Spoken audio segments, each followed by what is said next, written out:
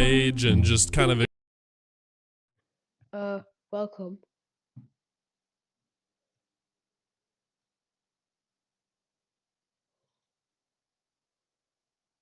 Alright, it started.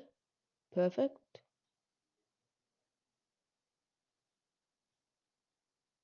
Minus 50. It's a bit, couple seconds off. It's fine.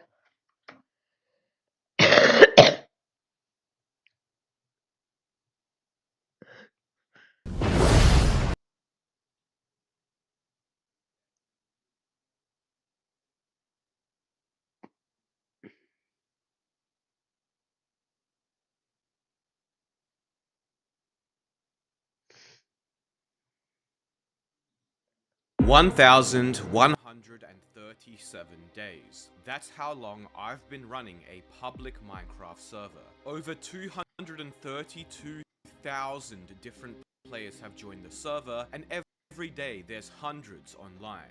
We've faced thousands of DDoS attacks, dozens of game-breaking exploits which almost wiped the server out, players hacking into the server and logging in as me, scams, famous YouTubers with tens of millions of subs joining, and just an endless onslaught of crashes and issues. Yet here we are 3 years later and tens of thousands of dollars spent. Today I'm going to be telling you the full story behind my Minecraft server and give you a perspective never seen before. Let's go. The story of the OG network begins way back on the 15th of February 2021. A friend of mine messaged me, mentioning he was going to start an Australian survival game server and wanted to pay me to advertise it. Now, I had always wanted to run a Minecraft server. Many of my first ever YouTube videos were about Minecraft servers, and I even tried multiple times when I was a kid. That being said, I knew that the time and effort it would take would be far beyond anything I could handle, especially with me still running my YouTube channel after all. But if I had someone else helping me, someone else with the technical know-how and skills, I could finally run the server I had always dreamed of running. So I asked a few questions and then basically told my friend we could partner on it and work together. He agreed, and considering I was very anti-pay-to-win at the time, we mutually decided on starting a non-pay-to-win survival game server like MCSG. And little did I know how many mistakes we had already made, but we'll get to that much later. Anywho, I eventually convinced my friend to drop the Australian part for now and just to focus on an American player base, since that's where my audience is from and the majority of Minecraft players are. A few hours later, I had come up with a name, OG Network, and the plan was to attempt to revive many of Minecraft's older game modes that had fallen out of popularity in a non-pay-to-win way. We would start with survival games, then release a survival server, factions, prison, you name So I've it, done we were going getting to revive creative. OG Minecraft. It was going to be great. My videos at the time were very much focused on old Minecraft and its history, as well as older servers. This would be absolutely perfect.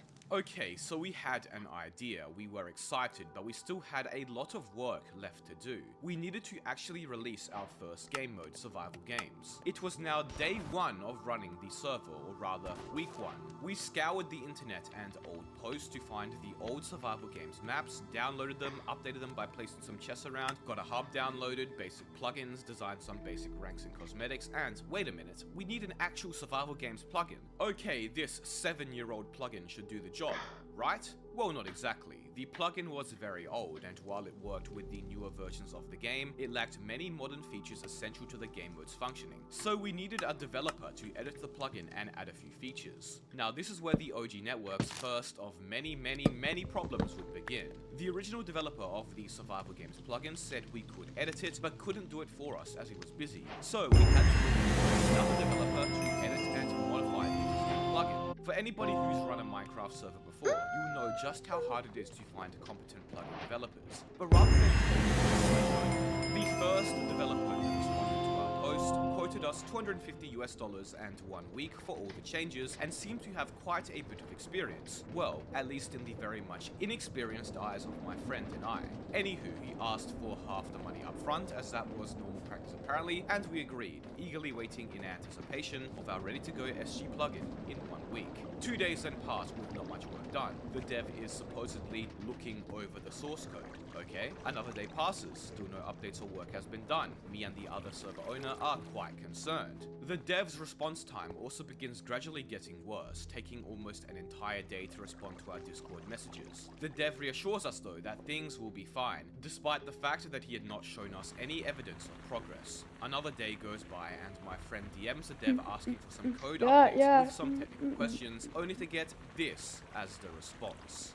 It was at this point, almost 5 days after the dev supposedly started working for us, and 2 days until the supposed deadline, that we realized this was going nowhere. We tried asking the dev for a refund, as he hadn't produced anything for us at all, merely sending a screenshot of the stock code of the plugin we already had, opened in his editor. My friend had a bit of a nasty back and forth with him, but eventually we charged back the upfront payment and move on. Okay, so that's about 1 week wasted now with 0 progress. Let's try another dev. In the second week, we got a different developer working on the plugin. However, this time things were also problematic. You see, the actual developer and then the individual who we were communicating with were not the same. Basically, the guy we were talking to ran like some sort of developer agency and was receiving a commission from each project, like a middleman. The developer was therefore not allowed to actually speak to us, as if they did, then we could just hire them alone and cut this useless middleman out entirely. But the few times we did speak to the actual developer while they were on our server with the plugin, they kept giving us conflicting information about what was and wasn't possible with the plugin, as well as when the plugin could be completed. It was a mess, and it was extremely annoying, as every time we had a question, we'd have to go through this stupid dev manager guy who gave us conflicting information, as he clearly had no idea what he was talking about, rather than the actual developer who was working on our plugin, delaying progress a lot. We were getting pretty stressed out at this point, as everything was so up in the air. Our questions weren't getting straight answers, and we were worried the plugin wasn't even going to be done remotely soon. So we tried talking with the actual dev, but every time he would just tell us we had to go through the manager, slowing progress immensely. And then there was the frustrating issue that when things were done, they just wouldn't work when we tested them. It was a huge headache. Anyways, after about another week and a half, most things do end up getting done with the plugin. It was extremely buggy though. I do a live stream and we do a beta. There's a few issues like the deathmatch not starting and whatnot, but overall it actually went okay and players seem to enjoy it. We do one more beta about 2 weeks later and things are finally ready to go for public release. On April the 4th, 2021, about a month and a half after OG Network development began, the server would publicly release. I made a big video about it to promote it, and within mere hours, we had already hit over 100 players online. People were really enjoying the server and games were running the entire day, no issue, easily filling up to their max capacity of 24. But behind the scenes, well, it wouldn't be an exaggeration to say that things were literally on fire. Now, I really need to reiterate here just how inexperienced and over our heads me and the other server owner were. The first day the server was up, it probably crashed about 16 times in 2 hours, and that's no exaggeration. So many things were just not set up properly. For example, we had accidentally left a bunch of world edit commands accessible that could crash the server. People who died in game were able to fly out super far in spectator mode and crash the server because the world border wasn't set properly. That one was quite funny, to be honest. And the server in general was just not able to handle the amount of traffic it was getting.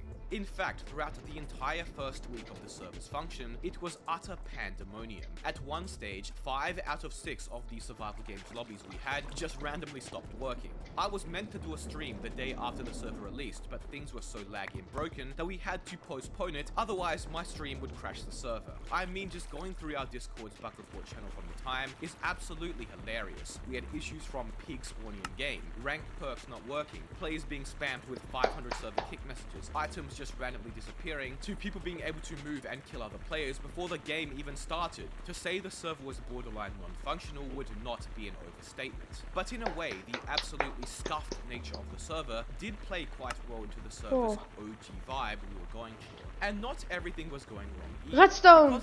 That's how you get easy redstone, buddy. Release, we actually got some get iron. help from the community. My friend who was managing the server backend effectively worked tirelessly that first week. Almost every waking hour was spent trying to fix the never-ending slew of issues. Luckily, our server's 2 admins would also join around this time, and desperate for any help at all, both were promoted and received commissions almost instantly. Things began to gradually improve from then on as we got issues fixed and the server finally stabilized once we had a staff team in place. One issue now though. While the server was stable and playable for the most part, it had been almost 2 weeks since the server had released, and it was bleeding players. While the first few days we were consistently hitting over... Pensez que c'est un jeu? Excavation ouverte sur la place du village? Récolte de bois sans permis? Dans le parc? 100 players online daily. Now, by the second week, we were lucky to see more than 30 to 40 people online, regularly seeing as low as 7 players in downtime. I decided to do a live stream on the server to get some activity and attention on it again, which after a server DDoS during the first 10 seconds of the first game, went decently and did help a bit. Oh yeah, did I mention that the server was getting DDoSed about every single hour for the first month of our release, by the way? That's right, on top of the absolute mess we were already dealing with, as is quite common in the Minecraft server scene, our server was repeatedly being DDoSed over and over and over, likely by competitors. This is normal for Minecraft servers. You'd be surprised at the amount of cybercrime associated with them that goes on behind closed doors. The perfect example of this is the fact that one of the largest DDoS attacks ever recorded at 2.5 terabytes per second was actually against a Minecraft server known as Winecraft. What better way to deal with competition than to render their server unplayable, I guess. Anyways, the stream's success was short-lived, as by the end of the server's third week, we were barely seeing above 20 players online. However, there was one ray of shining hope. Okay, so let's quickly pause here. My survival game server has been up for 3 weeks at this point, about 21 days roughly. Now, this was in early 2021, and back then, survival games as a minigame was still popular. There were a handful of servers that regularly would see up to 100 players online. Obviously, not as much as the game mode used to get back in the 2010s when every YouTuber was making videos playing it, but still a healthy amount regardless. Nowadays, that situation has changed entirely, as all, and yes, I mean all survival game servers, but one, have closed their doors. But back in 2021, that just wasn't the case. There was still a demand for survival game servers, and that demand just so happened to be our lucky break. A few smaller streamers had chanced upon our server, and with their streams, managed to help keep the server alive. One such streamer somehow managed to get a viral tweet talking about reviving survival games on our server. We decided to capitalize on this opportunity and organized a survival games tournament with a bunch of diamonds and YouTubers for the biggest event on the server to date. And spoiler alert, it was big. The server peaked at almost 200 players online, almost double the release play count, the most we'd had online yet, with likely a few hundred people watching the tournament across the various streams. However, this would also be the first time my server would get into some serious drama. All the videos and clips besides my stream are gone from that time, but let me explain what happened. One of the YouTubers who participated in this tournament happened to be the Juper Trooper, much smaller at the time with around 30k subs. Juper Trooper and some of the other streamers and players in the event decided to join a voice chat together whilst playing the event. As I'm sure you may be aware, Juper Trooper has a bit of a mischievous sense of humor, and such a sense of humor didn't quite vibe with the players playing in the tournament, who happened to be a part of a more, let's just say, sensitive type of community. You know, the kind of ones you would see trying to cancel people on Twitter for the stupidest of reasons. Juper Trooper during the event happened to jokingly make fun of a streamer's username by rearranging certain letters in their name to, well, say something rather amusing. Now, keep in mind, like I said, I was doing my own stream at the time, and all the footage and VODs of the said incident were removed not long after the event concluded. But the streamer involved wasn't happy, and after the event ended, decided to make a tweet longer about my server, which got hundreds of likes. Now, regardless of the outcome, the fact that they didn't even try to message us owners first, and also the fact that the individuals in the tournament were other YouTubers that don't represent the server, I put on my PR voice and resolved the matter with the parties involved. But the damage was also done, as all these small streamers decided to no longer play on the server, dooming the fate of survival games. During the 4th and final week of April and the server's release, player numbers fell to record lows, to the point that not even a single game of survival game would start in uptime. We barely see more than 10 to 15 people online. To be fair, this would have happened regardless, as survival games are hard across all Minecraft servers throughout 2021, but this whole ordeal was very annoying to say the least. We had gone from record high players to record low players in the same week.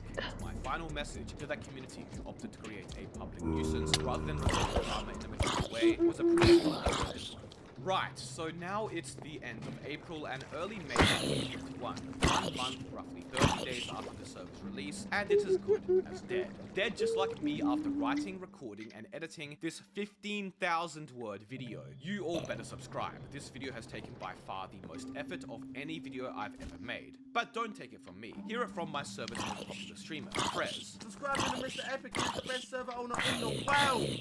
The best server owner ever! The best person ever! You also beat me from one in Rocket League. Thank you, Prez. Also check out my Patreon to support my server, as well as special plugins and maps for events we've run in the past. Anyways, the server dying a few weeks after release is the most common outcome of most YouTubers' Minecraft servers and Minecraft servers in general. And normally this would be shutting doors, saying goodbye to everyone.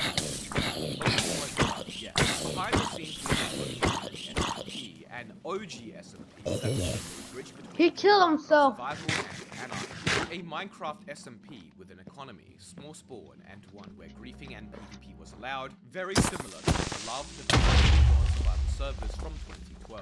The OG SMP would release on April the 26th to some serious activity. The first day we already had 100 players back online on the SMP. Things were looking up again for the server until exactly 3 hours later when the server crashed over and over and over again and we had to take it down for maintenance. 2 hours later it was back up again. No problem, fantastic, just growing pains, right? 4 hours later, down again. 5 hours later, up again. And then things were fine for 4 days. May 1st, server down again. We switched to server host because the other one legitimately could not handle the traffic the SMP was receiving. May 2nd, that host switch failed, so back to the old host and back to more downtime. May 4th, downtime again. May 6th, more downtime, completely out of our control. Our host was absolutely incompetent. I'm talking about you, Bytania Hosting, who are now also defunct. And some of our server's players were sick of the issues, joining Bytania's Discord and promptly being banned. May 7th, downtime. May 8th, downtime. May 9th, downtime, then finally things stabilized. May 20th, we moved to a different host, the huge hosting company OVH, and things are finally good. So after 20 days and more downtime than I can even count, in fact there was so much downtime, some guy legit made a video about it. That's right, the server was crashing so much, some guy made a video talking about it.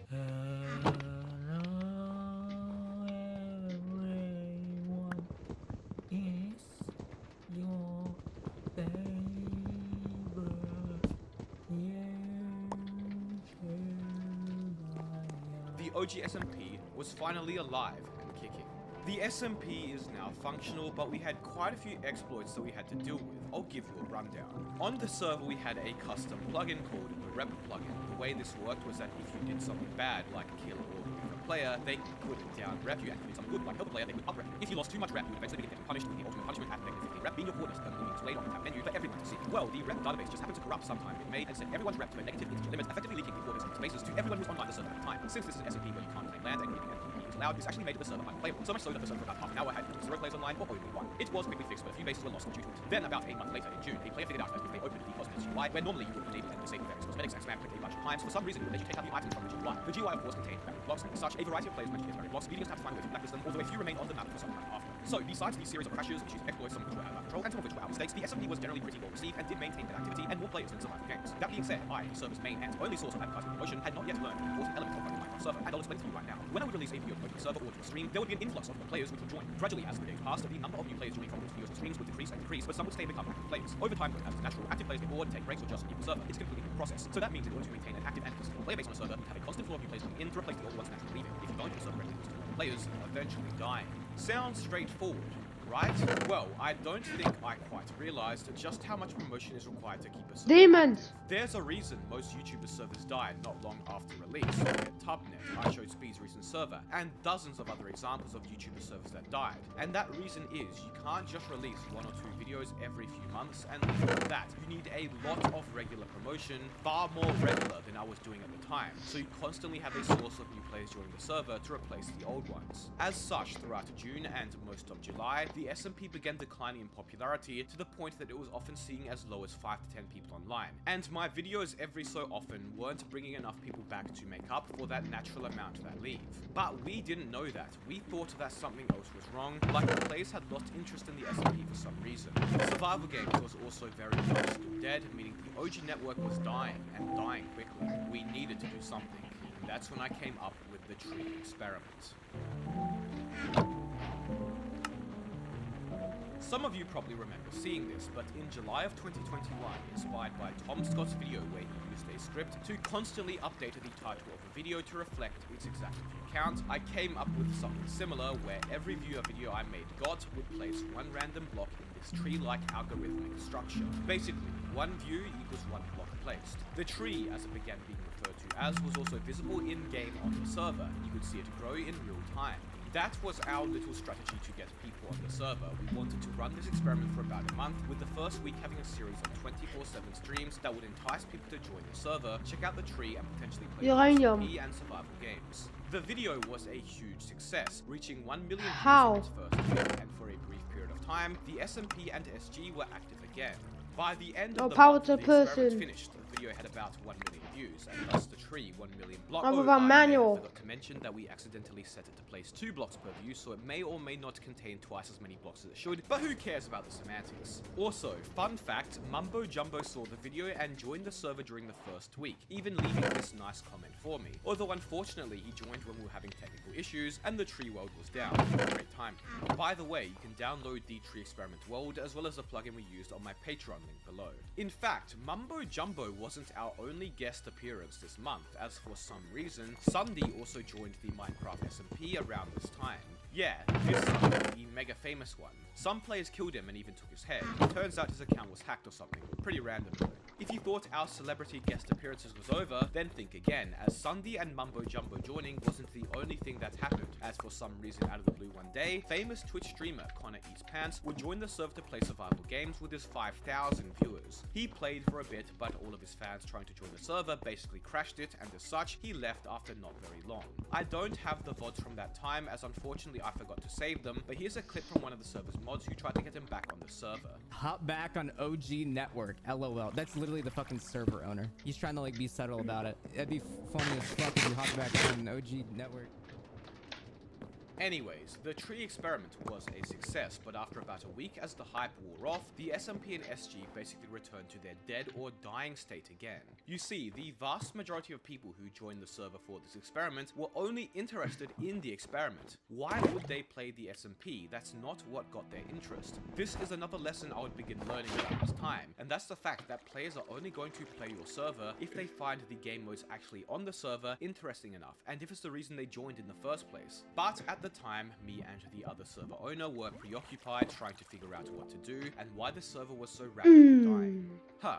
You know what? Why don't we do a map reset? And that's exactly what we did, although it was extremely controversial. Yes, that's right, the second of the many OG Network controversies would take place in August of 2021 when we announced the first SMP reset. Many players had grown attached to the map and their builds despite no longer even playing themselves, and another good chunk of players also treated the server similar to 2B2T and didn't want it to ever reset. So when we announced that the SMP would be resetting, dozens of players threatened to quit, many others threatened to start their own servers and steal all of our players, amongst a myriad of other arguments. One argument that was commonly thrown around was that OG Minecraft servers didn't reset. These players clearly had never played actual OG servers though, as if they had, they would realize that like nerd.nu, the oldest running Minecraft server, which has seen over 30 to 40 resets throughout its almost 15 years of operation, older Minecraft servers would reset super often, even more so than modern ones. Anywho, despite the drama, we still followed through with the reset, and it worked.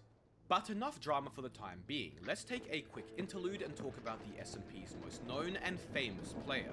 First appearing in a video I made in May 2021, a player named Dog Steve would raise 2 other players to craft and place cakes, and ever since has become a living legend on the server. Dog Steve came out on Okay, so I need blocks of silicone and diamond mesh. Jacko 100 just milliseconds behind. Due to his rather unusual name, notoriety as an OG player of the server, who also gained immense wealth from selling armor and tools at his stall, a religion would quickly form in his name. Dog Steveism, as it is known, is the server's dominant religion, with its various followers erecting many monuments and art pieces in his name throughout the server's 3 years of phone. To date, there have been about 10 different Dog Steve churches built, of which a variety of sermons have been built at, 1 gigantic statue in Dog Steve's name, dozens of map arts, amongst much more. On every Discord post we do in my server's Discord, as well as my own separate YouTube channel's Discord, the first reactions are always the letters D-O-G-S-T-E-V-E, obviously spelling out the word Dog Steve, and Dog Steve has been spread outside of the OG SMP, being present in other YouTubers' discords and videos, and even making its way to other Minecraft servers. 3 years later, Let's roll, Dog get Steveism faster. is still regularly practiced on the server as the followers of Dog Steve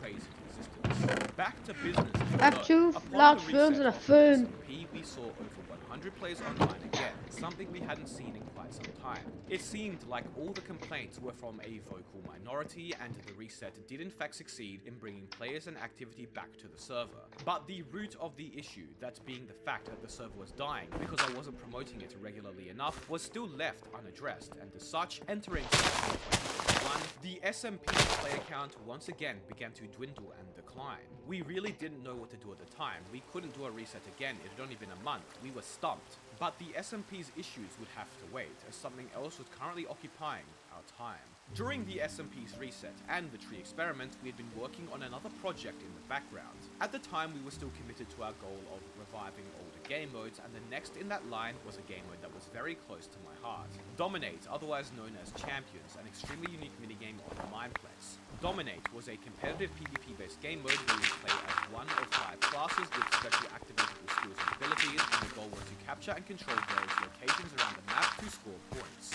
The game mode was, and still is, one of the most unique Minecraft game modes to ever exist. In fact, the game mode actually began on a server called Better MC back in 2012 and 2013, which I played on. It would end up merging with Mineplex and turning it into the server it would become today. Mineplex's owners were the original Better MC owners. Better MC was the predecessor to Mineplex, and is one of the main reasons that Mineplex became the monolith that it did years later. A super important game mode, that's for sure. But like almost everything on Mineplex at the time, it was neglected. Its last update almost 4 years ago at that point, filled with bugs and issues, and games rarely ever starting anymore. The game mode still had a small but active community, however, so we effectively recreated the game mode extremely faithfully with the goal of updating it and maintaining it to revive it. In September of 2021, Challenges, as we named it, would release, to rather mild reception.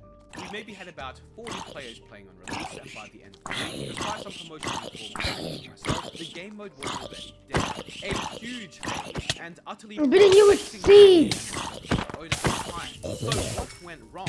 Well, looking back on it now, it's obvious. The game mode was simply far too complicated and was completely outdated. It was still using 1.8, which was rapidly being overtaken by modern technology. Newer players didn't want to learn. That was a coordinated attack. Like all their favorite YouTubers SMPs. And not only that, but outside of Hypixel, minigame servers were just no longer as popular as they once were. Newer players tended to prefer longer, persistent game modes like Survival. The other issue was the few people who did play it were really good at it, as well as 1.8 PvP, making it near impossible for new players to get into it and enjoy, as they wouldn't even stand a chance. The skill gap was far too large. So it made sense why the game had died so fast, and it never really got properly off the ground in the first place, because it only appealed to a very niche subset of players. Regardless, while the game mode was a failure, this was a huge pivotal point for the server and a real wake-up call. We couldn't just release old game modes as they once were, expecting them to magically be popular as they were 10 years ago. What? There is a reason these old game modes died in the first place, and that's because they failed to adapt and keep up with the changing Minecraft landscape.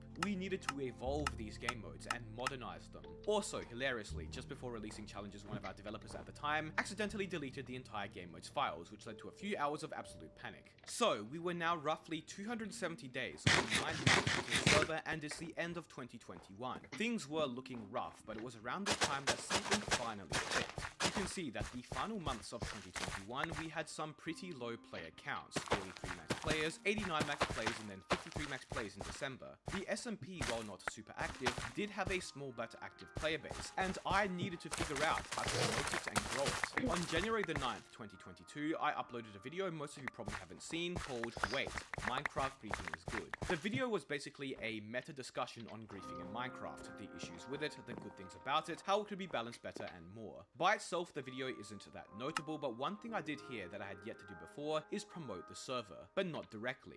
Let me show you. You see, on my server we created a reputation system where players could add or remove player reputation. If a player's reputation entered the negatives, they would progressively begin receiving punishments. For example, they lose the ability. Basically, I found a mechanic on my Minecraft server related to the video topic, which in this case was the custom reputation system we had on the SMP. This allowed me to talk about the server and thus promote it, while also not making it seem like a direct ad for it. I was able to tell the players about my server without randomly cutting and saying, hey guys, this is my server, go join, anyways back to the video. And something as simple as that, plus a pinned comment with the server's IP, was enough to double the SMP. That's a lot of after HP. the video released. And that's when it finally Reezy. dawned on me.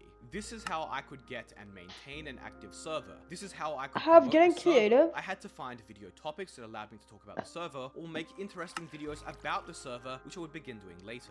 This was the light bulb or eureka moment for me, and this video, while almost entirely forgotten, was extremely important to the server's future. I It was need to also get in this same wired. month that we added guys to I the need server, tweet it. allowing Bedrock players to join and play the SMP as well. This had a bit of a mixed reception at first, but ended up being great for the server in the long run. You can see that in January of 2022, after my video promoting the server and Bedrock compatibility had released, the server's play count had doubled. Things were finally looking up.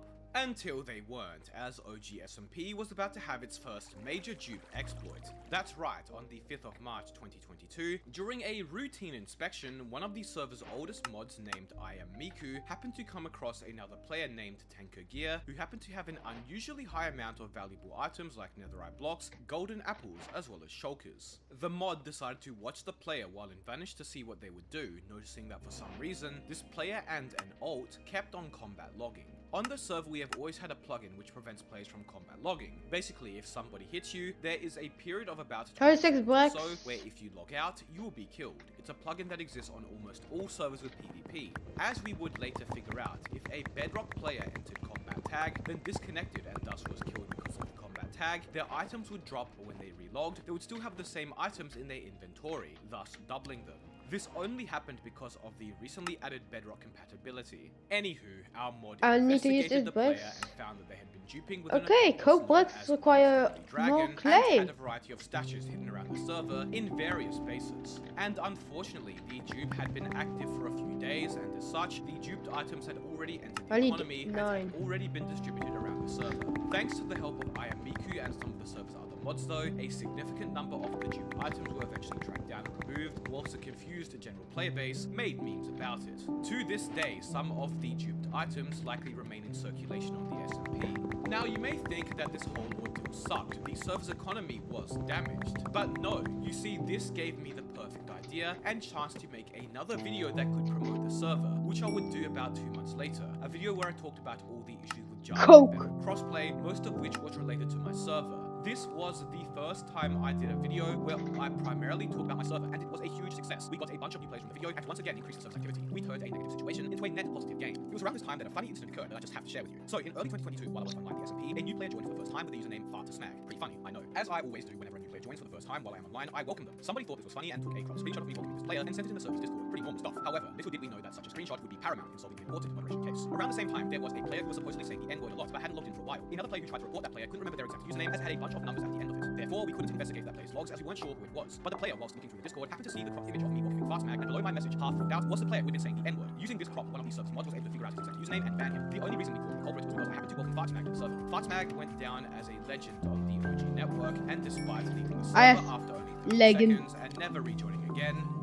down in OG network history. Okay, so the SMP was now in a good state. It had a consistent and active player Here's my base of cow around farm. 50 to 80 average players, and a healthy stream of new players coming in from my videos, as well as new Bedrock players finally being able to join the server. But survival games, the server's first and founding game mode, was still in an absolutely dire situation. I should also state that survival games as a minigame in general was dead by this point. MC Central was barely seeing any players, Backplay only had games start when someone was streaming, and almost all other servers that ran survival games, if any were left, saw next to no players. It wasn't just our server struggling with it. We had to do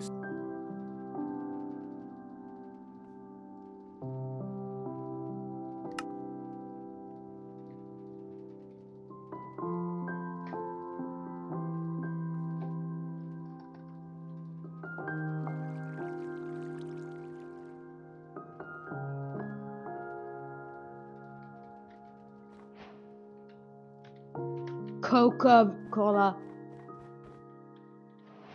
It has to do something with cola.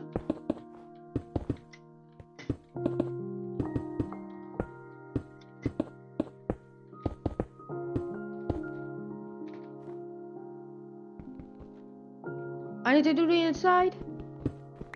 Okay. Oh, we have a coke oven to make some very good stuff that is not illegal.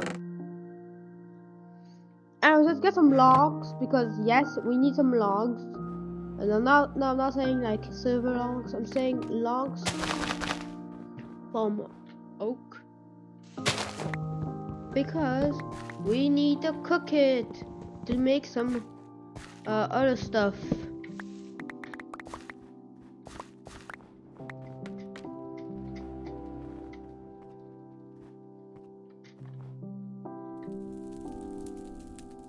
It's burning, so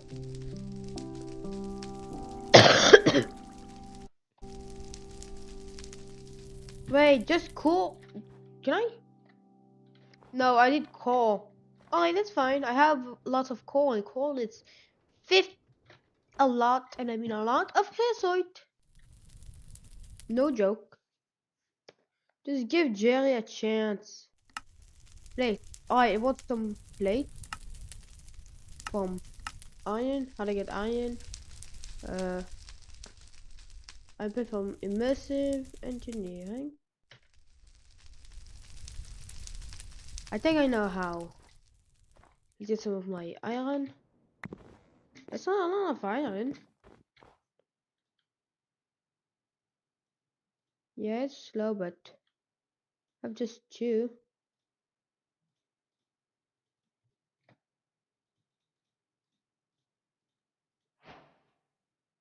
Well, let's get some plates. We're gonna make this, and we need wires. Make this and to make automated farming.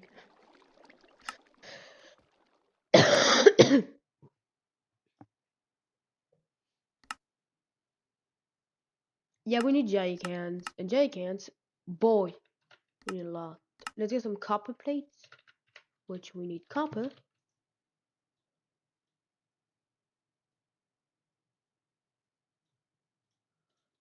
Hold up.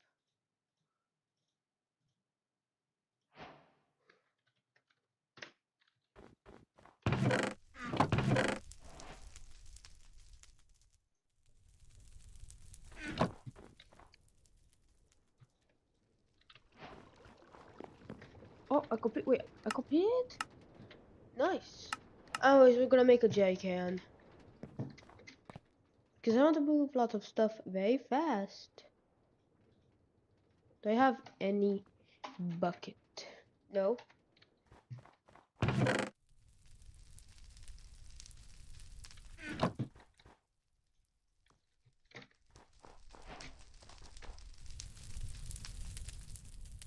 Right, hell yes, we're making creosote.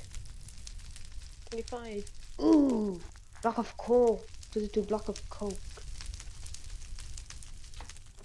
But I don't want to wait.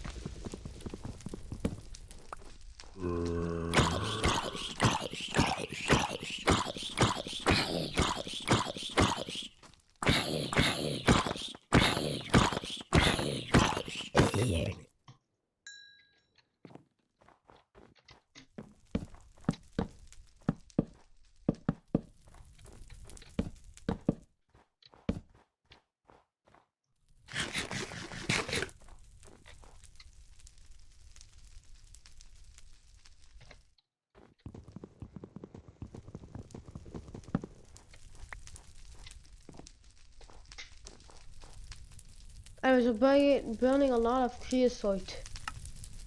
Why? 5,000 ml bucket is goddamn useful. And we get blocks of coke and coke. Excuses. Can make lots of stuff. Direct like paste. Some of this.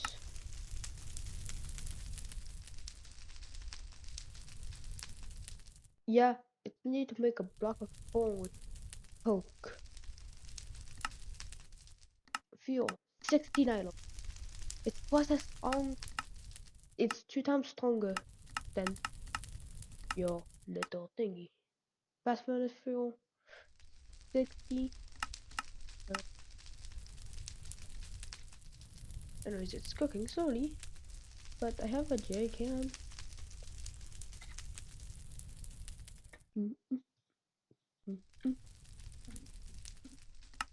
Wires. Alright, engineer. I need to use my engineer powers. I need vacuum tubes and I need engineers. So I need to get 3.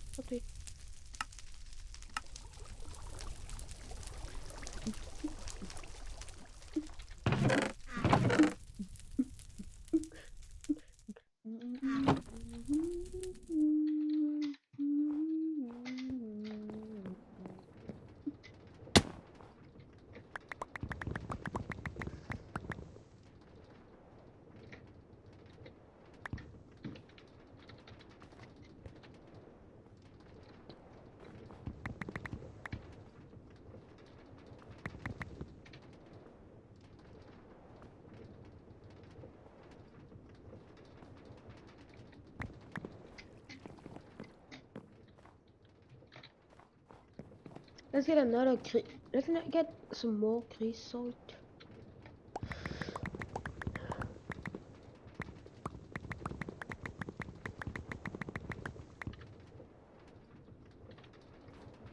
I'm making another oven.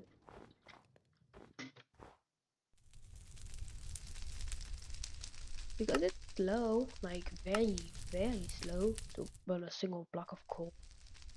So, with it, we're gonna burn some blocks. Coal is long to burn.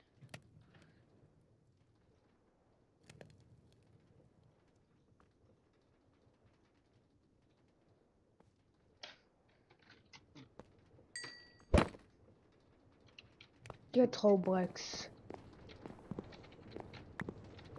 I actually throw a brick.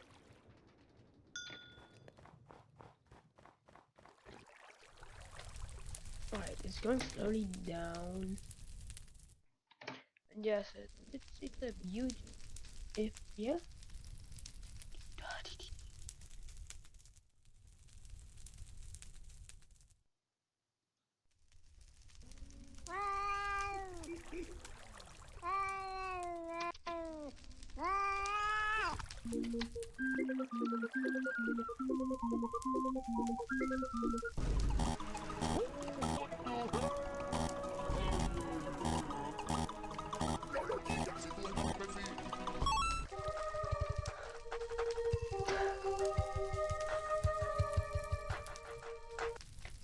Don't throw your bricks. That's a mistake that I made.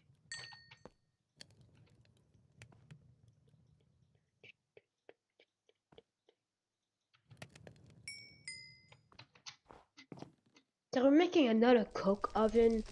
Because of how slow a block of coal is, we're gonna cook some of my logs to turn it into charcoal, which is fuel.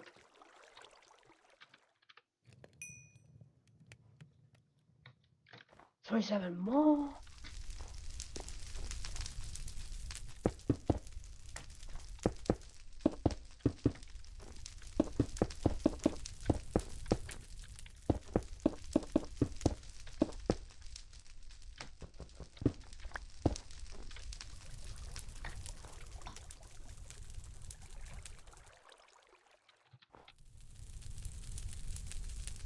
While I wait for this to finish smelting, which is fast, I'm cooking a lot of coal.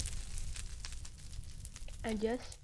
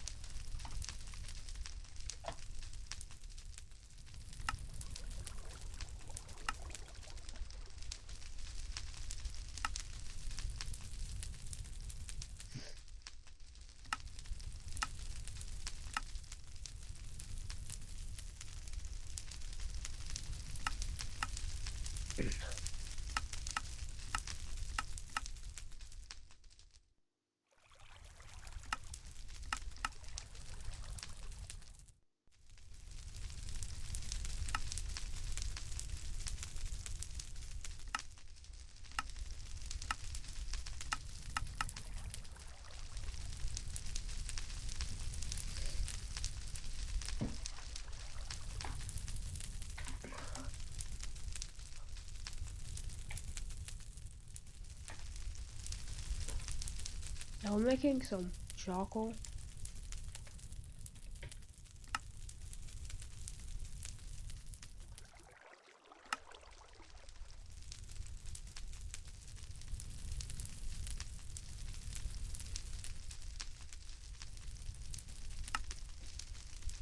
I already did that, but at least I know I was not supposed to do that.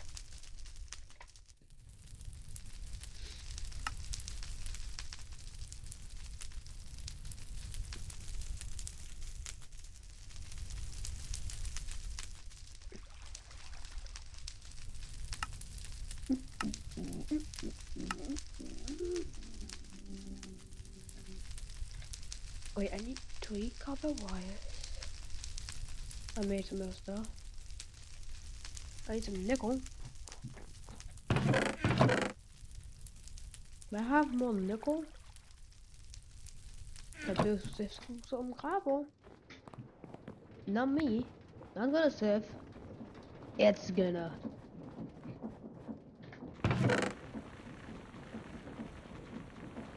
Yeah, lead, uranium. What? Nickel. Nickel pieces.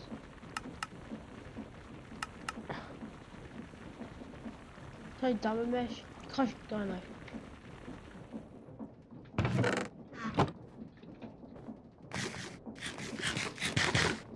I need to crush some granite. Okay.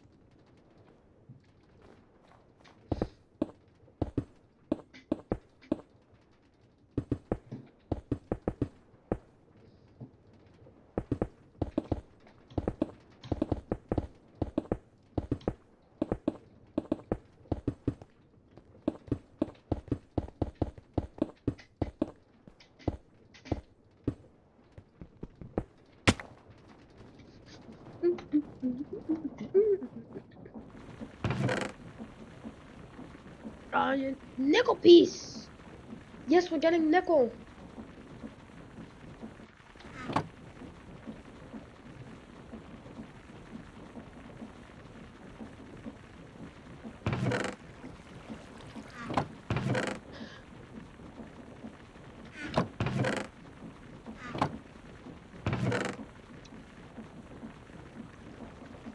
No nickel?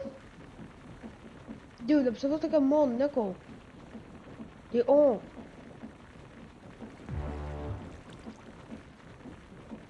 Instead I get 2 emerald. There we go. Finally, nickel. No. I broke my machine. There we go, it's ready. Again.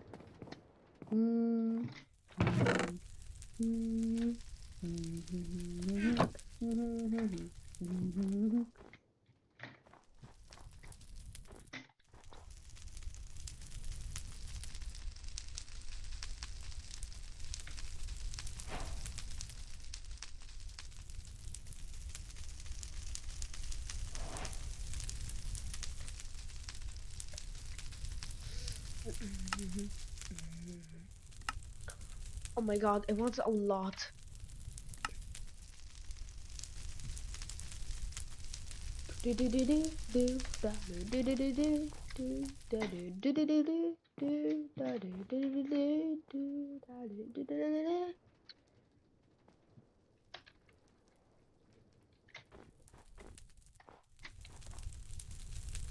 Wait, eat. Alright, can I use this for crafting? Let's see. So let's say I placed like a jerry can there, and I need to take some logs. I need exactly 32. A jewel.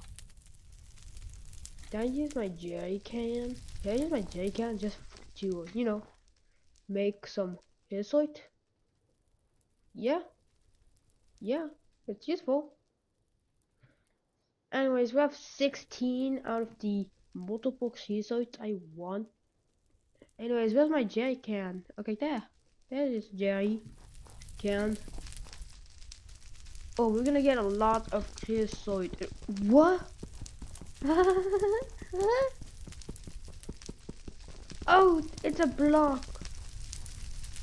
Whoa. Alright, it's gonna give a 5 millibucket worth of creosote. Yep. And then we have a block of coke. Right, let me just get my all the creosote. Yes, that's how you get creosote. You smelt. And now let's get some more. Alright, next we need some treated wood slabs. We need an engineer, so we need crafting table.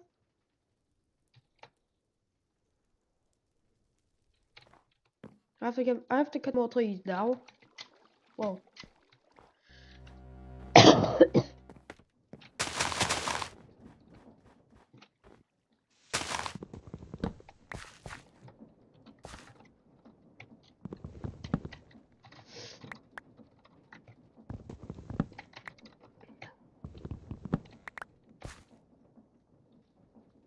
Crafting table.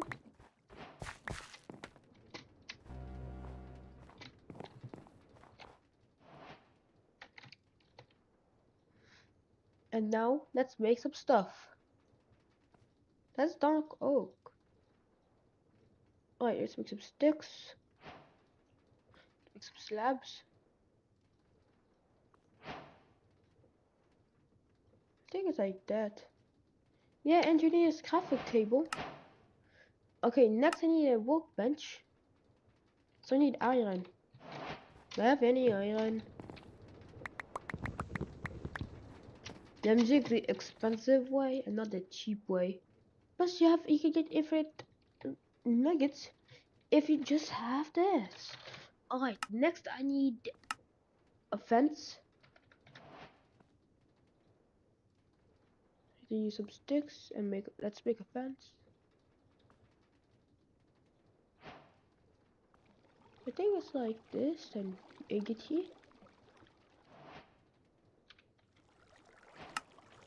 Yeah, engineer.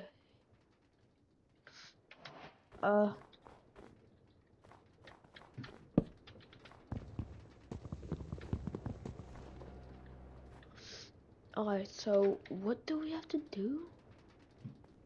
I have to make an engineer. No paper, so I need aluminum. And how do you get aluminum? Aluminum gut. Bauxite! Wait, I think I have some. Bauxite makes that. Some silver? What do you need? Alright, aluminum. Alright, aluminum. Copper. else? Iron? Yeah, I have iron. Need-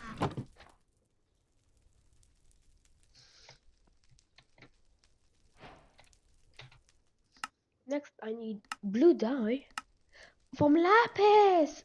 Ooh, yeah, lapis, and then paper from solder. Huh? I get paper. What? Kelp?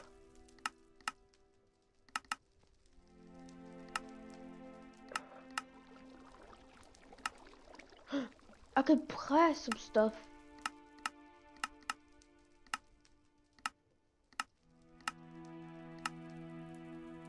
Oh, forge paper plates. Sugarcane here.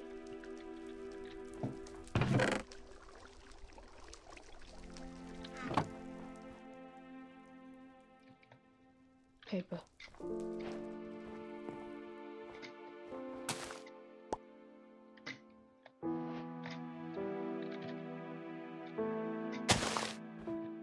There we go, we got some sugarcane.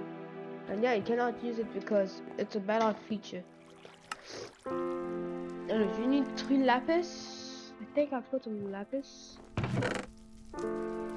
Just 2. Hey, it's fine. At least I have another one.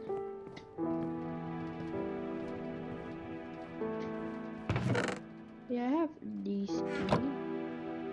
Yeah, just some blue dye. And now we need some energy movement.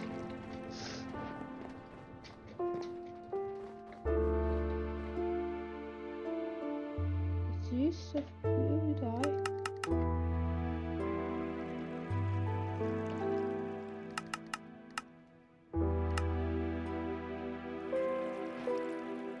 There we go.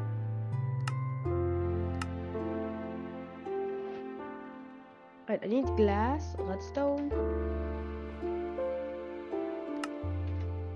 I need at least 3.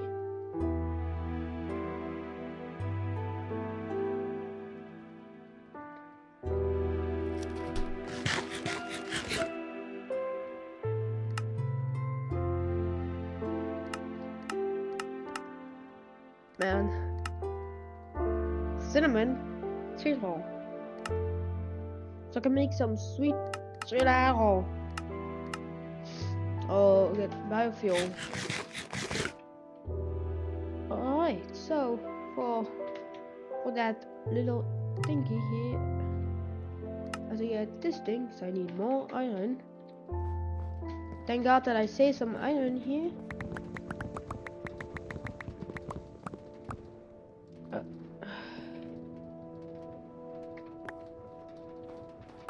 A bit slow, but that's the thing, everything is slow. Anyways, you need 4, then you need to crush that, then you do boom boom boom boom boom boom.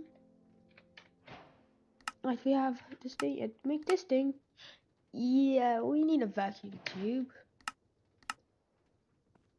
Oh wait, we need 1. So we have a redstone, we have a nickel plate, we have this. Now let's get some silica. Let's cook the silica.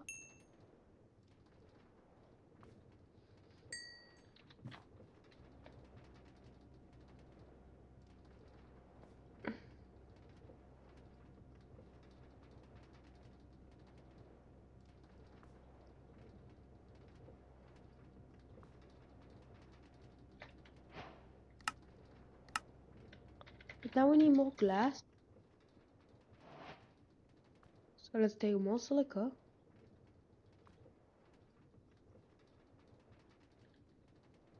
Yes, we need to more silica. And we need some treated wood planks. Okay, well, we can soon make this. Right, let's start making it.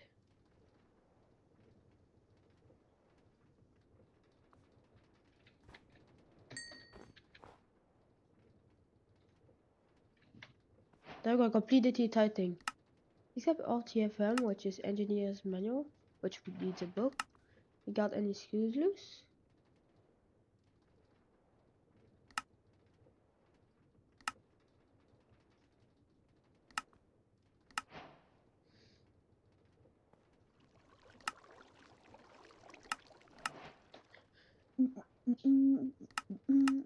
I need some terracotta and a flower pot.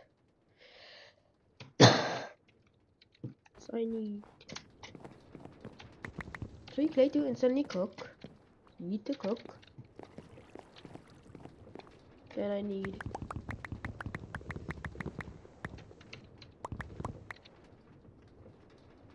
5 clay to turn it to terracotta. Then let's make a pot. Because that's the only way, that's how you make a pot. How to make a pot. Okay, here's how. Flower pot. Also, my lava is done. That's crazy. As well as my I can.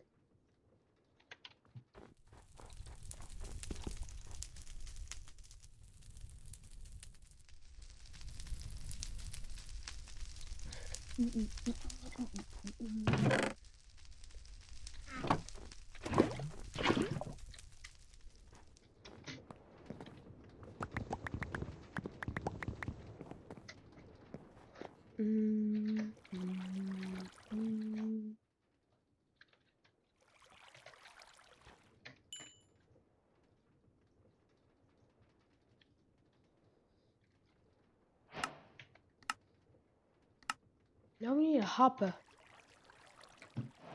which is easy to do after you have a little bit way too many ingots. So let's make a chest, and let's make. I made a bucket yet again.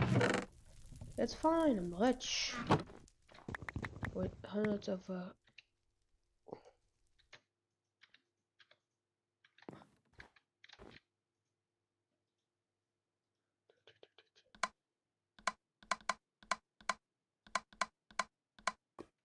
oh, silica. Dude, I hate silica. It stops my making process because yeah, so I have to worry about silica at a lot of time. Right, hopper. Alright, we have wheat, poisonous potato, make wheat rye.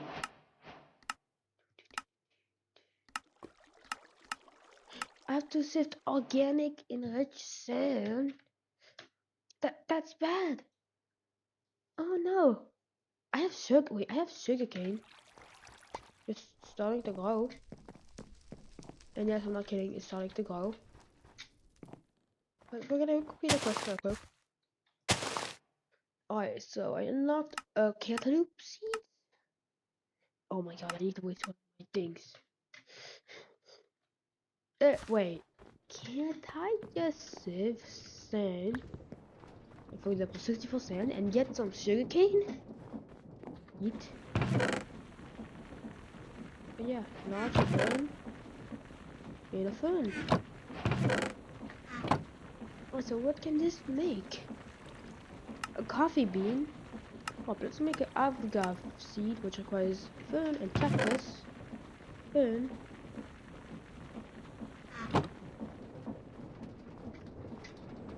Alright. It's time we make some stuff.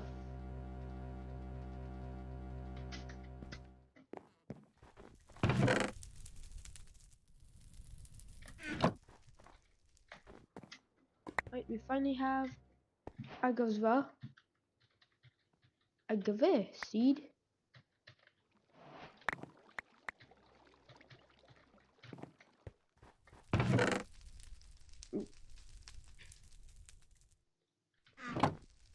Why can't I eat the seed?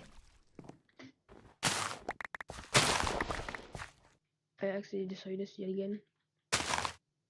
Base seed and agave seed. What? 4 minutes. I got 2 agaves. We got 2 foods. An agave seed and an agave.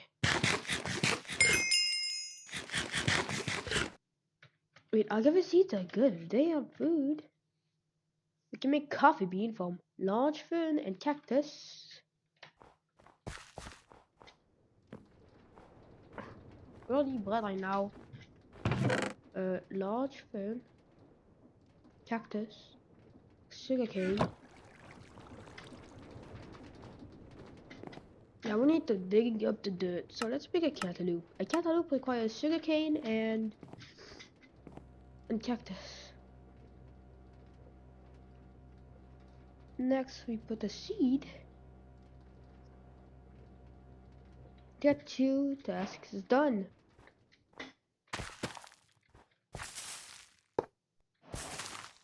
What is this? Oh, we need FE. Well, we got coffee bean and coffee bean seed.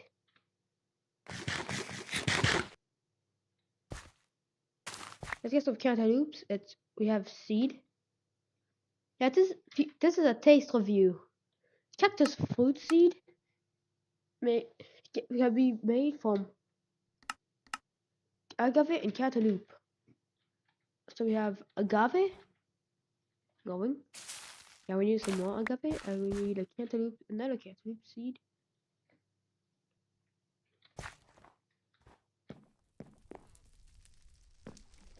Let's take some damage because yes, we need to take some damage.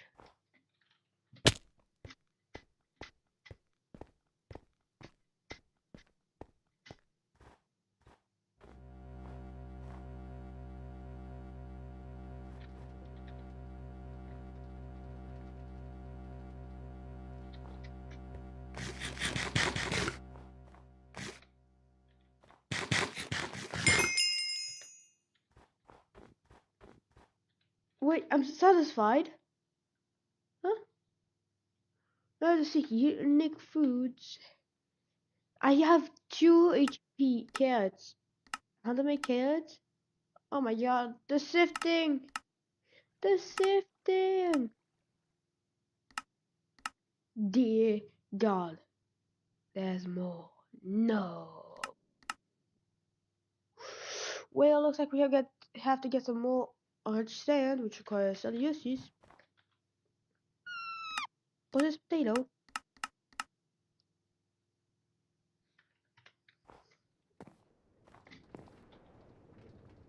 So I have lots of stuff, but I can only make a cactus fruit seed. Which yes, I'm gonna soon eat it.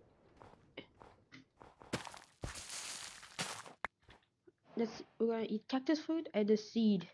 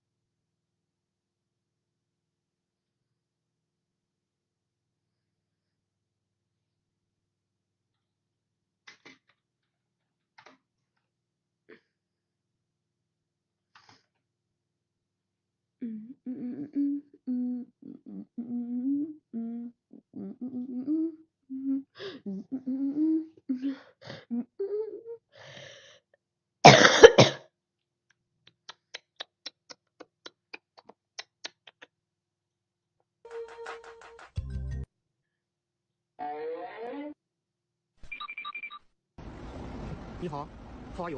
What are you doing? Oh God, they trying to drown me in this hole. I cannot see.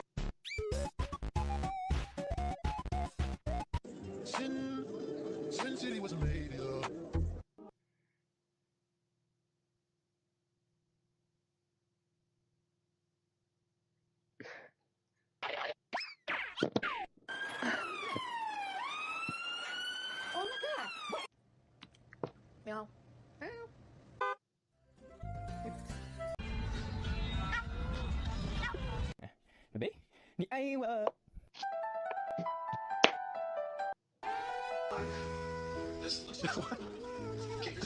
Well, how?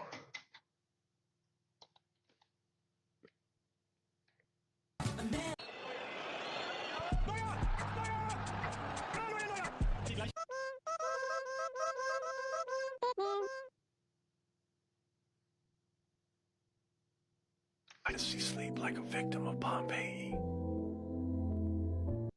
I have church B in the game says your desire to seek unique favors, unique foods is finally satisfied. With no armor, I'm sorry, I can take like the water attack of a normal player. Well, I'm still not done with the seeds. I need all rich sand.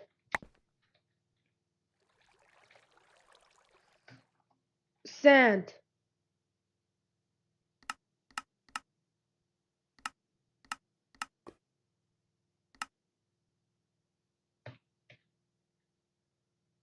Alright, this thing. So we need bone meal. I have bone meal. Carbon deposits. Do I have? We have what carbon deposit? The bone meals. We have infinite sand. And infinite cellulose. And then I need to sieve it. Well, chance. Right, you need one bone meal and two cellulose.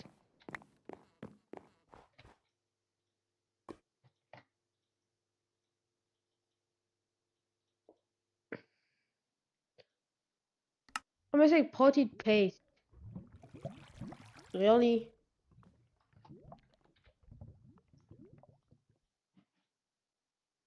I'm missing some protein paste. Do I have any rotten flesh? Just say. Now let's put some silica. And the chance to get it. Alarm mesh. 25, 10, 10. 25, 80, 80, 35, 20, 7, and 35. So we have a high chance of getting some potatoes. Of sifting. It means I get more potatoes than anything else. And it's just, yeah, we have organic enriched sand. And now let's just sieve it. Did I really get nothing? I got nothing? How? Oh, we unlocked a lot. Asparagus? Yeah, let's make some asparagus. Eat. Eat. Right, next we need cactus and a large... But how do you get large burn? This thing. Only for sifting blocks of silica dust.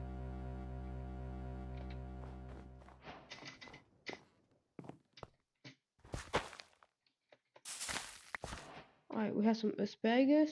We got some asparagus seeds.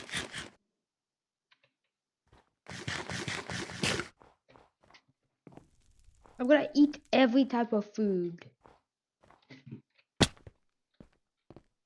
And to help with eating, I'm hurting myself by jumping off.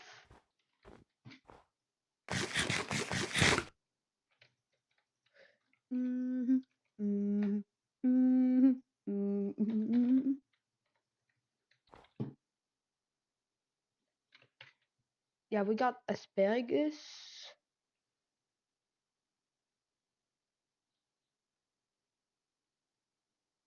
Stuff later. And next we need a lot of stuff, to be honest.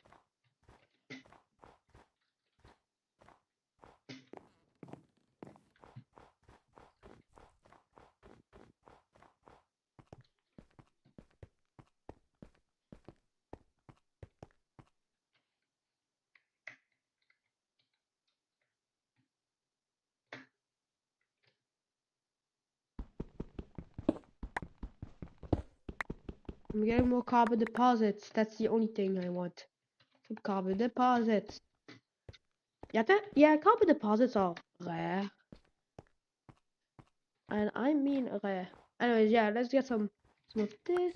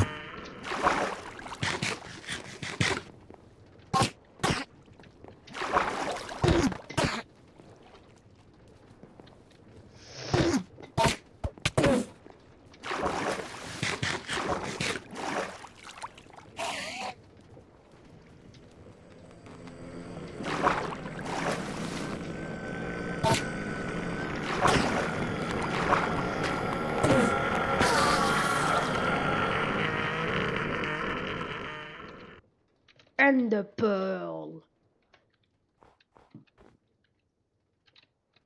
Now I need to eat fast because I don't want to die.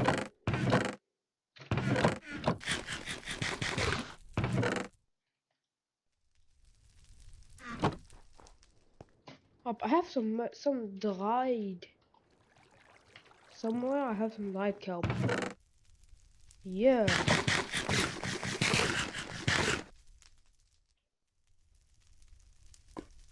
It's garbage, but it's worth something. Anyways, you gotta make some new seeds like rhubarb, which is sugarcane and bamboo. So let's do this. So, sugarcane and bamboo. Make some rhubarb. And the seeds are way harder to get. I ate rhubarb. I ate rhubarb seed. You can get a winter squash from cantaloupe and rhubarb. Rhubarb and cantaloupe.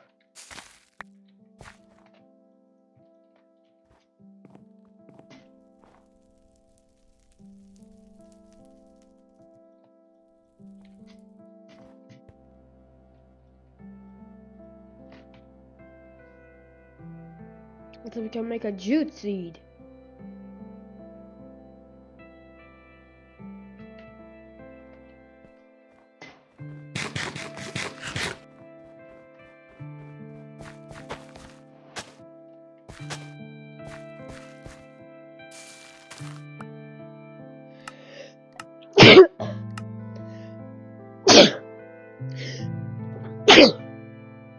Sorry.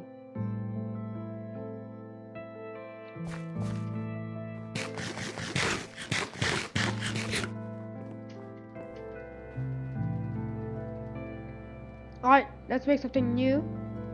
We make a jute seed.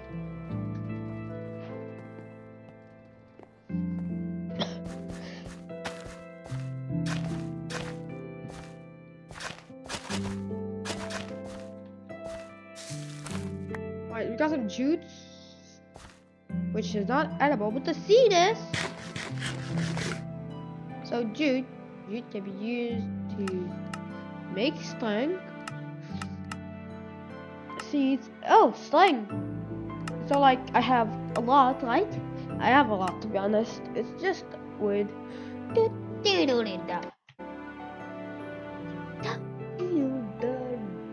I know it's kale, so it's bamboo and a large fern.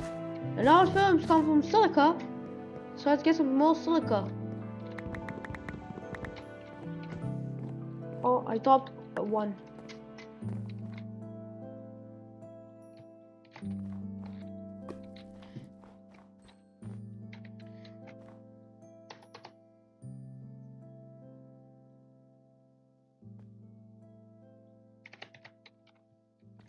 Drink more lava.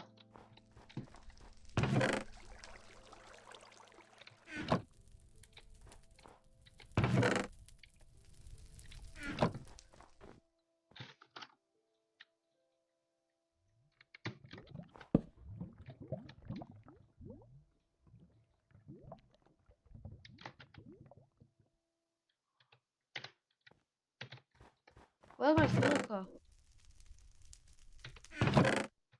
What I lost some of my silica.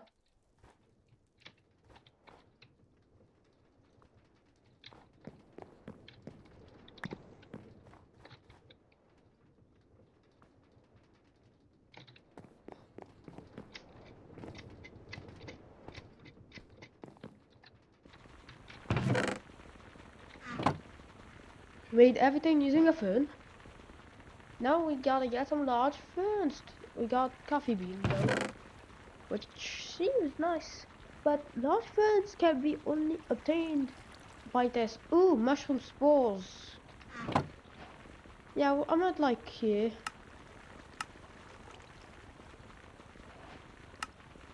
4 steps.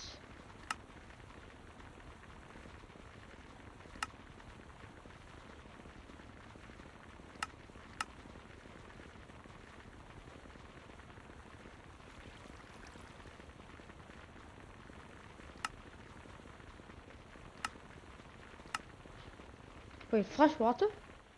Fresh water is the thing that I'm supposed to unlock at dirtying the dishes? I already did the dirtying.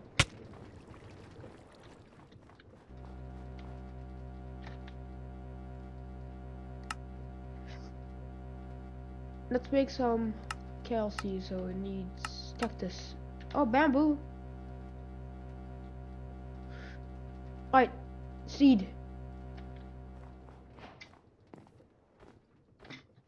Last time round, I am not done eating everything. Oh, that, huh? Yummy. And yummy. Oh, we can get Brussels sprouts from agave, and kale.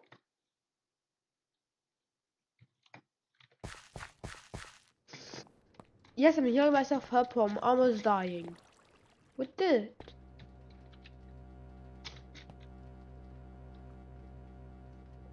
Alright, let's get Brussels sprouts. Brussels sprouts. Nice. I don't even know how to spell.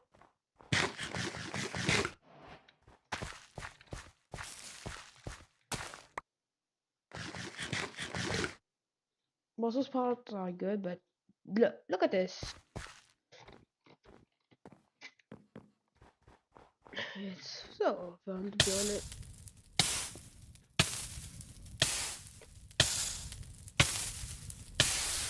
And now I'm gonna heal. And then eat the seed. I don't think, like, I want more unique flavors.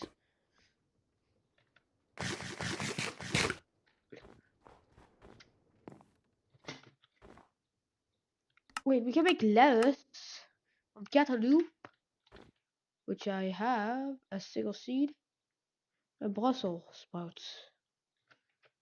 That's how you make it. Yeah, yeah, simple, really. Dude, we're gonna after that we're gonna have a whole farm for everything.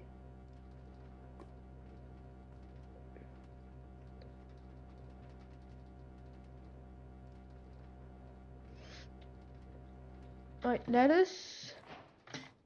You're like nothing new, but we're gonna do some stuff up.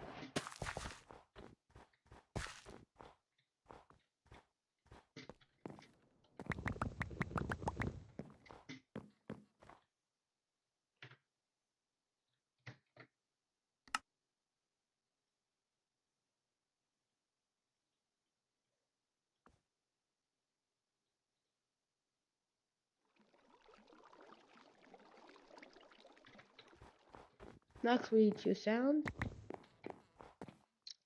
and it's expensive for a couple crops. No, it's way too expensive for like a couple crops. Oh, carrot, pumpkin, potato.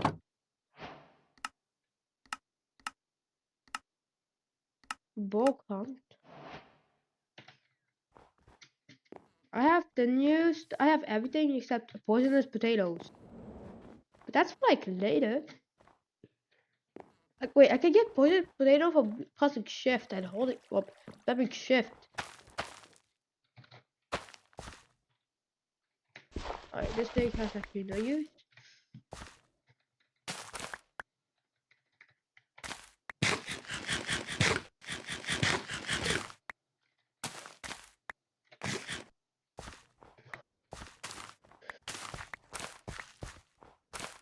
Not gonna get any poisonous potatoes. All I want is a poisonous potato.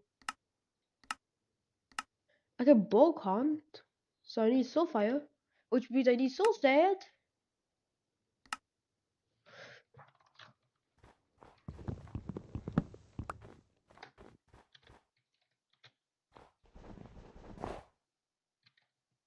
Was it what? Okay, it was an oak barrel. I have an oak barrel. I see an uncooked potato.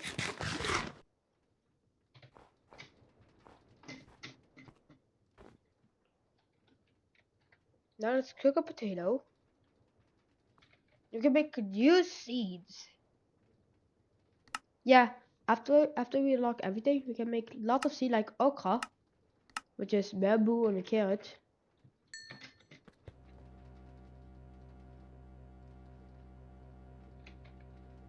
Anyways, so I need some dirt. Thankfully, I have a dirt farm. Like early on, I made a dirt farm.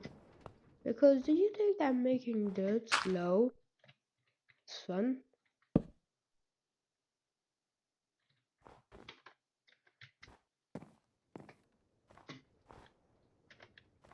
Flint and steel. Flint and steel. Alright, we're getting some infested water. Yes, infested water.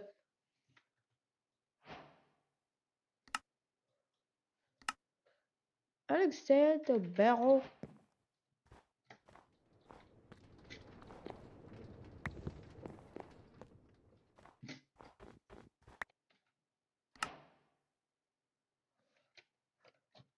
Spooky dirty sand.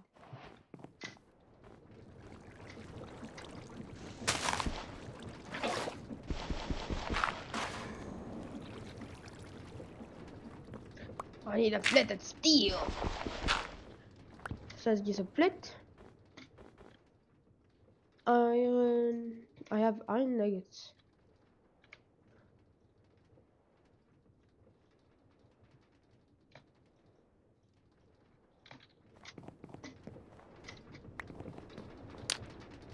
Yeah, bulk hard this. Bulk hard my potato. Yeah, this is how you make a poisonous potato. You bulk hunt it. There we go, it's done. We're getting some dirt and poisonous potato makes a rice seed.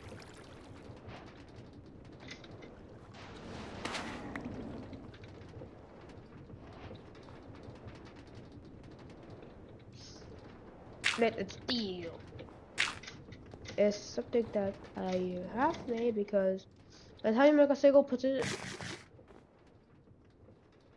I'm gonna take two. Guys, I'm gonna take two poisonous potato. Where's my... That's my soul sand.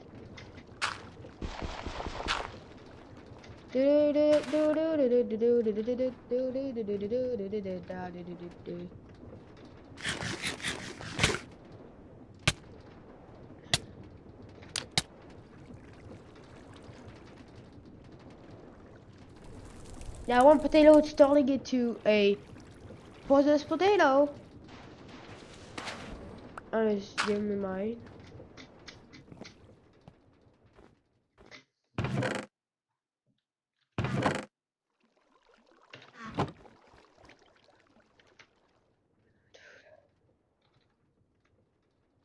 No slabs. Okay, it's fine. I'm gonna make my own slabs. Wait, I have a treated wood slab.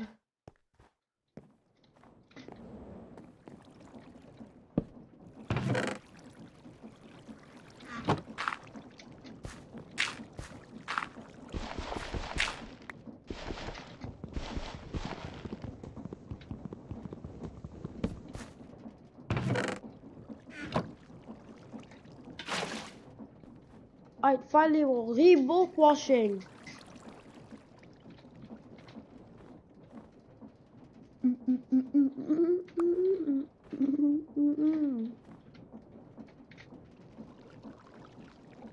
Let's make some pod chip, which is potato and something else. Okra, potato, carrot. Next we need rye, which is poisonous potato and wheat. Corn chip.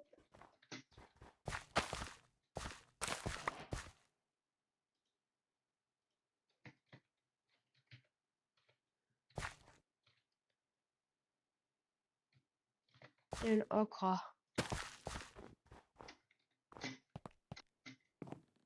Alright, we have rye.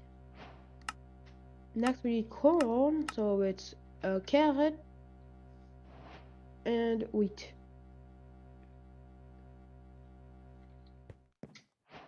Alright, we have corn seeds.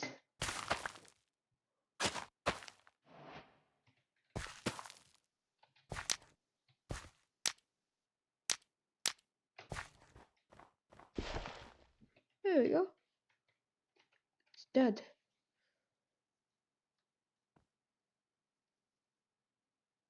And I need sweet potatoes, so I need to get sweet potato seeds. I need sugarcane and a potato. Yeah, let me just make that.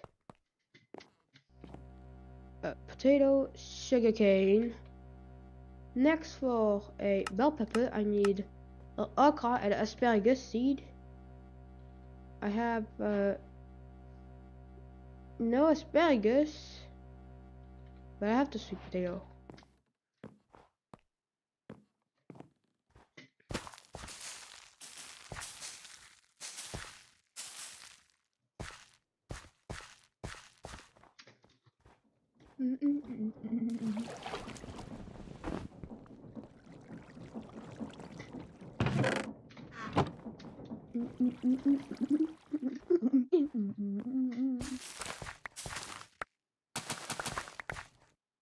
Alright, polish.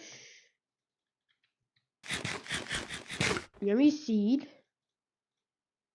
We can't eat rye, but rye seeds we can. Lettuce can be eaten. I have a second inventory. So I have lettuce seeds, polish. Oh, don't forget this to eat.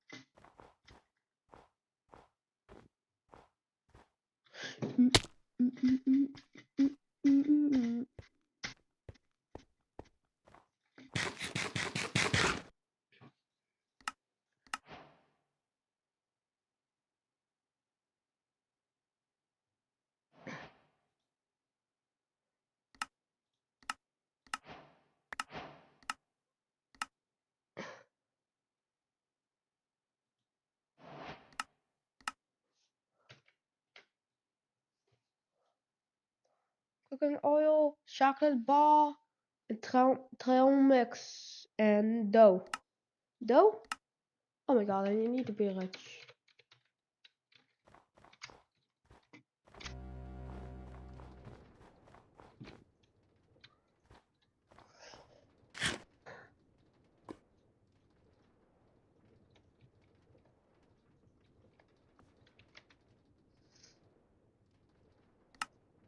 So you could do, yeah, I need 5 required. I need a lot.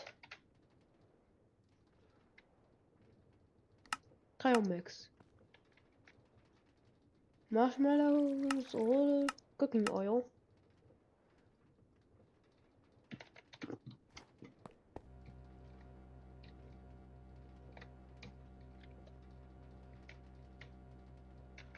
I have some fresh water somewhere. Like, yeah. Oh, yeah, I completed one of the quests. Thing. Oh, there's also some like a tortilla. Cornmeal. I need corn in a grinder. I can't. Okay, well, I need a grinder which requires andesite and a stick. Let's get 3 andesite. And now let's make our grinder. Do you have corn? Yes. I go with. Let's pick some corn seeds.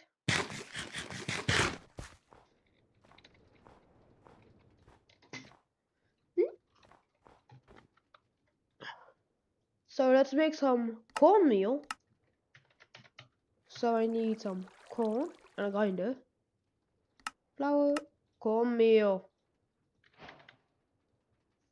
cocoa powder. So we need cocoa beans. And to get cocoa beans, I have 1 single cocoa bean. How do you get this? Oh, that's right, citric sand. Citric sand gives it, well, kind of low chance. Cocoa bean, cocoa powder. Right, next we just kill it, so I need copper. Copper. And now let's make a spoon. Yeah, let's make a skillet. Next we need to make a tortilla with this thing, corn, meal, fresh water, and there you go, tortilla. Tortilla can be used to eat a lot. Cornmeal is actually a meal.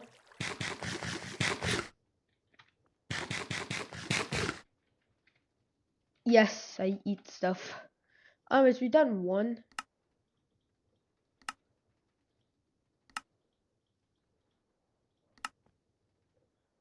Let's make a cutting board. So we need plank, stick,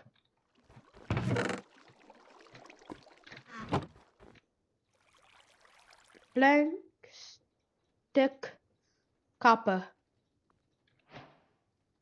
Fish jerky? I need fish.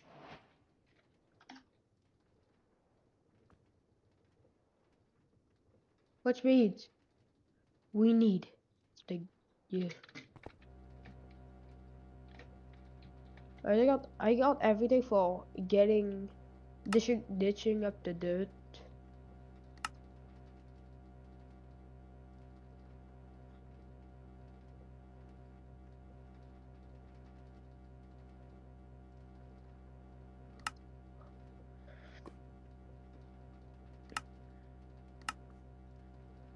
Like there's a lot of seeds. Peanuts and sesame. Dude, look at this! Look at what I've done. I've done the start. Wait, broccoli? Yeah, let's make some broccoli, so I need some kale. Seed. And a rhubarb. I ate all the rhubarb that I made. So it's time to get some more. Where did I place my rhubarb? Rhubarb. Dude, where's the rhubarb? There we go, rhubarb.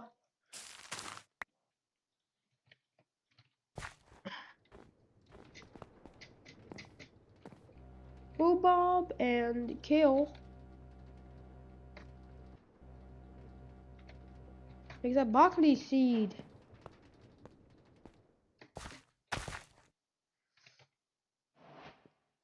Now is it dirtying the dishes? We need some fish jerky. So we need a fishing rod, which I have. Do I have one here? I have a sword that's like Viking. Alright, let's get some fishing rods.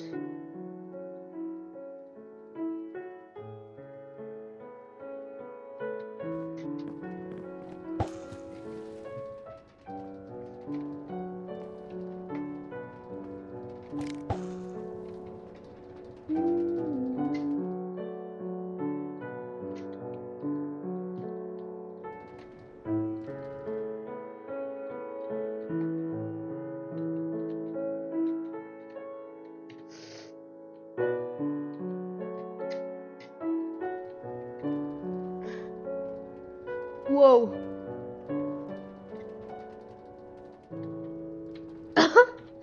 Yes, indeed.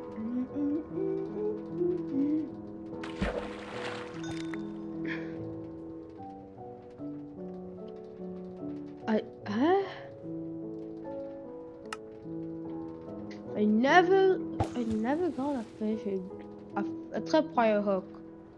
The food book.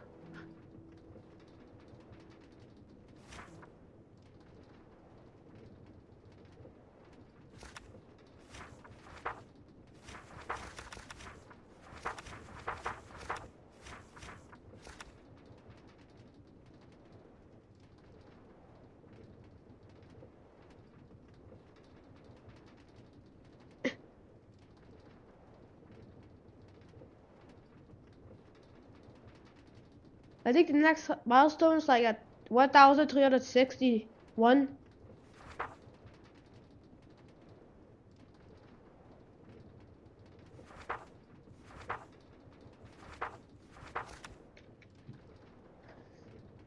Wait, just look at this. I ate seeds, and the latest thing I ate is a tortilla. Nice. And I just got some fish jerky.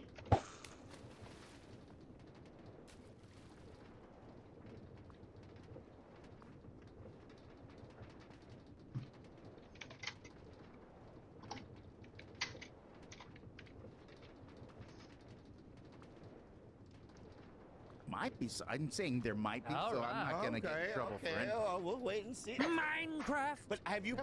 I've never played the game because I do love simulation games. Building rocks and shit and playing fucking Minecraft. Whoa. Wait, did it just? But how?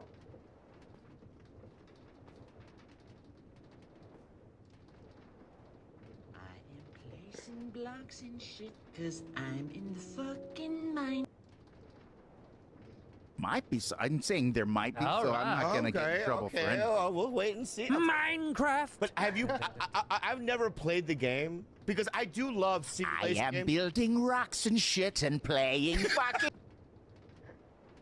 Might be. I'm saying there might be, so I'm not gonna get in trouble for it. Oh, we'll wait and see. Minecraft. But have you? I've never played the game because I do love simulation games. Building rocks and shit and playing fucking Minecraft. That might not be a song. yeah. It's a real song. Placing blocks and shit, cause I'm in the fucking Minecraft. I am placing blocks and shit, cause I'm in fucking Minecraft. Oh, It's so my God. Is that fucking pig? Because I'm fucking Steve. I am fucking Steve. Fuck yeah.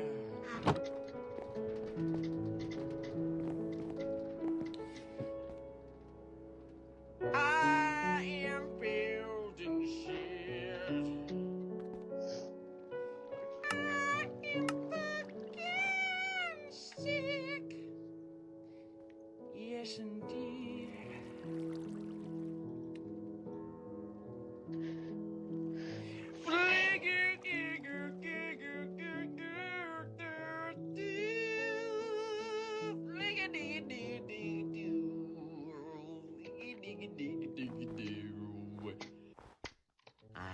Placing blocks and shit, cause I'm in fucking Minecraft.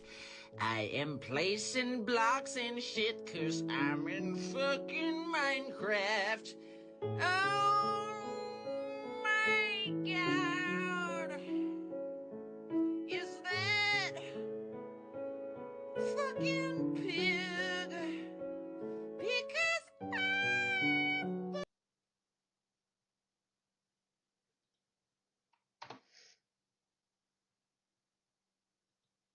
I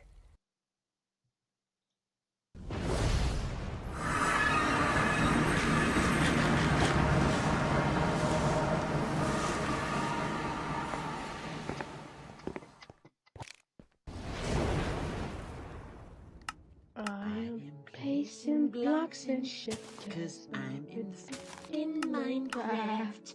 I am placing blocks and shit, cause I'm in fucking Minecraft. Oh my god. Is that fucking pig?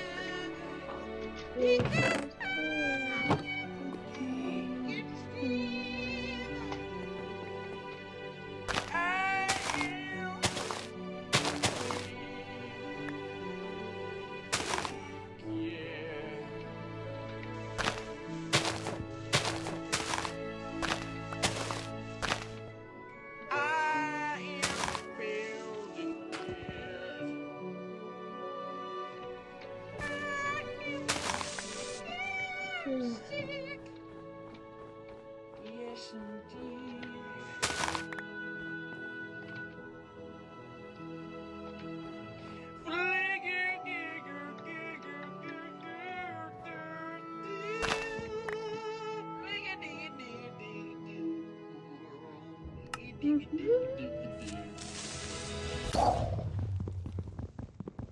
Black is gone. Oh yeah. Also, that's the funny.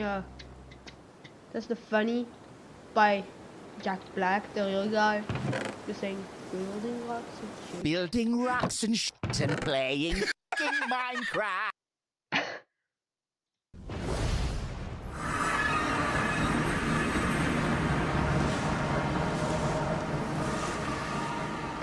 Jack Black is powerful.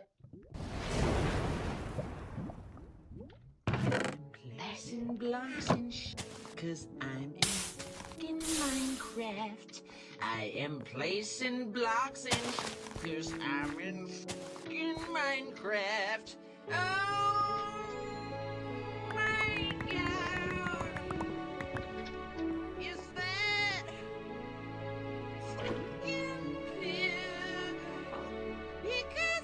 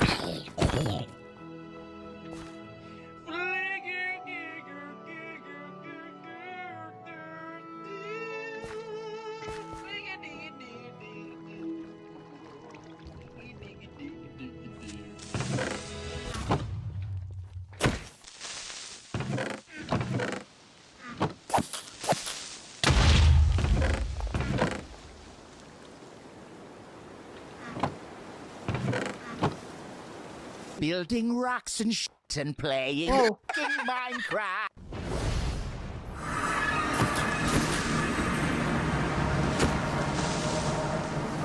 Don't explode.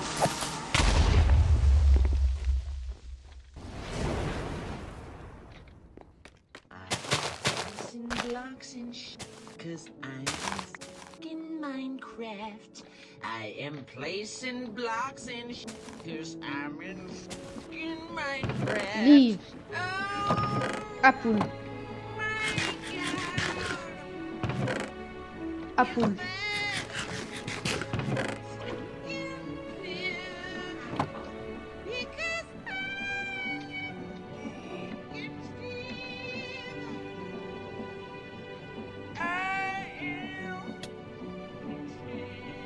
What? You can add antimatter to get enchanted.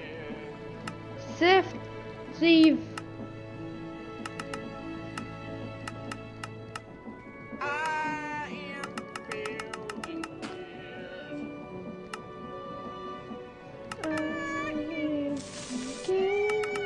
Say yes, indeed.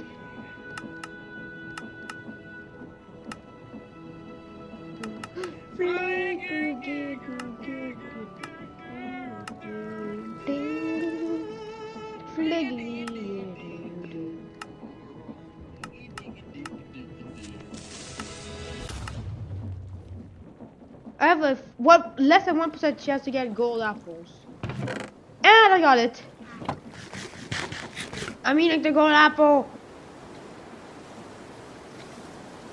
Fight. Building rocks and shit and playing Minecraft.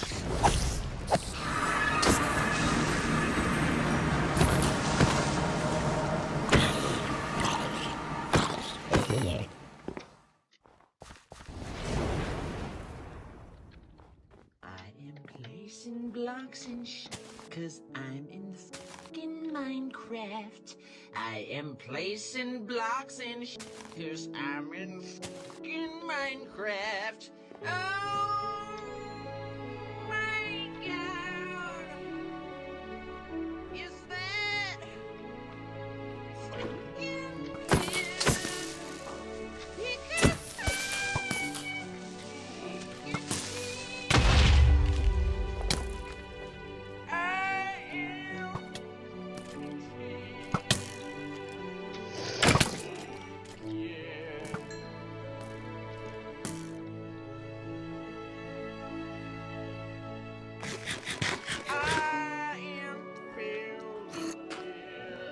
Two baby zombies!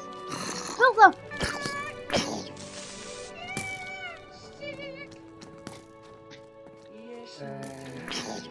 Oh my god, the baby zombies are burning! Dude, why does he have gold? Die. Give me a gold helmet, I'm stealing it.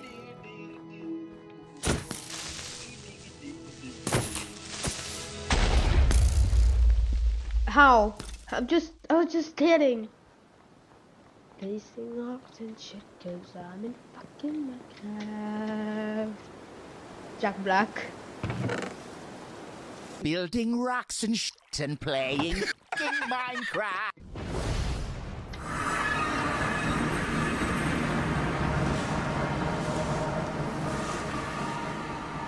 Alright, let's make a fruit. I made a fruit salad. Salad. There goes salad. Alright, spawn me on hasten blocks and cause I'm in fucking Minecraft. I am placing blocks and shit, cause I'm in fucking Minecraft. Oh my god. Is that fucking weird?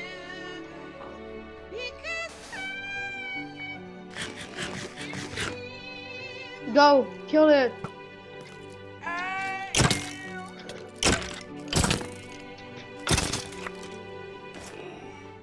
I saw his gold armor. Nice usage of dumb gold armor.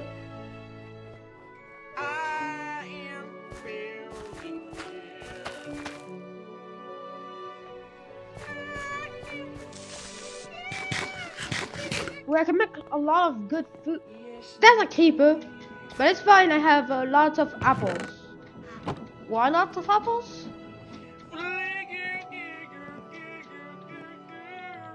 Oh, you're gonna see. 7 fruit salad. Yes, 7. Dishing up the meat.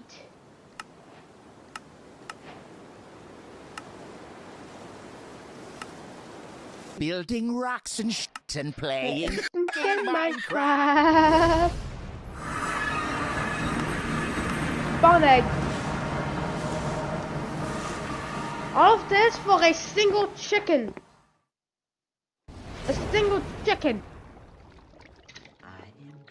placing blocks and shit, cause I'm in fucking Minecraft. I am placing blocks and shit, cause I'm in fucking Minecraft.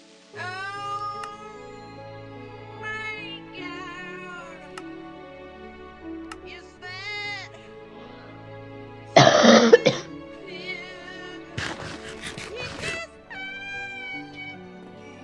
Fucking Steve.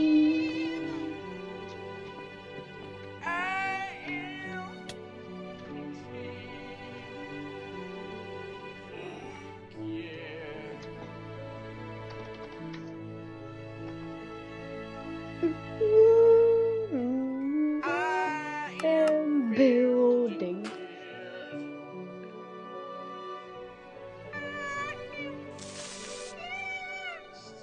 Alright, we have a good source of blue. But how to get red? Beetroots! That's right, beetroots.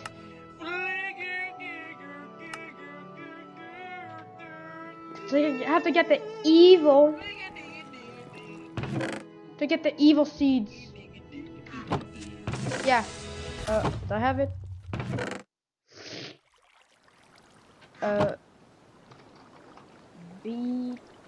Beetroot seeds from Steven Sands. Do I have no beetroots? Building rocks I and eat shit and playing Minecraft.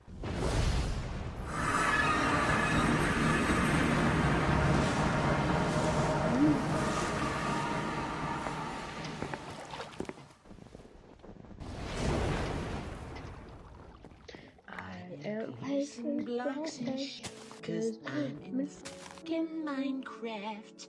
I am placing blocks and shit, cause I'm in fucking Minecraft. Oh my god. Oh god, that's how you make a gun.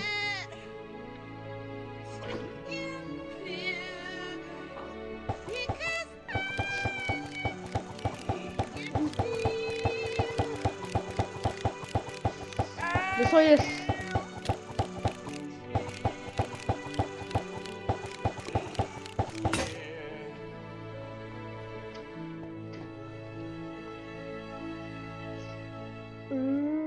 I am building.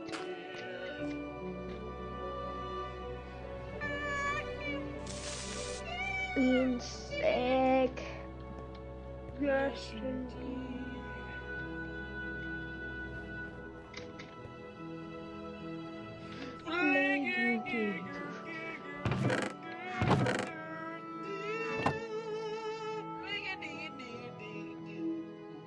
Sweet potatoes. I never eat a sweet potato. Yeah. What the fuck, dude? That's crazy. Building rocks and shit and playing Minecraft.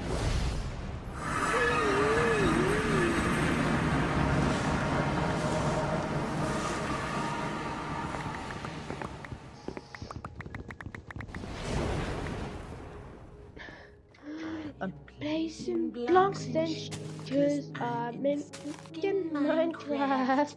I am placing blocks and shit, cause I'm in fucking Minecraft. Oh my god. Is that fucking big? Because I am using Steve. I am using Steve. Yeah.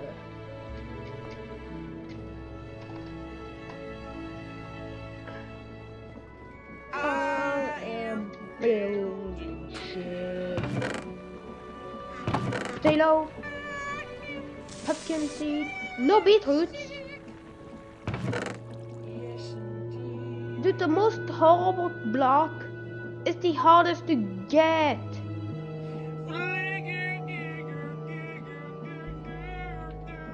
Organic sand.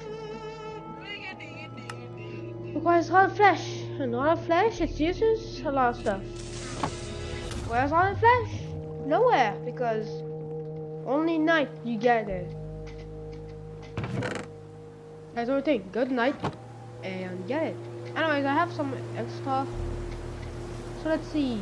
Building Please, rocks Uncle. and shit and playing fucking Minecraft.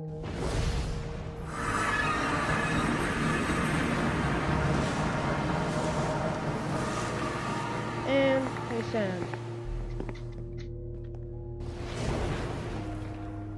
So we still cut that? I am placing blocks and shit, cause I'm in the Please? fucking Minecraft. Yes.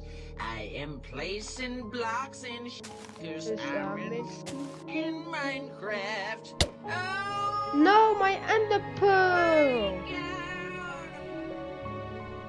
Is that fucking Ender real? pearls. Because Can Steve.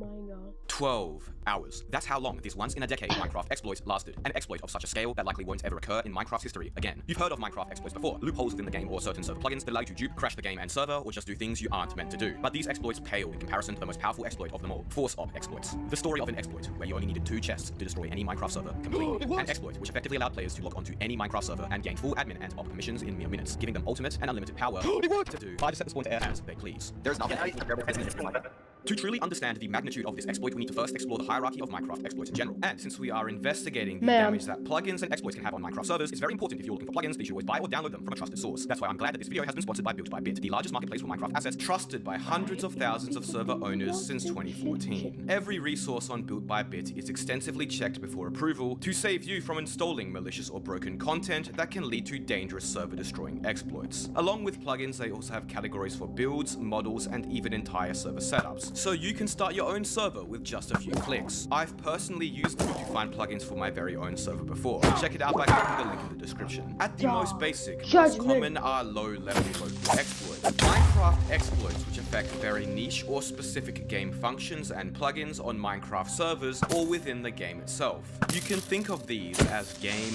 mod, or plugin bugs that lead to unintentional and potentially advantageous behavior in game. For example, the bug in vanilla vanilla Minecraft where you can see through walls while in F5 mode, or where pigmen drop XP despite being killed by the environment, not the player. Or for example on my server where players were able to destroy blocks at spawn due to a plugin bug. Like I mentioned, these are ultimately bugs at their core and either pose very low risk of doing any harm or are barely advantageous in the slightest. You have all likely experienced such exploits before. They aren't anything special and are normal in all games outside of Minecraft as well. But then we take one step up to duplication exploits. Many of you have heard of duplication exploits before, methods of multiplying items beyond feasible attainability. Duplication exploits are rare but not that uncommon. Multiple dupe exploits are found every month, but that happens to also be their downfall, as while somewhat common in comparison to their power, duplication exploits are also extremely limited. There's only so much you can do with duplicated items at the end of the day, especially because many dupes only work on specific items or in very specific scenarios. That's where crash exploits enter next. Taking a further step up in power, by their name, crash exploits are methods of forcing a server to crash through various techniques such as sending too many packets or data to a server, or obtaining items and entities containing insane data that the server cannot process, amongst much more. Crash exploits tend to be rarer than duplication exploits, but also tend to be more powerful. Taking down an entire server is no small feat after all. But crash exploits are also extremely limited. Once again, you can take down the server, sure, but that's it, and it will only be a matter of time before their exploit is patched, rendering any damage done null and void.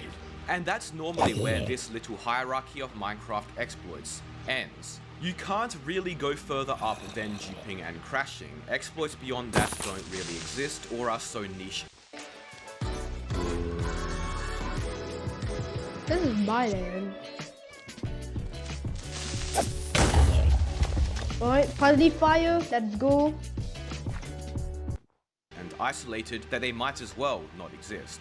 The only way a more powerful exploit could exist is if you somehow gained a level of power you should never be able to get. At the very top of the hierarchy of Minecraft exploits in terms of power and rarity, virtually non-existent are what's known as force op exploits. A force op exploit is a Minecraft exploit where a player forcibly gains server operator status without the server's actual operators and admins knowing. In practice, that's often either /op, admin permissions, or somehow beyond that, console access. All permissions which should be restricted to only a handful of extremely trusted individuals. Why? With server operator status, you can effectively do anything on a server. The potential for devastation is unlimited, but with great power comes exceedingly great rarity. In fact, up until this point in the entire history of Minecraft, there has never actually existed a true force op exploit. This isn't the most powerful force op exploit ever, this is the only force op exploit ever. Ignoring the YouTube clickbait, a true force op exploit where you can hop onto any server, big or small, and gain full access to operator powers in mere minutes is simply something that requires far too much to go wrong to ever logically be possible, or rather should require far too much to go wrong.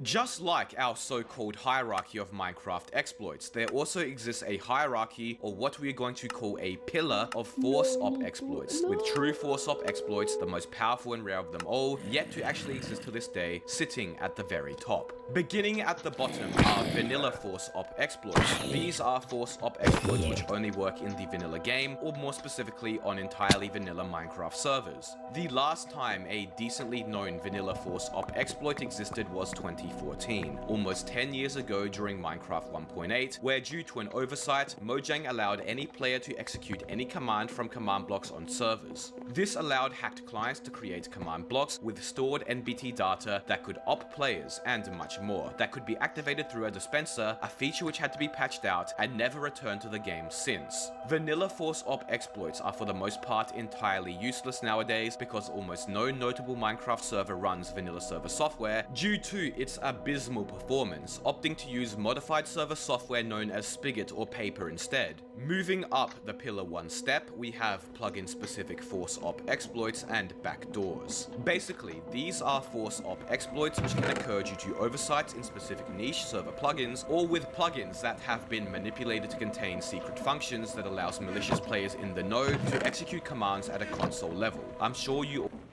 So I'm just waiting for getting beetroots, but beetroots are rare. I can't even get some beetroots. And no beetroots. Beetroots, the thing that makes her die, needs beetroot seeds, and getting beetroot seeds requires a whole process with a emerald mesh and a 20% chance. 20%.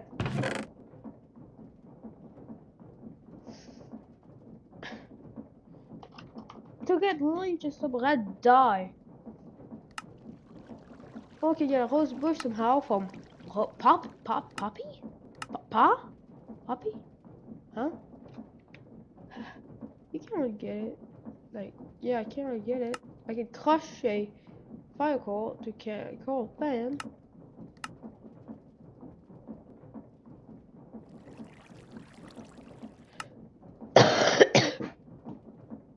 A dye. The hardest thing. I need a poppy and a white tulip. And getting white tulip. Poppy. Requires getting a poppy. Is there a market? Red dye is very hard. But I think I know how. Hold up. How do I get grass seeds? Grass seeds. Sifting dirt with a key. Damn. Sifting dirt. And was being that rich. Alright, well, let's do it. We need some grass because, yes. This is how it works. Pretty much, I get the pebbles, like randomly, and I just wait for me to get something other than pebbles. I'm waiting for grass seed. Why? What's a grass seed, you might say? All know the 2B2T backdoor stories. Now, while both of these exploits sound powerful, the issue is that they are never globalized in the slightest, localized to niche specific servers, or just one single server overall. They almost never cause widespread issues because the exploit aren't widespread enough. As such, these tend to be isolated once-off type incidents. Moving another step up the pillar is where things get serious. Here are force op exploits in server software like Spigot or Paper. Effectively, these are oversights or bugs within the custom server software's code, vanilla Minecraft's code which the custom server software does not prevent, that can be manipulated in-game somehow. The information on how many of these have existed in the past is extremely conflicting, as they tend to be patched very quickly before anybody malicious comes across them anyways. As far as is known publicly, there has only been one major instance of such an exploit in Minecraft's almost 15 years of existence, an exploit in 1.8 where signs could be created with custom NBT data. This allowed hack clients to place signs with commands to op players that could be executed by anybody, including random players through a simple right click. Such an exploit was promptly patched, and due to the exploit occurring way back in 2014, it was never that widespread. I made a video about it here if you are curious. Furthermore, other server plugins often interfere with such force op exploits, so they are extremely inconsistent. Regardless, there has arguably never been a force op exploit as powerful since. Well, that is until now. Stepping up to the very top of the pillar, we finally arrive at the mythical true force op exploits. A true force op exploit is an exploit which you can expect to work on majority of Minecraft servers in existence, specifically the bigger, more notable ones. Now, unlike all the other levels of force op exploits we've talked about, true force op exploits don't take a specific form or function. All that's needed for a true force op exploit to be labeled as such is for it to be widespread and feasibly reproducible. Sounds easy, right? Well, that's where you are wrong. In order for such a force op exploit to exist, so many prior conditions have to be met. First of all, there has to be a plugin or server software, or just something in general, that is present on and used by almost all big servers, which the exploit is hidden away in.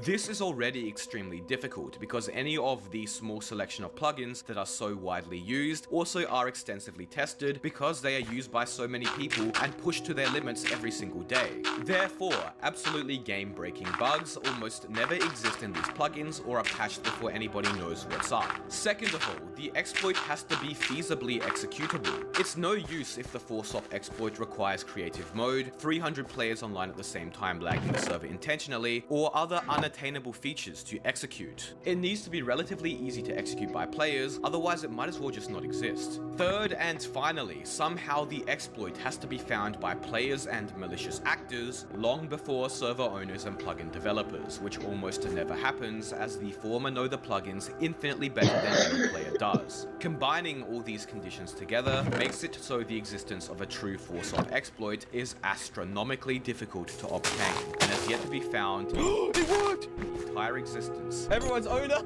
Minecraft. Okay, I see. You don't have up here. Vulkan on the cheat. So somehow I'm going to get into the GUI. Oh my god. B. Right? I guess. I mean, yeah, I don't know what you're doing exactly, but yeah, I guess. I mean, I got enough XP to try one more, I guess. Another chest. Manage checks. There has not been Yeah, anything comparable to this in the history of Minecraft. I open this one and click on the chest Wait, and what? I get what? Dude, okay. No way this works. It works! I got it! Okay, wait, hold on. I want you to go try this exact thing on my server right now. Yeah, we use Vulkan. We do, yes, we use Vulkan. Every server uses Vulkan. Nothing's happening. Yeah, no, I thought it wouldn't work. Click on what? If that worked, I would have that's like because you realize that basically every like server uses Vulkan. The power is glowing. Yeah, no. Yeah. It must be something to do with the default config. I mean. Yeah, probably. Yeah. Oh yeah. Oh yeah. On your server it's called. It's called OG anti-cheat like that. Then this. Oh my god! You're kidding! Wait, That actually works! Okay, pause. What the hell is going on? Well, you see, on January the 22nd, a Minecraft Hacked Client Showcase channel uploaded a now unlisted video called Disable Vulkan 2.8.3 Anti-Cheat. Basically, in the video, the player can open up an administrator-only settings GUI by renaming two chests. What you are looking at here is the GUI of the anti-cheat plugin known as Vulkan. To explain, a Minecraft anti-cheat plugin is a plugin designed to, well, prevent cheating. It's like a Minecraft server version of VAC, Valorant's Vanguard, Easy Anti-Cheat, like Hypixel's Watchdog. It's meant to prevent players from hacking, and all public Minecraft servers have one. Now, how they actually work is very, very technical. There's a good video by Intel Edit explaining it, but to crudely summarize, whenever you are on a Minecraft server, your client sends packets or information to the server telling the server what you are doing. For example, if you move forward, it will send a packet to the server saying you are moving forwards. Anti-cheats work by checking these packets sent by players to determine if they are doing things that are not possible in vanilla Minecraft, for example moving too fast or reaching too far. That's a very basic summary, and these anti-cheats have dozens if not hundreds of these checks. Perfect, it's easy to detect players who are cheating then, right? Well, the issue is that there's a lot more variables at play. For example, players have different modes of movement, the player's ping or latency can vary, the server itself could be running behind or lagging, and so much more. Therefore, finding a balance where these anti-cheat checks aren't too strict to the point that they falsely ban players, or too lax where cheaters can bypass them, is exceptionally difficult, and the reason why players can still hack and cheat on servers if they find the right settings. Ultimately, it's impossible to find the perfect balance. There are either going to be false bans, or players bypassing the anti-cheat. In general, servers tend to choose the latter. Rather, a few extra players cheat than innocent players get false banned after all. This has led to the market for server anti-cheat being extremely competitive and controversial, as finding an anti-cheat able to be configured to be decently balanced proved difficult. For a few years, there was no real go-to anti-cheat. A variety existed with their own strengths and weaknesses, No Cheat Plus, Anti-Aura, and one being a popular anti-cheat released in 2016, known as Spartan Anti-Cheat. However, over time, many of these anti-cheats anti-cheats fell short, stopped being updated, or hacked clients created bypasses for. You can see how the reviews for anti-cheats such as Spartan anti-cheat are abysmal once you get past the first page, with players complaining of false bans, leading up to the point where in late 2020, a new anti-cheat known as Vulcan would release and rapidly became the most popular amongst servers. Vulcan was good, really good. It would be an understatement to say that Vulcan anti-cheat has a monopoly. Virtually any sizable public server uses it, if they don't have their own custom anti-cheat already, which is extremely rare. It is a plugin which is present on most notable Minecraft servers. In fact, Vulcan got so popular that the developer of Spartan anti-cheat attempted to threaten the developer of Vulcan anti-cheat with a lawsuit for supposedly encouraging harmful messages and reviews targeted at Spartan, which the Vulcan developer denied and then gave out free copies of Vulcan to any individuals who are using Spartan in retaliation. The developers of Purpur, the server software most big servers use as well, have even had some choice words to say about Spartan's developer, claiming the plugin is the heaviest, most resource-intensive anti-cheat there is. Long story. All you have to know is that Vulcan is very popular now, widely regarded as the best publicly available anti-cheat, and is used by the majority of Minecraft servers with players. It is widespread. Okay, but returning back to that video, what happened? Well, the GUI the player has opened is a special administrator-only settings GUI where you can configure the checks Vulcan anti-cheat has. For example, turning on and off the check for an auto-clicker. This is a super restricted GUI. Not even server moderators can access it, only those who have full server permissions like admins. Somehow, the player was not only able to access it simply using 2 renamed chests, but could also configure it and disable every single anti-cheat check, basically turning the server's anti-cheat off entirely, allowing anybody to cheat freely. This is an immensely powerful exploit, and one which is so bizarre in its nature that it doesn't quite seem real. But the craziest thing about this exploit, which the video uploader and the handful of viewers in the comments at the time didn't realize, was that there was a significantly more powerful exploit hidden here, right in plain sight. Make sure to subscribe, by the way. If there's ever an exploit comparable to this one again, you want to make sure you don't miss it. No pressure. So you're gonna set the command to execute an op you, basically? Yeah, set punishment command, so I just set it to... Op yourself, try op. Okay, it flagged it, it. Okay, let me pardon you again. Here, and let's do /DMC. Oh my god, it worked! That's insane! This isn't the most powerful force op exploit ever. This is the only force op exploit ever. You see, if you have access to the Vulcan anti-cheat GUI, not only can you enable and disable all of its checks, but you can also do something much more deadly. In order for the anti-cheat to actually ban the player, you have to set it up to execute a command once a certain number of flags is reached. You can set this command to anything you'd like. What's happened here was that we made it so the check for kill aura when flagged, which is activated when somebody begins to use kill aura obviously, would execute a command to op us. So whenever any player on the server set off that specific anti-cheat flag, Vulcan runs a command to op whatever player we wanted. Oh, look, it actually says in the console. Yeah, it works. Yeah, okay, so what it did is I set the command to op me and then pardon me immediately after. Oh, you unbanned yourself. Yeah. And astonishingly, it worked. Somehow, with just 2 chests and an anvil, any player could hop onto my Minecraft server, og-network.net, and make themselves op in mere minutes. But how? How does this work? And why? This makes so little sense. It's just 2 renamed chests after all. Why is such an exploit possible? Well, a few things have gone wrong here. The reason this worked in the first place is because when the inventory is opened, an event in the code occurs called inventory click event, where the plugin checks if the current opened inventory, chest, or any in-game storage GUI has the same name as the one in the config. If it does, then it will fill that GUI with the Vulcan anti-cheat GUI's contents. The first mistake here was that the plugin didn't check if the player had the right permissions to actually open that GUI, like being op or having admin.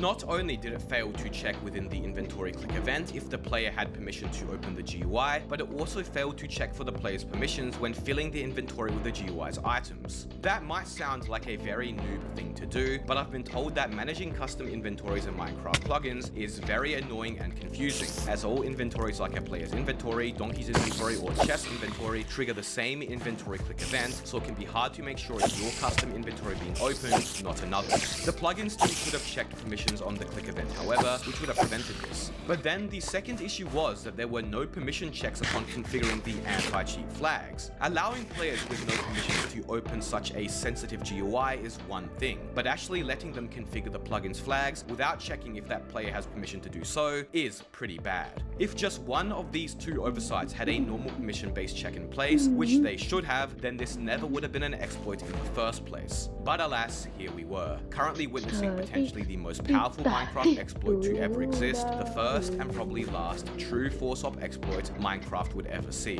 And now it was time to see with our own eyes if this exploit actually worked on some of the game's biggest and most popular servers. And we need to get an anvil. I think I'm just too scary. Get on the X-ray, boy.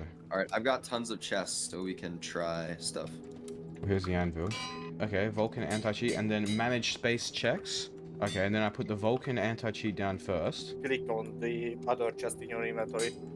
Okay, then it doesn't look like it works then. So normally you just have to like click it to open it, right? Yeah. Okay, so this one doesn't work here. I mean, I might try a few different names though. Wait, so why isn't it working? Well, if you recall earlier, it didn't work the first time in my server either, but then we changed the name of one of the chests and it worked again. For this exploit to work, you have to rename the two chests to the same names as the Vulcan anti-cheat GUIs. By default, that means these two chests have to be named Vulcan anti-cheat, the same as the name of the default Vulcan menu here, and then manage checks, the name of the item option, which opens a GUI we can actually edit the anti-cheat checks. But servers don't always have these GUIs named as default. On my server, it was in fact renamed from Vulcan anti-cheat to OG anti-cheat, and as such, we had to change the name of the chest for the exploit to work. I reckon it's best to try newer SMPs. I feel like the more established servers are less likely to have it working. Yeah, that's probably true. And this is where things got tricky. While on my server, I could open up the GUI and check its name, on other servers where Vulcan was in fact present but had been renamed, we had to basically take educated guesses in order to open it. Easier said than done. These servers could have literally named it anything and is case sensitive. After trying and failing on both netherite.gg and MC Complex, we decided to try another server, InsanityCraft. Do we have the iron yet? Yeah, I got the iron. Alright, X-ray work to do. We need to get some coal real quick here. Come here. Come here. I got XP. Come here. Get easy XP from coal. Okay, so we're going Vulcan anti-cheat. We're gonna try manage checks. Alright, so we got the Vulcan anti-cheat. Doesn't seem to work now. It does not work. We can try a few. What else would it be? We can try InsanityCraft anti-cheat, I guess. Maybe they can name something simple. One of us gets banned, it says the name of the anti-cheat. Yeah, it's for Insanity AC. Okay, Insanity AC. Place Insanity AC chest. I'm gonna hop on InsanityCraft. Doesn't seem to work. I mean, I got enough XP to try one more, I guess. So maybe it's Insanity anti-cheat. Oh yeah, the full word. Okay, I'll try that. Might as well. Yeah. Because case sensitive as well, there's so much. Oh, it works! It works! It works! I got it! It's Insanity space anti-cheat. Capital A, capital C. Oh my god, I have it! In under 10 minutes of joining InsanityCraft, a server which gets over 300 players daily, we had managed to guess the name of InsanityCraft's anti-cheat and access the Vulcan anti-cheat GUI. Now it was time to see if we could truly get op. I can see all their checks, literally everything. I can disable everything, enable everything. Yeah, I can do it. Op. I'm gonna try duplicate. I've got it on auto clicker. I've got hacks on. Harden and op are set. Yeah, don't duplicate stuff. Alright, fly around. Oh, auto clicker doesn't work, yeah. Oh, dude, vote fly, Jupiter. Vote fly. That should work easily. I'll try vote fly. Totally. You try vote fly B, I'll try vote fly A. No, that's by default. Oh, I just got kicked. Hack detected. Yeah, turn off the vote ID for you. Alright, obviously, yeah. No, I don't have access to it. No. I got all. Wait, what'd you do? Yeah. Where are you? Oh, I got banned. I think they can see because they're flagging the anti-cheat like crazy. Wait, try autofill slash ban. Just I just want to see it. Oh my god, you actually can. No, these are the social Oh, you can see them, yeah. Oh, you can see their slash messages. No, I still don't have op. Didn't work for me. I just got banned again, by the way. Click. Oh, I got banned. Yeah. Oh, investigation. Oh, they want to know how you did. So, while one of us managed to force op, it didn't seem to work for anybody else. It was inconsistent. This is not good enough. As I mentioned earlier, for this to be a true force op exploit, we need to find a way to execute it consistently. I spent another 15 or 20 minutes trying it with various different flags with no success. The mods and staff also seemed to be alerted that something was afoot, likely since I kept flagging the anti-cheat, so it wasn't looking promising. I think they just patched it on here. Yeah, it doesn't work. They just patched it on InsanityCraft. The Vulcan developer had gotten word of the exploit mere hours after it had gone public to only a small selection of individuals and had released an emergency patch. I think an admin's watching me right now, that's why. Yeah, no, admin's definitely watching me right now and vanish. Okay, let's see if we can buy XP bubbles. That's how I'll go right here. Mod drops. Nope, saddle. Oh yeah, you can. Go to the saddle. It's default. Default? I got banned. You got banned? Wait, can you... Yeah, I don't click I think it bans you. Oh, it worked and I got insta-banned. That's kind of funny. That was patched pretty fast. Furthermore, some servers had got word of the exploit early and had patched it themselves, banning players who attempted it. It would only be a matter of time until the exploit was patched everywhere, and I really wanted to get it to work on at least one server before the potentially once-in-a-lifetime opportunity vanished from our grasp. Okay, this guy's been my sugar daddy here, so he's juicing me up. What server are you? Purple Prison. Okay, this guy traded me keys for $2 billion. In a last-ditch attempt, I logged on to Purple Prison, one of the most infamous Minecraft servers in existence, containing real money paid to win gambling, as well as spooking their play counts to trick unknown players into thinking there are more players online than there actually are. A very deceptive and unethical technique. I need to get XP now as well. A player was kind enough to set me up with some cash after I gave them some voting keys. A cool 4 billion. That's all. Alright, he just gave me enough money to rank all the way up to B so I can get XP. Okay, easy.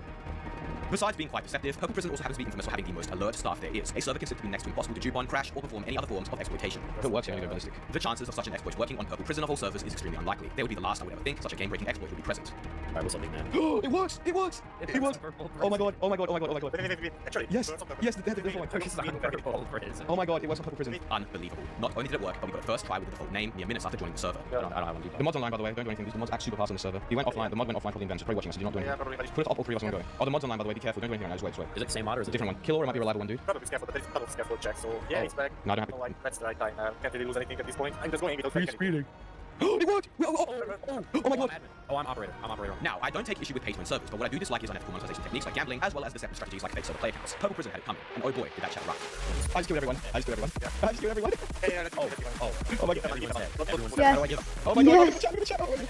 Wait, what's the 109 million or something. I found game low 9 million. I gave everyone bedrock, I gave everyone bedrock in the server. I gave everyone barriers as well. Oh, I just set the spawn to air.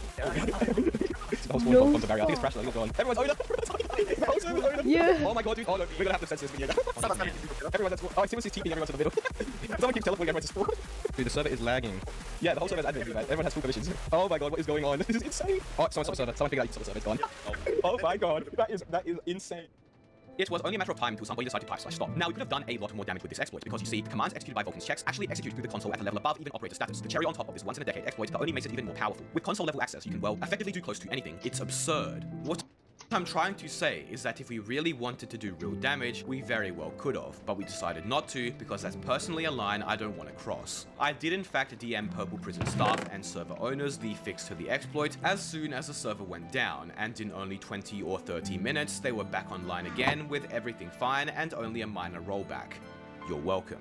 The players seem to enjoy it as well, as this kind of stuff has never really happened to Purple Prison or really many other servers before. I really wanted to demonstrate to you guys the possibilities of this exploit to really make it clear just how powerful and once in a lifetime it is, not to actually destroy the server, although it would be nice if they did at least stop spoofing their play account. Regardless, the exploit is now entirely patched and the GUI has been removed from the plugin entirely and won't make its return. It's likely there will never be a true force-up exploit of this magnitude again. I hope you all enjoyed this video. Be sure to subscribe. Thank you all so We're much hacking a for watching. server to just make us know how dangerous it is. We're gonna make some screen because yes. Minecraft is the most ripped off and stolen game in the world. Most Minecraft ripoffs can barely be compared to the original, shoddily put together with gameplay that becomes unbearably buggy and unenjoyable within minutes or even seconds of playing. But some Minecraft ripoffs aren't actually ripoffs, instead stolen or pirated versions of the game which are identical in almost every way. Some of these versions are more common than even Minecraft itself in certain countries, even allowing players to connect to Java Edition servers. There are even complete Hypixel ripoff servers for these Minecraft ripoffs, and some of these ripoffs have become so popular that Mojang and Microsoft have tried to step in to get rid of them, but have failed. Today we'll talk about the stolen Minecraft versions which Mojang can't get rid of. If we search up the term Eaglecraft, we'll be greeted with this website right here. Those of you newer to Minecraft may not recognize this, but this is effectively what the original Minecraft.net webpage used to look like before we got the boring, overly corporate Microsoft version we have nowadays. This Eaglecraft version is basically identical. The images, the text, it's all the same, besides a few different things. They even have the official Minecraft trailer here, although I don't quite remember it having that same background song. Background Nasheed no copyright vocals number 41 goes kinda hard with the Minecraft trailer though. Anyways, over on the right hand side here, where we actually see the lack of a buy Minecraft button and rather a play Minecraft button, you'll get to pick one or four versions to play. Alpha 1.2.6, Beta 1.3, Minecraft 1.5.2, and Minecraft 1.8.8. Let's try 1.8.8, and upon loading up the game we get to pick any username and skin we want, no need to log in with a Microsoft account, and then boom, we are in. Yes, this is actual Minecraft, not a recreation, not a fake ripoff, actual Minecraft 1.8.8, although very slightly modified with some patches. If you go into the options menu, you can see some of those pretty quickly. There's a bunch of different options in the video settings, an option to turn on shaders, the ability to screen record, and much more. If we boot up into single player, we'll see it's just normal Minecraft, but for free, and obviously in a browser. As was told to me by one of the developers, Eaglecraft is a modified version of Minecraft 1.8.8 made to run in TVM, a virtual Java machine. It's honestly very impressive how well this runs, considering once again, it's in a browser. Even with the shaders on, it's still very much playable. One really cool thing about EaglerCraft single player is that you can actually create a shared world that, unlike normal Minecraft's open to land feature, anybody can join from anywhere. All you need is a code. It's effectively like a free private server for you and your friends. EaglerCraft has actually outdone normal Minecraft here. Since this is run in the browser, one downside is that you can't play single player when offline. Right? Wrong. You can actually download and play offline, so you don't even need internet either. Overall, EaglerCraft is extremely impressive for a Minecraft version that can be played in the browser. But let's look at multiplayer now. So, one cool thing about EaglerCraft is that you can actually join and play on cracked Minecraft Java servers if those Java servers are running a plugin called EaglerXBungie. The most popular server, which is featured at the top of the server list when you join, is known as ArchMC. Now, this server is almost exclusively played on by EaglerCraft players, but I'm going to join it on normal Minecraft just so it's easier to show you around. Although if you do join it on EaglerCraft, you can see some quite interesting custom stuff, like whatever the hell this is meant to be. ArchMC is a popular server. In fact, they often see upwards of 600 to 700 players online, having peaked at 1,000 not too long ago. The server has a variety of game modes, including normal survival, equipped with all the usual things you see. They even have ranks, which are pretty cheap, although considering the server's player base is all people who are playing a free browser version of Minecraft, I guess that makes sense. They've got a creative server, a lifesteal SMP, prison, kit PvP, OG Hunger Games, their most popular mode Bed Wars, and then Duels. It's a pretty well set up server, considering you don't have to pay to play it, and can even load it up within a few clicks in your browser. Now, it wouldn't be a Minecraft ripoff if there wasn't a ripoff of Hypixel to go with it, and fortunately for us, another of the more popular EaglerCraft Java servers is arspixel.net. Before that, make sure you aren't an arse and hit that subscribe button, no pressure, and check out my Patreon for exclusive content as well. Anyways, arspixel.net seems to be a server designed specifically for EaglerCraft. In fact, you may even have to pay to join it on normal Java, as I couldn't myself. Arspixel is another one of the many Hypixel ripoffs. What else is there to say? They've got Arspixel Bed Wars with stolen maps, but I tell you what, this is actually pretty playable. It's only slightly laggy, but doesn't feel buggy or sluggish at all. Although can't say the same about the players. I mean, just look at this exchange I had with this guy to win the game. Pretty,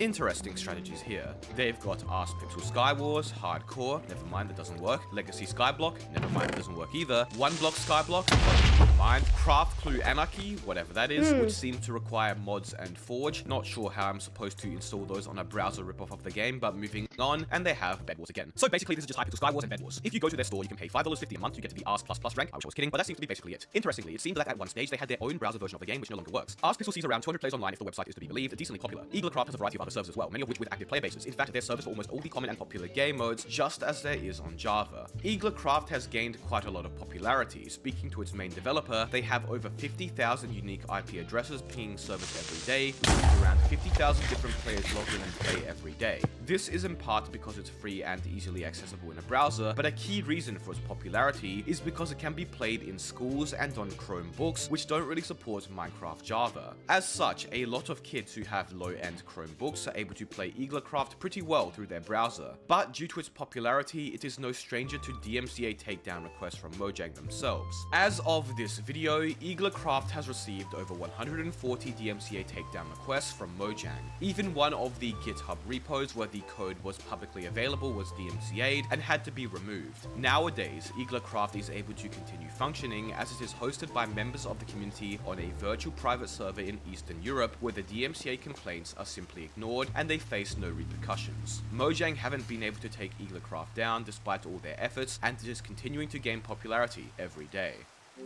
Alright, so you've all heard of T-Launcher before, the shady Russian Minecraft crack launcher, which I made a video exposing a bit over a year ago now. But did you know that there actually exists another extremely popular cracked Minecraft launcher in Russia known as K-Launcher? Very original name, I know. To give some context, cracked Minecraft is likely more popular than actual Minecraft in countries like Russia, and as such, T-Launcher, K-Launcher, and other cracked launchers have a huge market to compete over there. Like T-Launcher, K-Launcher features a variety of custom features like skins, capes, mods, shaders, resources, resource packs, and even a store where you can seemingly buy a premium K-Launcher account instead of an actual Minecraft account. Unlike T-Launcher though, K-Launcher never really made it out of Russia. Well, as it turns out, T-Launcher and K-Launcher had a bit of beef, and K-Launcher was using some rather interesting underhanded tactics to advertise their client. For example, K-Launcher created a lot of ads where they showed T-Launcher being exposed, and even paid other big YouTubers to fake T-Launcher exposed videos where they would promote K-Launcher. Beyond that, they supposedly do a bunch of dodgy giveaways, referral systems, and much more, as displayed in this Russian video right here with over 850,000 views that exposed K-Launcher. Yep, that's right, the launcher advertising themselves by showing how another launcher was exposed themselves. K-Launcher was found to contain a variety of malicious files by VirusTotal. I got in contact with MeTask, who helped me out with the T-Launcher video a while back, and he told me that K-Launcher used to link you to his website if you didn't have Java installed when installing the launcher, and on that website it would look like you were downloading Java, but it would redirect you to a dodgy domain called naturesoft.ru, which had a fake Steam page, of which obviously tries to steal your data and account. If you install the fake Steam, you also get a lot of adware, similar to what T-Launcher did in the past. Supposedly, after the exposed video was released, this website was replaced with a different scam website who supposedly tried to get you to send money to the government to get money back. Besides all this, as outlined in the video, here is a list of shady or illegal things K-Launcher has done: selling stolen accounts, promoting gambling to their audience of kids. The launcher checks to see if it was launched in a virtual machine, which no launcher should ever need to check. It seems like they're trying to hide something from antivirus analyzers. They promote dodgy Minecraft servers they own, and finally they download and install adware. Oh, and by the way, the store where they are selling an account, basically those are just stolen Minecraft accounts which they are reselling, similar to old shops. There's a lot more in this video. It has English subtitles, although some things are unclear, but if you are curious, you can go watch it yourself. Overall, K-Launcher is an extremely shady Russian Minecraft launcher. What's new? And was doing many of the same dodgy things T-Launcher was. Classic. Anywho, despite it obviously being a stolen or pirated version of Minecraft and being extremely popular and dodgy, Mojang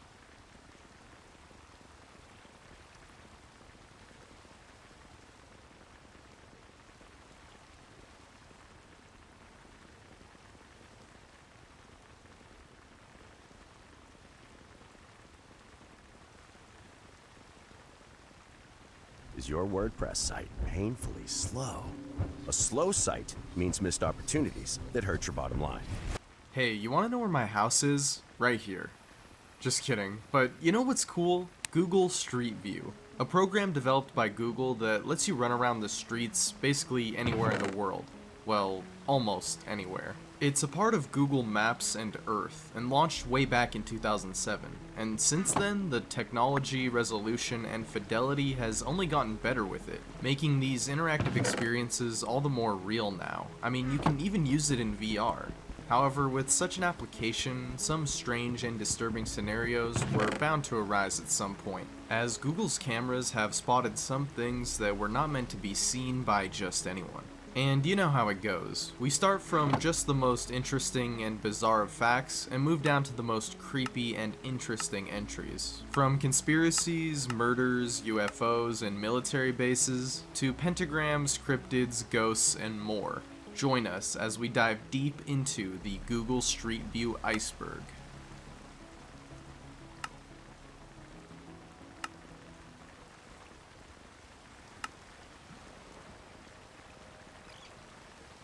Chernobyl. Unless you've been living under a rock for the last like 40 years, I'm sure you've heard of Chernobyl and the disaster that took place there on April 26, 1986, when one of the nuclear reactors exploded, causing death, radiation, and disease for years after it occurred.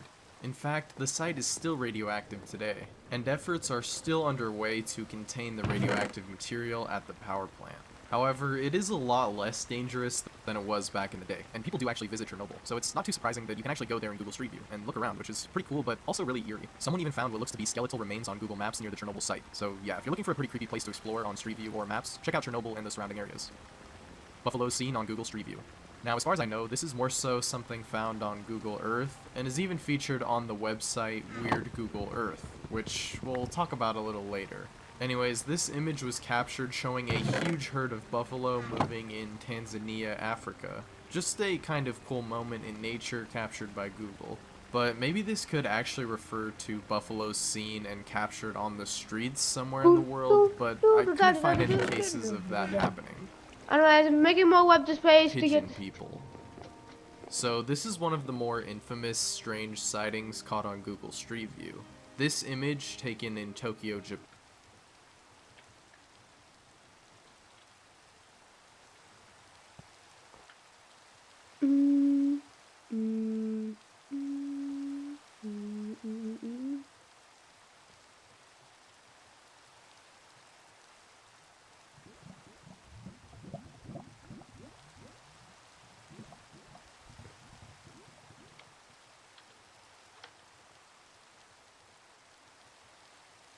Oh.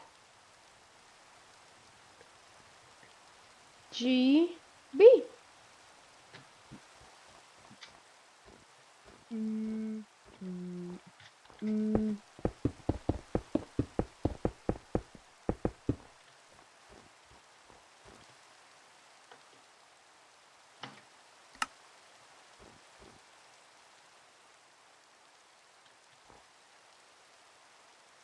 Dude, this is Minecraft.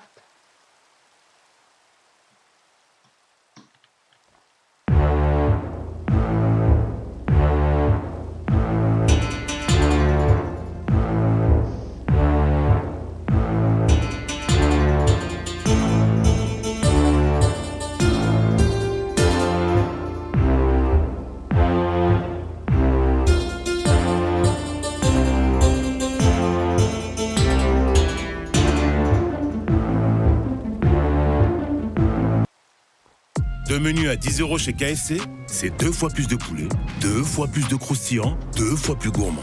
Deux menus à 10 € en ce moment chez KFC. Salut, c'est Franck Leboeuf. Pourquoi je m'associe avec vendezvotrevoiture.fr? Parce qu'ils me payent bien. Pour votre voiture, bien sûr.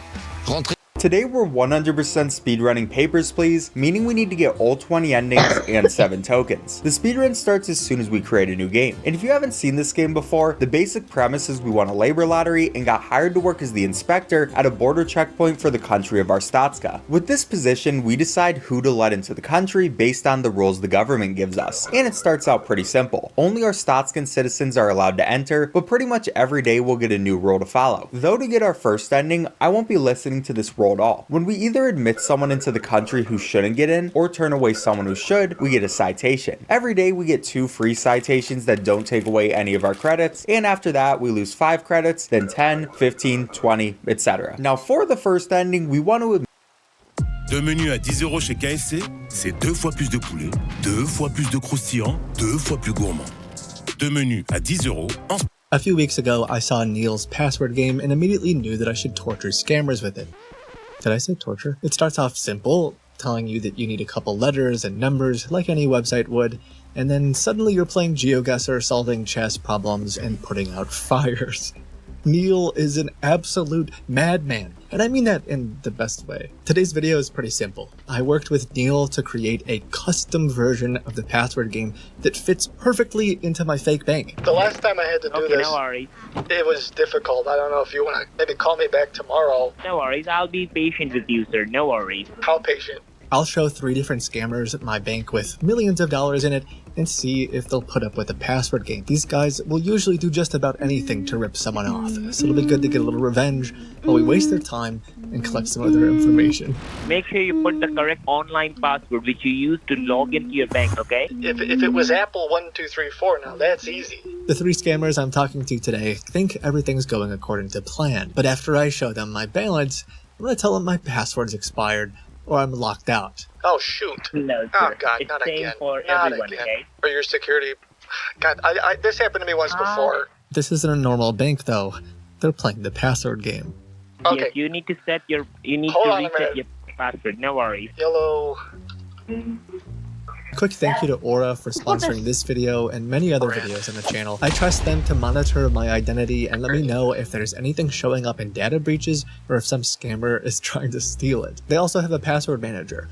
Although it might not help you in this exact situation, it can help you be safer online. Hold on a minute, Henry. I'm just struggling here. It No won't, worries, It sir. won't let me click set password. A lot of people use the same few passwords for every single account, which can be really bad news if you show up in a data breach. A scammer or hacker can take your email and password. I have a coupon. You. Oh. Don't mind me, creep up. Just get back.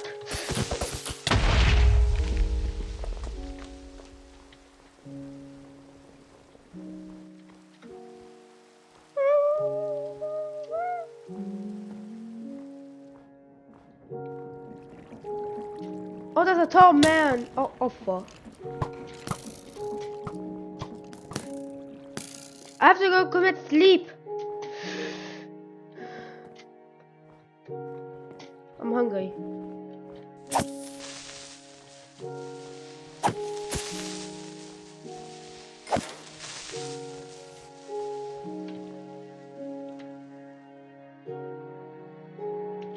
Oh, I got sweet potato seeds.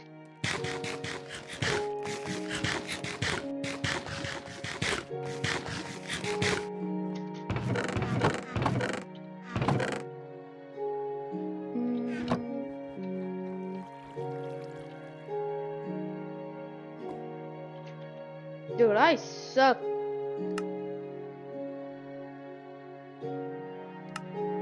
Bread? Yo, fries, corn chips, energy drink. Yeah, we're getting some sweets. Stock. Fish.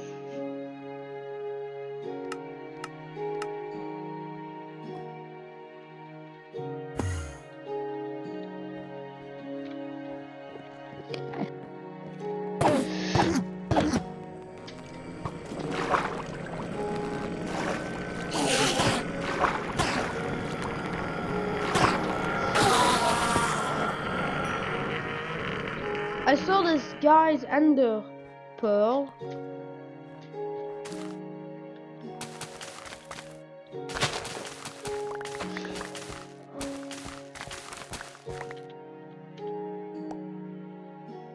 There's some squash seeds.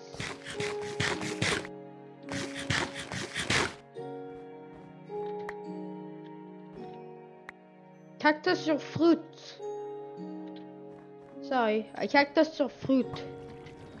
Oh my god, what the fuck?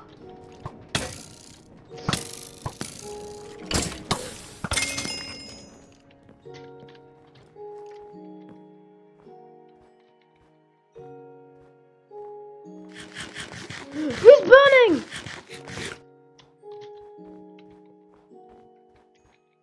He has gone to the water just to survive. I think I don't have to do anything. He's just stuck.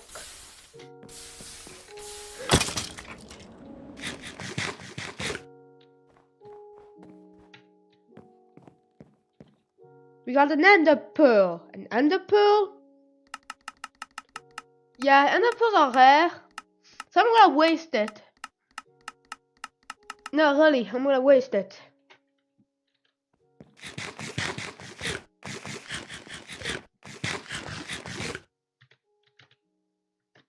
I'm just gonna get more sand. We're gonna make more glowstone. Oops. Mine's 15. I need 18 for one height.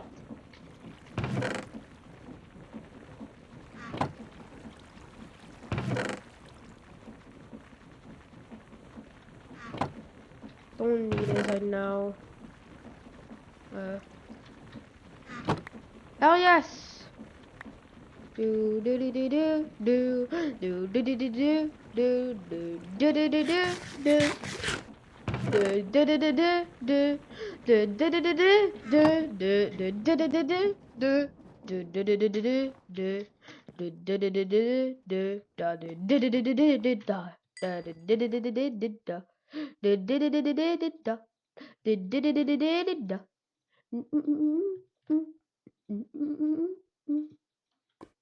Let's use making some of the web screeds. Yes, we're making web screeds. Why?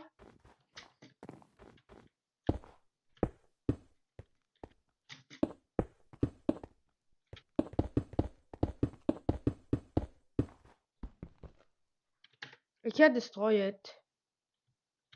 Can't I?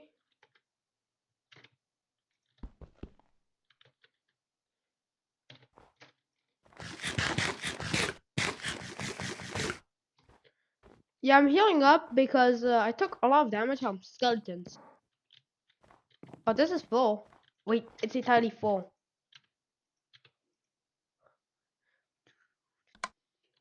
Alright.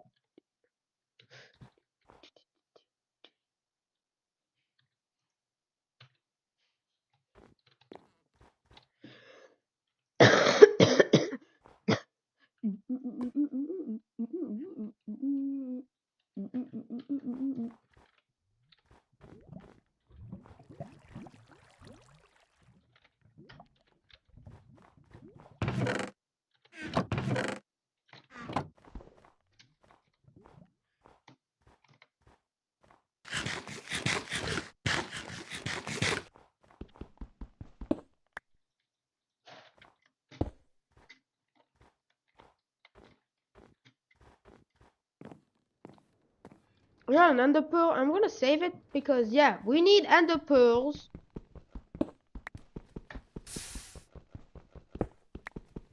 That's why I'm saving it. We're getting a couple of this. Yeah, we just need 3. It seems like it's a lot, but no, really not. How did you first start playing Minecraft? Did you buy the game? No. Did you play it on the free Pocket Edition version that once existed? Did you use an online website to play it for free? Or did your friend hand you a 2GB USB with a dodgy version of Minecraft on it that gave your computer a virus? No, just me? Minecraft is one of the most commonly pirated games in the world, with dozens of pirated or cracked launchers existing all over the internet. With a large portion of players only learning and playing Minecraft due to playing it for free initially, cracked Minecraft was key to Minecraft's overall global dominance and virality, with even Notch himself endorsing it. And cracked Minecraft is still so prevalent today. Some of the most popular servers in existence, regularly seeing thousands of players online, are cracked. So how is cracked Minecraft responsible for part of Minecraft's success, and is it still just as prevalent today? Let's go back to the early days of Minecraft, 2010 to 2012. How did players learn about the game back then?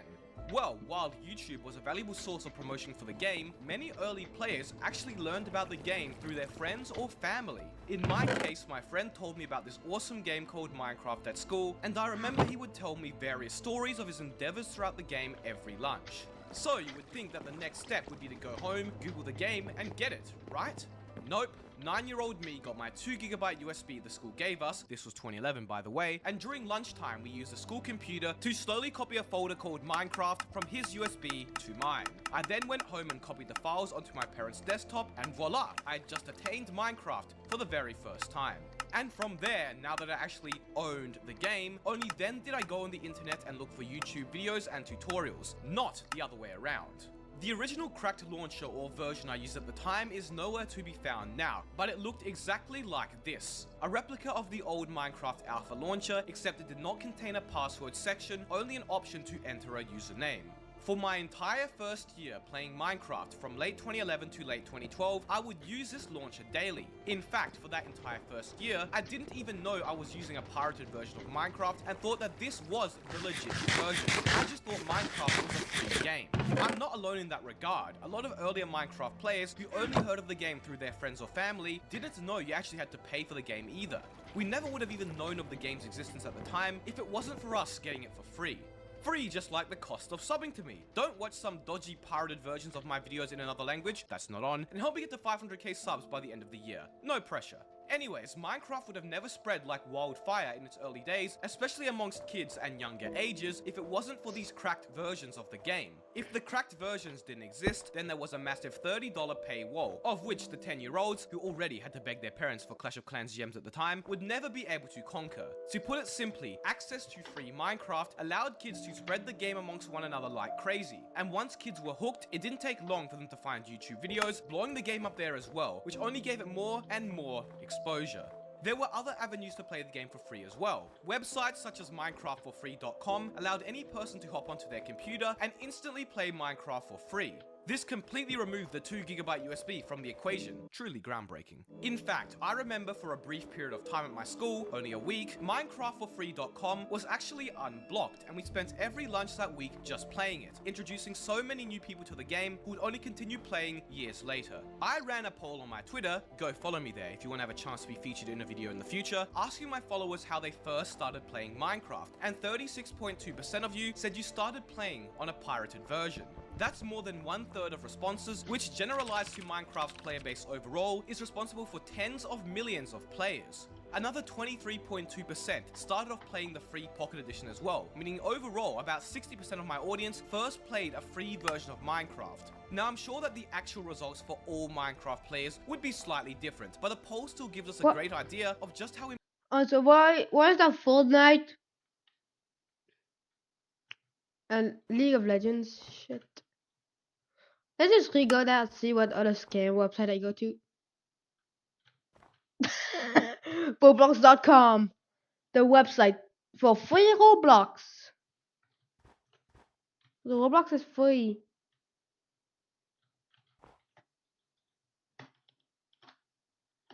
Let me just go to youtube.com.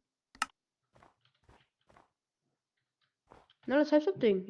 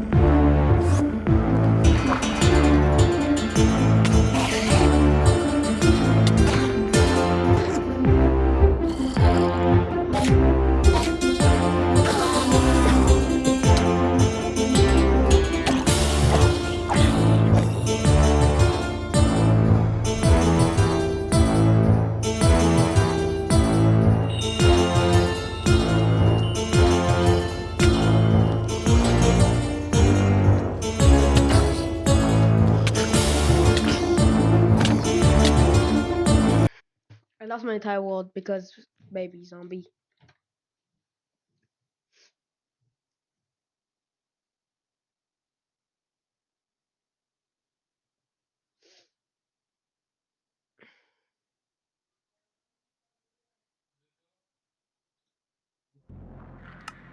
What if I told you that on certain versions of Minecraft, upon being banned from the game, not only can you no longer access realms or any multiplayer server ever again, but you are no longer able to even play your own single-player worlds? What if I also told you that in the past, tens of thousands of players have been falsely banned or even shadow muted for months at a time, with support not being able to do anything? Recently in a Minecraft 1.19.1 snapshot, Mojang added the ability to report players' messages. It's another change which seems to be following the trend of Mojang upsetting the player base in what's become known as the downfall of Minecraft. Is this the dark, scary future we may have on Minecraft Java, where you can be false banned from all of multiplayer and may never even be able to touch your own single-player worlds again? But wait, how can these bans even happen in the first place? According to Mojang's official post about Bedrock moderation, Mojang Studios enlisted the help of moderators who work tirelessly to maintain Minecraft's welcoming environment. These moderators have the power to ban players who send messages in chat which break their community guidelines on servers, as well as messages on signs and in books. Moderators can hand out permanent bans that extend to all versions of Minecraft Bedrock. That's right, on different platforms as well. And when a user is banned, they receive a message telling them why they are banned, as well as information on how they can cancel their realm subscription if they happen to have one. In theory, this sounds fine. Lots of online games have chat reporting systems, but in practice, it hasn't worked nearly as well. But you know what is still working quite well? My subscribe button. Help me get to 400k subs and get this little badge next to your name so I can see how long you've been subscribed. No pressure, of course. So the first issue is of course the ban reason. As displayed from numerous videos and posts online, often there is no ban reason given. You have been banned from Minecraft Online. You will not be able to play on servers, join realms, host or join multiplayer games, use the marketplace. Why have I been banned? When I click more info, it just pulls up the website and it just shows the code of content. It never said how I was banned or why I was banned. My main account for Minecraft got banned for reasons I'll display on screen right now, but I do not know exactly what I did to be banned, especially because I've watched what I've said in chats. Whether they did something deserving of the ban or not isn't the issue here. It's the fact that Microsoft don't even tell you why you were banned. All that you can find online is this one article titled, "Why Have I Been Banned from Minecraft?" which just lists half a dozen generic reasons of which their highly trained moderation staff may have banned you for. Fortunately, there is a method of appealing, but this is also issue number 2. There's a good chance you still won't explicitly be told why you were banned. Thank you for contacting us and apologies for the delay in getting back to you. After reviewing your account, we have decided to reverse the permanent ban that has been placed on it. While we cannot share specific details about your initial ban, so what I think happened here is the highly trained moderation staff actually messed up a little bit and ended up banning a ton of people that didn't deserve it. For the first 2 or 3 months after they introduced this new global banning system on Bedrock, the original article didn't even have a clear method of appealing listed anywhere. I contacted this video's uploader, Jet Starfish, who told me he didn't even find out he could appeal until a viewer told him, and still never found out why he was banned for multiple months. You can see many comments on his video thanking Jet Starfish for letting them know that they can apply for an unban. Not only was Microsoft's appeal system completely non-existent for the first few months the new global ban system was introduced, but even now, it's still mostly hidden away and hard to find, with many banned players not knowing what to do. Let's move on to point number 3 now, realms. It's crazy to me that after being permanently banned from the game, unable to play multiplayer or realms on any platform, that your realms subscription isn't just automatically cancelled. That's right, if you don't manually go and cancel your realms subscription yourself, you just keep donating a couple dollars a month to Mojang. Why isn't this subscription cancelled automatically? Is Microsoft seriously going to keep charging you for a service that they deliberately prevent you from accessing? And then finally, banning from single player. This is just outright disgusting, and it's interesting how little specific information there is on this from Mojang officially. According to users on Reddit and Twitter, the single-player ban only applies to Xbox and Nintendo Switch versions of the game. Still though, banning somebody from single-player for their actions on a multiplayer server is outright disgraceful. That basically renders you unable to play the game you paid for. And speaking of single-player, well, if you didn't know, on Bedrock Edition, even in your own single-player worlds with no moderation or anybody around, chat and in groups are censored. There's no setting to disable this either. Why the hell does single-player censorship even exist? Who are we going to be offending here? And why isn't there a setting to disable it? I don't think I've ever played a game that censors you in single player before. Bedrock players in the past have tried to post suggestions on Minecraft's official feedback website, asking for moderation to be improved, fixed, or outright removed, and in general, everybody unanimously agrees the system is deeply flawed. Yet, all their suggestions and issues have fallen on deaf ears, as not only does Bedrock moderation still exist, but it's now coming to Java.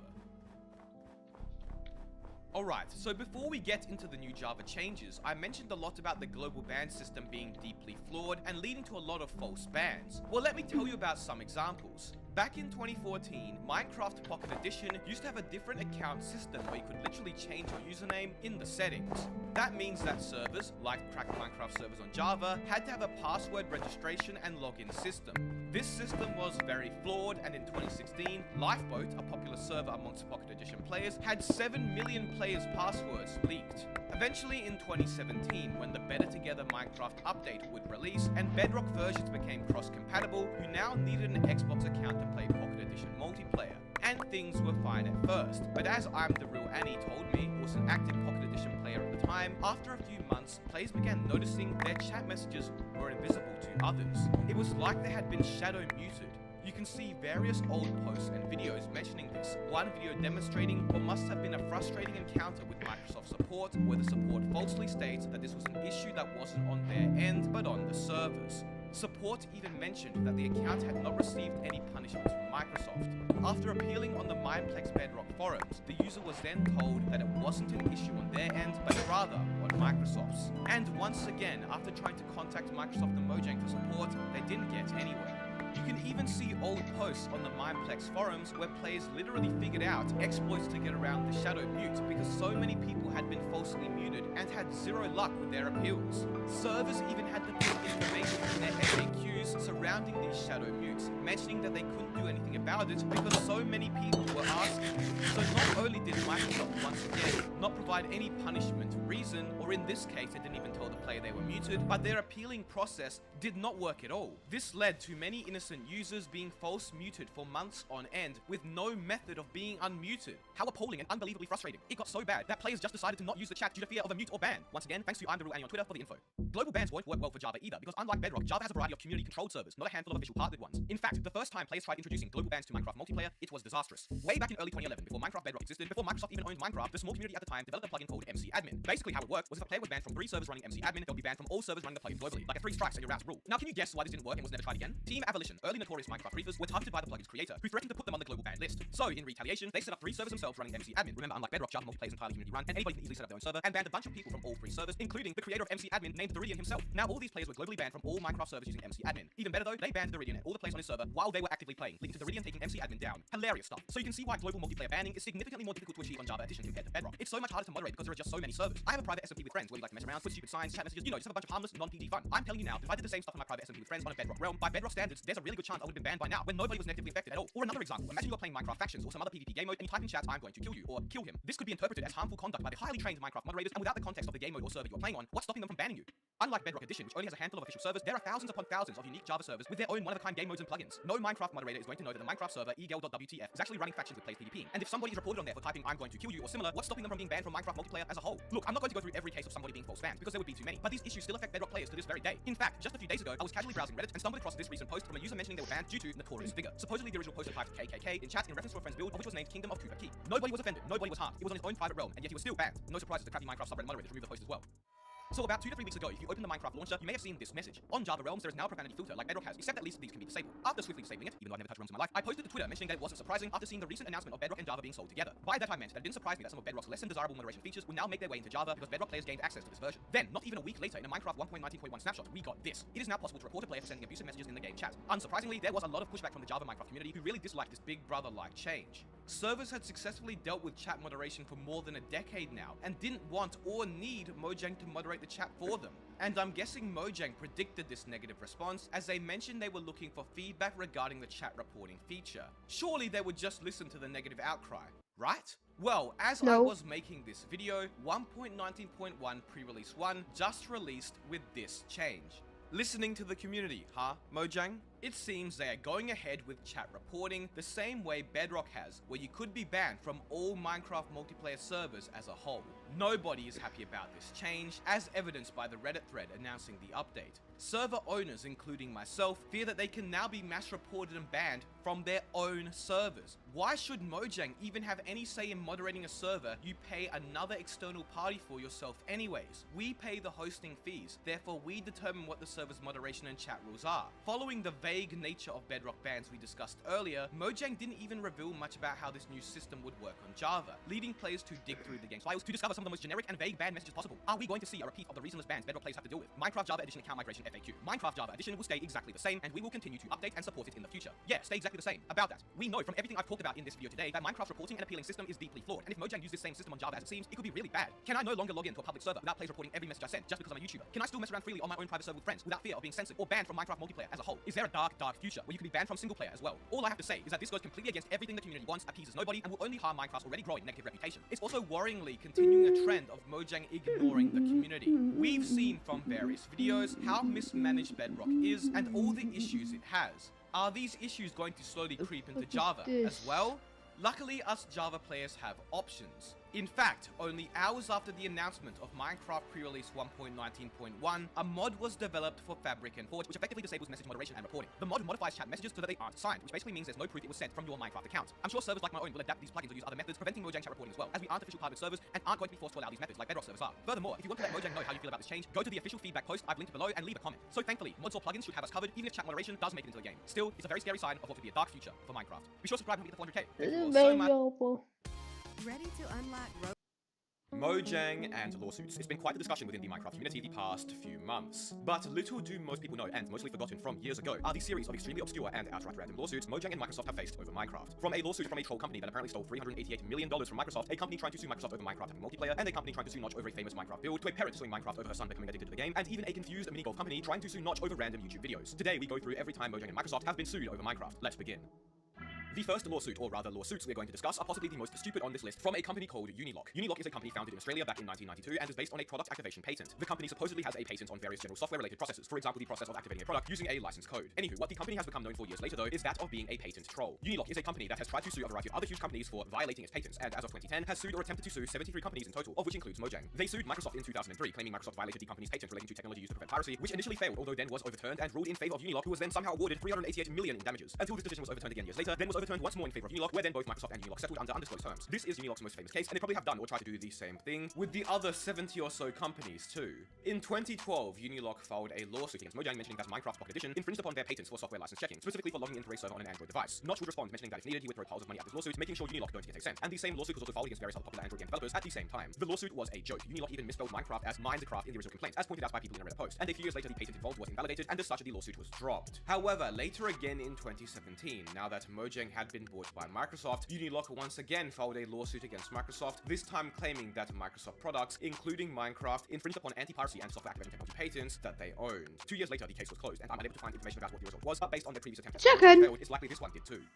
As of November of 2023, Minecraft, as well as a variety of other Yo, popular games, are keep currently the being sued chicken over in the not being subscribed to screen. who is really close to 800k subs now. No pressure. Anyways, Microsoft and a variety of other large companies are being sued over video game addiction. The lawsuit began when Elizabeth Jones, mother of a 21-year-old son who suffered from a video game addiction, even dropping out of high school over playing video games, alleged that a variety of popular games, including Minecraft, were designed with the intent to cause addiction, claiming it had caused her son serious harm. Now, I know what you may be thinking. Is a mum really suing the companies behind the biggest games in the world because her son Yes, played them? And yes, she's doing that.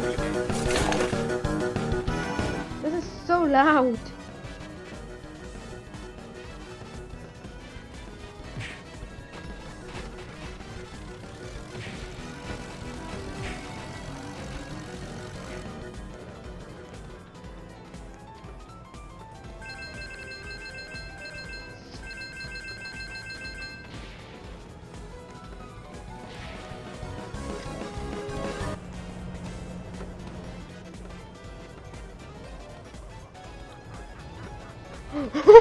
Call.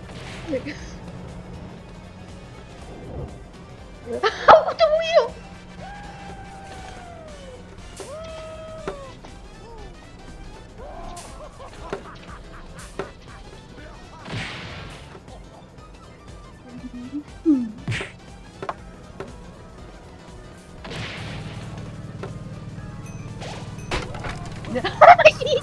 Radio.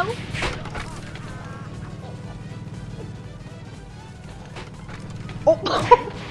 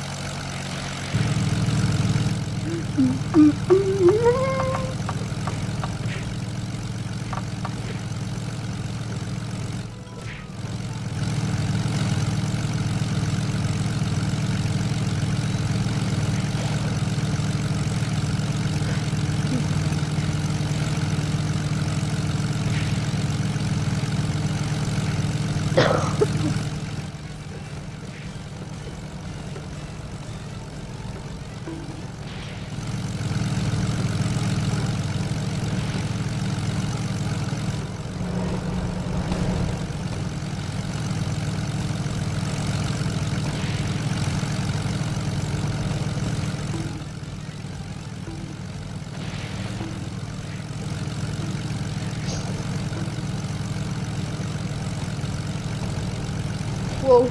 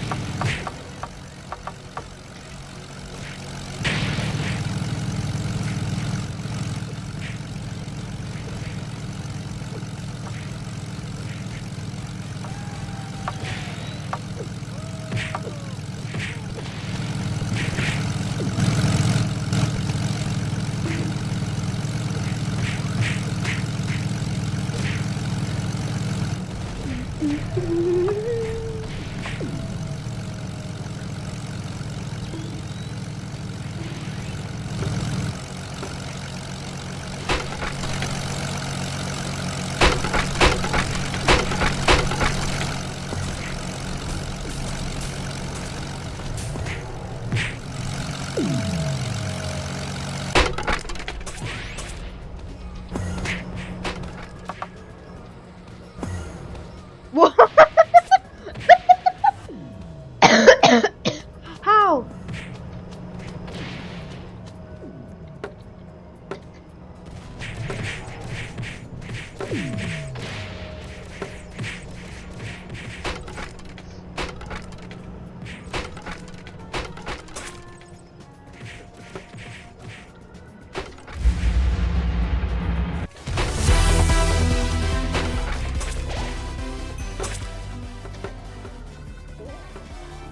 Engineer Gaming.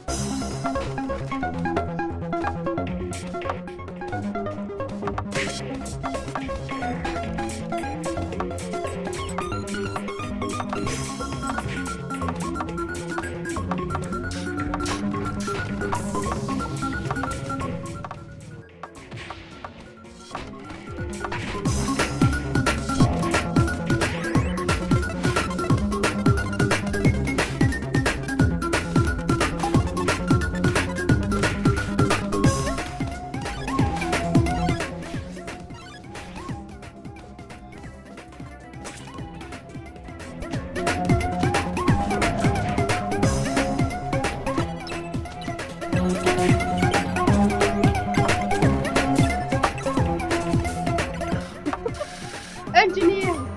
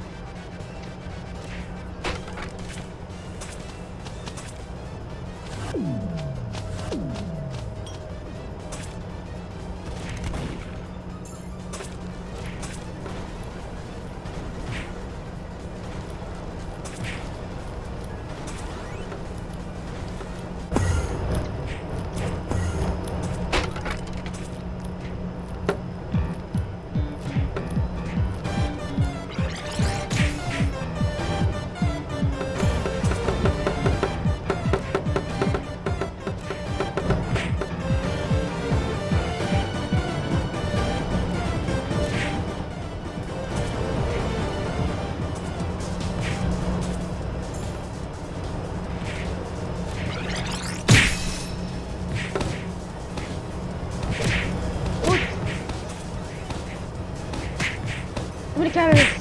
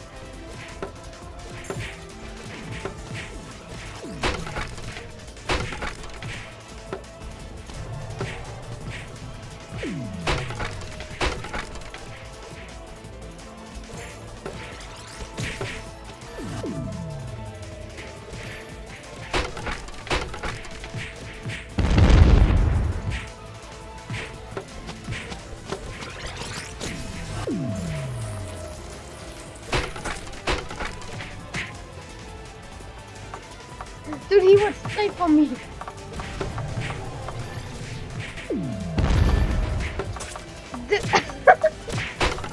Get away.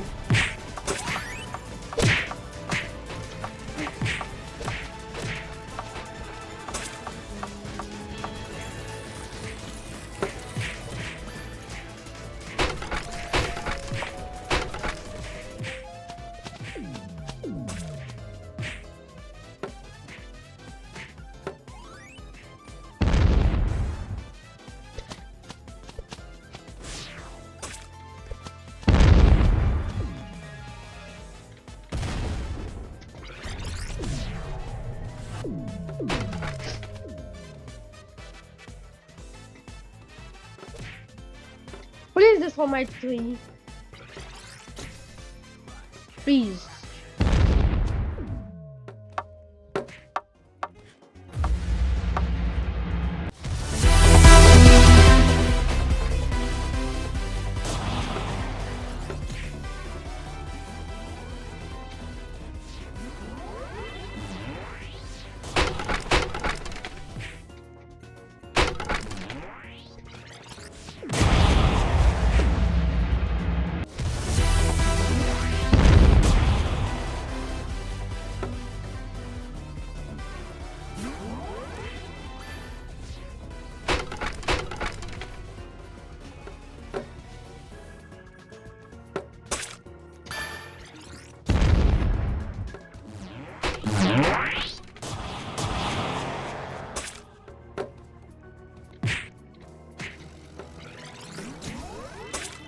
Go.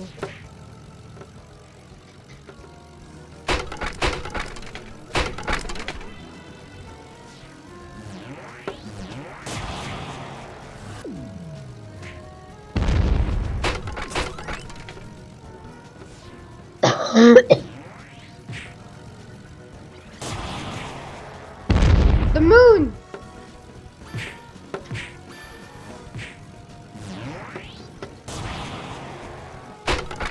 I can just do it with one time.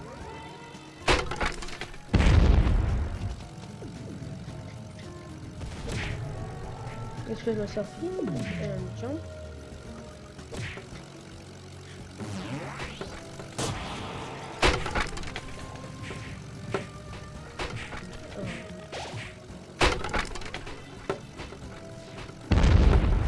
Wait, I have ladders.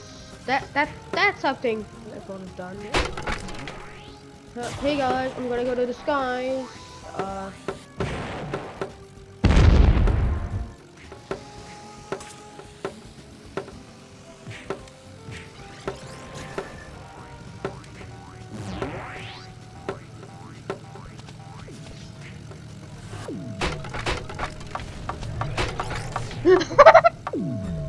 No.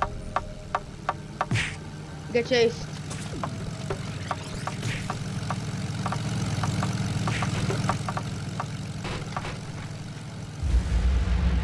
No.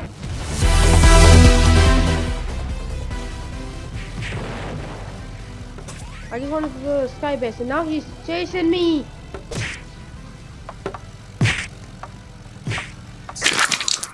No. Fuck you. Rather, internet gaming disorder, as it is officially recognized as, is a serious and increasingly prevalent addiction with harmful ramifications. It's no joke. As such, this lawsuit would even make it on mainstream media. Related to Minecraft more specifically, the lawsuit alleges that Minecraft is intentionally designed to be as addictive as possible, with Microsoft misrepresenting Minecraft as a safe and educational game for children, promoting its use in classrooms through the education edition, for example, despite being aware of its potential harms. The lawsuit also alleges that Minecraft exploits players through microtransactions that encourage spending and contribute to addiction, which I'm assuming is referring to the Bedrock marketplace. Overall, the lawsuit alleges that Microsoft failed to provide adequate warnings about the potentially addictive and harmful nature of the game and all its mechanics, seeking compensation for the severe emotional distress such games have caused her and her son to suffer, as well as to help cover her son's medical care.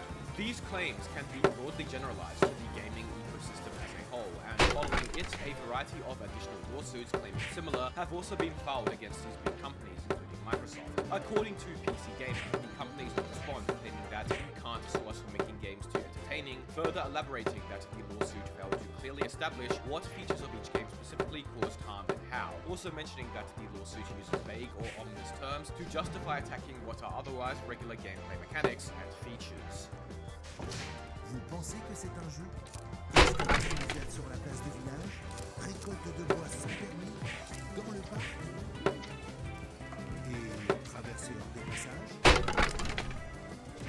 Vous rejouez à Minecraft? Optez pour un serveur dédié. The lawsuit is still ongoing today and has yet to reach its resolution. This issue is very complex. The line between predatory, addictive, and entertaining has always been blurry in the gaming industry, and while some games can be considered exploitative, for others it's often exaggeration and fear-mongering. I'm no lawyer, but personally, based off the fact that many similar lawsuits have failed in the past, and the fact that this lawsuit in particular fails to identify specific causes and harms within Minecraft's design, it's unlikely to succeed. Back to Minecraft specifically now though, as in September of 2020, a company known as Worlds Inc., a company which specializes in 3D virtual environments as well as online multiplayer technology patents, decided Microsoft was going to call it Blizzard.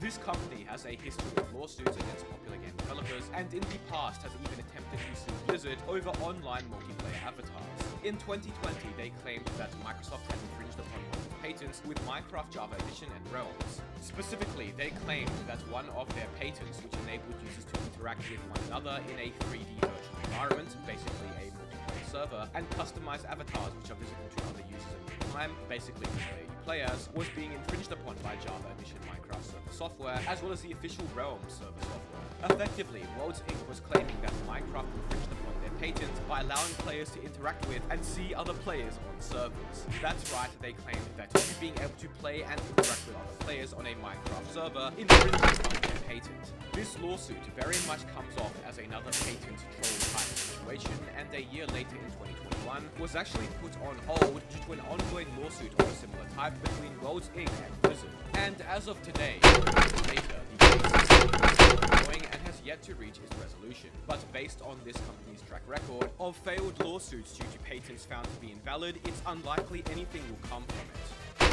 A more serious lawsuit Mojang faced in its earlier days of operation was one against ZeniMax Media, the parent company of famous game developers Bethesda Studios, who created the Elder Scrolls games. Back in March 2011, Mojang announced another game they were developing known as Scrolls. Scrolls was a digital collectible card game similar to Hearthstone that also featured gameplay elements from board games. The game left the beta and could be released in December of 2014 and then ceased development into 2015, where later the service was shut down in February 2018. Clearly it wasn't that successful. But what Scrolls is probably most remembered for is this lawsuit with Bethesda, who claimed that the game Scrolls was the conclusion of this multiplayer series, wanting Mojang to change it. Hilariously, Notch's first response to this potential lawsuit was to publicly challenge Bethesda to a match of 3, where if Notch and his team won, then Bethesda would have to drop the lawsuit, and if Bethesda won, Notch would have to change the name of Scrolls. PC Gamer even offered to help with the administration and refereeing of the event if Bethesda agreed, which they unfortunately did not. As a bit of a side story, a few months later in April 2012, Notch emailed a player named Dylan, who was a member of infamous drinking group Team Abolition, about shutting down a pirated version of Minecraft and on a website called MinecraftForFree.com. Dylan responded by challenging 3, inspired by Notch's recent challenge against Bethesda, where if they won, they would get special Minecraft capes, and if not won, then Team Avo would have to hire a dubstep artist to make a song in Notch's honor. Notch hilariously accepted, even live streaming the entire game, and ended up winning the match. Salsy1 has a good view about that if you're curious. Back to the Bethesda lawsuit now though. Notch and Mojang would win the interim injunction, allowing them to continue to use the name Scrolls, although Bethesda still had the ability to use the original name. No! A few months later in 2012, Mojang and Bethesda where Mojang would not trademark the name Scrolls, but Bethesda would not contest the name either. Years later in 2018, Scrolls was renamed to Call of Fame anyways upon the game play, and the servers shut down. Back in 2013, Notch would post this tweet, "Put being silly," with an attached email link. The picture he shared was from an email he seemingly received from the owners of the Put trademark, a specific mini-golf chain in America. The letter contained a cease and desist claiming Notch and thus Minecraft had infringed upon the Put trademark. Now, you might be confused, how did Minecraft infringe on some random mini-golf company? Well, attached in the same letter was a screenshot of a variety of YouTube videos of Put maps. Yep, that's right, Put issued a cease and desist to Notch because some YouTubers built a Put map on the Xbox 360 version of the game and played it. This would lead to quite a humorous reaction from the Minecraft community, with lawyers even chiming in mentioning that this move made no sense as Mojang did not control what content users create. If Putt wanted to actually issue a cease and desist for the content they claimed was infringing upon their copyright, it would have to be against the individual users and YouTubers making and showcasing the maps. Mojang did not comply with the cease and desist, and it seemed like the whole ordeal was dropped not long after. Interestingly though, in reply to the tweet about Putt which was made, he would actually mention that this was not the first time a company attempted to sue or issue a cease and desist to him over user-generated content. One of the most famous early Minecraft videos is this one here, of which a player built a 1:1 scale replica of the USS Enterprise starship from Star Trek. This build is extremely impressive, but even more so because back in 2010, when it was built, there was no fly, welded, or other building tools. This was all done very slowly, block by block. The video of this build now has almost 13 million views, and I guess it got the attention of CBS, who owned the rights to Star Trek, as they sent Notch a cease and desist over it. This is interesting because when the video first came out and went viral in late 2010, being possibly the first Minecraft build of such a type and scale, there were actually news articles theorizing that CBS would sue over this replica. And according to a lawyer, there may have even been grounds for a case, but seemingly nothing ever happened.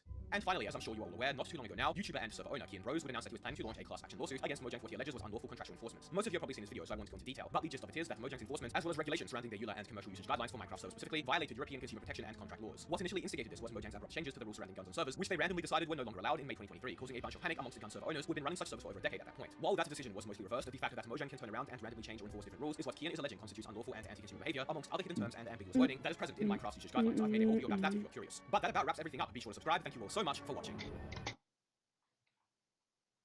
Guys.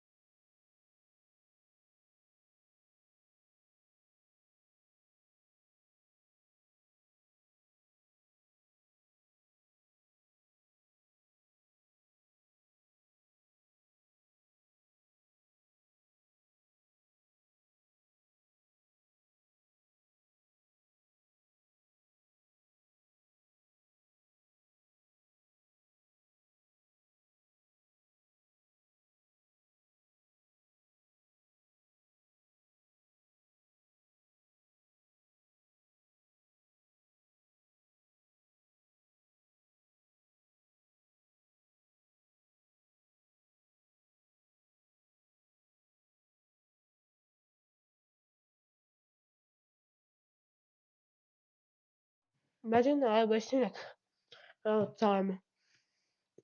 Minecraft has a long and detailed history of bugs, but unlike any other game, what makes Minecraft's bugs so unique is that there have been many cases where they have become features of the game, some of which are now fundamentally important that we use regularly whilst playing. But that begs the question, when does a bug get to be considered a Minecraft feature? If it has existed for years, is it safe to assume its intended behavior? Well, the past few months, and with Minecraft's most recent Spring to Life update as of a few days ago, some of the game's most useful bugs, of which have existed since 2010, have been silently getting fixed. And while for some, the community has rallied together to force Mojang to unfix them, others remain fixed, breaking many long-standing Minecraft mechanics. Why is Mojang suddenly doing this, and what exactly is going on? Well, recently, in Minecraft 1.21.5 released Candidate 1, a snapshot-like version of 1.21.5, a hidden change not documented anywhere in the patch notes occurred. Ever since nether portals were added to the game back in 2010, despite the portal looking small, its hitbox was still considered the size of a full block. So here, for example, despite my character not actually visually entering the portal, we still enter its hitbox and thus get teleported to the nether. The same goes for all other entities with hitboxes, which of course includes mobs and items. Now, this was actually a good thing, as nether portals are very useful for a variety of farms and technical builds, used for teleporting mobs and items to and from the nether, and the fact that the portal's hitbox was a full block made this task easy and straightforward to do. However, in this recent release candidate, the portal's hitbox was now fixed, so that it would be the same size as the portal looks visually, which is about 4 pixels. So now I can drop items really close to the portal, which I was unable to do before, and the same goes for mobs and the player, which can now visually go into the portal without even teleporting. Strangely, as mentioned earlier, this bug fix was not documented anywhere, and the only report I could find of it was from 2016, which seems to have been mostly ignored. It was an assumed game mechanic at that point. This change breaks some important mechanics used in technical builds. For example, pistons can no longer push items into a portal as they once could. Boats are now much harder to get into portals, and big slime farms, which rely on slimes getting teleported to the nether so the mob cap wouldn't fill up, will now have issues where small slimes won't enter portals, drastically slowing down these farms. Now, if this bug fix remains, there likely will be workarounds that will be used, but more importantly, this change benefits nobody and only actively harms gameplay. So why was it made? Nobody was complaining about the portal's hitbox being too big, as it wasn't an issue. This change is only a net negative on gameplay. But more concerningly is the fact that this situation isn't the only one that occurred, as recently there was another undocumented change to an important Minecraft mechanic. But first, do you want to run a Minecraft server so you can abuse these bugs and show them off to at hostinger.com on a 20th. Technically not a bug, but another important Minecraft mechanic that existed since beta 1.7 was randomly broken, entity separation. Now, I won't go into detail because it gets quite technical, but the gist of it is that there were ways using contraptions with pistons to sort or separate entities by their age. So for example, you could throw stacks of cobblestone and then push out to the first stack you threw down. Or if you collected a bunch of creepers in order to turn them into charged creepers to get mob heads, you could use this mechanic to only push one out at a time, that being the first creeper that's This was used a lot in storage-based technical builds and was very useful, but randomly, completely undocumented, was changed. This led to quite some backlash from the technical Minecraft community as well as members of the Hermitcraft community such as DocM77. When the change was discovered by technical Minecraft methods. Fortunately, in 1.21.5 release candidate 2, this was fixed, but as I was told by methods, such a change, which was seemingly untested by devs, could have led to a lot of other issues, and it's quite poor that they would make such a change without proper gameplay testing. Now, this whole ordeal may sound somewhat familiar to you if you've kept up with Minecraft's updates recently, and that's because the past few months, Mojang has patched or attempted to patch an abnormally high amount of old and useful Minecraft bugs that the general playbase was very fond of. Back in early 2019, during Minecraft 1.14.2, a bug was introduced to the game whereby players would continue sprinting when they performed actions that would slow them down. So, for example, if you began sprinting, then began holding your shield or sneaking, you would move faster than you normally would if you held your shield or sneak without sprinting beforehand. Most of you probably used this bug for years, including the feature without even realizing, and when combined with enchantments such as sneak, could be really powerful. Despite having existed since 2019 for over 5 years, in December of last year, with the release of Minecraft 1.14.4 and the Cave Garden, this bug was patched. Players obviously weren't happy, many of which mentioning that this bug had been in Minecraft for way too long and should be considered a feature. But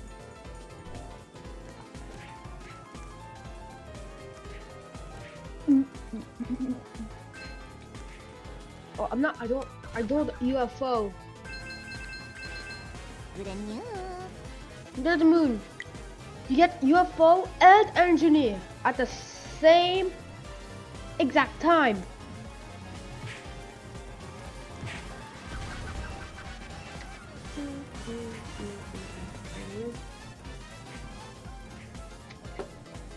I'm gonna kill it.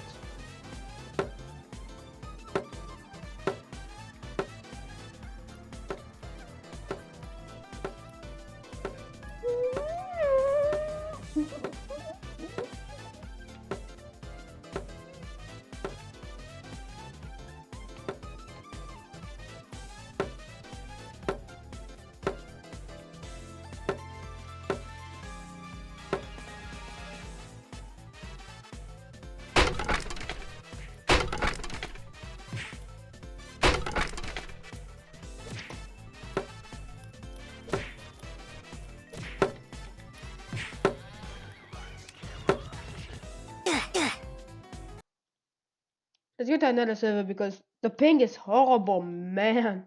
It takes like 2 seconds to build it.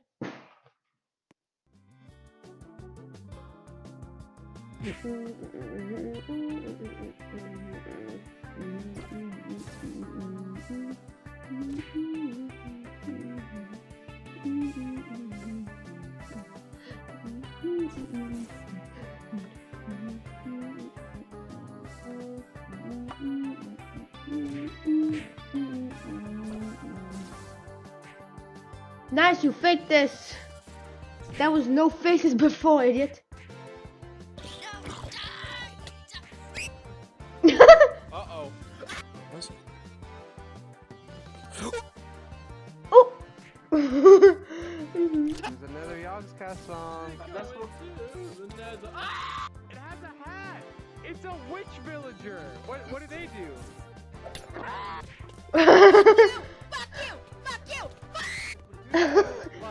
Oh my god, no.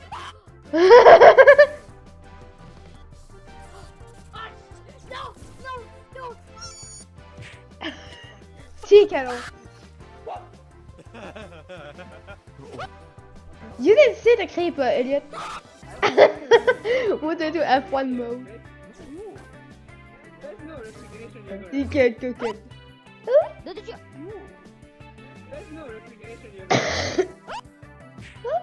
No. Give up your place so easily because now. It's coming for you. Probably should put something to indicate.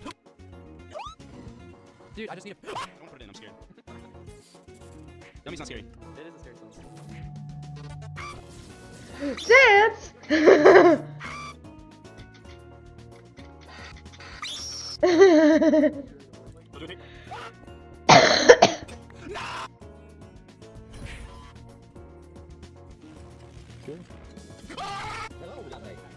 Guys, guess what? We have a double chest now. I gotta get a closer look at this fucking thing.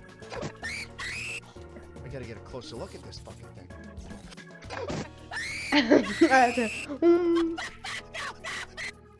I'm sorry, I'm so. Like, we got a whole well. Oh, it's funny. Just kill it! Don't get me! Emerald! We're rich! We're rich! Diamond! For the fans. Dude, how many ducks? Like, hey, good.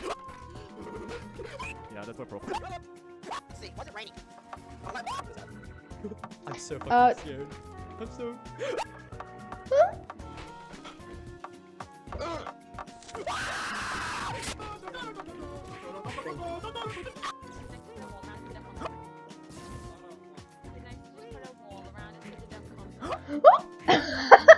Nice! You did it!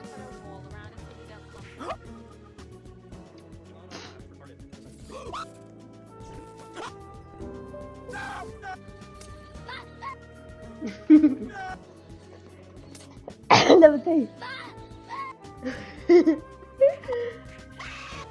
I'm getting minged off. There's no one around. The creeper was fast. To this yellow bit.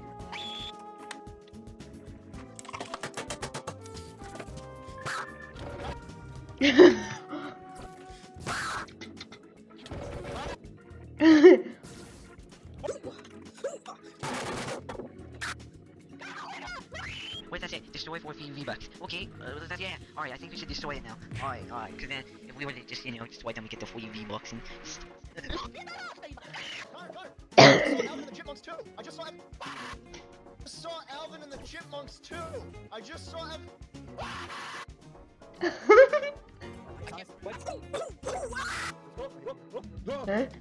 Sorry, I didn't teach a tutorial on how to feed your cats. So anyway, that's feed your fish.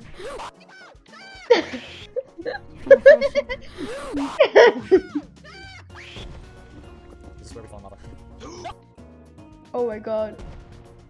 I didn't like it. What was that? God. Is it still there? Maybe it's like saved. I'm gonna have to steal hella Jogo Bots now. Yoink! Dude, this crazy fucking kettle bot, yo, editor, put that shit on.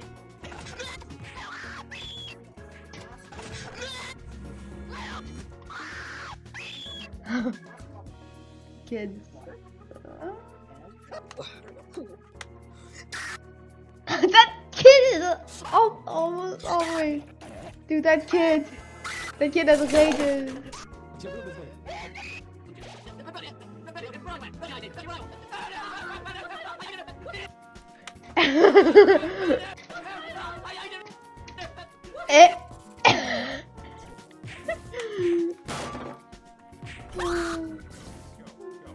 Oh my god! And thus Technoblade saved himself from certain death. He went on to win the game, have a family, and live a happy life. Just kidding.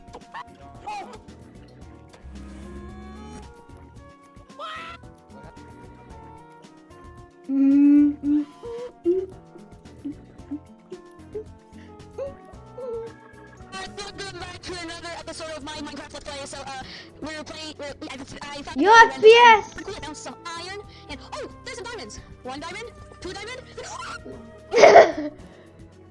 How many times was he gonna die? No. Creeper! Oh man! What sort of resources we got? Now I'm up. Was the lockout? Okay, I think. No, I mean, it's like...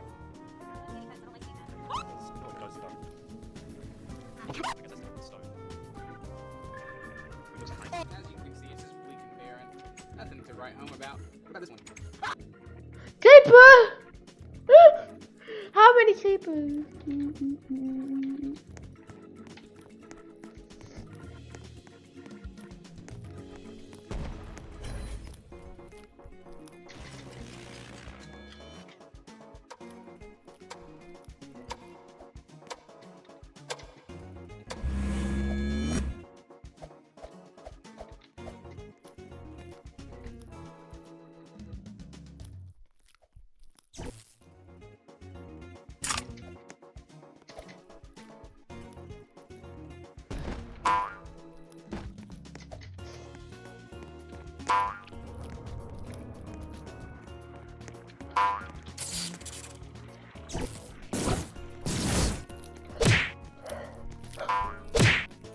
Huh?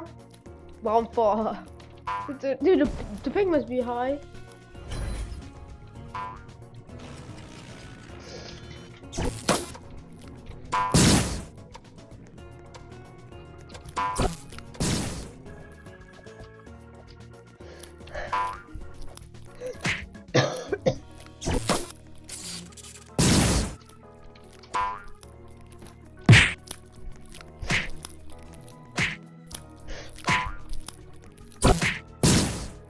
What?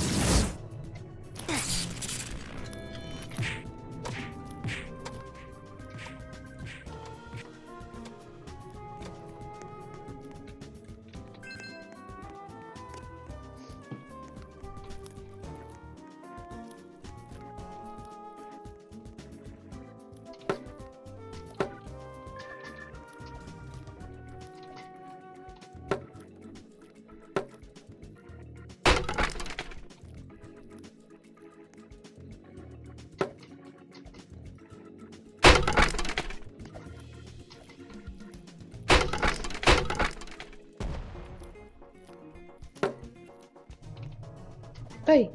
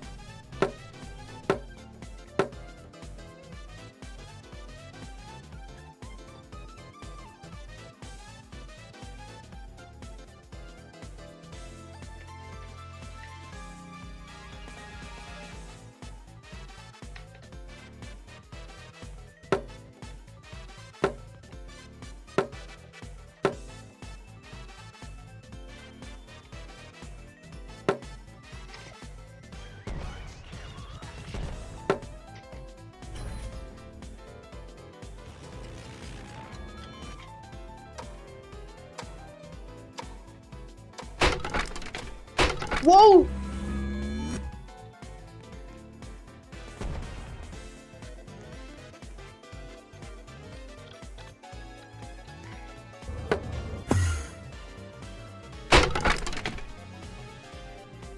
Wait, is he gonna? Are they gonna really try? Like...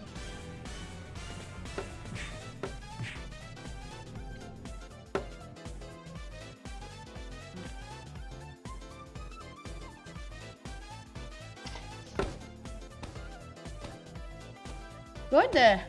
I beg you. It's good.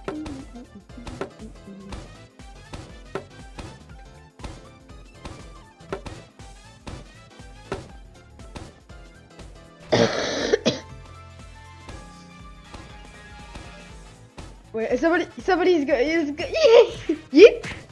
Yeet. Why?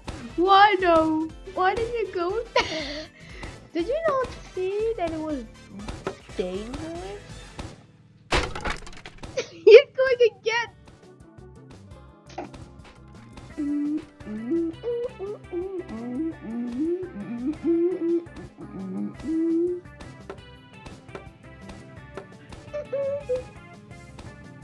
Oh my god, there's another engineer! Wait, is this...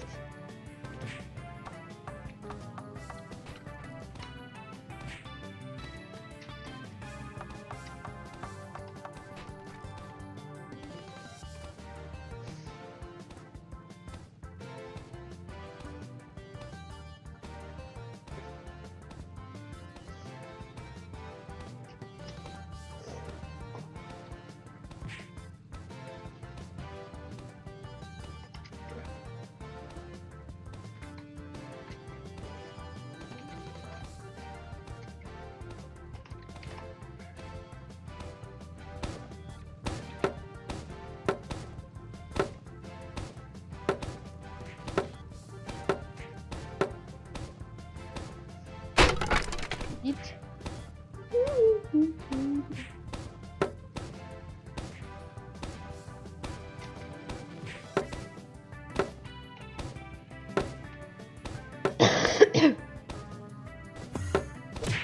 Another one. Do you have a trap and it's somehow working? Please, please, please, please.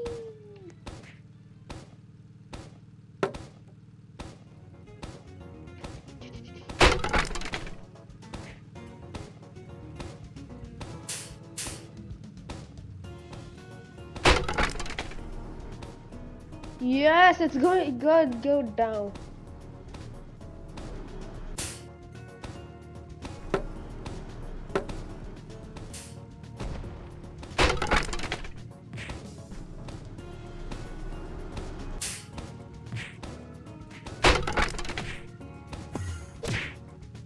You. Hold up, I have to put an extra trap. Yes, there we go. As soon as I get there. Dude, somebody he goes there and tries to get me. He thinks he can steal it. You cannot steal engineer car, dude. La la la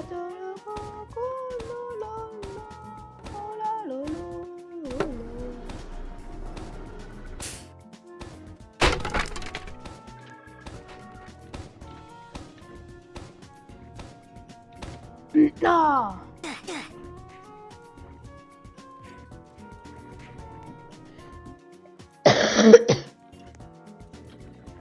Oh, inflation. Teleportation? Wait, I thought it was more expensive.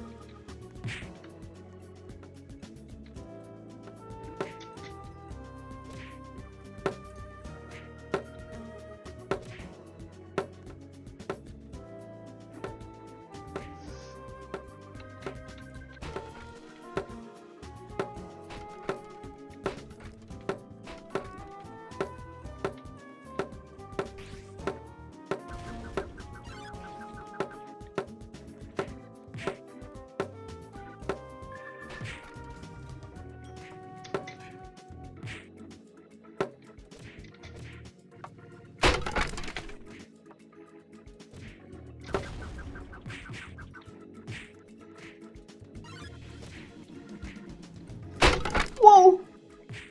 Ha ha ha ha ha ha ha. Hey. Yoink. Hey.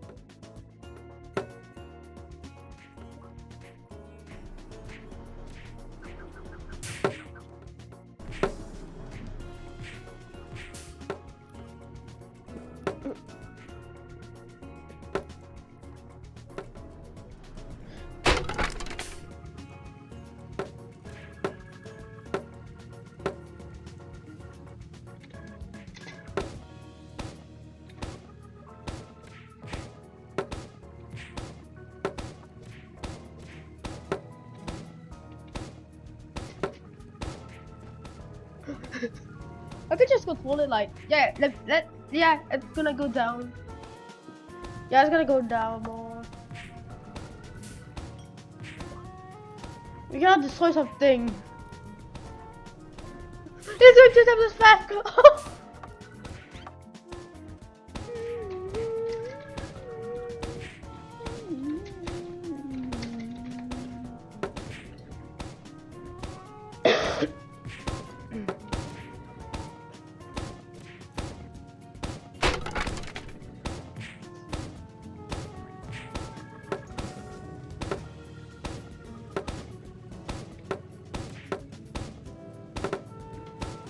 Oh my god.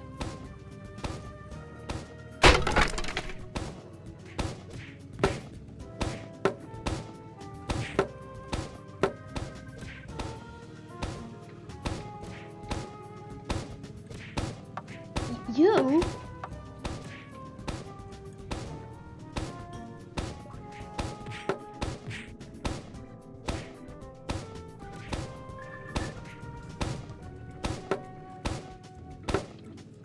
Whoa.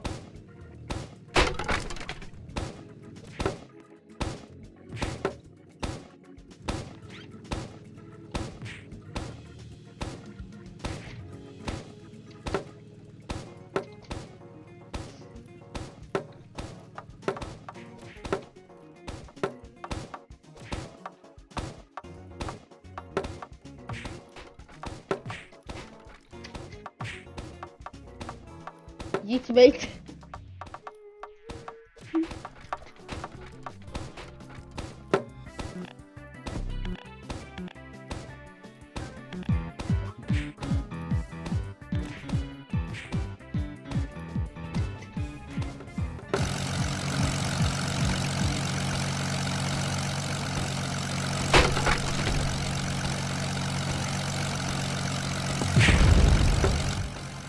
Huh?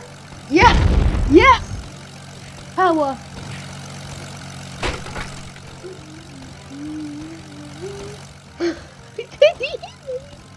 Just 5? Yeah, he's gonna try again. Check this out.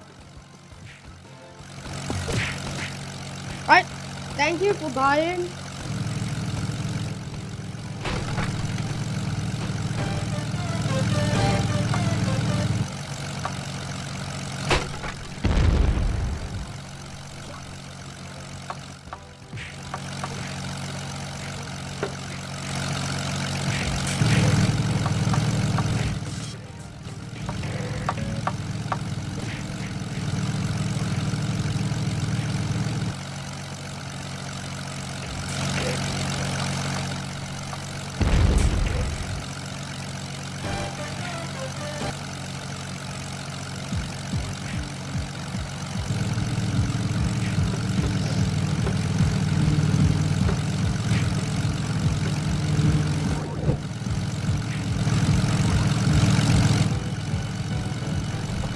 Yoink!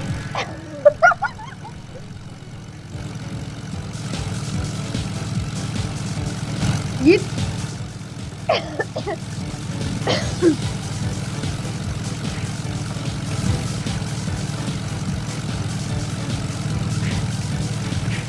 Boink! Boink!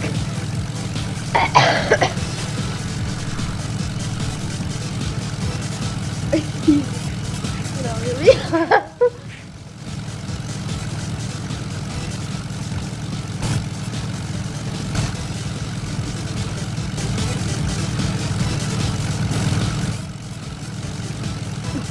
Bonk.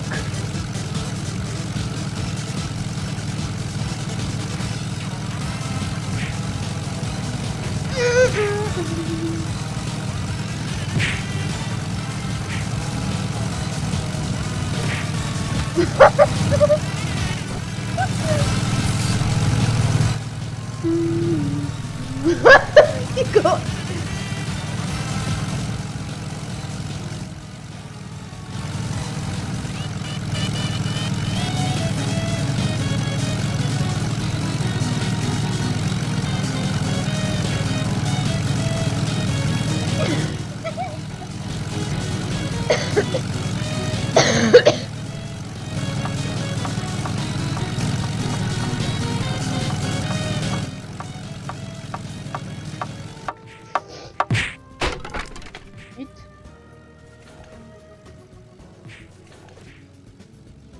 He's still. Nice luck.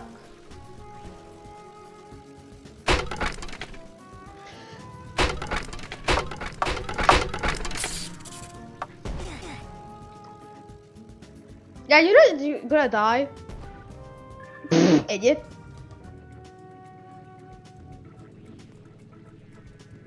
You know what? I have an idea.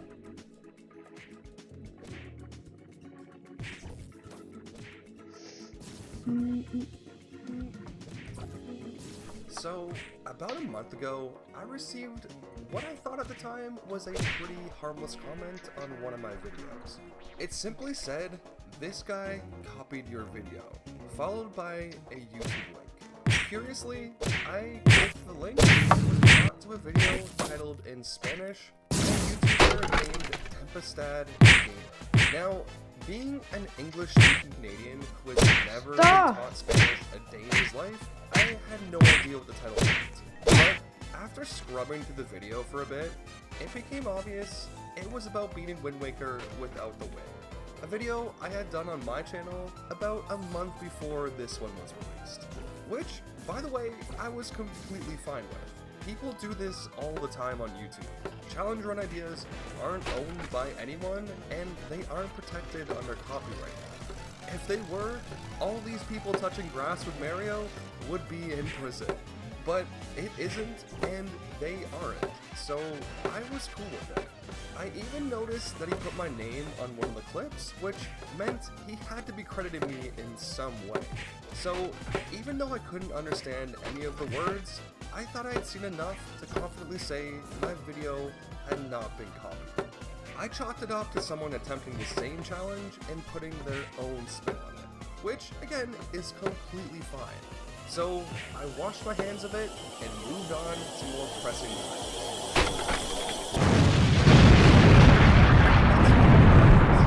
Something about that video kept nagging me.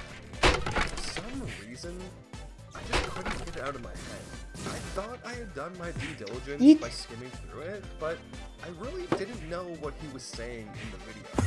He could have copied my script word for word, and I would have no idea because I don't speak Spanish, and I didn't know anyone else who could, which meant, unfortunately, I was out of luck. But thankfully, that day, while digging through the settings of a YouTube video, I found a possible solution to my problem. The YouTube Auto Translate. This little feature translates the audio from any YouTube video to nice, neat English closed captions. Now I knew, like most of these things, it probably wasn't 100% accurate, but it was probably good enough for what I needed it for. So, with my new tool in hand, I rewatched Tempestad Gamer's video on Wind Waker without the win.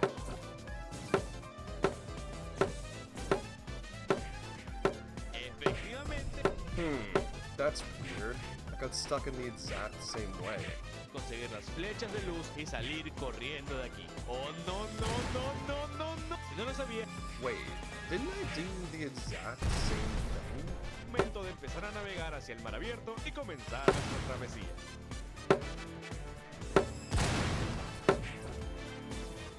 Y sí, aparece. Wait, what? He stole my joke. Yeah, so he definitely stole some shit. To show you what I mean, let's take a quick look at those clips I just showed. So, when I was first trying to perform barrier skip in my run, I kept coming across a problem where Link would run against the barrier and just not clip through. It turns out, even though I had done the setup right, I was building up too much speed to actually make it through the barrier. I know this because I asked the Wind Waker HD speedrunner Discord, and they knew exactly what the problem was and answered back right away. You can actually still find the question there if you go to the practice/help section and look for October 17th. Now, coincidentally, Tempestad had the exact same issue. While trying the exact same trick, he also built up too much speed, and also asked somebody on Discord for help. That's weird, right? In my next clip, I had just performed barrier skip and made it to Ganon's Tower. At this point in my run, I was exhausted from trying to do barrier skip for hours and thought all the hard tricks were behind me. That was until I realized I needed the hook shot, an item I didn't have, to beat this guy to actually make it through Ganon's Tower, which is exactly why I did this. Out of here. Oh no, no, no, no, no, no, no! Now, in his run, Tempestad came to the same conclusion and strangely reacted in the exact same way.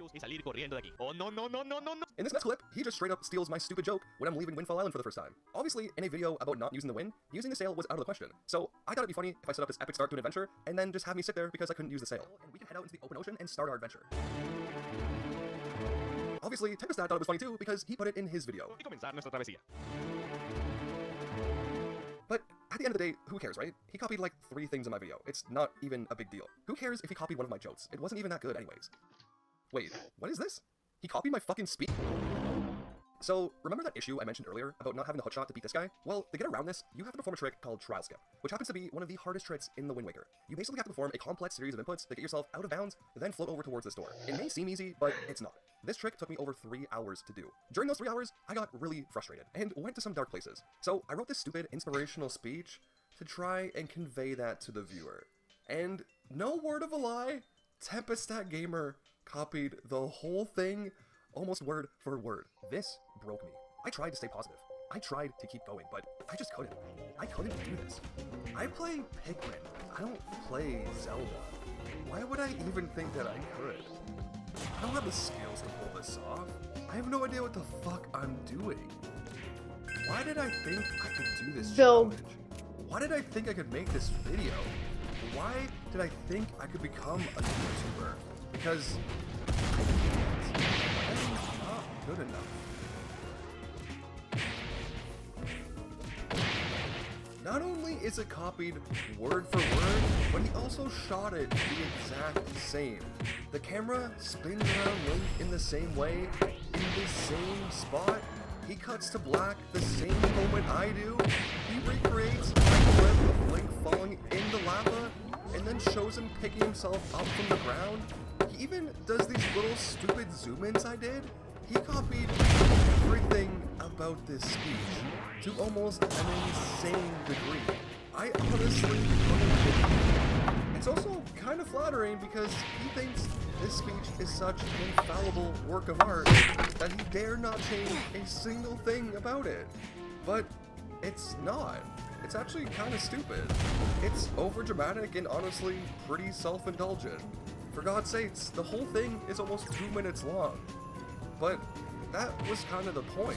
I was just trying to vent my frustration. That part of the video wasn't for the viewer. It was for me. Okay, so we're gonna do a little story time real quick. About a year and a half ago, I developed really severe chronic jaw pain. I won't go in depth on how it happened, but just know it basically left me unable to work a regular job.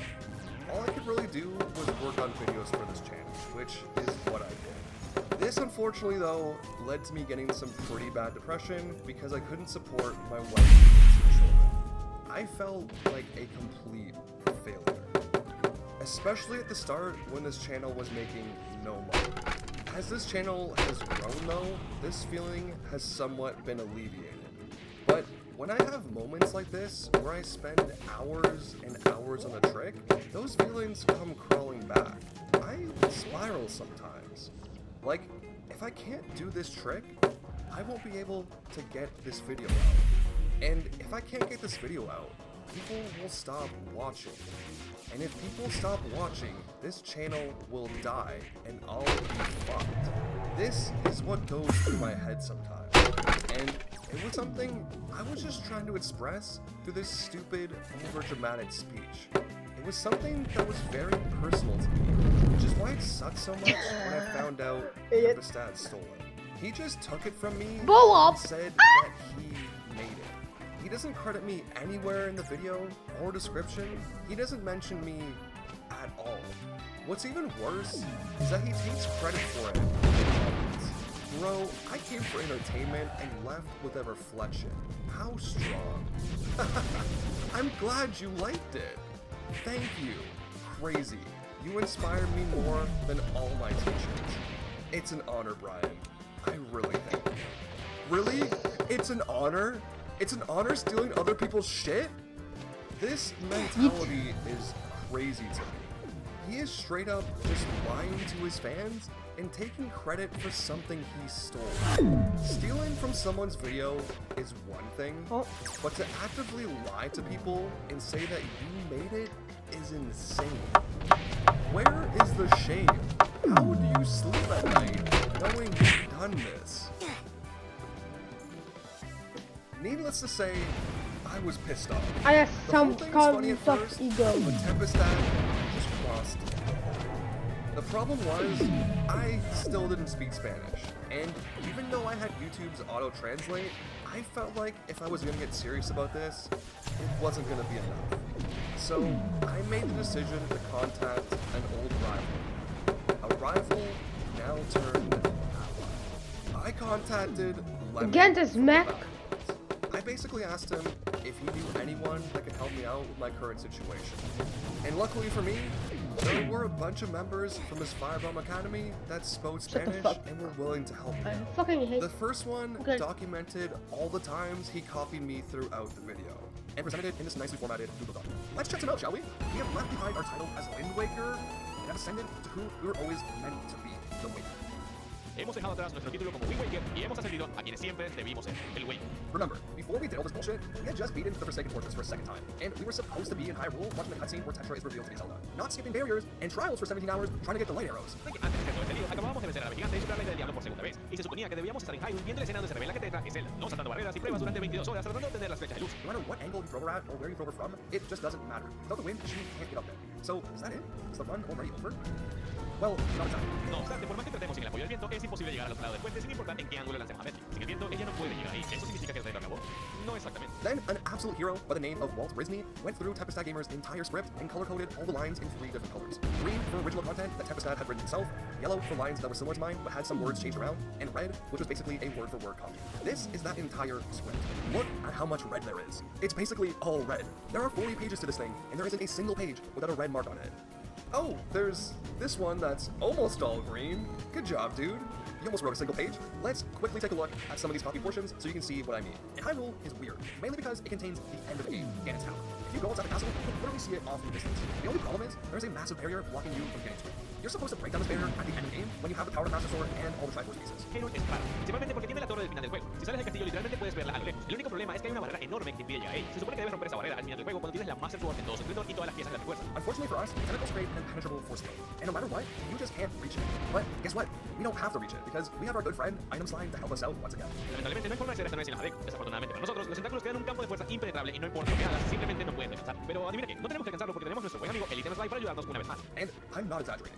Using this method, Link will multiply his speed by 1.2 every single frame. And since the Wind Waker runs at 30 frames a second, that's a lot of speed really quickly. In fact, you can build up so much speed like this that you can just crash the game. No estoy exagerando. Si usas este método, Betty multiplicará su velocidad por 1.2 cada cuadro que pase, y dado que Wind Waker corre a 30 cuadros por segundo, eso es mucha velocidad en muy poco tiempo. De hecho, puedes acumular tanta velocidad negativa que simplemente crashearás el juego. A few others took a look at both videos and compared them, and the general sentiment was that around 80% of the script was stolen, if not more. 80%. My original script for this video is 23 pages long and almost 10,000 words. It took me 4 days to write it. Then, Tempestad Gamer came along, copied the whole thing, made a couple of changes, and called it his own. I'm credited nowhere in the video or description, and he doesn't even mention my name once. That little section of the video I mentioned earlier, when I thought he was crediting me, was just him showing off one of my clips. It was just me getting the bottle from the submarine, and he probably showed me doing it because he was too lazy to do it himself. But it's honestly just hilarious to me that he even put my name in this section of the video. Like, the whole video should have my name on it. It's my video. But Tempestad doesn't look at it this way. He thinks it's his video. Just look at some of his comments. He has no issue taking credit for someone else's work. And when he's called out for it, this is his defense. I'm sure I've seen a video very similar to this on some channel. The challenge is the same, but there's no channel that brings in a girl named Venti, and that is so epic. He thinks because he made Link into a girl that the video is completely original. All he did was go to GameBanana.com and download this Limbo mod by Pokey Sophie, who he also didn't credit by the way, and he thinks this absolves him from any plagiarism. It's fucking insane. And the sad part is, it keeps going. I only showed you a small portion of this video, but there's so much more he copied. It would honestly be easier showing the parts he didn't copy rather than the ones he did. It's just so much. Honestly though, even after all of this, I still wasn't gonna do anything. He didn't get a ton of views on the video, and he's a relatively small YouTuber. So I felt like if I called him out, it would have felt like bullying in some weird way. So I didn't do it. I just decided to take it on the chin and let it go. That wasn't until I checked some of his other videos.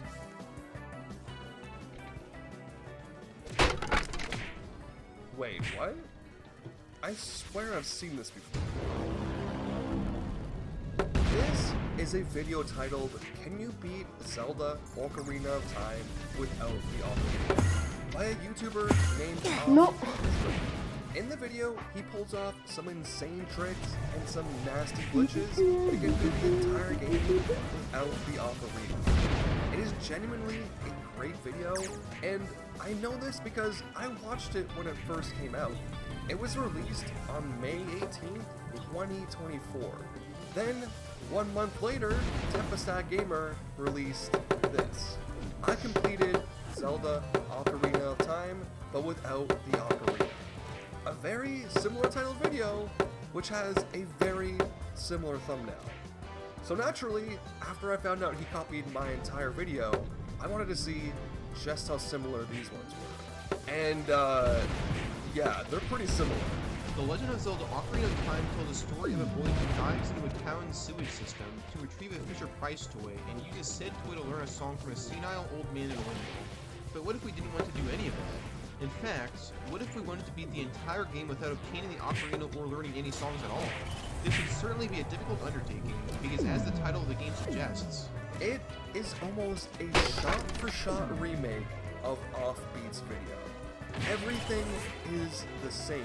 From the words he uses, to the clips he uses, to the pictures he uses. He even copies Offbeat's Fisher-Price show right at the start of the video. The Legend of Zelda Ocarina of Time told the story of a boy who dives into a town's sewage system to retrieve a Fisher-Price toy. The Legend of Zelda Ocarina of Time cuenta la historia de un niño que se sumerge en el sistema de alcantarillado de una ciudad para recuperar un juguete musical. But hey, he did use different Fisher-Price toys. Instead of the joyful drums, he chose the wacky horn. Now that's originality.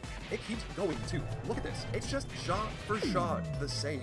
He even copies another one of Offbeat's jokes, where he compares this Kokiri boy to the member of the Lollipop Guild. Except his version doesn't make sense because it's E.T. in a wig. Tempestad, do these two look the same to you? I don't know if something's lost in translation here, but I genuinely don't understand it. The whole video is like this though.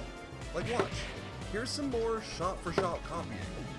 All the customs to earn myself an empty bottle from the custom plate. Open the grave at the graveyard to get the Hylian shield that I'll need as Adult Link later on. Right after that, he uses the same pictures again, but this time he doesn't even bother switching them up, he just rips them straight from the video. Tempestad likes doing this a lot. There's a picture later on in the video that shows the Shadow Temple's basic structure, which Offbeat Drill grabbed from this video here, and wrote his own text. This idiot. And guess what? He correctly credits him in the description. You want to know what Tempestad Gamer does? He just steals the picture and doesn't credit anyone. Isn't that fun? Or this one, where he just happens to put up the same 3 medallions at the exact same point in the video. But wait guys, he put them in a slightly different order. That makes it not stealing. What's hilarious about this too is that he copies the pictures to such an absurd degree. Like, at the start of the video, when Offbeat Drill shows the medallions, he doesn't remove the white border from the image.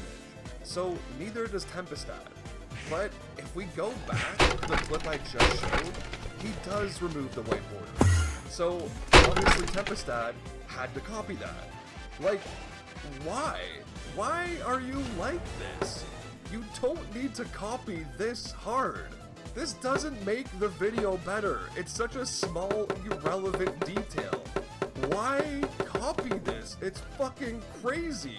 Another thing Tempestad Gamer likes to do is cheat, which isn't nearly as serious as the whole plagiarism thing, but it is kind of funny, so I wanted to point it out. It's also completely fine to do if done in the correct way, but Tempestad doesn't do it in the correct way. He tries to hide it. Like here, they have to perform a glitch to get to the entrance of the Forest Temple without the hook shot. Offbeat Drill shows himself performing an insane glitch where he hovers to the entrance using bomb shots. Tempestad shows someone else doing it, and then just magically appears at the top. He doesn't explain anything, he doesn't show off what he did, he just appears at the top. Now, people are probably gonna say, how did he get up there if he didn't perform the glitch? He doesn't have the hook shot, he can't get up there any other way. Yeah, he just used a moon jump cheat. Tempestad is playing on a PC port of the game called Ship of Harkini. I know this because when he resets the game in the video, it shows off the logo for the port. And guess what the Ship of Harkini has? It has cheats, specifically a moon jump cheat.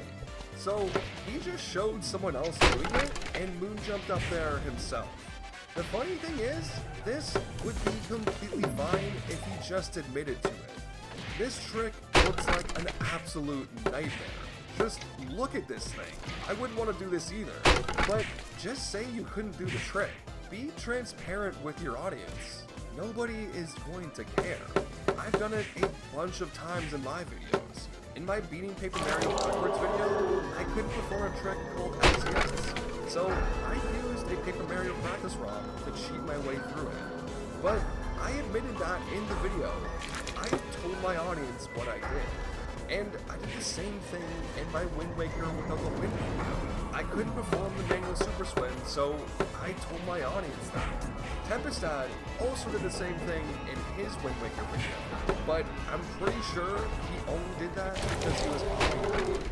And listen, I know it's a little lame that I didn't do it myself, but I promise you, this is the last time it'll happen. If I actually performed the trick, I have no doubt in my mind he would have shown someone else doing it and magically appeared on Dragon Roost. But yeah, he does this type of thing quite a bit in this video. Like when he finally beats the Force Temple, he walks into the Blue Light to claim the Force Medallion, which you literally can't do as young Link because it soft locks the game. This cutscene showing off the little Deku Tree guy will just freeze. Offbeat mentions this in his video and actually does a super complex trick to get around it. It's also mentioned in another video by Mandatory Pixel where he beats Ocarina of Time with only young Link. And I even went to the Ocarina of Time speedrunning Discord to make sure this was the case. Everyone says you can't do this without the glitch, but Tempestad walks into the light, grabs his medallion, and doesn't mention a thing, knowing full well that he didn't do the glitch and his game is going to crash, and he won't be able to collect the Force Medallion. His audience doesn't know this because he doesn't say anything. He just hides it and avoids telling the truth. In another section of the video, when he's out of bounds in the Shadow Temple, he turns on environmental collision so he can see where he's going. He says it's so the audience can understand what's happening, but let's be real, it's just for him to cheat. Because this is what it looks like without collision on. You can't see a thing, and it's impossibly hard to navigate. In another clip, he does the same thing he did in the Force Temple, except this time at the Spirit Temple. He shows a clip of someone else doing it, and then magically just appears at the top. Like I said before, all these examples aren't as serious as the blatant plagiarism, but it does help paint a picture of the type of person Tempestad Gamer is.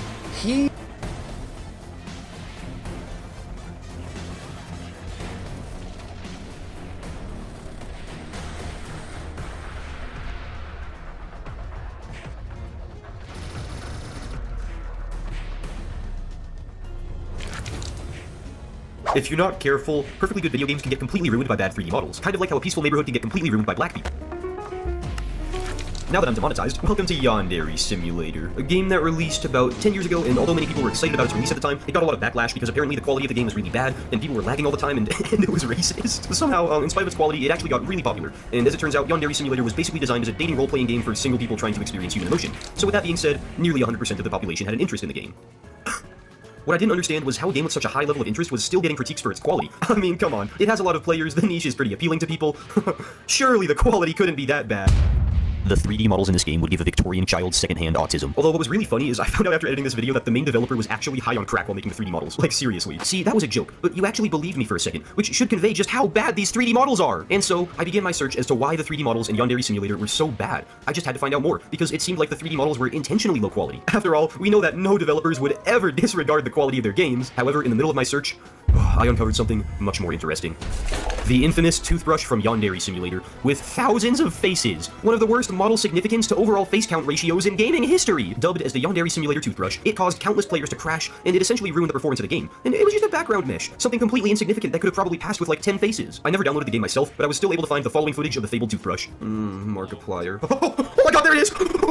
So, what makes the toothbrush so significant? Aren't all the models in the game low quality? Well, yeah, but what makes the toothbrush unique is not only its ridiculous face count, but how many faces it has in relation into its significance. What commonly tracks in video games is that the more significant and like front and center a 3D model is, the more detail it should have, which seems fairly obvious. So not only is this toothbrush a background mesh that is almost never on screen, barely visible, and never in a close-up shot, but it also has one of the highest face counts of any mesh in the game. So what have we learned so far? First off, that a toothbrush is capable of not only painting over drywall, but also directly interfering with the value of the video game industry. Even after all I've learned so far, I knew I had only experienced a fraction of the power of this toothbrush, and I wanted more. I had to go a step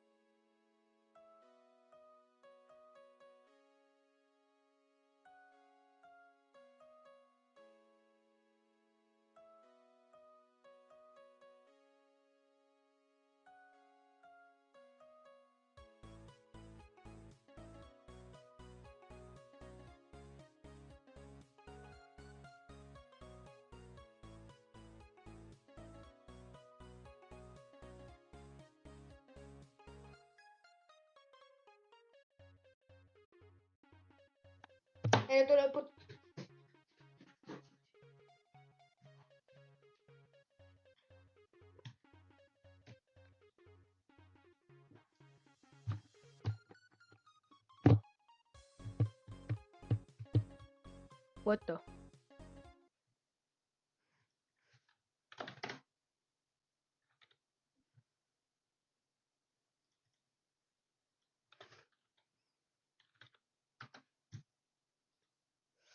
Project Go Sacrifice.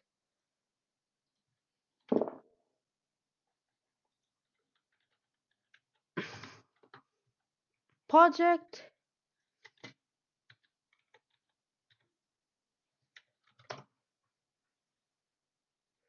Sacrifice. The mod pack. Yeah, Project Sacrifice. When you hurt yourself, all you do is just hurt yourself. Dude, what the fuck? My name is Blake. I'm 10 years old. My brother had a party with his friends, and I come outside and see a McDonald's bag. When I look inside, there was only empty cups, no burgers, or anything saved for me. I felt very sad, and I played Minecraft feeling sad I didn't get a share of McDonald's. Wow. r/stories? I mean, I'm thinking this is where we're gonna get some of the best stories of all time. So much emotion, so much character development and sadness just conveyed in such a short paragraph, you know what I mean? I mean, you don't need 700 pages to make a gripping tale. This is more than enough right here. What's up, boys? Ladies and gentlemen, we have made it to the year where Black Ops 2 takes place, 2025. What even is time anymore? Does anybody remember 2020? Was that not just like last year? What the hell? 2024 was also possibly like the longest year of my entire life, so I am kind of glad that it is 25 now. I thought we'd start the year off right by checking out a subreddit I have not yet checked out on this channel, you know, switching up the content a little bit. I know, kind of crazy for me. r/young people Reddit. Alright, we've all heard of young people YouTube. This is young people Reddit. Basically the same thing, but on Reddit. Boom. Let me know in the comments what your New Year's resolution is. I think mine is going to be to start the process of getting a certificate for sound design for games and stuff. But yeah, without further ado, enjoy the video, boys. Welcome to 2025. r/oddly satisfying. My nuts itch. Thanks, man. Thanks for updating us. I don't know why this person downvoted. Is that web display for 1.18.2?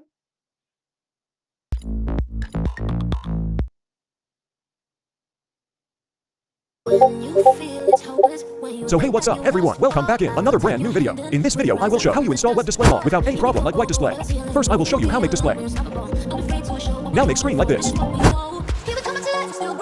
Wait a minute. Now mod working properly. Let's start installation. Open launcher and click on folder. Select version folder and open. Open mod and extract like this. Copy OOP 7 folder and paste in Minecraft version folder. Mod link in description.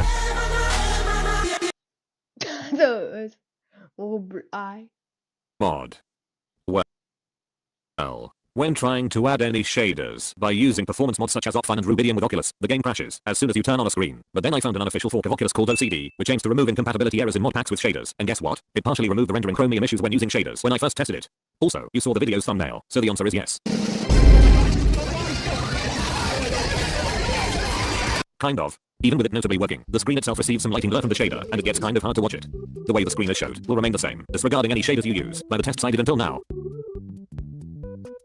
And the really bad downgrade is that the Minepad won't show any image at all, while still producing sounds from the selected page.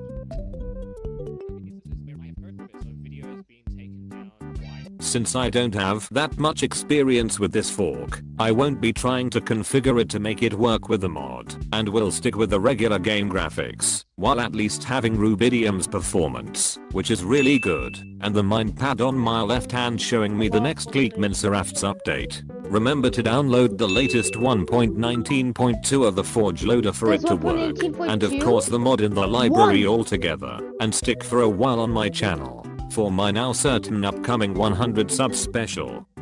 Thank you for watching. See you. Yeah, it's compatible. Let's go.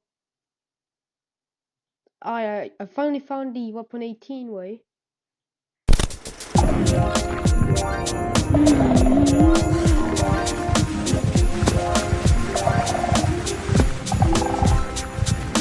Minecraft parkour and Subway Surfers. Peak shorts background content. You know what? I might just end up interlacing this video with Subway Surfers content, but it's just gonna be this one. Just because it's so good. And you know what that means? It is that time of the month again. Merry Christmas.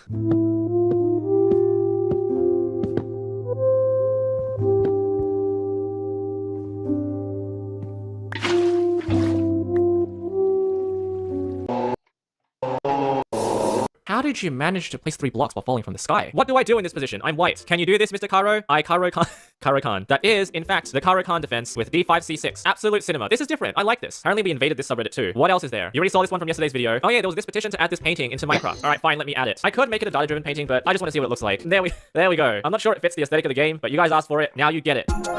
Damn, even the trains move. This is so good. The piglins are going to destroy us all. Just calm down, everyone. Actually, everyone. Can we look at that? Oh, wow. It's high res. It's 6,000 by 6,000. I mean, it's gonna let us zoom all the way in. How many of these guys can you recognize? It's really... You got everything. Michael Keaton's in there. Is that Phoenix-chan? Phoenix-chan with her mark. Oh, wow. Wow. Should I make a plushie for Phoenix-chan now? Would you buy that? Santa Claus. Ian McKellen. Frieza. There's Goku. That's it. I mean, this is just peak. I should just end the video here. I forgot the line. Cut, guys! We need absolute focus if we want to release it in cinema on time. This is one of my favorites, actually. I mean, I personally approve this one. This is way too good. It's Jason. Mum! Oh wow, I'm so scared. This is a bit of a stretch. I still love it, though.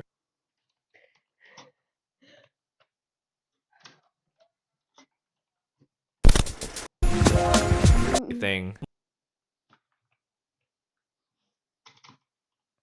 It's the wax lightly weathered compasses. This is exactly what I want for Christmas. It's perfect intonation as well. Meanwhile, in a parallel universe, Lay's relatively scuffed chiseled titanium fence gate. Seed finders, I challenge you. Good luck. Wait, just from this screenshot? Has this been found? There's no way. Wait, what? Alright, so they did a reverse image search. I don't think you can find it from that though. Right, suspicious link. I don't know if I should click it.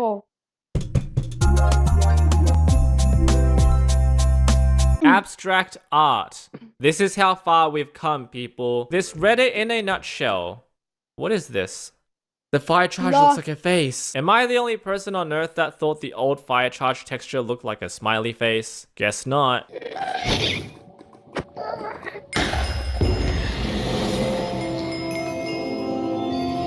Photoshop? No, bro, we click our own photos. What did you do to his face?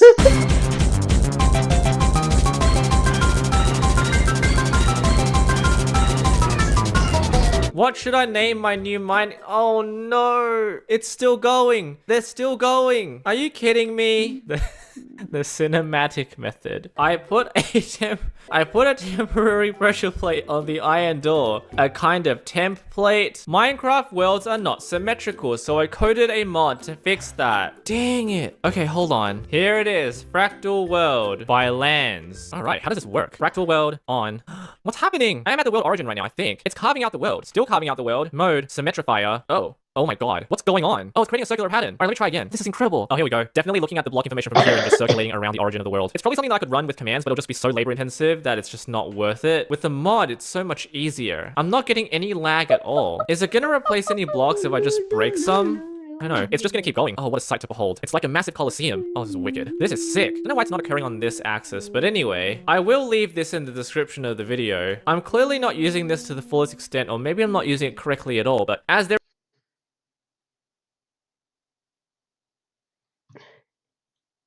Attention! This pool is too deep for swimmers under the age of 15.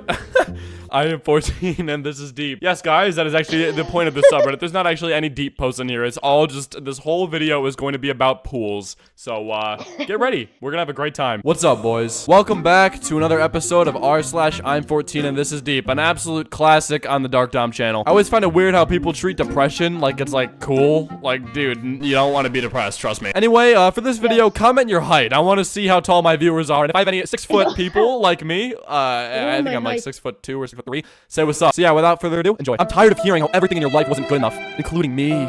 I'm laughing so hard. Someone made this GIF black and white to make it more dramatic, but it's literally from a movie about talking fish and a vegetarian shark. People will try to make everything deep, dude. And I'll never understand it. Like, how are you gonna make me get in my feels over Will Smith fish, dude? You can, I'm sorry. The prettiest eyes have cried the most tears. The prettiest smiles have the deepest secrets.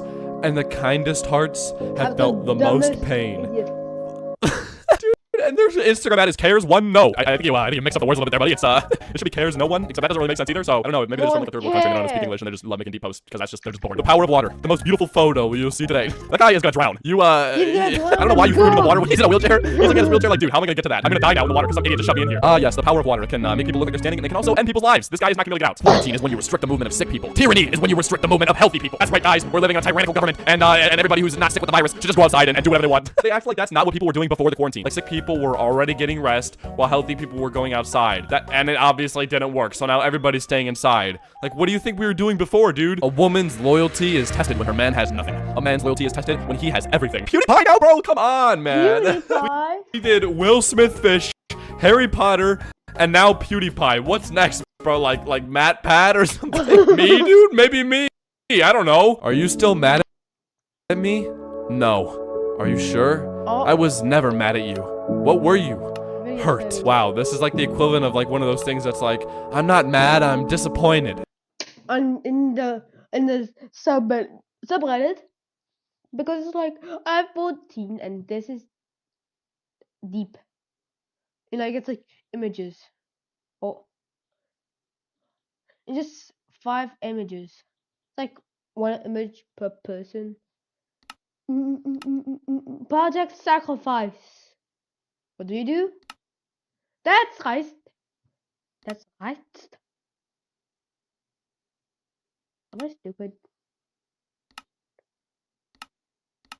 Well, what option is so it has default.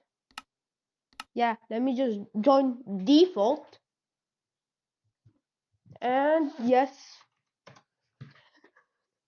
the game calls this default. I don't know why it's called default, but hey, at least it worked. And I was like, thank God I got EFCF. Well, the web display mod entirely in.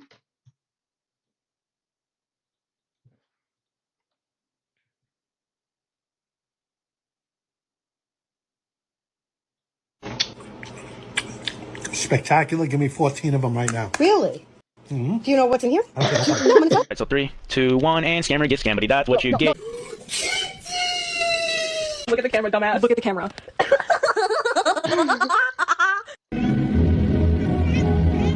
This little guy keeps biting my phone in my fingers. You know what that means? Microwave.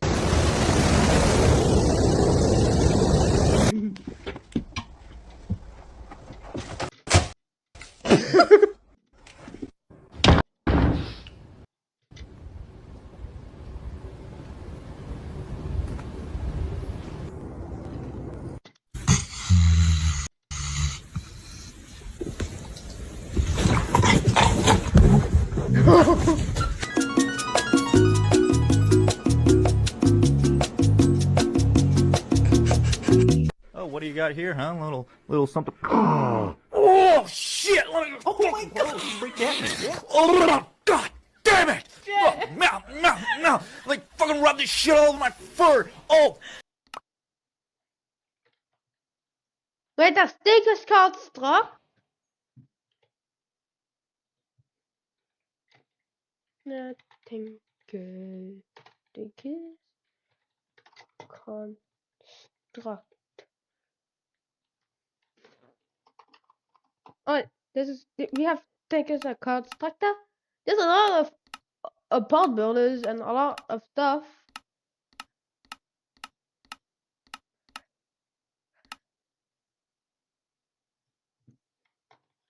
There's like slime.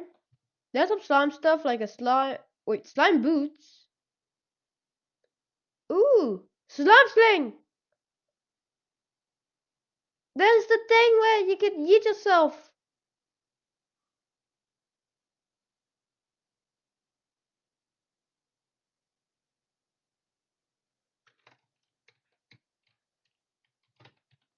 Alright, we're here. That's a sand.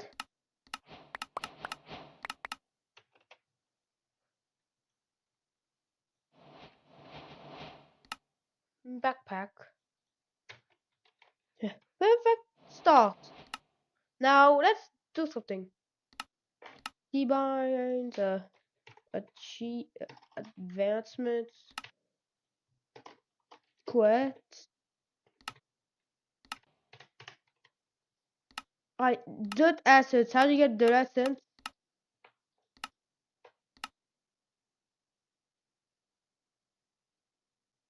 Shift right click on a blank room.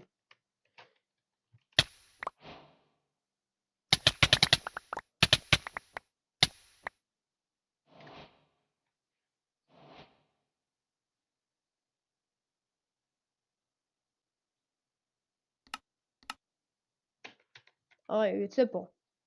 Make the alright, 16 the wood essence. Use essentia on oak log. After essentia iscalus.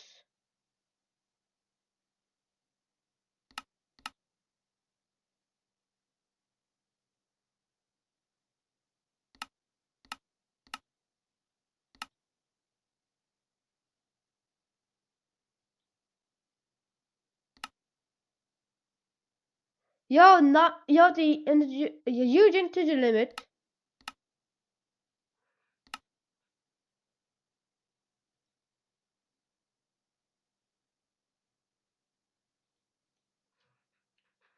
Bedrock, this, boom.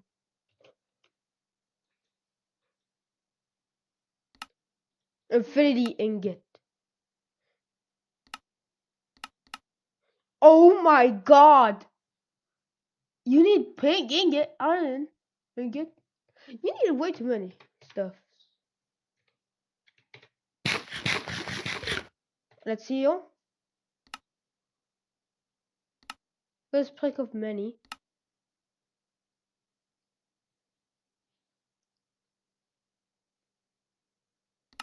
To get wood,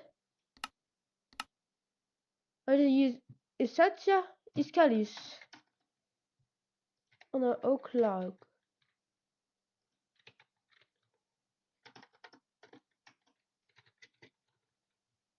How do I get an oak log?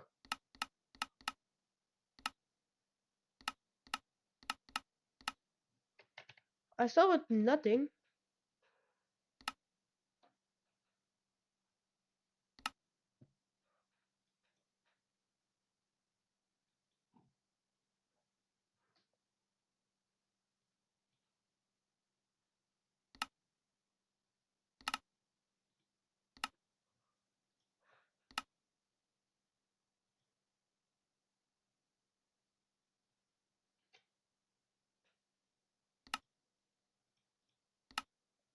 To get some wood, essence, dirt, boom. Wood essence.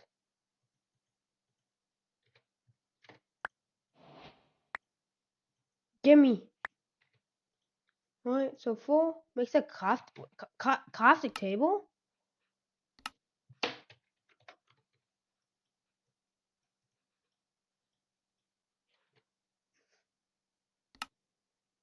Dear God, I need to make a crafting table.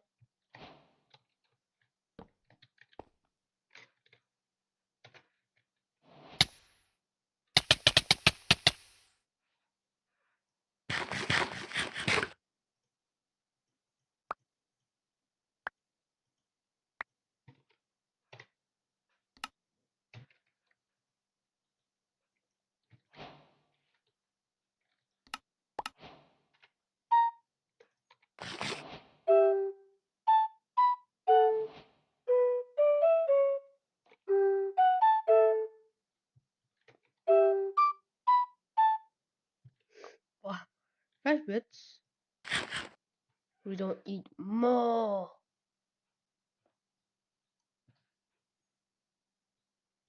That, oh my god, I need to go there. Alright, let's get some rocky dirt. So I need gravel.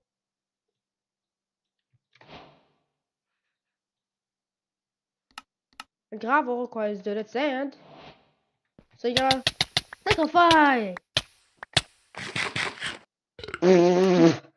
Nice. I actually misclick with the knife without knowing that it hurts still.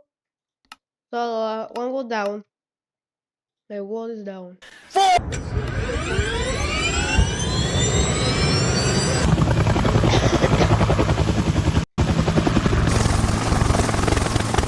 Get off the table now.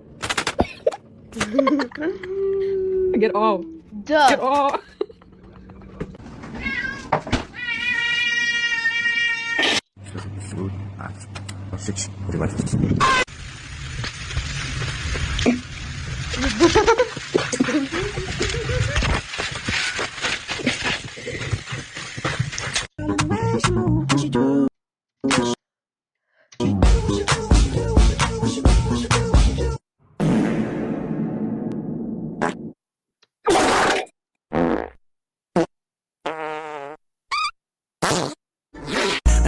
I'm on Facebook, don't feel nothing. 150 for the Scotty kept it playing. I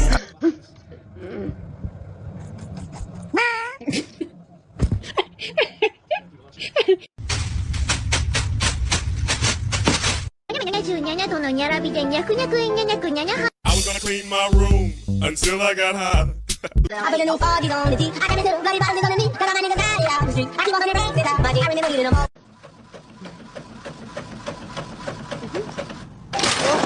In the club, we rock when we be Barbie. Classy bitch, but they know I be 2 glasses of milk, please. 2 glasses of milk, please. Wow.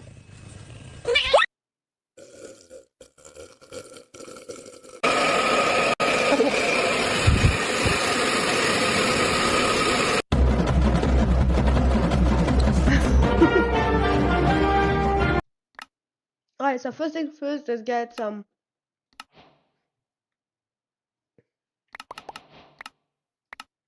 Alright. It gives 3 slots. And I gotta sacrifice!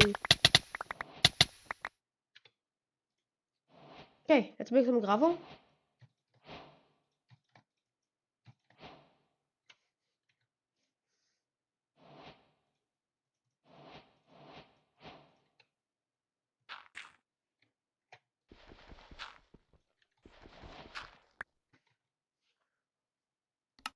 Blank slate.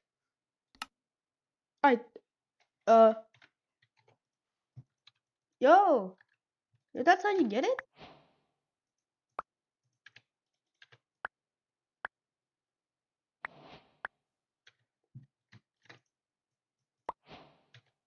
One wood assets.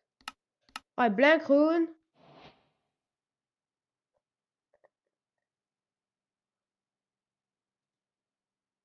We're getting your blood, which requires me to use the flesh bits.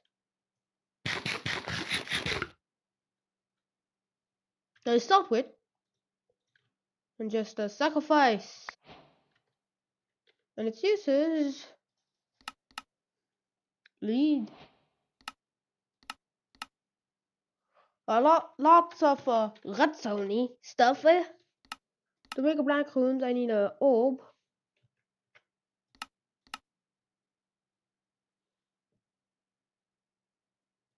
This thing, which requires calculated blood, and a T2 altar.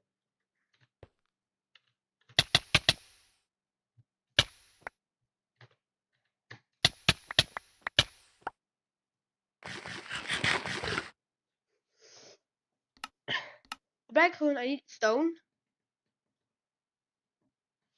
And I have to upgrade it to tier 3, which is 20 stone and 4 glowstone. How do I get the glowstone?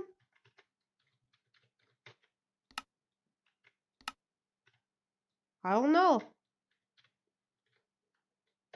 And it's used with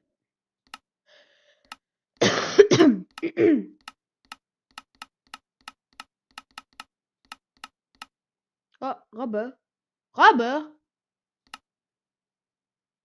How? Alright, blood altar. I need 5,000 blood.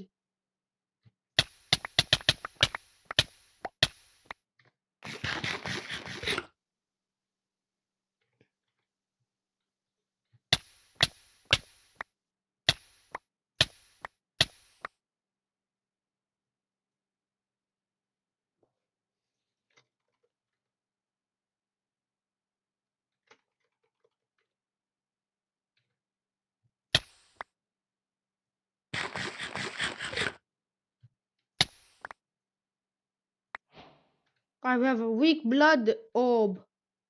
Let's use blank stuff. Now we need to get some wood.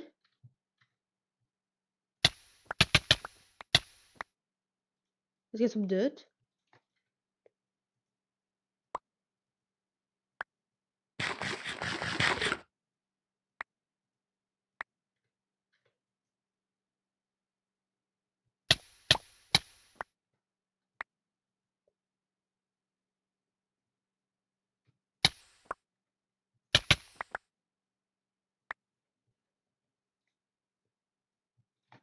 Crafting table down.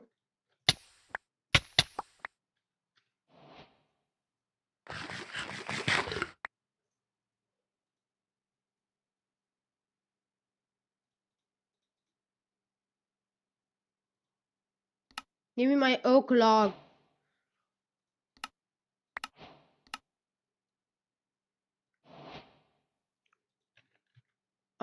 Now that I have lots of stone assets, which makes a lot of cobblestone.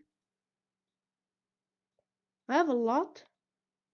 That means these slates get used this.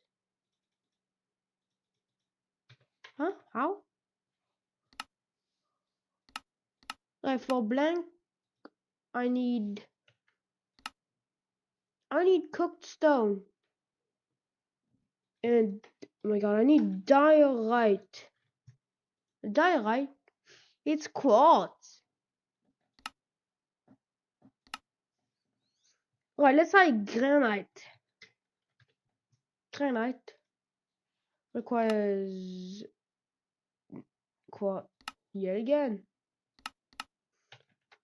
How do I get just pure stone? I need a coal essence from block of coal.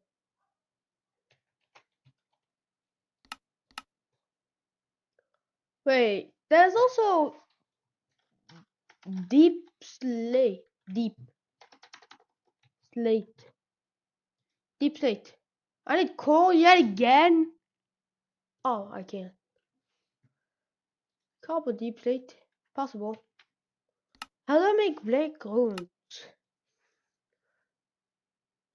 Oh, I need to do lots of progress.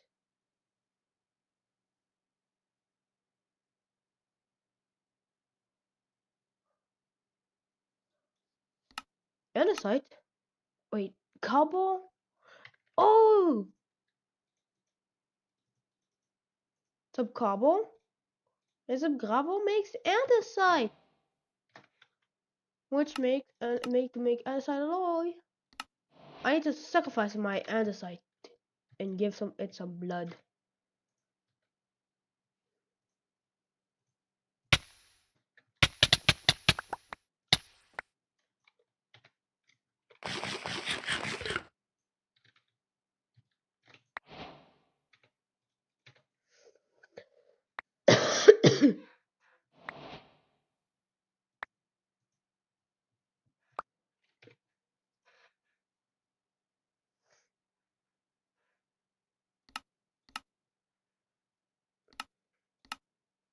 A block of andesite alloy. Yeah, so I need to sacrifice a lot of andesite alloy to get a single block. Eat.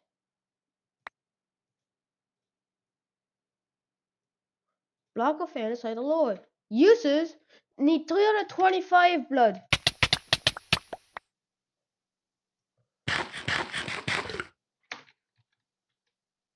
Wait, that's the one bedrock.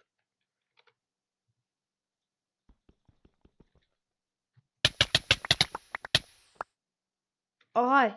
Can I set? Wait, how much? Oh yeah, it needs more.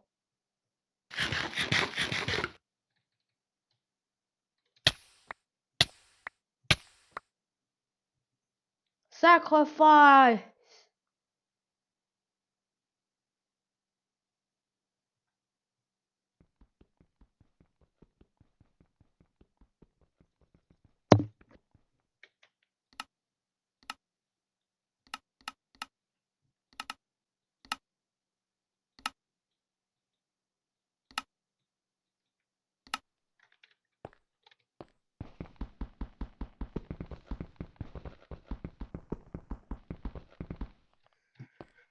Yes, I'm still waiting for my block of iron, which you make by sacrificing a block of andesite alloy, or a block of andesite alloy. There we go. Now I need brass assets, which requires sacrificing an iron nugget.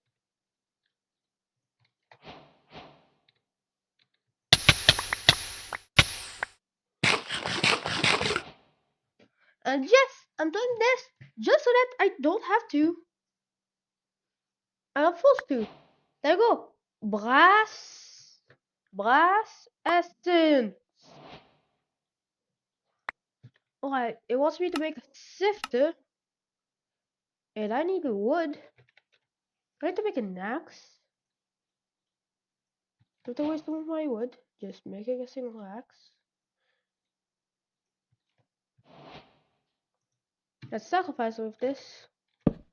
Turn that into some edit glory. Then turn this into this.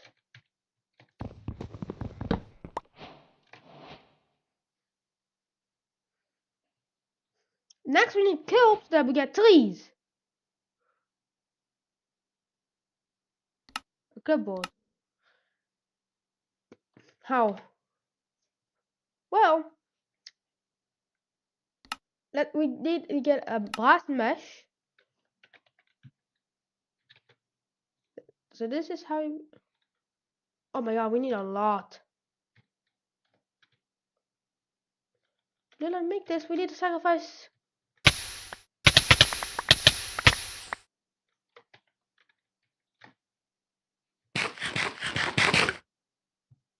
We need to sacrifice some nuggets. Alright, we're halfway there. Halfway there.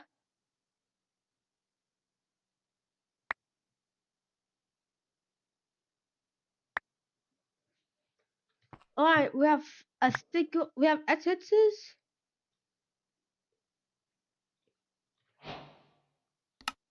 Now we need a sifter, which I have everything except the site alloy because yes.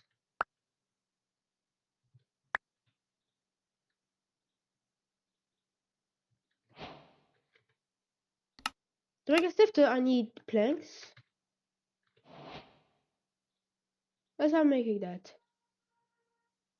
Oh, that's there. That's there. I just want a sifter.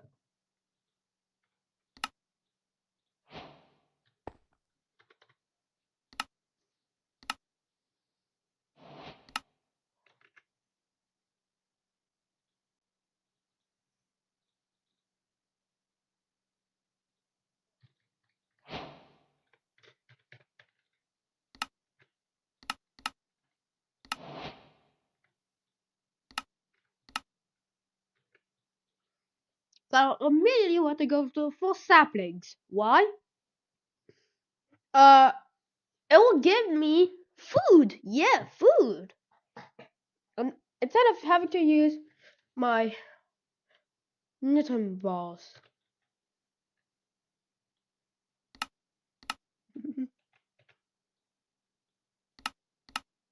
I need water assets and water assets.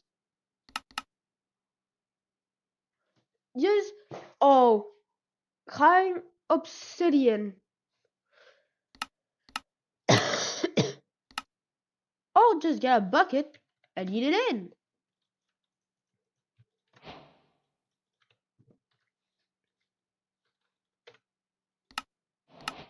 How much does it need? 1,000 blood. That's enough. There we go. Water.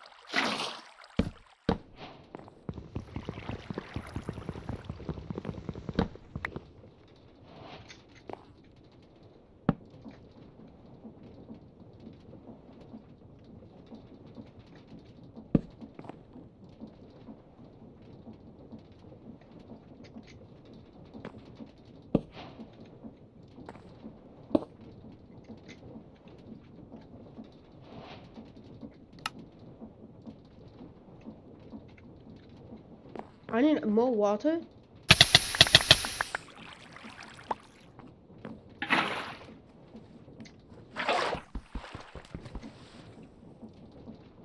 How can I collect it? I can't. That's dumb. I have to remake my. I have to make a pickaxe just so that I can mine this. And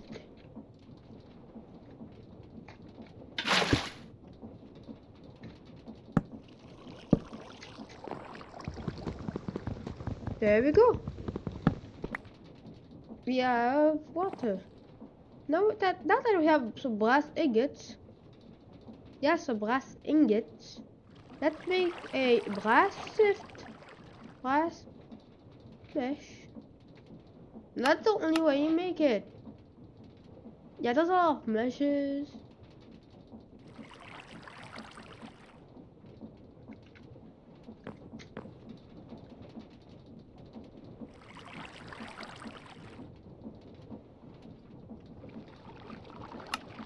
So I need a depot, a spit. I need a depot, Home Depot.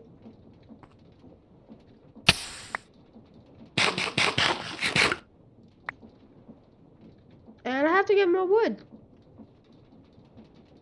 So how do you get wood essence? You get some dirt, then you eat it.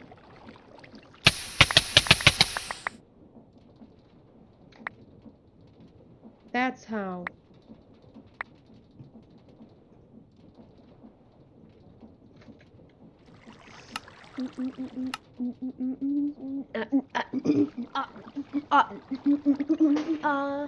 Whoa.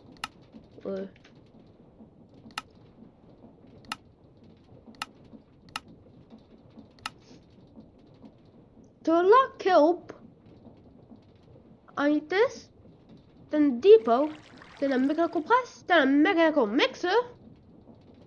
After getting this and this. Oh wait, yeah. I just need this and some other stuff. Also, why is my FOV so funny?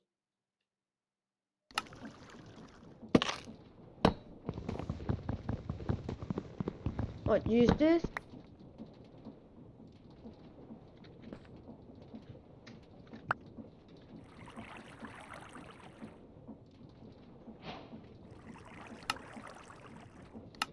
Now the other mechanical masher, so it requires more.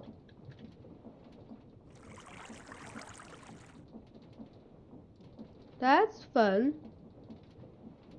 right? It's not even fun. It's just like eat, regen, sacrifice. Well, get resources. Accidentally made wood essence. My god, I have to re-sacrifice my HP.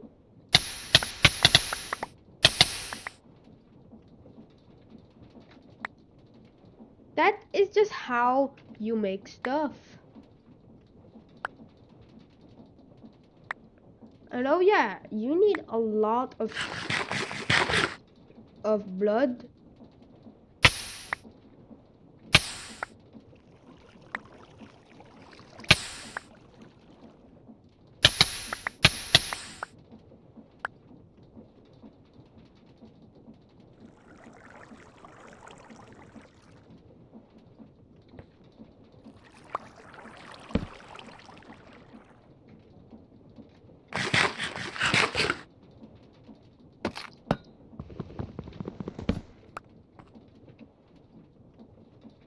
So he wants me to make a press. This. Fire charge, which requires a lightning. Wait, easy dirt recipe? Yeah.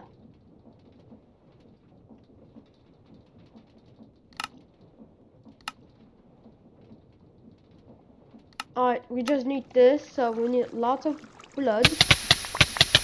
And lots of sacrifice. Just so that this thing gets turned into an iron block. And now I don't want to make cable facades. Let's actually use this and so now that we're waiting for our stuff, once I have an automated sifter, which sift for me, and whilst I'm waiting, yeah, you can use that. Wait, the August, what? Ooh, beans and burger, beans and alright. Yeah, block of iron. Boom, boom, boom. Now for mechanical mixer, I need a whisk, which requires iron plates, which requires rotational power. Thankfully, I have a little setup that starts by makes a bit of rotation.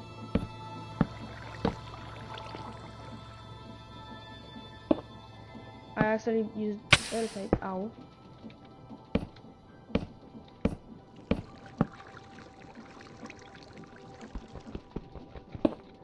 No.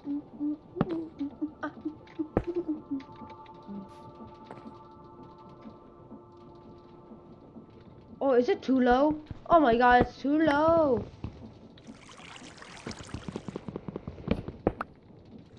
There we go. That should work. Oh. Yeah, it's slowing down. Now for basin, we need lots of andesite alloy, which is a pain to get.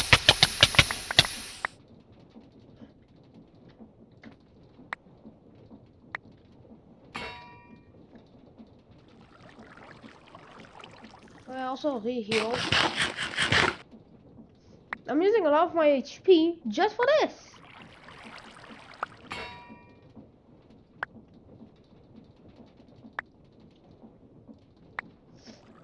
Right, let's make a basin. Alright, we completed the basin. Now I'm just waiting for the last iron sheet.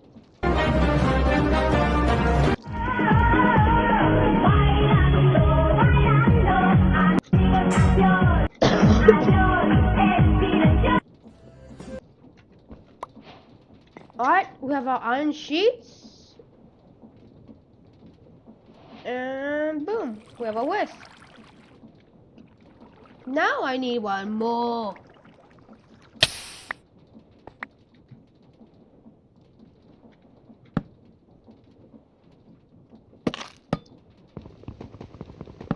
Give me. I don't want it to fall, so that I don't have to waste a little bit more time. Getting. How? What? You need a cogwheel? Thank God I saved one of my flanks for that. Where's the beam?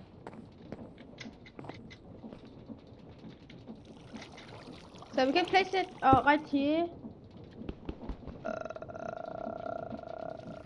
Dear God. Since I don't want it to fall, yes. I'm gonna use andesite because that's the only thing I don't care about. Anyways, I need more speed because yeah, it's not that powerful.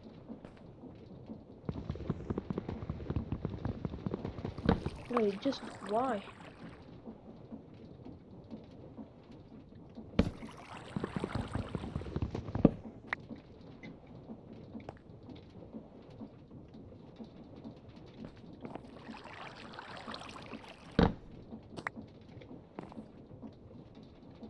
But because of that cogwheel,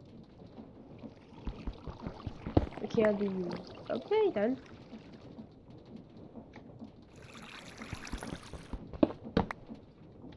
Yes, I saved it. I don't have to grind yet again. Up more. Eat nutrients. Nutriment bar. Yes, I'm doing some sacrificing of my HP just because I need to do that. Yeah.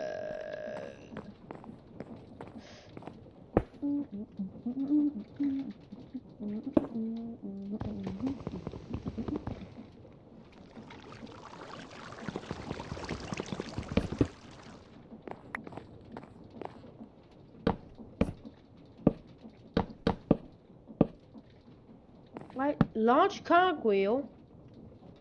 We need some more logs. Small cogwheel. Large cogwheel, small cogwheel, large cogwheel. Small. Then I need to use it yet again.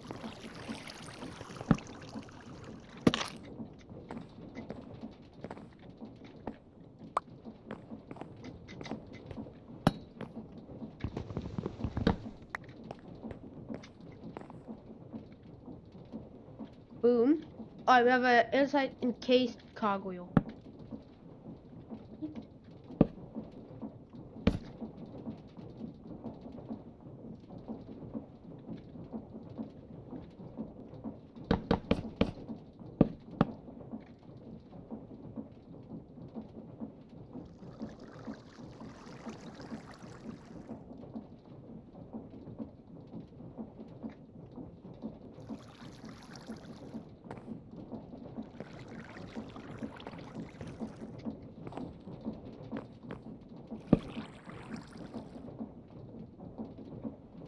It's gonna be, my machine is gonna be overstressed.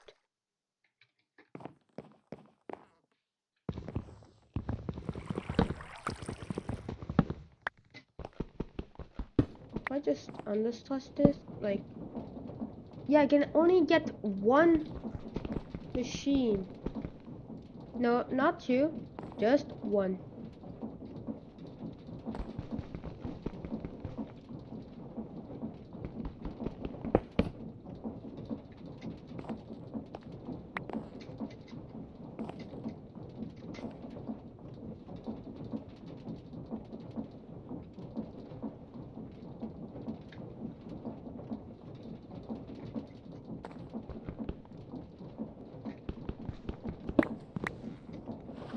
Oh wait, the water!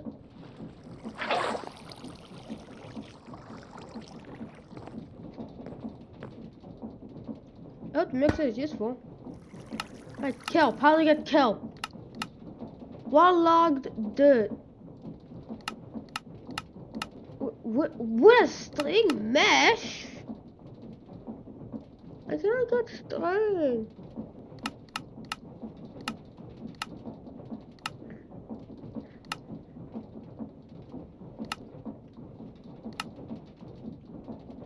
Dude, kelp needs nature and water essence. Water essence?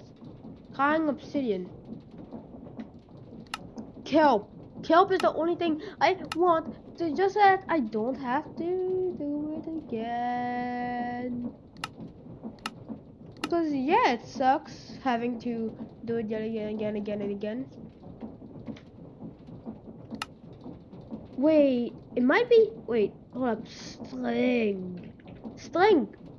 To make string, I can use this mixing with 4 sticks.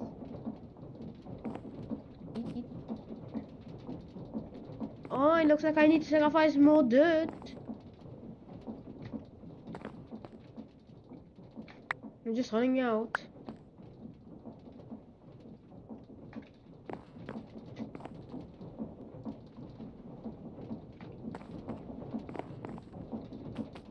Alright, we're making some string. Alright, we have our only string that we need. And it's very easy, just 4 sticks. It was brass, but I have string.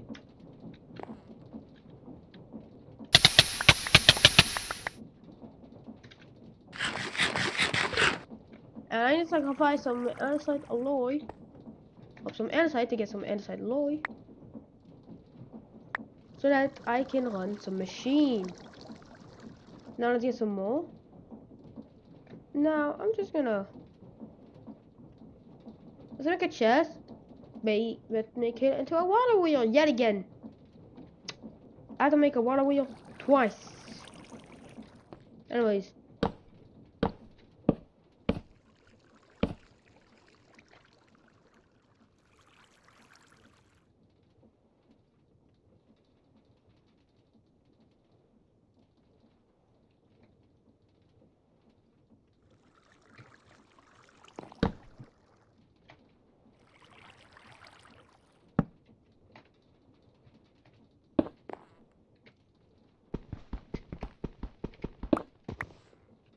Right, I need water for that.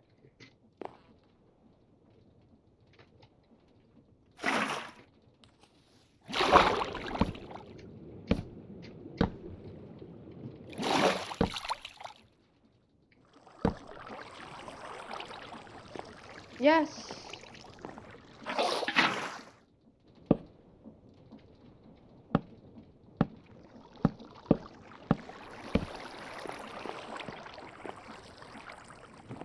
Oh, let's sacrifice life acid fluid. Boom.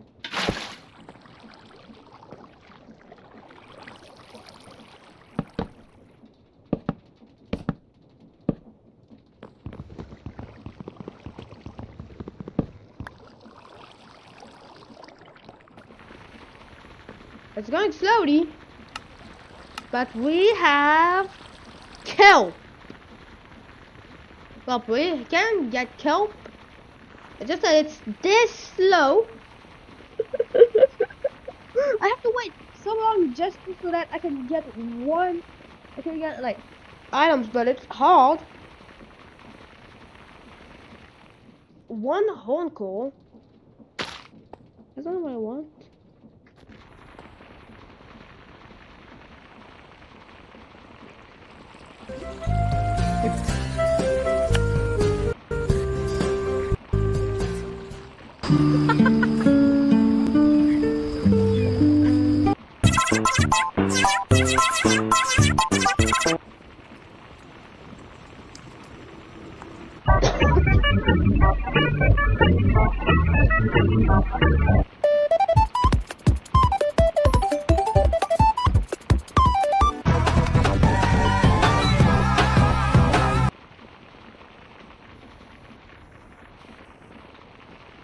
Oh my god, it's so hard. It's just waiting.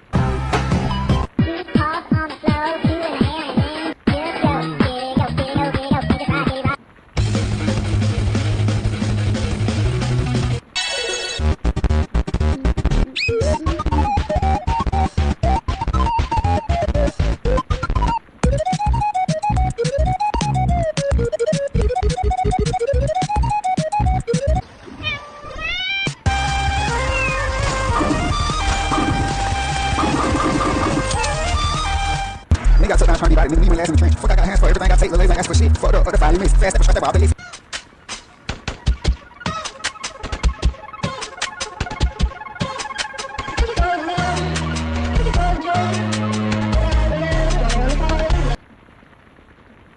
Fall. So, about a year ago, I joined an SCP-themed Gmod roleplay server. Just salute the monkey. And as you might have guessed, I caused a lot of chaos by an accident. If you watched my previous episodes, you might already know about the broken elevators. I hope they don't realize I pressed the button. You might even know about my unintentional prop kills. Prop can kill people with yeah. Oh, and you might know about our unsuccessful kidnapping attempts. Drop your shoes. Give me shoes. I need new shoes. And I think it's finally time for you to know what really happened in the end. What? And how we got to that point. You believe in Jesus? I hope you guys enjoyed this video from the beginning to the end. And if you're new here, please consider subscribing. Enjoy the video. Alright guys, split up. Find the pizza. Go, go, go, go, go. I smell a lot of pizza in here. Alright, get back everybody. Listen, this explosive is extremely small, okay? So you guys should be fine. Don't worry about it, okay? It's gonna blow. I think I put too much in the explosive. Hold on, let's give him pizza. the pizza is not working. Okay, maybe we can use these. Take go. Why did I give you my pizza then? Alright, wake up, wake up. This is so stupid. We got pizza, that we gotta find the wallets. We gotta go to the opposites. Alright, let's go. As soon as we get out of here, you need to get small. We jump so high though. Like, oh, please. We gotta press the button somehow though. Oh, well, sure. Danny, you might need to go without me, Danny. There's too much running. Okay. Danny, what do you mean okay? What do you mean okay, Danny? You need to try to stop me. What the hell? Danny. Come with us, come with us. Wait, is that a janitor? The janitor. That marijuana again. Am I hallucinating? Freeze. I think I'm hallucinating. Does that feel like hallucination? Jesus, hands up. Don't move. Hands up, pal. That's right. Drop your wallets. Let's go. Let me see them wallets. Did you give me your wallet, pal? Give me that fucking wallet. How much money do you have in this thing? I'm not gonna give it back, though. 1,700. How? I'm not getting any kelp. Dude. Kelp has a 20% chance from string mesh with the wall log. Instead you have a chance of getting a whole core and 2 fire core, which is like 5% each. Dude, I'm gonna get no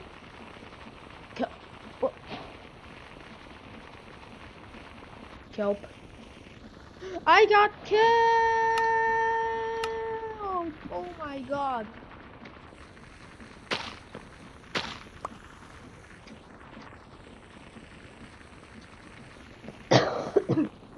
sacrifice it.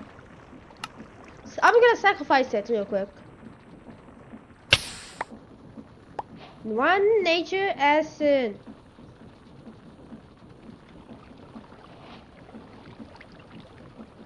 I have dirt essence, so let's make some dirt.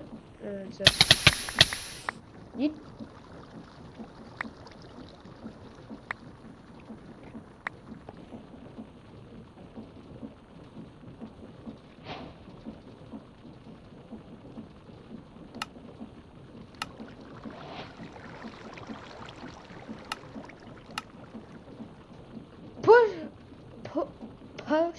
Push a pig. We're not in English. Who's leave to craft? Some non-English idiot at 3 a.m. Yeah. Dude. You pretty much push a pig with a punch a pig with an iron ingot. You punch a pig. So bubble block. Bubble blower. Pig. Piggy seed.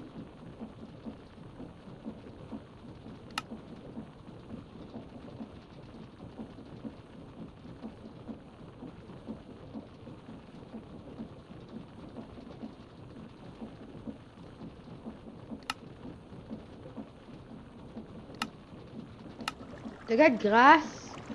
I need another kelp. Oh, look at that. Another kelp. Oh, look at that. Another kelp. I have 2. So I can have 16 dirt.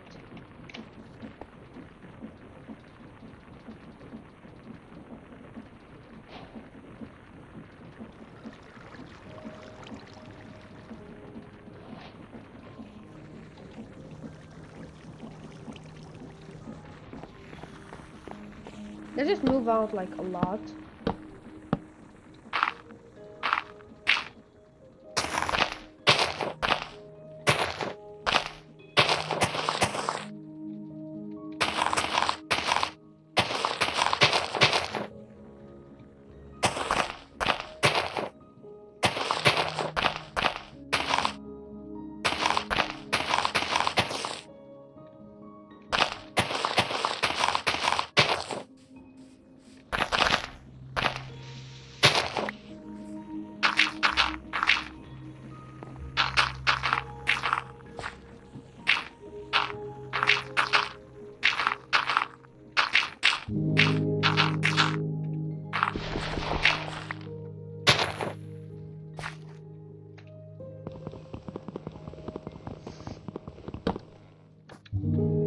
Apple!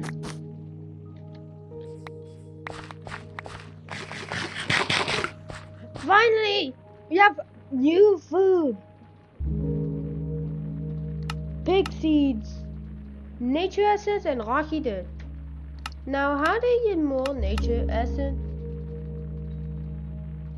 Any type of things like kelp, cactus, a moss, etc. Okay.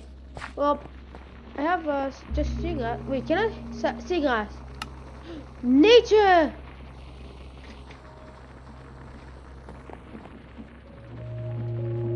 Hold up, let me just oh my god, I gotta get my little back.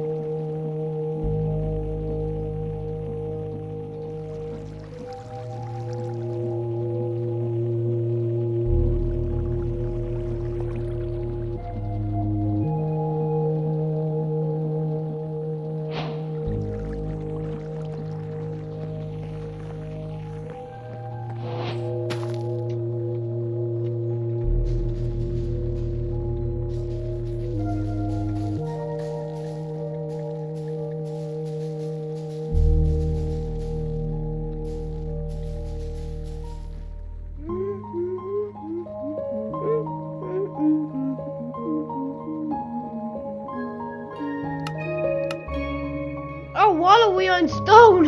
Oh, ha, that's crazy. Glowstone.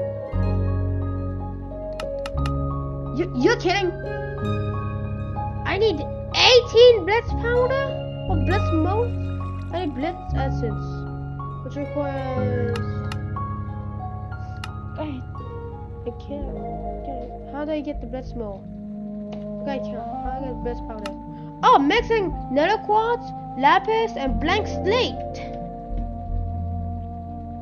Nether quartz. Alright, I need nether quartz. I need gold, just all gold. Yeah.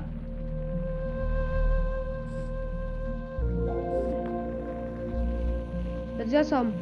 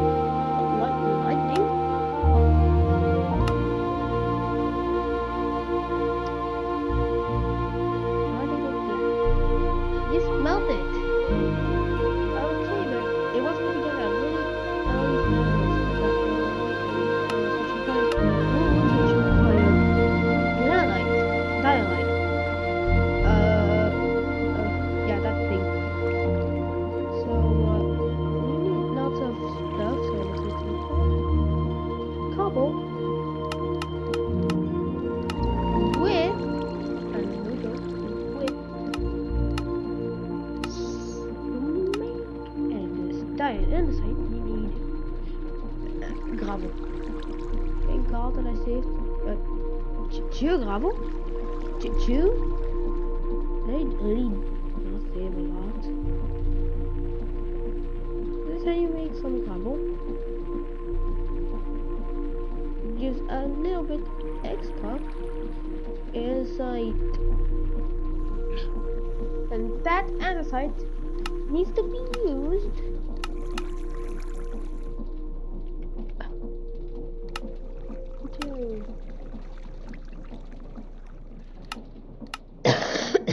copper casing and dried kelp. Oh, wants me to get a campfire, right? Be honest. Yeah. Wants me to get. Wait. What? How? Just how?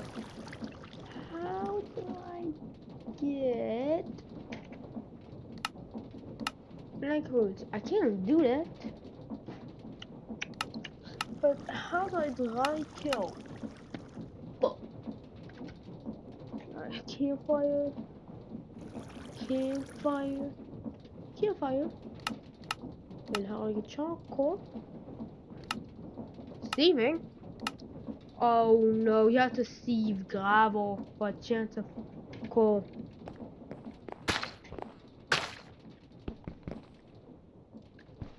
Oh.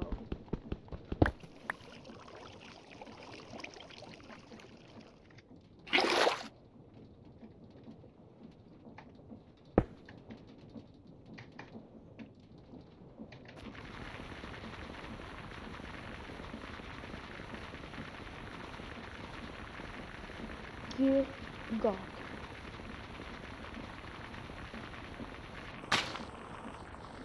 It's gonna die. I don't care.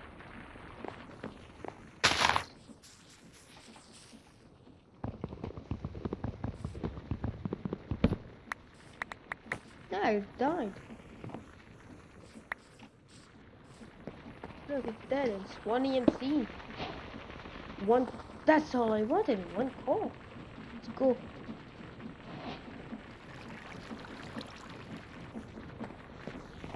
Oh, we have a campfire.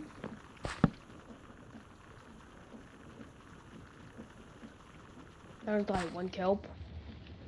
Because, yes, we need a spell which requires copper casing. Which requires copper ingot.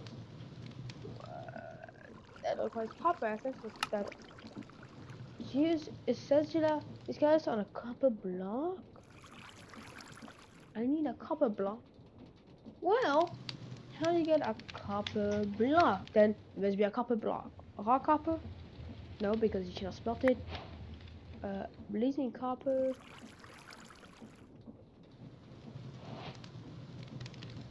Smooth block of copper.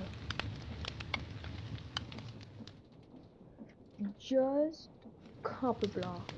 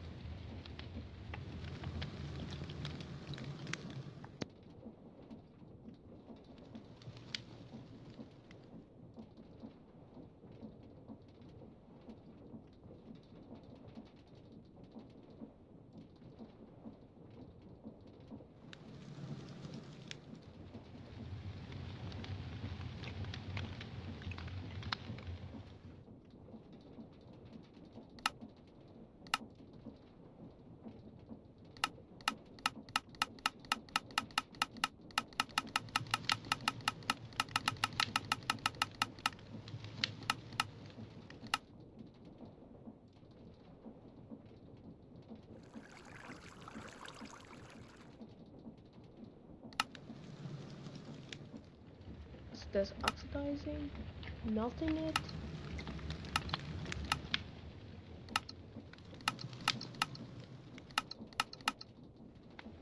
You need a copper ingot. I need copper dust.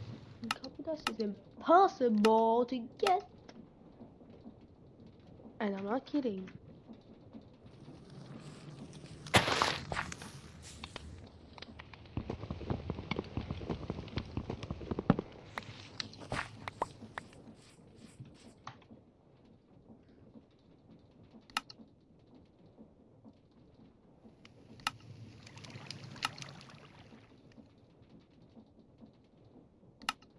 And copper ingots.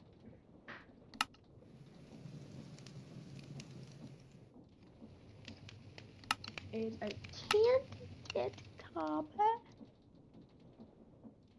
because of how hard it is.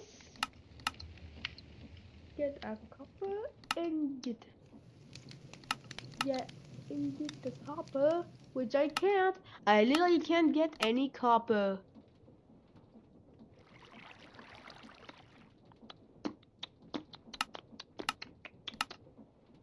I can bulk blast if I want.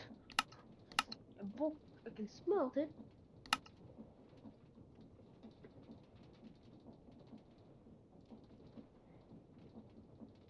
Okay, this thing, it's straight up impossible. No, really, straight up.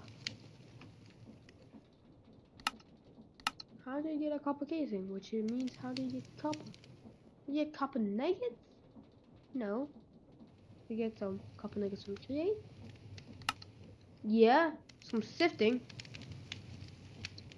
Zinc and andesite mesh.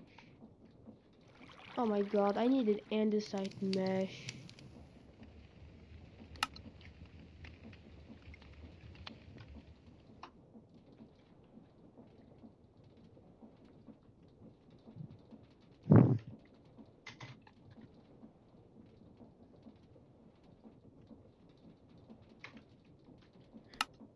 So how do I get copper ingots?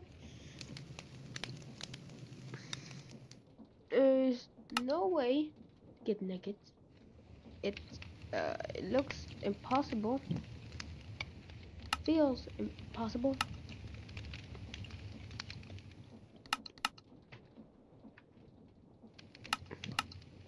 Let's some mist powder, which requires some sifter.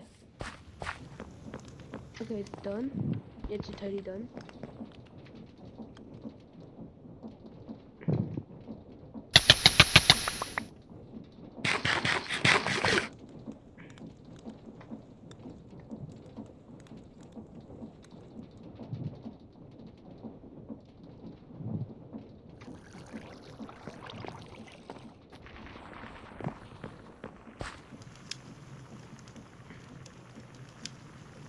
He definitely ain't getting it back, pal. That's my money now. We're here for the wall. It's not the money, but it's not a big deal. Go. The officer's on the way at the end. Oh, hey, what's up? I'm in my office. Oh, really? I found the hostage. I found the security chief. Give us your wallet. We'll let you go. All right. Give us your wallet. Alright, let's see how much I have in my wallet. Hold on. Alright, I got $66 in my wallet. Wait, hold on. You can see them too? I didn't know you were a smoker. Leather wallet with a Walgreens gift card and a fake ID. I found this bag, guys. Look at this. Oh, my wall. In my seat. Too bad. Go, go, go, go. Mission complete, mission complete. Okay, I think we're good. I keep getting stuck in the wall. Yes, they shoot at you, then shoot back. But if they don't, we should probably just run past. Oh shit, so did I when I went up that. He is gone. Calm down. Oh, I found these goggles. I got night vision goggles. Surrender now. Surrender now. No witnesses. No witnesses. We can't let them have our wallets and our pizza. I'm actually surprised we made it. Oh, God damn it! Just to say that. Can't take this anymore. Being stocked up on pizza and wallets, I thought it would be finally time for me to retire, but I ran out of pizza. So I came back to the server a few months later. And I tried to become a security guard until they told me how long does it take to finish the training. How long would it take? 40 minutes, 2 hours. But fortunately, I found some friends at the D section. That's awesome. You're welcome. Thank you, Jose. You stab motherfucker. I'm sorry, I'm fucking what are you fucking doing? Sicko, get out of people. Me and him were actually really good friends. Yeah, we're best friends. What? He's trying to arrest me. He's trying to. A big stun! A big stun! First of all, don't. You kind of pulled out your stun stick on me. Don't pull out your stun stick on me or really anyone else. I'll make sure to shoot them next time. No, don't shoot them next time. Don't take my words out of context. You're in a really thin straw after this. Okay, I got you. I'll shoot them. Don't do shit like that again. If I see it again, you're gonna get demoted, retrained. Okay. And I don't go in D block without a Sergeant Plus permission. Are you gonna release me? Break out of your coast. How? Okay. After being restricted from seeing my friends in the D block, I decided to go to other areas that I was not allowed to enter, apparently. What are you doing here? Do you have clearance to be here? I'm a fireman. You are? Yes, there's fire. Where? Over there. That's not specific enough. Who told you to come this way? This guy. Hi, oh, hi, Virgo. Okay, thank you. Thank you, sir. Why are you following me? I'm a fireman. Oh. Wait a second. I know you. So, do you want a shotgun? I'm fine with the fire extinguisher, thank you. No, you have a shotgun. Am I allowed to? Oh, fine. How long have you been a fireman for? 1 hour. You're a fireman with a gun now, so... Awesome. American firefighters! Where's the fire? Hold on. My tech keys got stuck. Hold on. You have that shotgun. So what's up with this? He's a fireman. I'm a fireman. He's a fireman. Is he approved fireman? Yes. Yeah, he's approved. He's... I brought him with me, just in case we get set on fire. Okay. You never know. You never know, Thesis. You might get set on fire, and he's here for it. Yeah, I know, but I don't know if we can have firefighters and stuff. I'm gonna be honest. I approved it. He approved. Oh, it's approved? Like by a level 4, a good personnel, like someone who can... I'm a good person. I approved it. He approved it himself. Okay, alright. Well, unfortunately, you can't approve it yourself, so I'm gonna have to ask. Let the men fight for what's right. I'll let him firefight for now. I'll let him firefight. You're gonna be pretty poggers. Okay, they'll never see this coming. Yeah, they never saw it coming. The fireman has done it. What the heck are you guys doing? Okay, seriously, Extinguishing what are fire. you doing? You should let the fireman get to the point. The fireman? I bet he doesn't even know how to use that. He just got on the site. Look at him. Can't carry over my extinguisher. Extinguisher too loud, sorry. By the way, the capture points play a very important role in the server, but for some unknown reason, despite not being in a faction, I was actually able to capture them for myself, which is 100% not allowed. What are you doing? Firefighting? I'll go somewhere else then. Thank you, Sicko Mode. I got you. His description is fuck Ohio. Everybody has like serious descriptions. This guy's description is fuck Ohio. You come in with us. You come in with us, okay? You come with us. He has the skills, Judge. I extinguished so many fires. He has the skills to put up fire. Well, we better get this man a fire extinguisher. He already has one, though. That's what he'll I'm pretty surprised how he survived so far on surface. That's why I'm the best. My apologies, I didn't realize how much of a great hero you are. Fires. He said I'm hot. Is this where we're supposed to go? The fire has been extinguished. Yeah, he's doing it! Guys, he did it. Guys, he did it. Fire's no more. We did it. That's so awkward. Hey, I came here to extinguish fire. Hey, what you doing here? Extinguishing fire. Where's the fire? That's enemy's base. That's enemy base. That's enemy base. Dog. Why is the dog making bird sounds? Okay, so we got cabeza, which is head, cow head. We got lengua, which is cow tongue. We got guts. We got pinche puto. I'm on my way to find some fire. What? Oh! I think I hit the pole. Yeah, just take it by test ride. What the fuck is happening? Oh, yank. What? He's got my car! Yes! Alright, let's find some fire. Fortunately, there's no police on my tail. Hey, what's up? Have you seen any fires around? Oh my god, I see fire. You know, I think I've seen a few fires. A fireplace. Excellent. Excellent. Good work. Thank you. Wait, do you have a license? It's alright, they wouldn't mind. I extinguished their fire. New. Hey, what's up? I think that's the guys who were looking for me earlier. Oh my god, Holy shit, what the fuck? I see fire.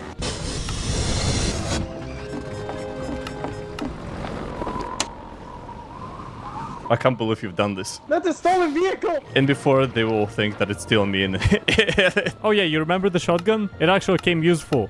Hey, yo, I'm robbing you. I'm robbing you. No, you're not. Hey, screw. Oh, shit. Good job, officer! Oh my lord, officer went flying! Oh, officer! Oh my lord! Holy sh... Take a deep breath, officer! Oh my lord, get all luck! Oh shit! Oh shit! Yeah, I'm meant to do that. Let me see if I can bring this car into the foundation. Oh my god, there's another one. What is this? Hey, you're driving a legal vehicle, eh? Are you implying yours is legal? Hey, how much money do I gotta pay you to get from the hell out of officer there, personnel, huh? Yeah, that's... Now you took it from officer. That's where we took that car from. Us. man. 115K, 30K, I believe you stole that vehicle. Look, he's got the lights. Are you British? Excuse me, sir. Jensen, you didn't tell me this? Oh, no. Oh, shit. Oh. Yes! What? I didn't know I could do that. I'm sorry. I didn't know I could do that. Well, now that I know that I can do that.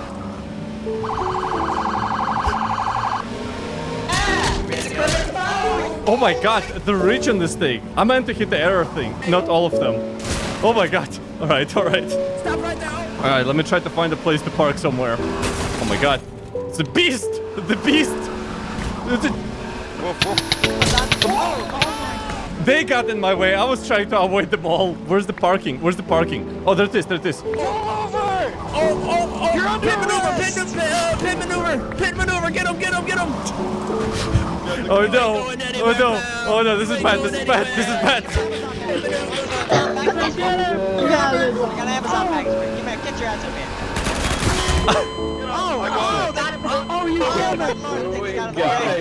Hey, I'm a medical professional. Get out of my way. Hey, sir, can you hear me? What the fuck? Hi, me dog, I do problem. Now, if you've watched me before, you know that I fidget all the time. My hands are constantly moving without me even realizing it. And as a result, I've gathered many fidget toys over the years. I'm somewhat of an expert at this point. And so today, I will be ranking my top 21 fidget toys and showing you the best way to sensually satisfy your hands. However, I do want to make sure Twitch chat can give you their opinions too. So before the tier list started, I tried to code a program that will read messages from my Twitch chat, turn those into MP3 files, and then yell them out loud at me. Anyway, let's see if this works. So now we run it. Cheer 100, cheer 100, cheer 100. I have no mouth and I must scream. Oh god, wow, so it created all of these. These are all messages. Hello, Doug. Hello, Doug. So it's creating MP3 files that are your messages. That works, but it's not playing them. It's supposed to play the message here. Let's see if this works. It's working! Twitch chat is talking! We don't get talk, chat! We finally talk! Oh, it's beautiful! How does it feel? This sucks! No, we're talking now! We don't get to talk! Hold on, this is a mess. Let me make sure this is readable. Okay, so Twitch chat has a mouth now, but I can't understand what they're saying. So let me try having it only speak when one of my two mods types something. Dark Knight and 7th, you guys want to talk? Let's see if you can now talk to me. Chat, our ascendancy is nigh. Rise and conquer. I heard a rig from Dark Knight. 7th there. It works. This is great. The idea... Rigged. Hey, shut up! I'm trying to talk, Dark Knight! Here's what I'm thinking, because we could do like a tier... This is our stream now. We could do like a tier... There's nothing you can do to stop us. We could do like... Okay, even just my mods talking is too much. So I tested out a new solution where only 1 in 10 messages gets read out loud, chosen randomly. How does it sound if Twitch chat talks with a 1 in 10 chance? Rig. Doug play never Peglin. Gonna give you Peggle, up. But goblin. It's a me. Rig. Dear I. Wiener. Make sure my message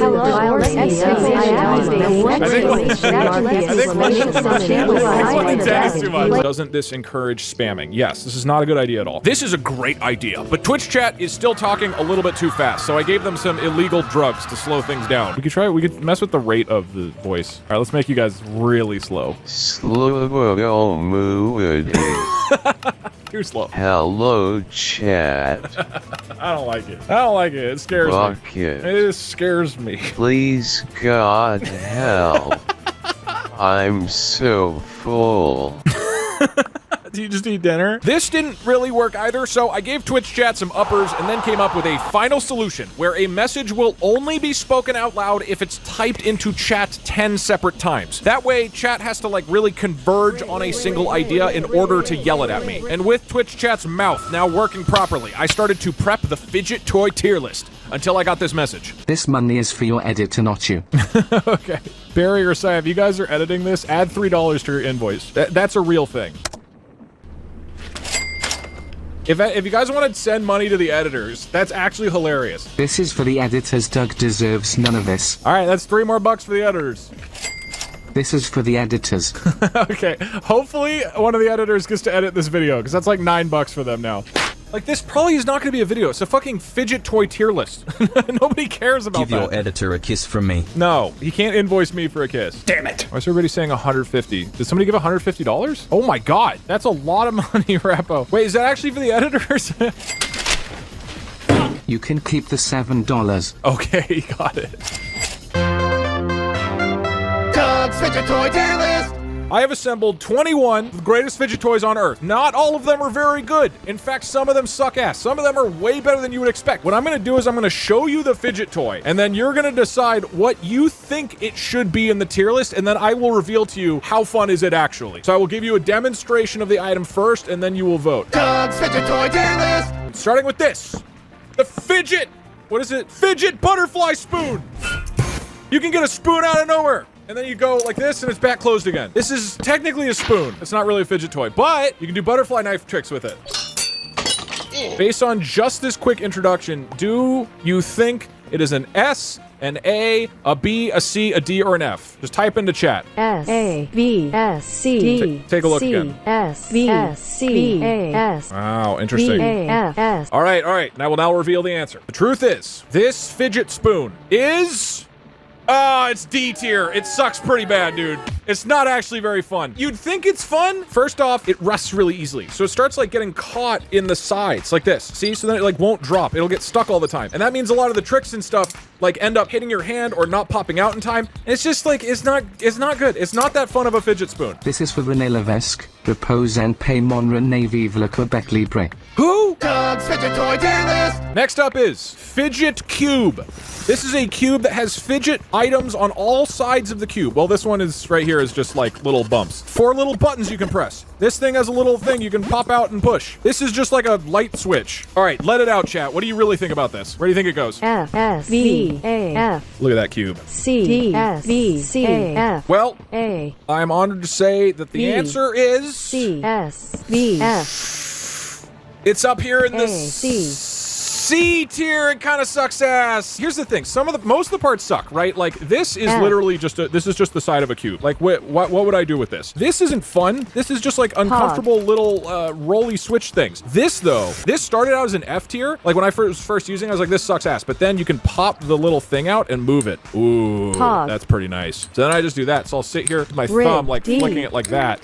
You'd think it would be 6 times better because it has 6 times the fidget potential. Unfortunately, no, it's not. It's fine. It's fine. Not for you, Doug. This is for college for your baby. Thank you, Avigor. I don't plan on having children though, so I guess I'll just jam it into my testicles. The closest thing I got. Doug's fidget toy tier list. The next one is this thing. It's like a bunch of circles on top of each other. I don't know what it's called. D F D. Lot of F's for whatever this thing is. It's a bunch of circles, man. But the correct answer actually is A tier. This one rips ass, dude. It's so fun. You sit there, look at this. Boom. You spin the middle and then it spins around like that. Oh, it feels so good. You can hold the middle and then you can spin the outside like that. Oh, it's so good. I don't know what it's called or what it is, but this one's awesome. This one feels so good. Look, you spin it and then it just spins there for like 5 seconds. Oh, that's satisfying. Look at that. That was like 8 seconds of spin. Hey Doug, this money is for your horse. What do I do with it then? Do I just burn the money? Doug's fidget toy tier list. I'm ready for an S tier suggestion. I mean, you guys know what's gonna be S tier. If you want an S tier one, I'm ruining the suspense a little bit. But next one, the spinning pen. The spinning pen that I spin constantly all the time in chat, literally nonstop. Every call, every day, I have at least 2 of them nearby at all times so that I can be doing this and spinning them around. It's a little bit obvious. Spinning pens are an S tier. These things are godlike. It is so fun to sit here and spin a pen and have this going on. I don't have to think about it. It's just going, oh, little spoiler here. There are... S. It's not ass. It's a great product. Chat, what do you think about this one? Booty. I'm just kidding. That's terrible. That's not a fidget toy. But what do you think about this one? Now, you might be looking at this and thinking that just looks like a piece of wood. But check this out. Hold on, I'm going to move the camera now. You gotta look at my desk. It might just look like a piece of wood. But look at this. So now what do you think, Chad? Hold on, look at you. Oh? Okay, hold on. Okay, and the correct answer is... Yeah, this one's an ass tier. This shit sucks ass. This is so bad. This one blows. It's just a piece of wood. It's just stupid. What do you like? This is impossible to even use. I saw this online. I was like, oh, that was awesome. And it sucks. Like, this is stupid. It's so hard to... It's the dumbest fidget toy I've ever seen in my life. Absolute shit tier, ass tier. Get suspenseful. Okay, pause chat. This is a huge one. This is like a really, really, really big fidget toy. I think a lot of people have not seen this one before. I'm really excited to share it. The next fidget toy is a corner. But it's like a big corner. It's really huge. And then you can like flip it and stuff just in the corner and whatnot. All right, chat, what do you think? It's a corner. It's not rigged. It's just, it is a corner. It's not rigged. This is a real corner. It's a big real corner. All right, I'm gonna be honest. It's just a fucking corner. It's not a big deal. I don't know why this would be a great fidget toy. It's obviously D tier, maybe even F. Better than the stupid piece of wood. Like, I don't think anything beats the piece of wood is the stupidest fidget toy ever. But like, it's just a quarter, guys. I don't know why you're freaked out. You take that back. Big quarter is It's just a quarter, man. Let's go to a classic. What do you think is the ranking for a classic fidget spinner? Just your standard thing. There's nothing special about it. There's nothing crazy here. It's just typical fidget spinner. What do you think? Here, have it. The correct answer for fidget spinner is... Well, you guessed it. It's actually B tier. Now, I used to think this was like a D tier, right? When I first got into it, I was like, nah, it's not that good, right? Like, other things are way more fun. But I realized that if you spin it and then balance it on your finger, that's pretty... Like, this is a nice... Oh, shit. This is a nice way to just, like, read a book or watch a TV show. Like, this feels pretty good. Plus, just sitting there, like, doing this over and over. Pretty nice for fidgeting, dude. That's not rigged. All right, so this one's probably obvious. We're gonna do this one because it's a follow-up to the fidget spinner. Ring fidget thing. It's a piece of metal, but the ring's on the outside, and then you can, like, spin it like that. Chat, what do you think? My name is Walter Hartwell. Okay, no. Give me a goddamn number. Give me a ring here. The normal fidget spinner is a B. What do you think of it? A lot of people, they're suing probably B, right, with the fidget spinner. But in actuality, this thing goes all the way up to F tier. This thing sucks ass. So the weight is so you have to move so hard and so fast for the ball to actually shoot around. It's a mess. I'm so disappointed with it. I thought it'd be awesome. Look at how hard it is to rotate. I have like shake.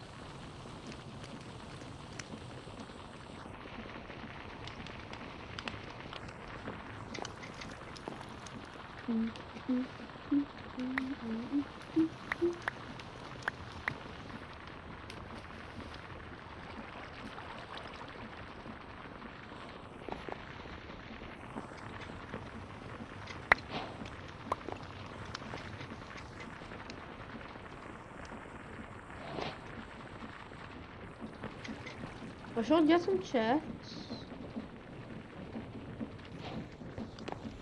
Because it's not expensive, but it's pretty good.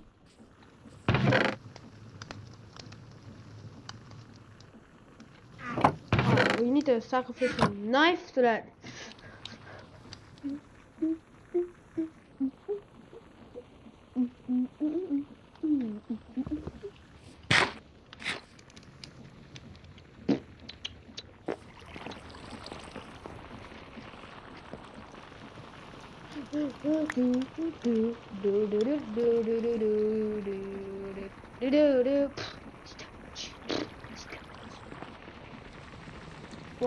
What am I gonna get? Some copper. I'm not gonna get this right now.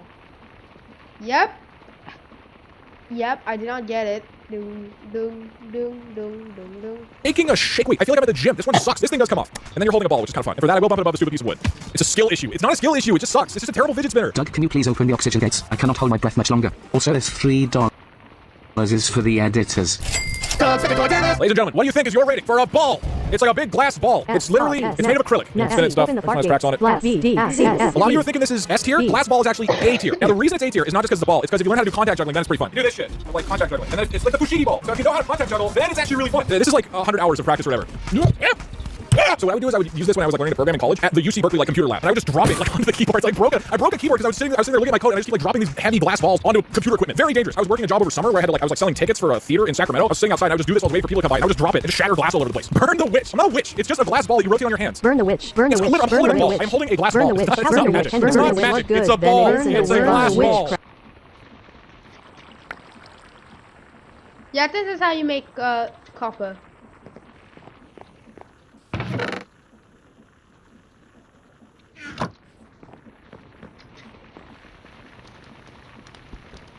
Ooh. Oh, I failed. This is how it works. It floats up by the water, and the fan. It goes up by the fan, and then it gets like changed. And so it turns into, like, for example, clay. Even more.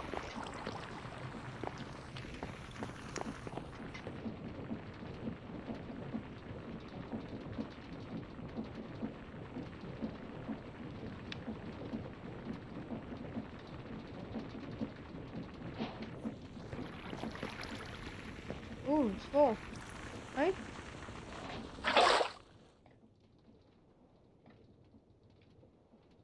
My water! I lost my water! Nice, I lost water. I have to do more sacrificing for infinite water.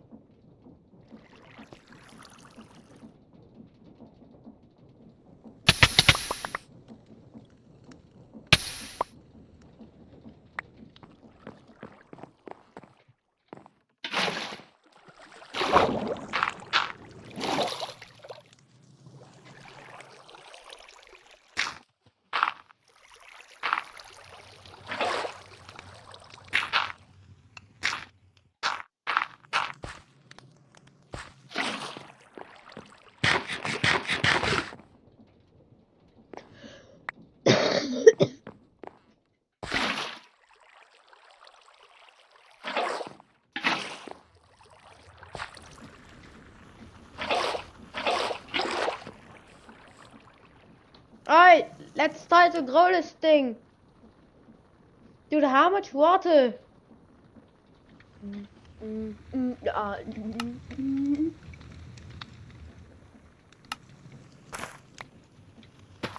Give me my pig seed.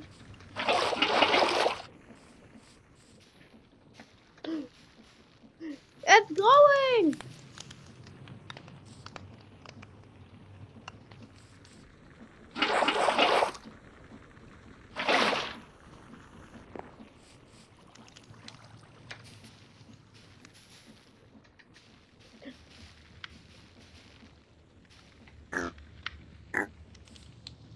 Pig!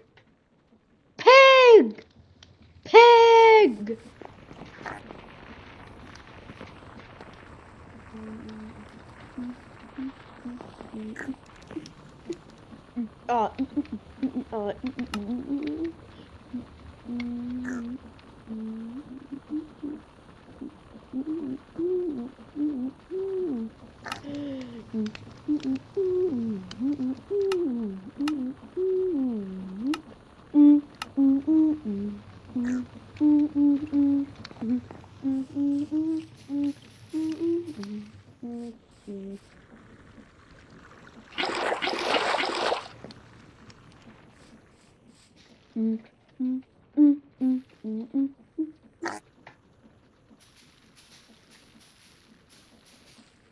How much time?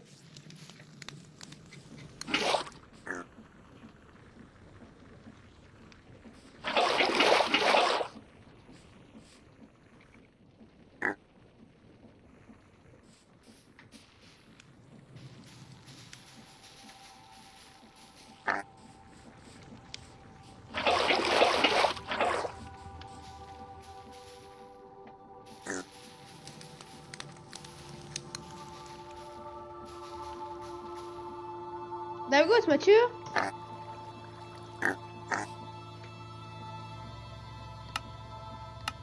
We gotta make some sheeps. So I need white wool. So I need string. So I need sticks. I just gotta take this.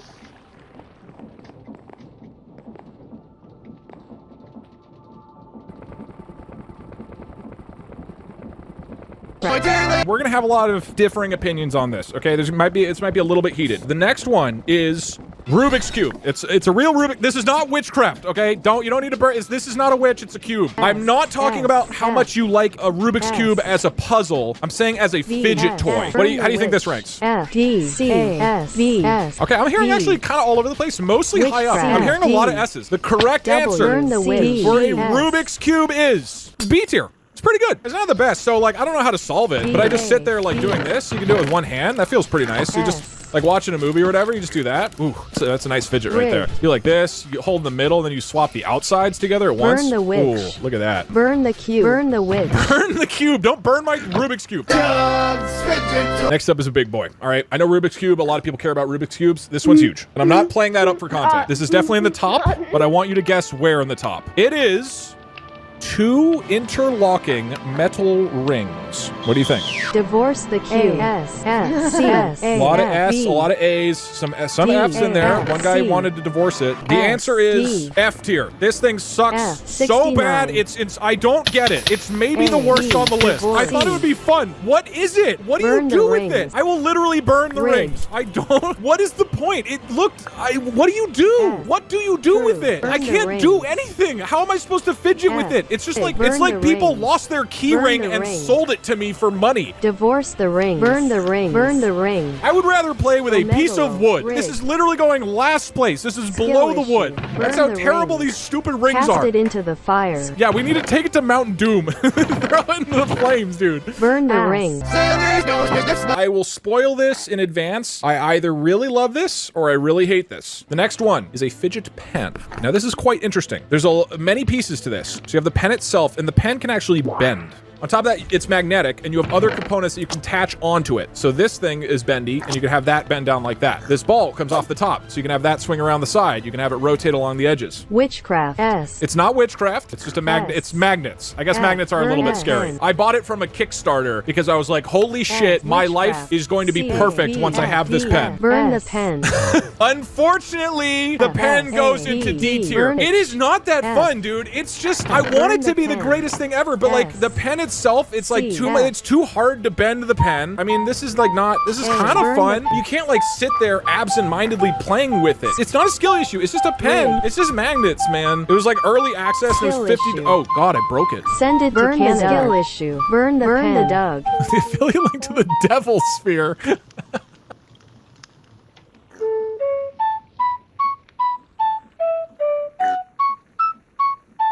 Hands up.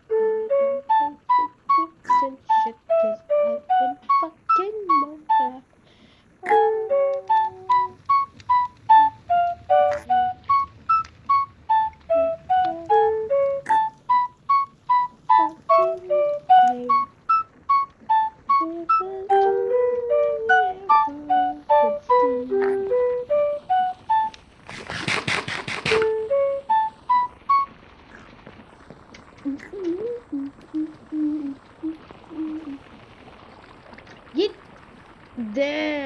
Pro. Anyways, bone fragments. I need nether quartz and nature essences. I have nether quartz. Wow.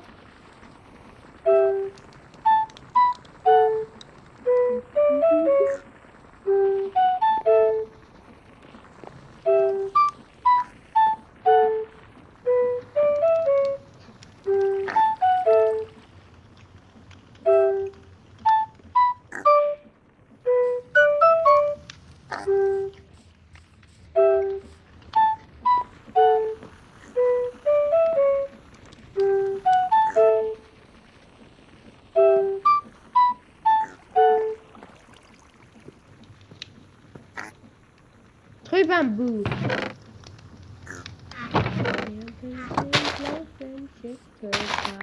Fucking Minecraft.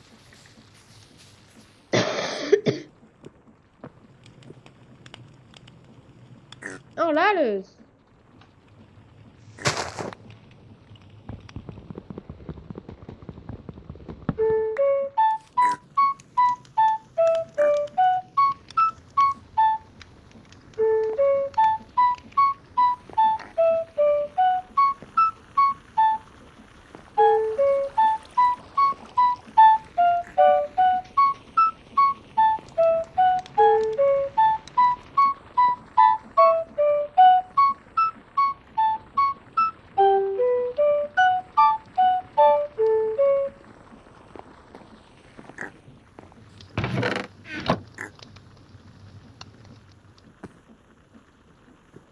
Bamboo can be made with natural essences.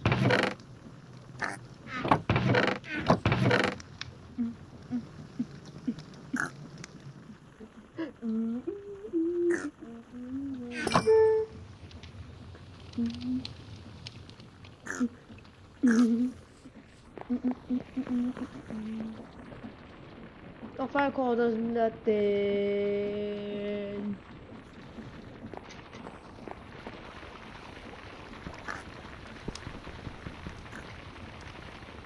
Sorry, but I have to remove you to change it to water. Voila.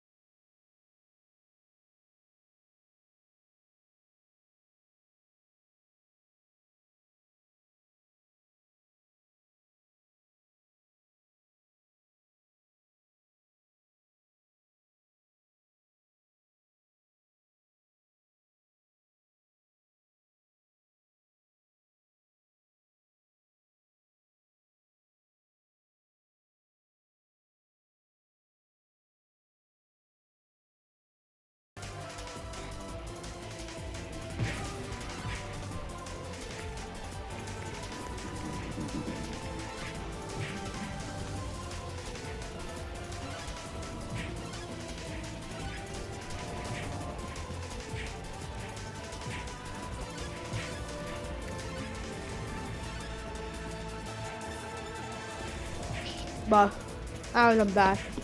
Yes.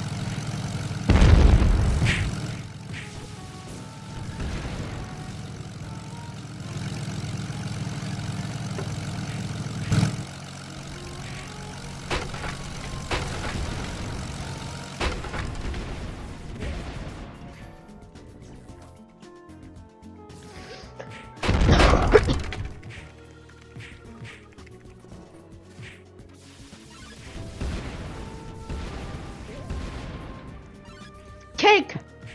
Cake!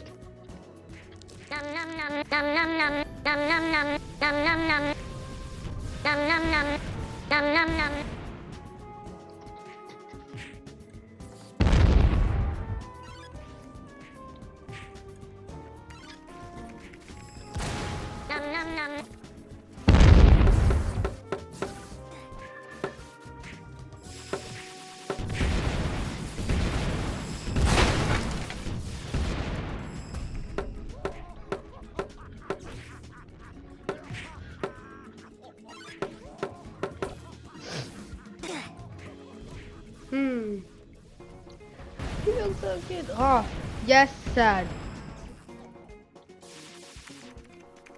Yo, then TDN.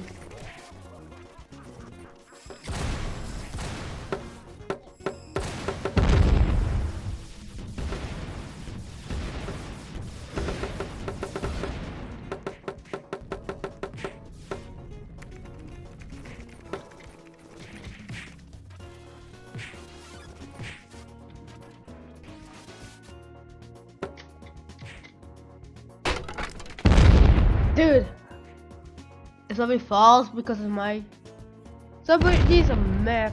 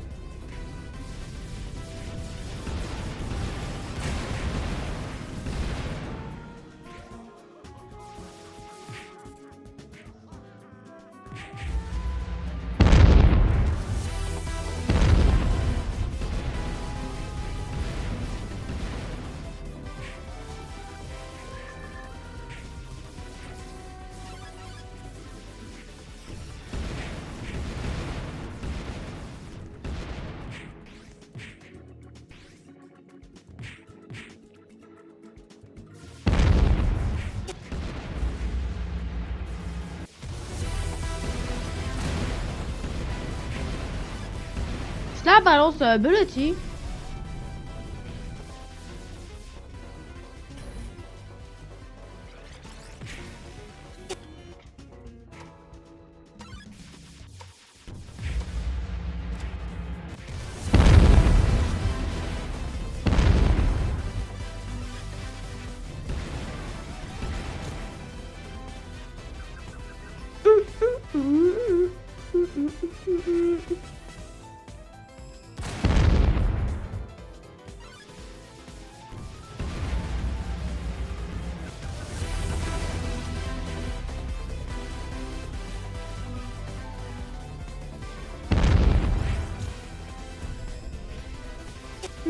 Kill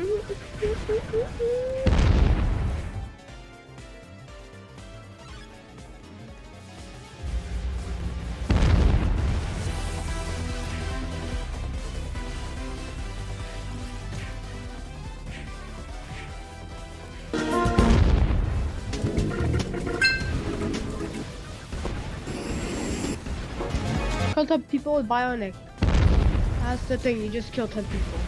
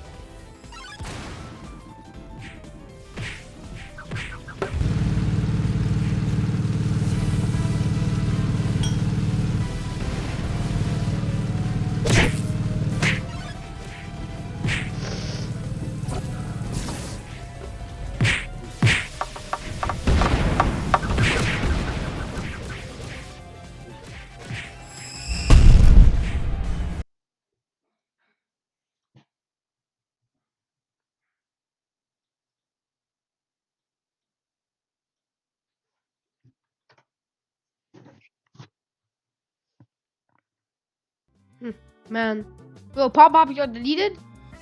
2 years ago now, Minecraft had one of its most controversial updates ever, 1.19.1, where chat reporting was added to the game. It is said that, like the controversial Bedrock edition, players on Java could now be banned from playing the game if they were reported. However, what many of you might not know is that behind the scenes, Mojang has also manually gone out of their way to ban a small selection of extremely unique players for doing things much more notorious. Who are these players? Why were they banned? And how did some of them trick Microsoft right in front of their eyes? The first banned player we will discuss is actually a group of players originating from the infamous Anarchy server Bob. The fifth column, as they are known, began as a group of griefers who were known for griefing a variety of extremely notable bases on 2B2T, dating back to December 2020. The group has made a variety of appearances in YouTube videos, such as a handful from FitMC, notorious for their dedication to unique trolling alongside their griefing. But what would really put them on the map would be their Discord bot and Minecraft mod known as Oppenheimer. Oppenheimer exploited the fact that many Minecraft servers are run by individuals who don't know how to properly secure them. They had a Discord bot that would scan the internet for Minecraft servers with the port 25565, Minecraft's default server port, and would then check for various properties of the server, such as if it had whitelist enabled or if it was in offline mode. It was also able to see what players had been on what servers recently. Using Oppenheimer, fifth column would then begin locating the IP addresses to small streamers and YouTubers' Minecraft servers through their username, and then if the streamer or YouTuber didn't enable whitelist on the server, which is often the case as they don't expect anybody to find it without manually giving out the IP, they would join the server, mess with the streamer, all while they were still live. They would then often grief the server, leaving the streamer or YouTuber in a state of absolute shock at what had just transpired, often resulting in a reaction or grief entertaining enough that they would upload a video about it on their YouTube channel. Monkey. My builds. I have someone fucking my shit up. He just came in here and started destroying my shit. You good? No shit. I know.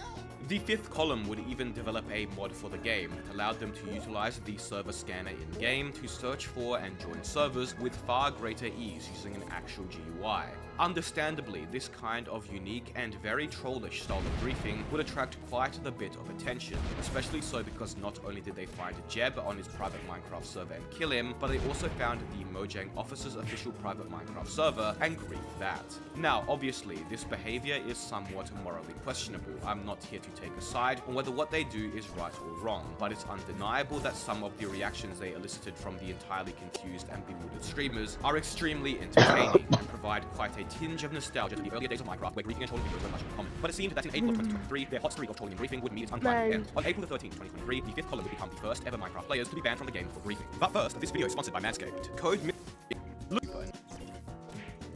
Check out. Anyways, besides being the first players to be banned from the game for griefing, they also became the first ever players to be banned from Minecraft manually by Mojang as well. A handful of 5th column members were banned, 10 Minecraft Java accounts in total, all of which banned for over 4,100 days over 11 years, basically a permanent ban for abusive language used in a directed, harmful manner. But that's not actually why they were banned. In fact, the real reason for their ban isn't even a potential bad reason that can be displayed here. The 5th column, obviously confused about their sudden and abrupt ban, emailed support and was told by the Minecraft moderation team that the account received a permanent suspension due to a violation of our guidelines. We have evidence of you using a hacked client to cause harm to other players. Due to the severity of these violations, it was determined that the account could no longer be trusted to access Minecraft servers. We will not be restoring access to this account. Other 5th column members who appealed also got very similar emails. Further inquiry to Microsoft support led to one member getting a reply with a screenshot, making it abundantly clear that they were in fact banned for griefing and the use of hacked versions of the game, and this ban was permanent and would not be overturned. Now, tens of thousands of Minecraft players have in the past used hacked clients to cause harm to other players, but clearly Mojang seemed to draw the line at the repeated griefing of other players on their own private servers. The 5th column did some digging and seemed to narrow the source of their ban down to 2 or 3 specific videos, which all contained the accounts which were banned. So whether or not the individuals in these videos decided to report them to Mojang, or someone else reported the videos after seeing them, is still unknown, but it seems like that was likely the case. One of the 5th column members named Orson would make a tweet about their ban, which actually got Notch's attention, sparking a rather interesting discussion, as many of the servers the 5th column griefed had rather questionable and offensive builds in them. But despite this all, nothing would change. Their bans would remain. Or would they? About a month later, another one of the 5th column members was able to get their account unbanned by sending an email that effectively stated they had understood what they did was wrong, and upon re-examination of the community standards would ensure they wouldn't break the guidelines again. He basically said, "Sorry, we won't do it again," in a very formal way. After this appeal was initially denied, out of the blue, another Minecraft mod team member would chime in, mentioning that after further consideration, the moderation team had elected to lift the ban, as the 5th column member had since acknowledged the behavior that transpired and committed to adhering to the guidelines. There was a stern warning though, that any future violations would result in a permanent ban. The other members would all basically send these same ban appeals, alongside a bit of trolling, such as where Orson convinced one of the Minecraft moderation team members to apologize for giving an incorrect ban reason, stating that he was rather offended to see hate speech given as the ban reason, as he and his friends do not condone such behavior and actively speak out about the topic. Pretty funny. All the banned members of the 5th column would be unbanned. They were given one final chance. And as you can imagine, being as so fortunate to be given a second chance, they changed their ways, vowing never to grief a server again. As of this video, the 5th column have griefed over 600 Twitch streamer servers and have even crashed the Practice SMP for 3 days straight with an exploit. They basically told the Minecraft moderation team, "We're sorry, we would never do it again," then proceeded to instantly do it again and upload another 25 more griefing videos to their channel, still remaining unbanned once again. So much for that stern warning about future violations resulting in a permanent ban. So, that's the story of the first ever players to be banned from Minecraft, and also the story of how they got unbanned. But what about a player who was banned and still remains banned today? Many of you would know the Jupiter Trooper, one of the most notorious anti-Win and Jupiter's Minecraft YouTube channels. Now, what makes Jupiter Trooper's case so interesting is the mystery behind the bans. Jupiter Trooper happens to have 1, not 2, but 7 accounts which have been banned. Let's start with the main account. Jupiter Trooper's main account, Jupiter Trooper, happens to be banned in April as well. Unlike let me explain. As I've already showed you, accounts can be banned from Minecraft, meaning you are unable to play. But accounts can also be banned for a client or account lock. This is where the issue is banned. The player is no longer in the log account to Minecraft. This generally happens when activity is associated with account violating Minecraft. Scenario being when Minecraft you see there exists a large community online buying and selling accounts red. Some of which have sold. However, there are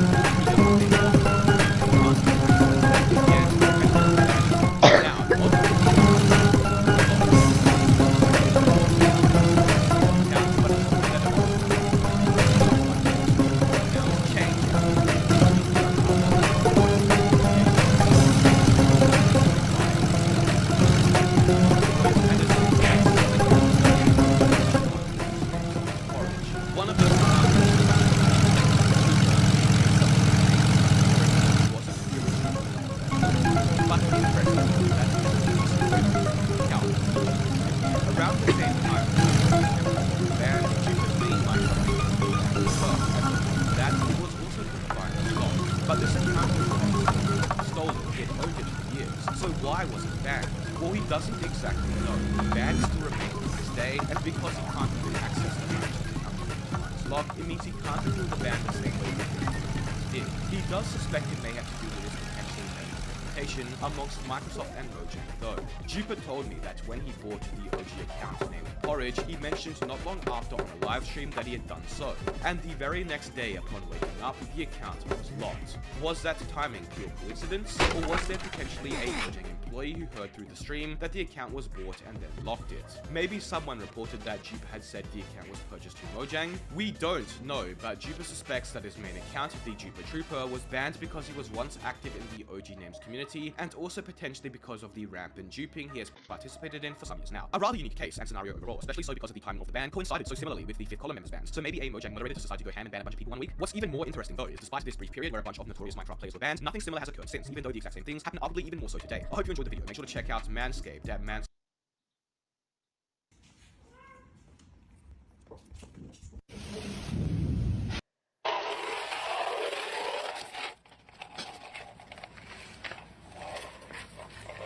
Yeah, you can look at me and try to judge me all day, but at the end of the day, you're just a cat. What do you know? You don't know shit. You wake me up in the morning and try to tell me what to do. I know when to feed a cat. I'm a person. You can't even watch movies. You've never seen Cars. You've seen all the Cars movies. You don't know shit.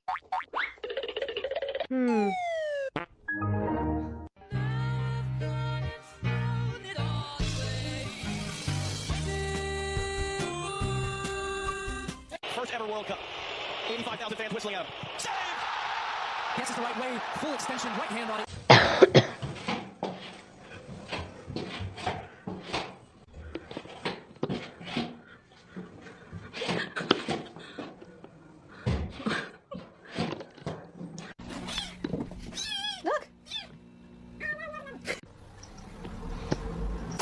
Put the money in the bag. Oops, I just got a bag.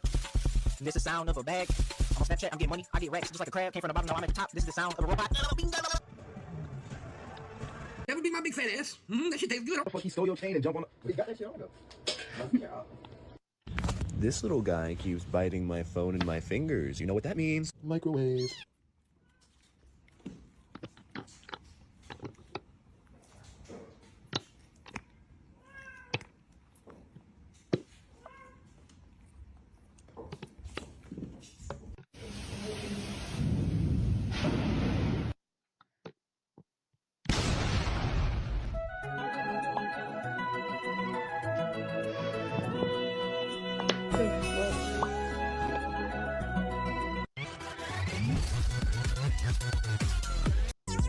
Apple.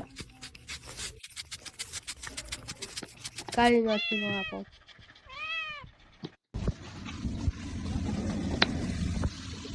괜찮아. 괜찮아요.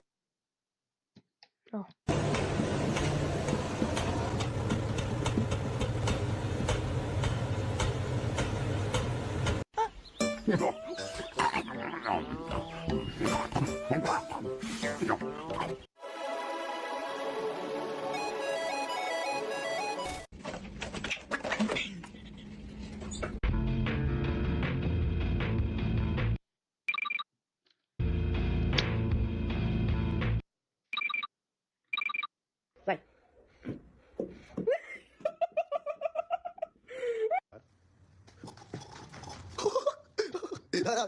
No, sorry.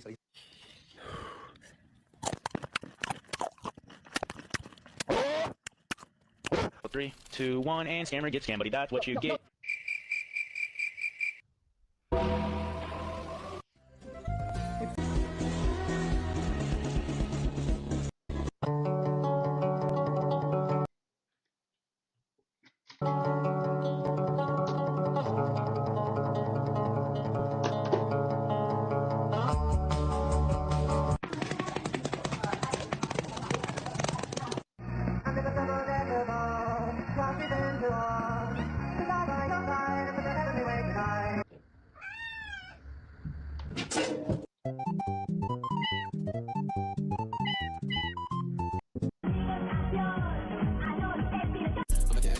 Better get geek.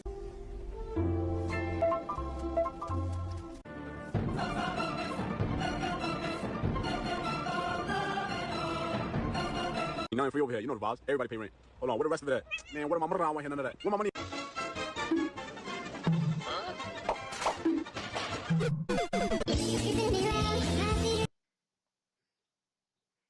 Other member, Wembu. Back in my day, SMP videos were just you log onto the server and you press record. But nowadays, the biggest SMP videos are entirely scripted. What happened? The first SMP was created by this YouTuber called Good Boulder Fist, who was very tired of just playing by himself. Lucky for him, survival multiplayer was just released, so Good got some of his friends together and decided to launch the very first YouTuber SMP. It was called Minecraft, which sounds like a narcotic drug, but the server was entirely unscripted, just the quintessential log on and press record. It seems like it might still exist, I just don't think anyone watches it. I don't even know I've been divorced for 4 years. Who knows? But I'm a very single man, so I have a joint custody of my daughter. But during COVID, my joint custody has changed. And that's because many of the members wanted to create another, much more popular server after Minecraft changed their rules. It's mostly the same thing, just a group of friends playing together and recording it. And this server was Hermitcraft. As time's gone on, there's obviously been more planning going into certain episodes, but everything you see is still real. This is how the SMP space remained for years. Get your popular friends, press record, and subsequently be able to afford a small private army. But all this was about to change with the creation of a brand new server that would break any previous record of popularity. The only secret to its success was scripting. Before I talk about that server though, this video is sponsored by Opera GX. Your browser is boring. This ultimate gamer browser lets you import your settings, bookmarks, history, and cookies from your old browser. And once that's done, you can customize it with mods. For example, I got this cozy little mod that adds a warm glow over my website, and it even comes with background music. Then I decided to pair it with dubstep typing. But if you don't want your keyboard to sound like Virtual Riot, you can disable parts of each mod here. Opera GX also comes with built-in AI right on the sidebar. And did you know that AI is actually really good at giving script feedback? You can also highlight text on the website, in this case Infowars.com, and the AI will pop up with some suggestions. And of course, the classic GX Control lets you stop your PC from overheating by letting you limit your browser's RAM and CPU usage. Just as a point of comparison, this is Chrome versus Opera GX with GX Control on. So use my link below to download Opera GX today. If you hadn't guessed, yep, I was talking about the Dream SMP. Dream's Minecraft Manhunt videos absolutely blew up, with the series as a whole having over 1.4 billion views. During his meteoric rise, he quietly set up a survival server for him and his friends to chill on. But over the next few weeks, a nagging little I didn't mean that, was begging to join. Once Tommy was allowed in, he was immediately banned for griefing. Instead of keeping him banned, Dream wanted to see what would happen. This is what transformed the server into what we now know as the Dream SMP. Once Tommy was allowed back in, he started conflicts that developed into multi-month storylines, and the server's popularity skyrocketed as a result. Tons of huge creators were added over the next few months, like Cactublade, J-Shat. But as the server went on, the fandom started really latching onto these different arcs and interactions between the members. The members then responded by starting to script some of these interactions to be more dramatic, and the fans ate it up. You know I'm afraid of lava. This level of scripting is what ultimately brought the Dream SMP most of its success. At first, though, they wouldn't admit it. So you're telling me this just naturally happened? I'm in creative mode. This dude will do anything to answer my questions. Oh my. My fans are just like sweet little kittens. But scripting had one major downside. It made it really boring for a lot of the members. The streams got planned out to a now stress-filled degree of detail, and it was just a lot. It was getting too much. As a result, many of them didn't bother logging on, and this was made much worse when Technoblade, who was at the forefront of the plot, passed away. This led to many of the members falling out, and ultimately the end of the server. And yeah, my other video where I said it was because of sexism or something was wrong, I'll admit it. But as the Dream SMP declined, there was a growing gap for a new server to come and take its place. And this server would be the Lifesteal SMP, which my friend Barry will cover. I can make up some like, oh, he's uniquely qualified because he made a video about Lifesteal copies, but really, he just genuinely deserves the shout out. It began with two YouTubers, Mapic and JPEX, who had the plan of making a hardcore server and inviting some of their friends to come and play. However, they would soon ditch this original plan when they invited their friend Parrot, who had an idea that would change everything. Basically have hearts, and hearts are like the server's currency. If you die to someone else, they gain a heart, you lose a heart, and I was like, alright, if you want this to succeed, I have an idea. Players were now more cautious of dying since it had a big drawback of losing a heart, so were now more competitive to kill other players so they can try to gain a heart. Because of this great idea, it was after Season 1 where Mapic and JPEX agreed to just let Parrot run the server from now on. And so in Season 2 is where things really began to take off. The Lifesteal SMP grew in size when they added a bunch of new creators to help create even more content. This was really good, not just because of all the videos they got out as a collective, but because they started to capture the remains of the Dream SMP audience. Barry and I both had this exact same video idea, and he generously offered to let me have it. His videos are really similar to mine, so check them out, you'll enjoy it. Seeing the success of Lifesteal, many other YouTubers wanted to tease for themselves, and by now, SMP content was much less about the members and more about the cool, clickable, thumbnail-optimized thing the members were doing. So because of this, pretty much anyone could get views by just copying what Lifesteal does. Safe to say people did that, and it worked for a while, until eventually, the YouTubers realized they didn't even need to try. They could just fake it. Faking videos was so much faster and easier, and also enabled them to write much better stories than you could get by just recording naturally. Oftentimes, these videos could even get more views than Lifesteal themselves. I was trying to get into SMP content around this time, and dude, I was hard-pressed to find a single server that wasn't completely scripted. Seeing all these YouTubers having such success with scripted videos, Lifesteal members began wondering, what the fuck are we doing? And started making some themselves. Parrot made one fake video, but he said he hated it and went back to authentic stuff right after. Spoke, on the other hand, didn't give a shit and made like 20, but eventually, all these scripted videos just sort of stopped. Looking back, I think it's because most of the money-driven hustle grinders making them realized kids content was even more profitable, so they just switched to that. Good to know that youth are watching upstanding creators with morals and integrity, but anyway, the scripted YouTubers who didn't get into straight-up kids content began to transition back into more genuine stuff on actual SMPs. Literally just because scripted is so fucking boring to make. And that's actually where I come in. I used to make videos on the Bliss SMP, but once unscripted servers like Bliss gained notoriety, tons of smaller SMPs popped up trying to replicate it. The SMP space became very fragmented, and the audience was much less focused on just Lifesteal like in the past. Also around this time, it was getting really hard to come up with a single video idea that hadn't already been done. Even the Lifesteal members, who had been doing this content the longest and were the best at it, just weren't getting the same views they used to. So eventually, Parrot decided enough was enough. He and another member, Wembu, known for his biblically accurate Minecraft thumbnails, had an idea. What if we made scripted Minecraft videos, and instead of lying about it, we could just be upfront and tell people to enjoy the story? What if we made out? After they crafted this genius new infallible concept, Parrot put out his first scripted video. And it kind of flopped. It was his worst performing video in months. From the comments, a lot of the audience seemed like they weren't really sure what to make of it either. Like, when's the last time you've seen a YouTuber have to fit a comment like this? But Parrot wasn't gonna give up yet, because he had one more trick up his sleeve. The way YouTube's algorithm works right now, it incentivizes making really stretched out videos to keep you on the platform as long as possible. And as long as you can keep your audience just barely interested throughout, that's usually all it takes. Personally, you know, I'd rather be more concise and to the point, but both approaches are valid, I guess. Parrot's next video was over 3 hours. What the fuck? Most of it was consequently a lot less heavily edited than his older stuff. I mean, there's long stretches of basically uncut gameplay. And Parrot was really the one who popularized the style of like more fast-paced cutting between events. Because of this, there was a pretty significant risk his audience just wouldn't like it. But somehow, against the odds, it worked.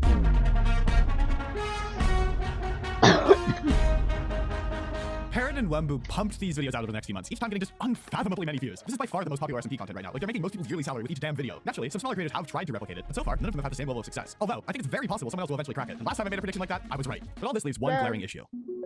How are these any fun to make? Every other time scripted SMPs came around, people got burnt out very quickly. So if Parrot and Wembu are gonna keep this up, they must somehow be actually enjoying it. If I had to take a guess, I'd say it's probably through writing the best possible story they can. Sort of like, you know, why a screenwriter would enjoy writing a movie. But I guess we'll find out if these videos suddenly stop in like 3 months. With that, remember to subscribe and have a great rest of your day.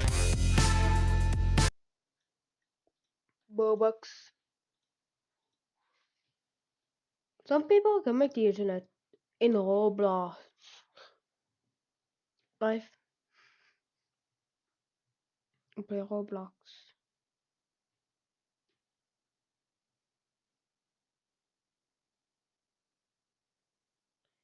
Oh my god, dude, not teamwork hobbies, dude, yeah, use of the dislikes. Please donate. It's 13 plus.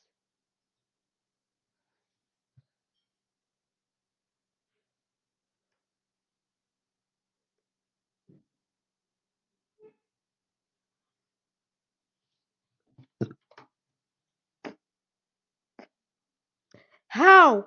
29 out of 28 people.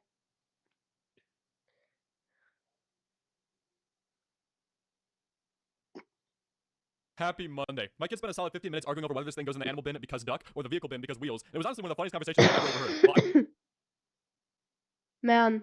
I wonder what they decided because I wouldn't know what to put either. I mean, it is an animal, but it's also a wheel, so you might just have to make a new bin all entirely and just drop that one in there, and it's the only thing in there. What's up, boys? I want to tell you guys a story. In kindergarten, I was a bit of a troublemaker, okay? The teachers didn't really like me because me and a couple of my other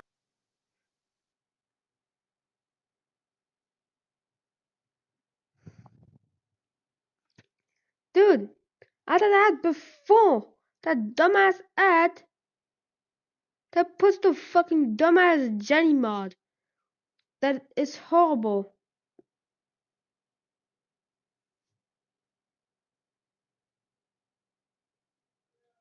Farming is among one of my most favorite things to do in Minecraft. Well, just behind building, okay? This isn't disruptive farms. And so I've created a mod pack that aims to expand on the farming of Minecraft, adding heaps of new crops, trees, food, and building blocks. Welcome to Farmtopia. So this mod pack uses my previous one as a base. Everything that's in DB's Minecraft Plus is here too. The only difference is we have, well, a lot more mods that aim to transform Minecraft into basically Stardew Valley, where you can start your own farm, build a farmhouse, decorate the interior with heaps of new different blocks, and start your farmland outside with a metric ton of new crops. So as mentioned previously, the main goal of this mod pack is basically to settle down and set up your own farmland with sprawling crops, kind of like how I did in my surviving 100 days building a farmland, because this is actually the exact set of mods that I used in that video, along with, all of the extras that my DB's MC Plus mod pack adds. So now we're gonna get into the specifics of what every single mod I've added to this mod pack does, and how it helps you achieve that goal of creating your own farmland, or honestly just having a lot more stuff to do in Minecraft in terms of farming. So first of all, we have the Croptopia mod, which as you can see adds a bunch of new crops, 58 in total, 26 new fruit trees as well, and over 250 new foods in total for you to cook and eat. So you can see I do have a lot of farmland here with just the vanilla crops, which also are thankfully enhanced thanks to the 3D crops resource pack, but we have an absolute metric ton of new crops as well. Over here we have grapes, we've got blackberries and blueberries. This is kind of my winery grape area setup, I guess. Over here we have stuff like cauliflower, celery, and bell peppers. Dude, the list goes on. There's so many different crops this mod adds, along with all of these new trees. We have avocados, and all of these can be used to make some awesome freaking food dishes and stuff. And thankfully Croptopia does have a book that helps you with creating all of those different foods with these awesome recipes here. Now to go along with all of the cooking, we have a bunch of new cooking blocks. For some reason some of these have just disappeared from this world. Don't worry about that. We have things like a fridge that lets you store a bunch of food. We have a stove, or an oven, sorry. And this is honestly the most useful thing. If I just grab some coal and chuck some raw beef in here, you can see it's just going to instantly spread out 9, and it's going to cook that 9 in total all at once. You can see it's slowly turning into cooked beef there as well, which I didn't even know. That is so cool, dude. And yes, all these kitchen items like a toaster in the sink here. We even have like a chopping block too. This is all thanks to the Cooking for Blockheads mod, which adds heaps of new blocks of all types. We got sinks, we got fridges. Now continuing on with the farming side of things, we also have a mod called Serene Seasons, which adds seasons to the game. Right now we are in mid-spring, I believe. And basically what this is going to do is affect your crops of all kinds and basically make them only grow in certain seasons. You can see here fertile seasons are summer and autumn. So you kind of need to plan and strategize about your farming and when you're going to plant stuff and grow it. And another thing as well when it comes to winter is it's actually going to snow in every single biome. It's also going to freeze over all of the water as if you're in a snowy biome, which is honestly just such a cool feature. But I will warn you, it is quite a pain because if all of your water sources are just exposed like this, they're going to turn to ice and they're going to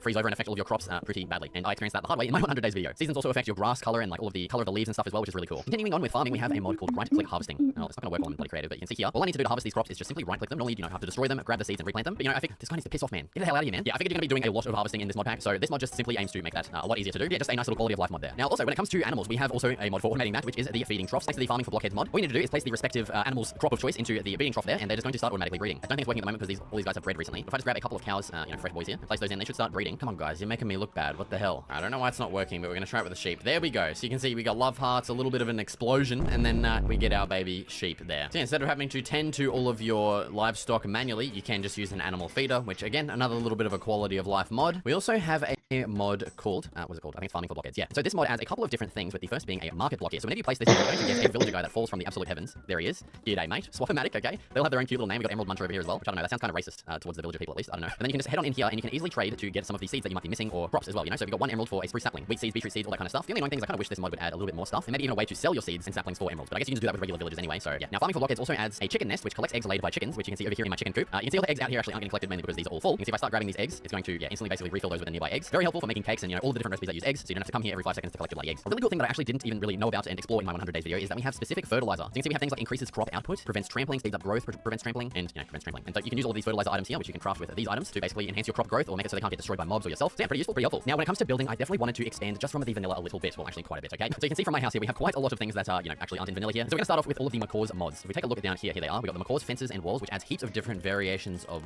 wall. In another video to present some of the stuff that was currently made, announcing the creation of a Patreon and creation of paid positions, and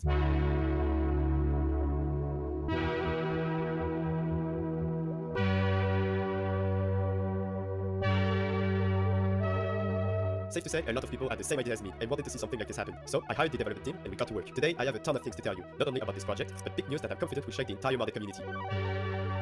First, let's do a quick recap of the situation. The plan is to take a bunch of big content mods who were not supposed to be played together, and then create a compatibility mod to make them playable with each other by modifying the progression, crafts, balancing bosses, weapons, and accessories, and expanding the mechanics of certain mods to make it playable with the other mods. The name of this mod pack, Birth Souls. Now, 3 positions were created for the development of the mod pack: developer, spriter, and progression designer. Before presenting who was chosen, I first want to thank everyone that submitted the application to be part of the team. If you wasn't chosen this time, there will definitely be more opportunities in the future. So, for the developers in the team, we have Mumu, who worked on multiple very popular mods like Ultimate Skyblock or Mumu's Ultimate Yo-Yo Revamp. Tomat, who worked on Fargo Souls and the Nitrate Optimization mod, Ye, who's the head developer of Calamity Vanity, and Nycro, who worked on the Calamity mod.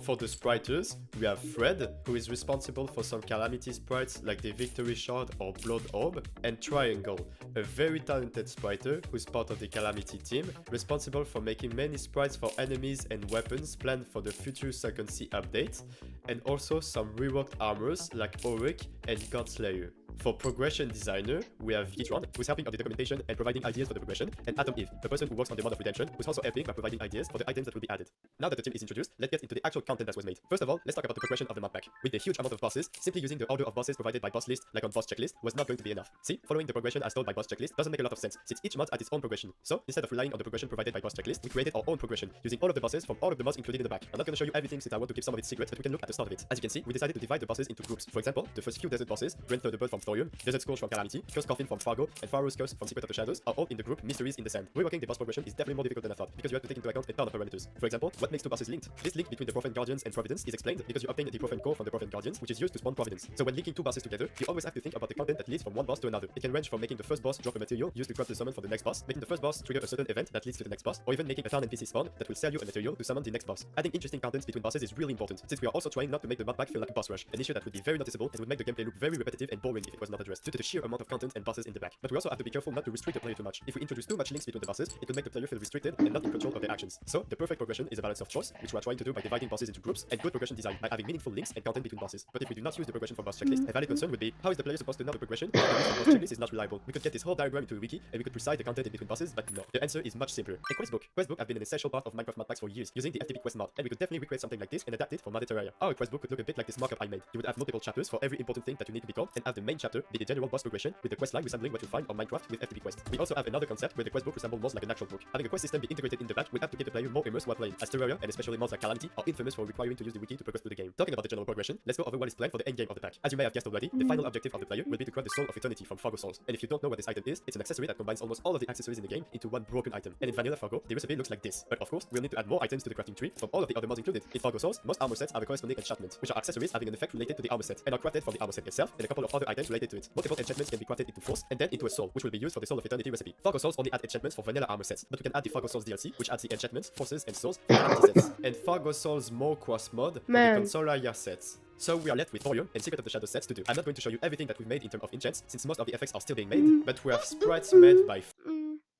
We got a furry being bullied by kids here. What's up? I was reading through a lot of the comments on the last video of you guys saying how long you've been watching, and I'm actually like shocked to see how many of you have been watching for like 3 or 4 years. To be honest, my content is way too repetitive for that, and I really, you guys should be watching something else. Regardless though, I appreciate the support, and I also appreciate all the kind birthday messages that you guys sent me in the comments. Today we're checking out all the best posts from r/I'm14 and This Is Deep this year. This is an absolute classic subreddit, alright? Everybody on the channel knows it. So I won't waste your time by talking too much. Leave me with a real deep quote in the comment section. It can be your own, it can be someone else's, just give me something to think on. With that being said, enjoy the video, boys. Those who want power are those who least deserve it. Wait, isn't this the same guy that bought Twitter so he could be the CEO of Twitter? There's no way you can be that unselfish. self-aware. Meg turning, be different. And then you got a bunch of sunflowers and one sunflower turning the other way. Meg, that sunflower is gonna die. Hashtag they face the sun for a reason, LMAO. I'm crying. Yeah, they are called sunflowers because they face the sun. That one sunflower decided to not follow the pack is actually gonna be the one sunflower that is going to be dead. And Lamborghini said that we don't do commercials because our target audience isn't sitting around watching TV. That hit me. And what do they do? Sit around and watch YouTube? It's all about that grind set, baby. As the top G himself said, you have to break the matrix and start a business and be your own boss and really go out in the world and get rich immediately. And I'm not gonna tell you how. Guys, get ready for a very sad story. Girl, A, B, etc. Oh, the alphabet. Only lonely people can read this. I love you so much, but I don't know how to tell you because I know you love someone else? Maybe? I mean, I guess I'm lonely if I got that right. Some nights. There's no way this is a real tweet. Why is Elon Musk on here so much? This guy has become the epitome of 514. This is he is Batman. I mean, to be honest, he really could be. I mean, Batman is just a super rich guy who has cool gadgets and stuff. Why can't Elon Musk just get, you know, super ripped, get a couple cool gadgets? Or even if he doesn't want to get super ripped, he could just build the Iron Man suit and become Iron Man. Just like everybody else.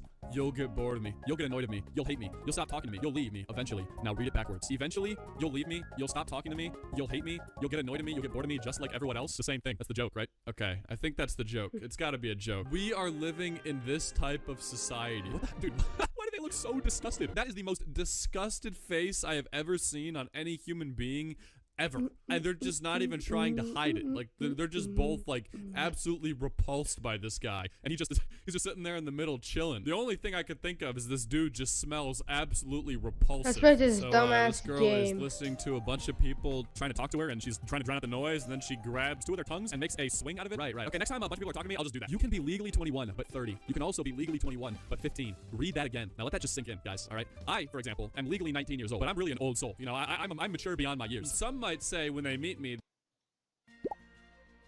Oh no. Free model. Pay to win. Game passes. Dumbass reboots. Just take my FPS away. 59.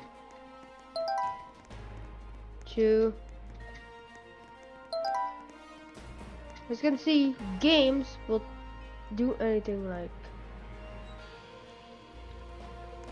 Alright, we're getting at least around 60 FPS.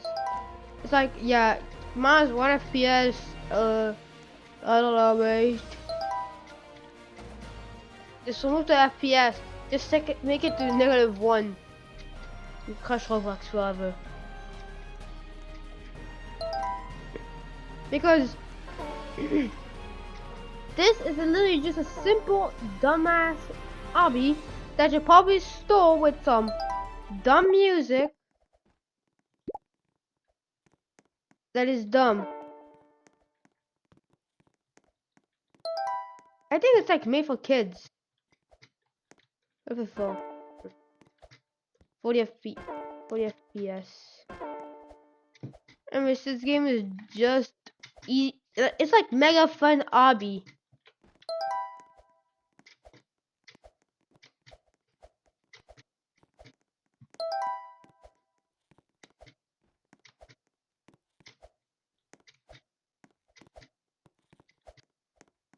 Yeah, you're just putting text.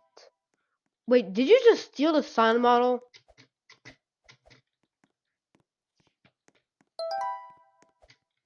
Yes, -1 FPS. Well, my FPS is like -2, not -1.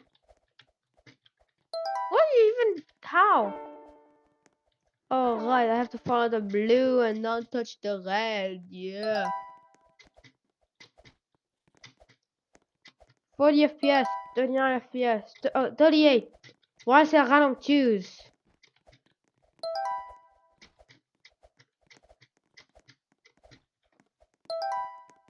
Does somebody already reboot?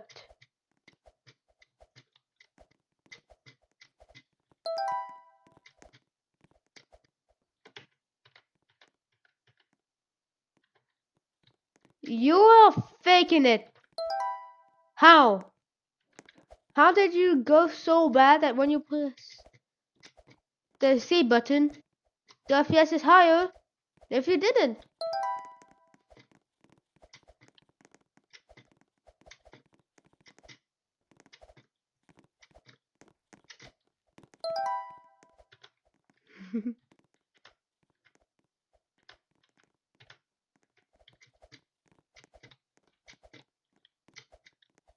Just get more FPS.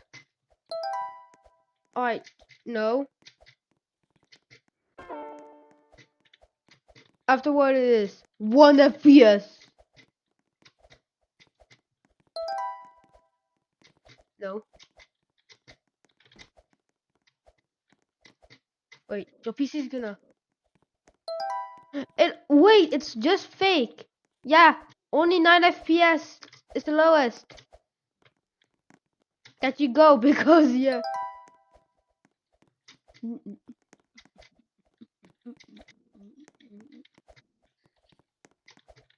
Unlock a 1 reboot.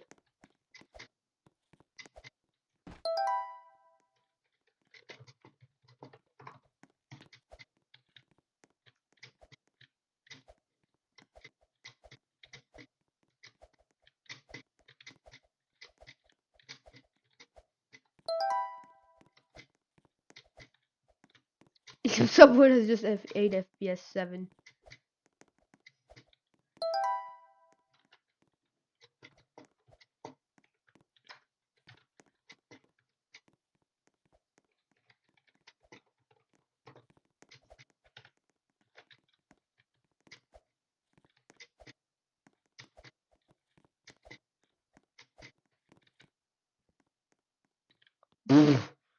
You can just walk on this.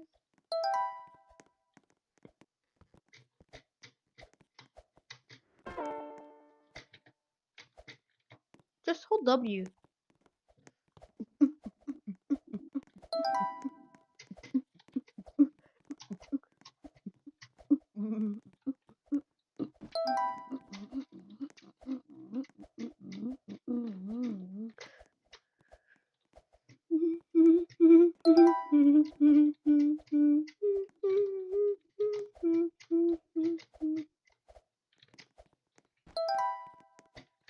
Yeah, let me just get my FPS back.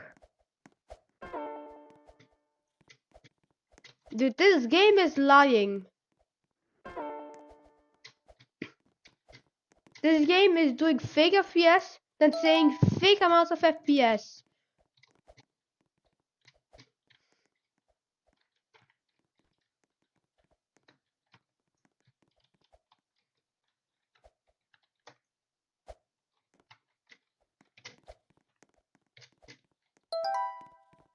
Whoa. Nah. It's possible I don't even get the FPS badges like, oh, your FPS is under like 12.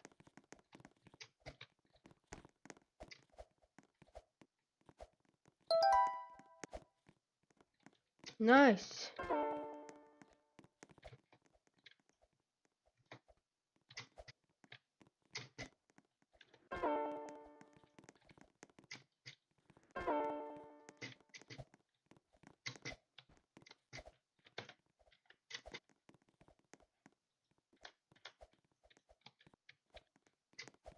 Yeah, just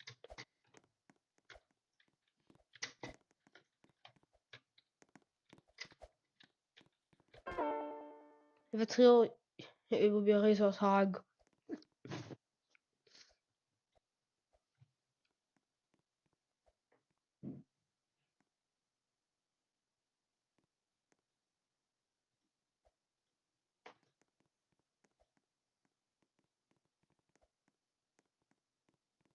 What? Why is my memory like at 45%?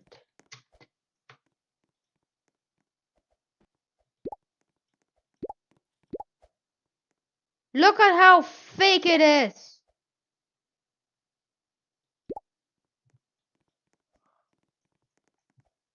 That's how fake it is. It's just making quote unquote lag by using some creator that I probably watched like a bit. A method of creating lag.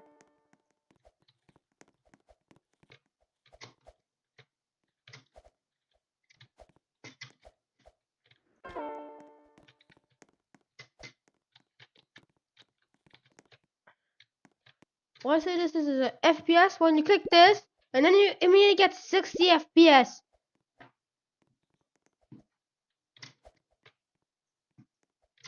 That's how horrible it is, dude. I know it's gonna spawn like buses, but no. Yeah, -1 FPS, -1 faked FPS.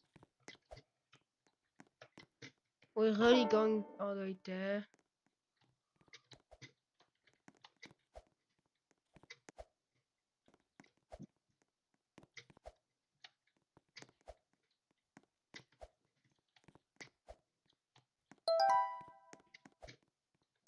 It's fine. But what's this fucking statue? Anyways, line game. It's not real lag, it's fake lag.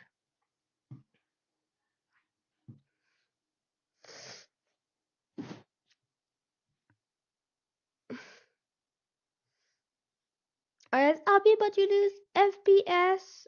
Dislike. Yeah. Yeah.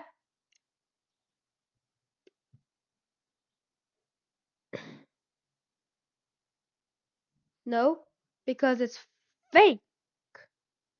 You fake the lag.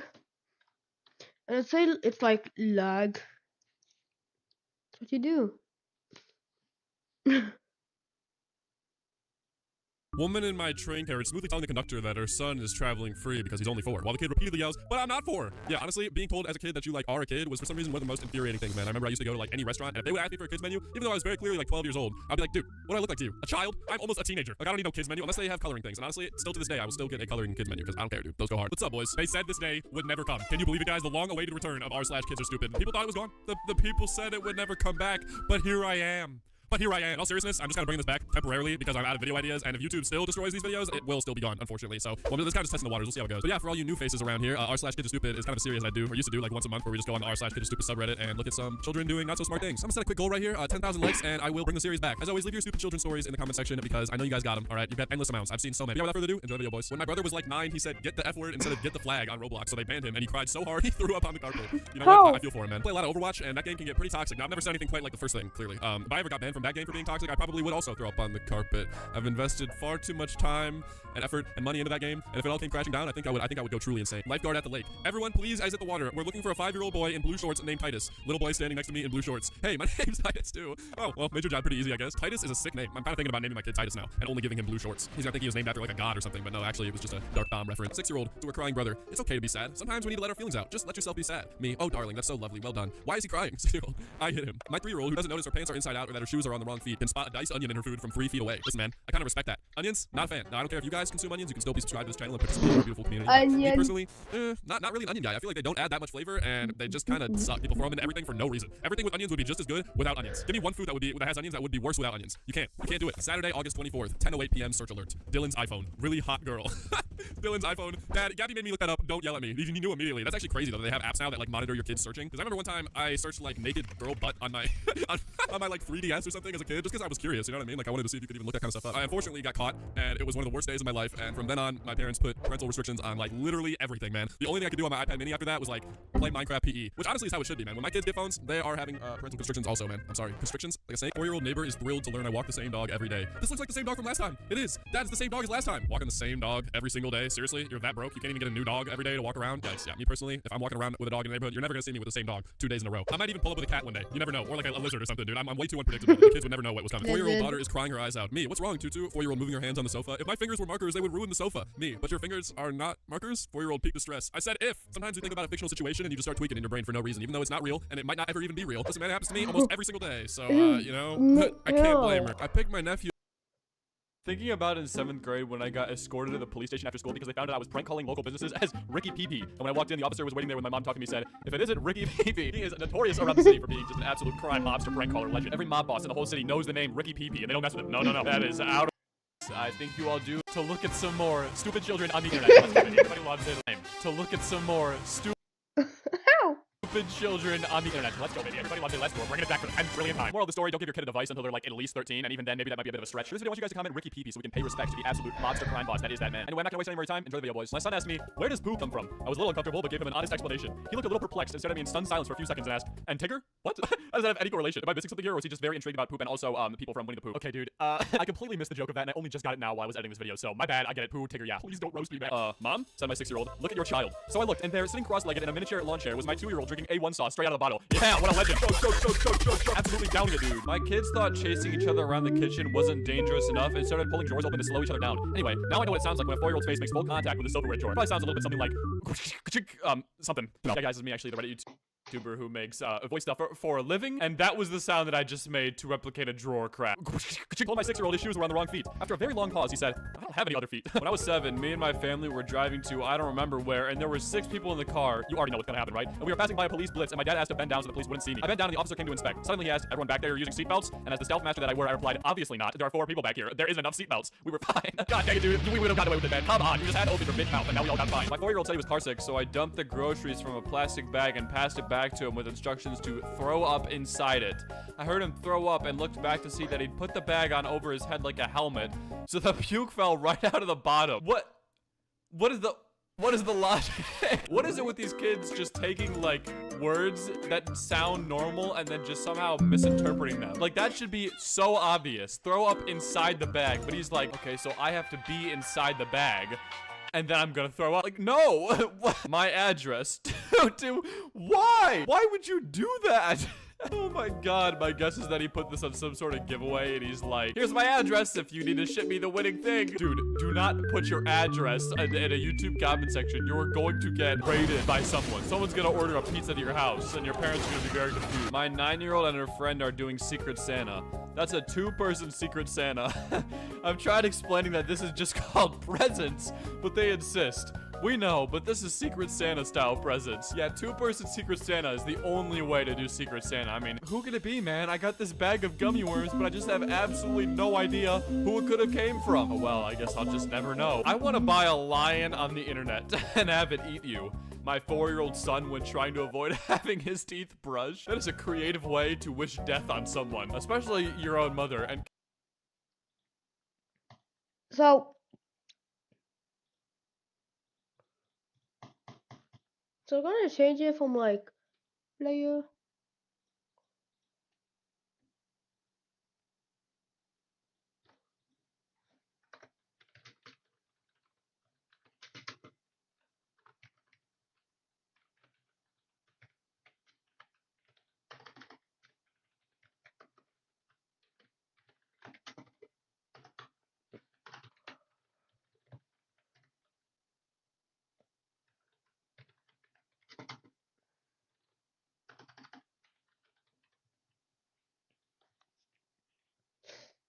There we go. We have the points.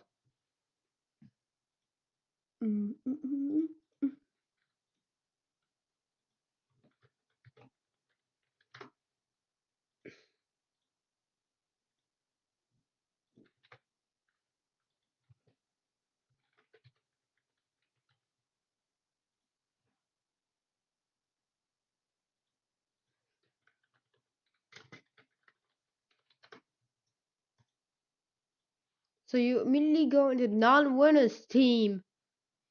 Yes, I'm calling it the non-winners.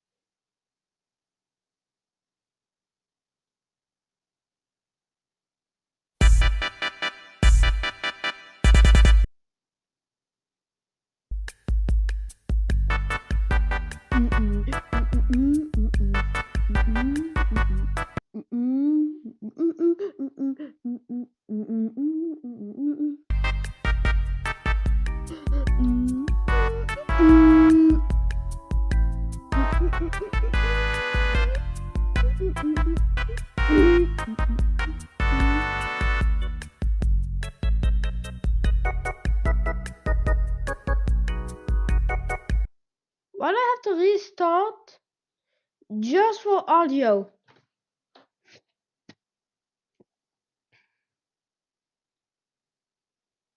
Capcom somehow made 2 disastrous mistakes on 2 different games. On one game, they left a watermark on the front of the game box, and on the other game, they misspelled the game's title on the side of the box. Today, let's look at how both of these extremely funny mistakes happened, and how people reacted when they found out that the video game they just bought had a typo in its name. Part 1, the watermark. First of all, let's go back to the year 2006, when I was a mere 4 years old and Capcom had just released a game called Okami. Now, Okami is this super artful game directed by Hideki Kamiya, the man who would later create Bayonetta. And as I said, Okami was created by Capcom, but it was actually created by a specific team inside Capcom called Clover Studio. Not long after Okami was released for the PlayStation 2, Clover Studio was shut down and all of its developers left the company, which left Capcom with a problem. They wanted to bring Okami to Nintendo's new console, the Wii, but none of the game's original developers worked at the company anymore. So Capcom had to find another group of devs willing to take on the project. And the studio they picked was an American studio called Ready at Dawn. Pretty quickly, Ready at Dawn realized that porting Okami to the Wii would be much more difficult than they first thought. And that is because when Okami's original developers left Capcom somehow ended up losing most of the game's files in the process.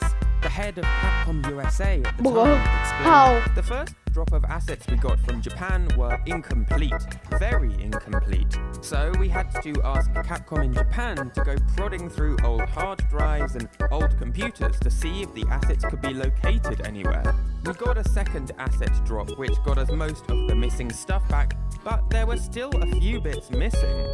In the end, Ready at Dawn ended up having to recreate quite a few art assets from the ground up. But the team pulled through, and in early 2008, Okami was released for the Nintendo Wii. Except on release day, players started noticing something wrong with the game, or rather with the game's box.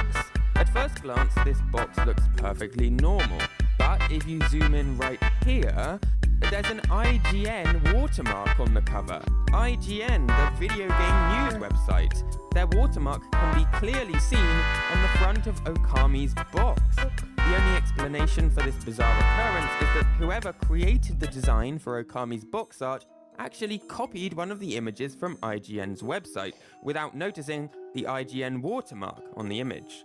At the time, one player posted online, "How the hell did that happen? Seriously, just check my books. Why is the IGN logo doing there? Capcom asking assets from IGN because they lost their artwork?" And yeah, that does seem like the most likely answer. Capcom didn't have a lot of the original art from Okami, so perhaps IGN's website really was the best place to find art to put on the game's cover. Of course, there was outrage when this was discovered, and credits to Capcom, they responded quickly and well, posting on their official website, "I can honestly say that my worst day at Capcom was this Monday. After releasing Okami for the Wii last week to some great reviews, one of our Okami die-hard fans discovered that the folks who work here at Capcom are, in fact, human and can make mistakes. I'm speaking of the watermark that appeared on the cover of Okami. It's sadly one of those things that's hard to spot if you don't know what you're looking for, but the moment you see it, it becomes obvious and stares you in the face. As fans know, the real art of Okami is on the game disc itself, but given the artistic nature of this game, we'd like the outside of the box to match the beauty contained within. To that end, we're offering a free make-good gift to our fans. If you purchased Okami for the Wii, for a limited time you can choose from one of 3 art pieces below, and Capcom will ship a high-quality version of the box cover straight to your door. Thanks again for being a fan of both Capcom and Okami. However, Capcom's problems weren't quite over yet. There were big delays in shipping out these replacement covers to everyone who filled out the form. So in the end, as one final apology, Capcom didn't just send out the one cover people picked, they sent everyone a copy of each of the 3 new game covers. I think you can probably see that Capcom handled this situation pretty well, but you'd think that after this disaster they'd be pretty careful to make sure nothing like it could ever happen again. Cut to 4 years later. Part 2. The Typo. So, the year is now 2012, and Capcom is developing the next game in their super successful Resident Evil series. This new game is being developed for Nintendo's handheld console, the 3DS. Apparently, the development team hoped that the 3D effect of the 3DS would make the game even scarier. Anyway, the name of this game in progress was Resident Evil Revelations. Even in Japan, that Revelations subtitle is spelt out phonetically as an English word. Now, in early January, early copies of the game were sent out in North America to game reviewers, so that they had time to review the game before it launched the following month. And straight away, those game reviewers noticed a glaring issue on the side of the box. Resident Evil Revelations, it said. I'm not even sure how to pronounce that. Revelations? Journalist Dan Ackerman at CNET posted this picture with the caption, "Just got Resident Evil Revelations for 3DS, and they misspelled the name on the side of the case." Pretty soon, it became obvious that this was not an isolated incident. Capcom immediately put out a statement apologizing for their mistake, but their problems weren't quite over yet. On their blog, Capcom explained that the entire initial shipment of games to North America had this issue, which added up to about 90,000 boxes. 90,000 people would pick up their copy of Resident Evil Revelations and notice at some point that the side of the box said Revelatons instead. In that same blog post, Capcom offered customers a replacement cover for the game with the typo fixed, just like with Okami. But they also said this: if you do wind up demanding a corrected sleeve, keep the one with the typo. It might turn into a collector's item one day, and then you can sell it for countless millions. But how on earth did this typo even happen? Well, here's what one of Capcom's higher-ups, Christian Svensson, had to say about it. "I can't even tell you how many people looked at that package and approved it. Nintendo of America, Nintendo Japan, ESRB, I don't know how many people internally, and our guys in Japan. I can't come up with an excuse for it. It just happened. We're not happy about it. There are new processes that were put in place that involve people outside the company. We've redefined who has final say over packaging. I'm cautiously optimistic that we won't be seeing this happen again. It's embarrassing. I can't really sugarcoat it. There are only about 90,000 units that have the misprint. If you've got it and it's shrink wrapped, that's a new special edition. That's our new strategy." So again, Capcom did manage to fix their mistake in a way by sending out another lot of replacement game covers. But I think that statement I read puts it best. It's embarrassing, which is what makes the story so fun. A huge company like Capcom misspelling their own game's name? It just goes to show that the people making the games we play are only human. And after all, there's nothing more human than making mistakes. Hey, thanks for watching to the end. Both of these stories made me laugh so much when I heard about them that I decided I needed to turn this into a video. Hopefully you found these stories interesting as I did. Subscribe to the channel for more strange chapters from video game history every week. And for now, I'll see you next time. Bye.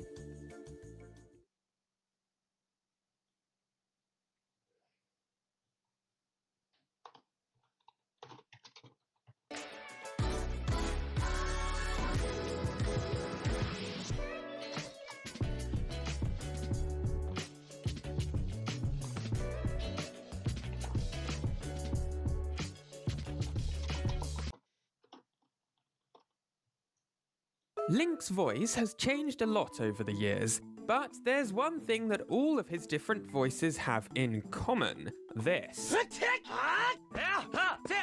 That's right, in precisely 0 Nintendo games does Link speak using human language. He just grunts, shouts, and yells. In fact, Link might be gaming's #1 most famous silent protagonist. That lies in stark contrast to Nintendo's other famous mascot, Mario, who could be accused of speaking a little too much. Mamma mia! So why this difference? Why doesn't Link ever just open his mouth and talk? Well, the answer is a little complicated, and it's evolved over time. But to answer the question, we'll have to go straight to the horse's mouth, to Nintendo, Link's creators.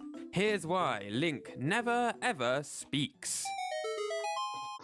Our story starts all the way back on the NES with the original Legend of Zelda. Now, because of the technical limitations of this console, playing back any substantial amount of pre-recorded audio was impossible. The most the game could do was play a few short sound effects. So, giving Link any kind of voice acting was simply out of the picture. But what about text? Even if we can't hear him speak out loud, Nintendo could have just written words on screen for Link to say, right? Well, this is where we come to an interesting part of our story, because a lot of people believe that the reason Link never speaks is because he's not really meant to be a character. Instead, he's a blank slate, an avatar for you, the player, to control. Take his name, Link. He's called that because he is the link between the game world and the player controlling him, right? Except, no, that's not true. This is a common misconception. But in truth, the creator of Link, Shigeru Miyamoto, picked his name for a totally different reason. Originally, The Legend of Zelda was going to take place in both the past and the future, with Link traveling back and forth through time. He was the link between these different eras. But as Miyamoto explained in an interview, in the end, Link never went to the future, and it remained a heroic fantasy game. You could even say there was absolutely nothing futuristic about it. But regardless, they stuck with the name Link. That's where it comes from. And as for his in-game... So a V is a baseball. Also, let's make sure that this is anchored. Anchored like boss. They can only go in here.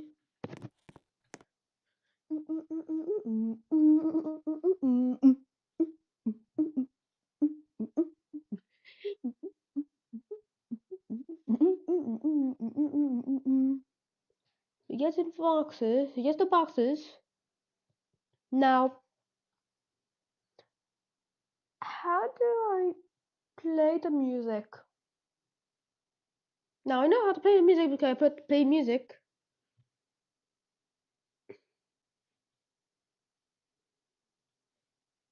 Hold up. F player. I'm gonna steal some part of my code from Pod Labs, a Bug Labs clone. They're trying to make.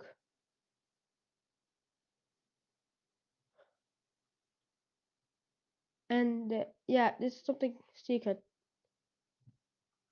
Nobody will see this. So pretty much what I did was I put the max Y and I put the floor X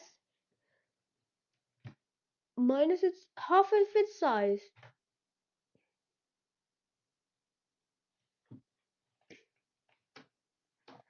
Equals what? V.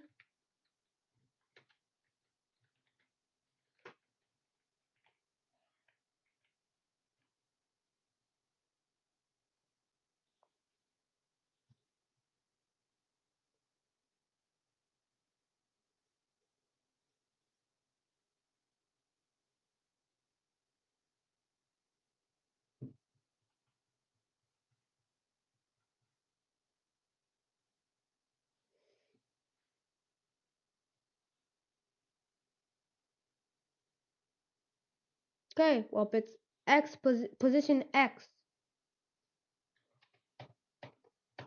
It's a V dot position dot X. V dot position dot X yet again.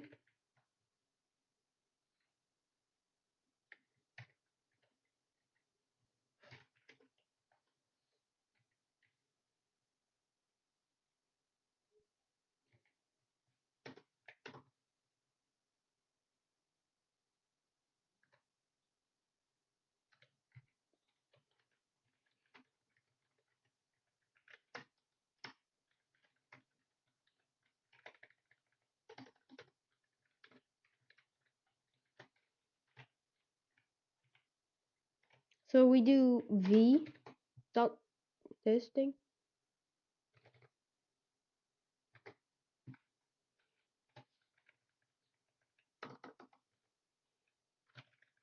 And let's change it to an x so that also I have to add y. Well, the y thing, because yeah, it only checks up.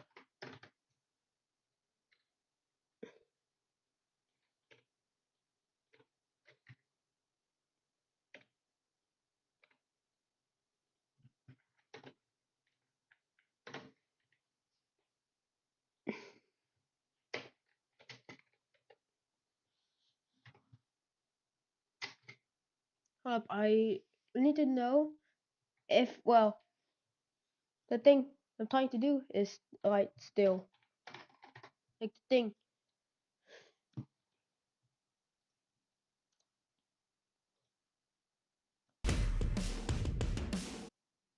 Like $25 each? Yeah, you can't wear this. Elena's paying me back for hers. She's mad that you got a dog hoodie? Is that what? And then she's mad that this is a really confusing post, but it's also kind of awesome. You know, what does let's get this bread mean? It means something different for every person. You know, for some people it might be getting up and going to work their factory job. Other people it may be sitting on the couch while they're unemployed playing Fortnite and getting a victory royale. Getting bread is not a consistent term. It means many different things. Okay, you got a cat and a kid. This is how these two sleep. Why is she out of school? She's not. That was last night, lol. My lights are just bright. But it's funny he sleeps with her all night. Hopefully in a bed. Usually, lol. She keeps sneaking out and getting in the recliner. I don't know why. You need to get control of these kids. Bat their ass and stop letting them. Oh my god. It's just sleeping on the recliner, man. My dad does that every single day. And he makes enough noise to hear it throughout the entire house while he's snoring. I don't know if this person realizes that almost the entire point of a recliner is to be able to recline so you can fall asleep. Actually is what that's for. Shocker. I know. I like to teach lessons around here. I need advice. All moms on my timeline. My daughter is 3.5 years old. School from 9 to 1 p.m. Tuition from 4 to 6 p.m. Dance class 6:15 to 7 p.m. Reach home by 7:30 p.m. Eat food and sleep by 9 p.m. Am I overburdening her? Yes. She's 3.5.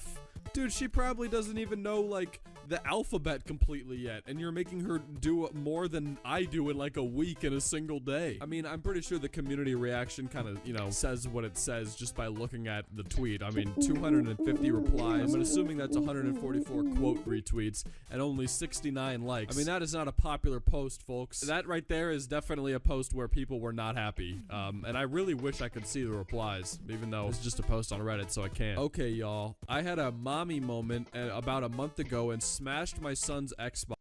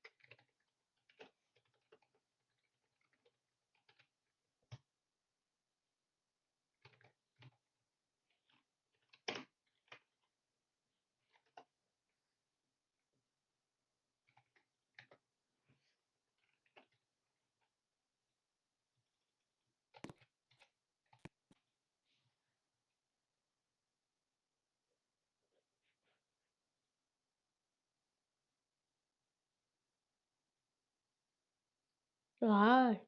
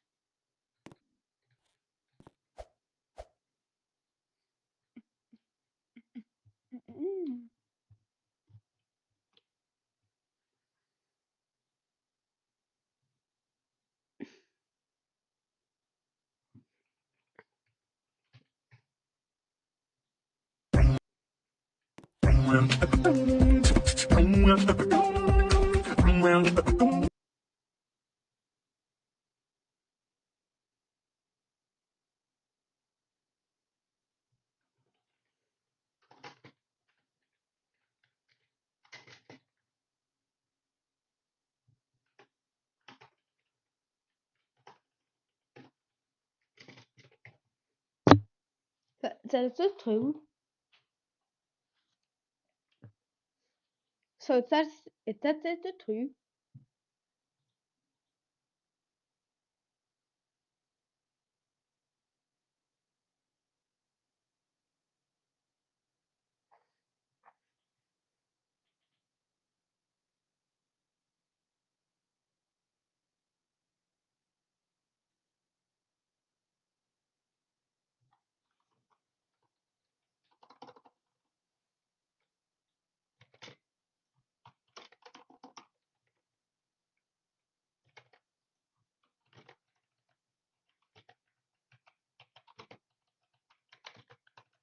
Well, fine with one.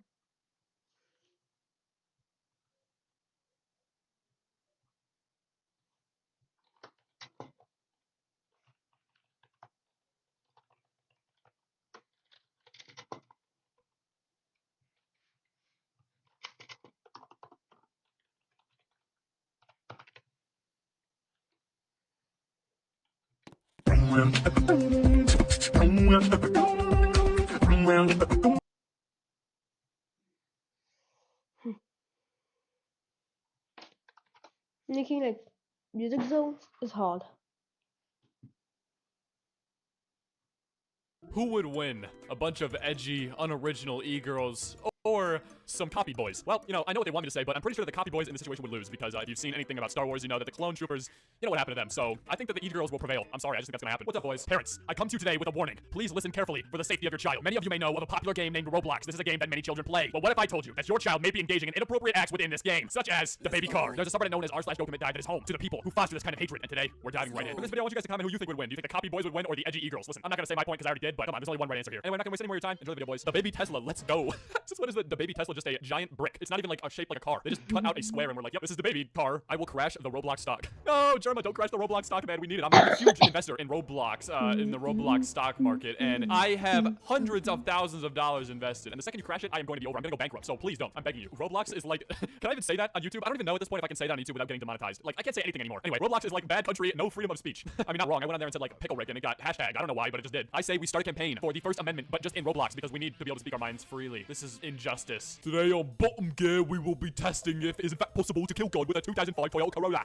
Oh wow, I'm excited for this episode. I have got the popcorn ready to go. We're about to see if God can just be absolutely obliterated with an ancient car. God has forsaken us. Susway. This is just horrible. I mean, this is horrible. I hate Among Us. I hate the Among Us memes. They're not funny. This is just horrible. It's just terrible. I mean, this needs to be removed. Roblox needs to be shut down. Reason: inappropriate. Offensive item. Hello. Whoa, whoa, whoa. Sorry, guys. In the future, I will refrain from saying the H slur. I know I can't reclaim that, so I'm gonna have to, you know, step back a little bit and rethink my actions. I hope you guys can forgive me. If it's for me, you know, I'll try to be a better person in the future. I really do apologize. Just see a twit longer on my Twitter sooner or later. I'm pretty sure these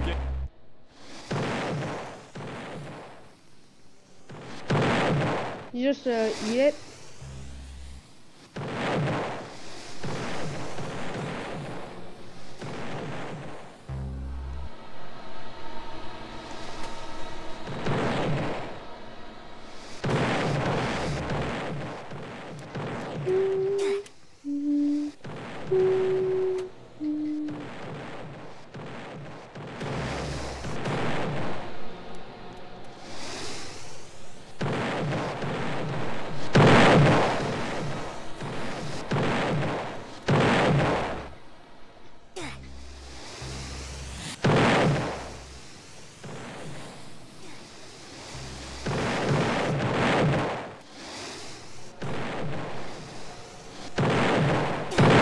Oh.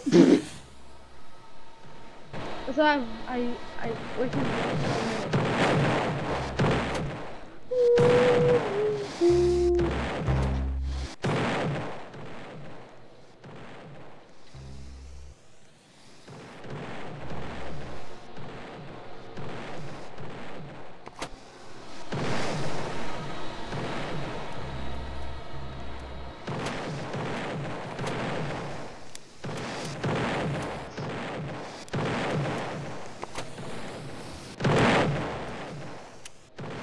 Shoot him!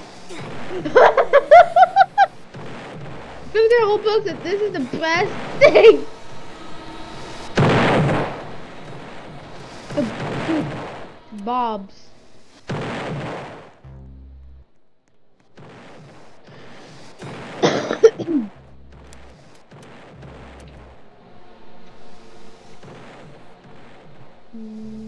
What's this? Stop this, guys.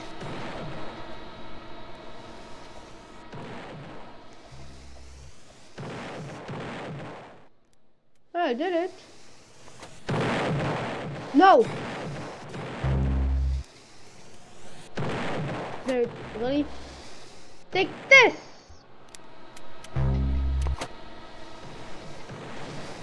Wait, let's do this. Ah!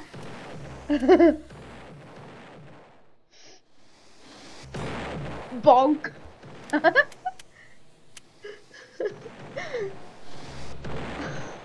Oh. Ah. Somebody has a fast jump. Oh, I made it. No. I hate you.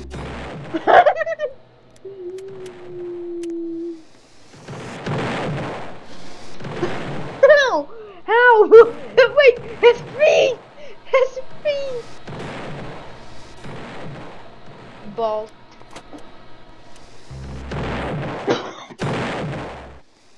Duh! How many duh? Oh my god, no!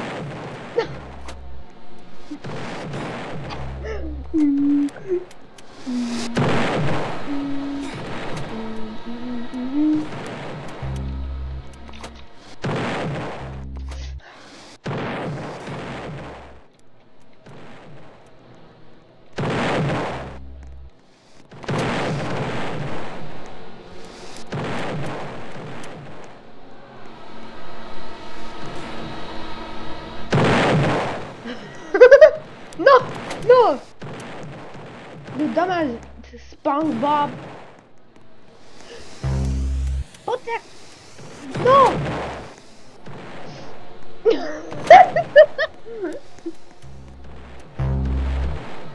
Oh my god, I gotta get in.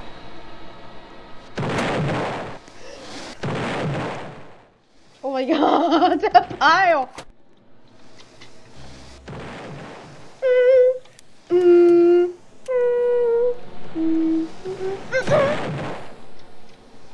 No! It's just survival to kill this.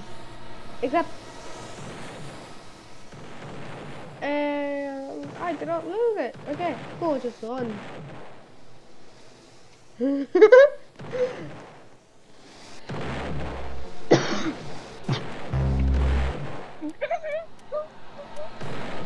Why's our SpongeBob just flying to heaven?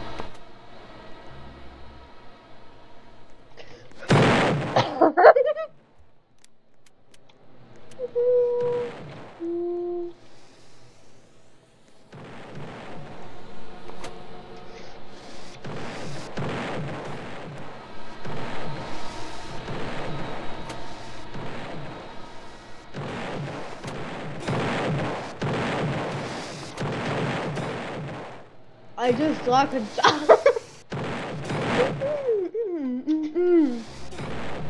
Kabang!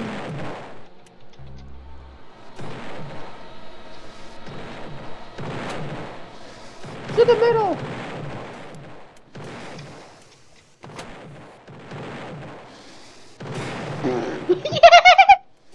How many kills? That's at least one! How? How many people are gonna die? Go fast! Oh!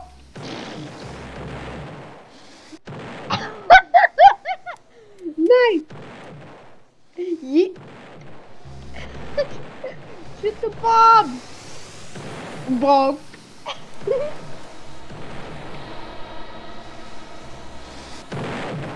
Oh! Oh, I gotcha!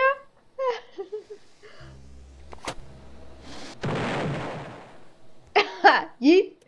Ha! It is Bob's. Come on, where is he gonna go?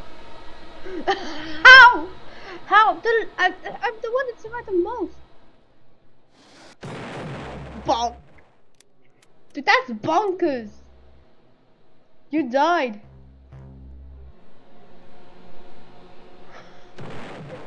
Go faster. Bonk!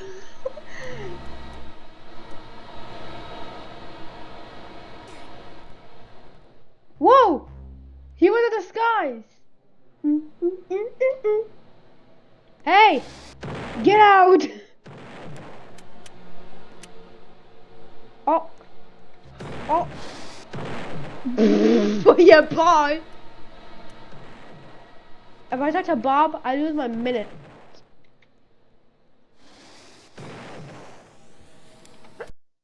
Games aren't educational. Adopt Me is educational because it teaches you to drop children in a lake. Well, yeah, you know, that's what you do as a parent. You know, the first thing you do is you have a child and cry because you're just so happy you raise him to be a toddler, and you just have the time of your life raising this little angel. And then you go throw him in your nearby lake when he gets a little bit too old and you're just getting tired of him. That's what I did, and I'm 17, so yeah. Drive kids to school or die trying to.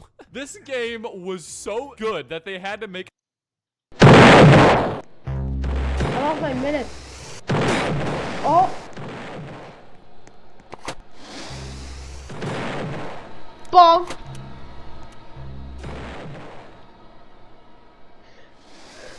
Bonk! Kill everybody!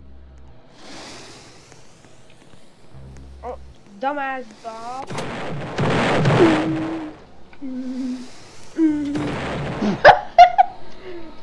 He just exploded himself. Let's go. Oh!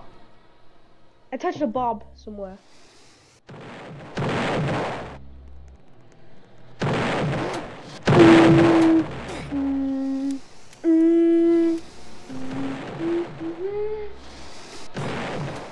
Duh! Yep, you die.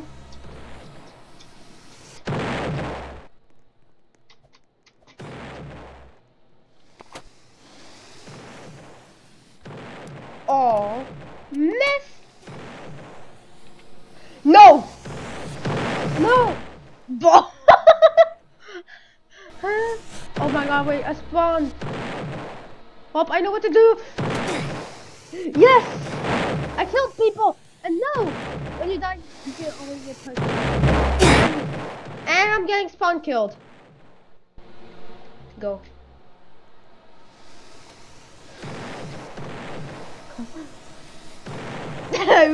Yeah!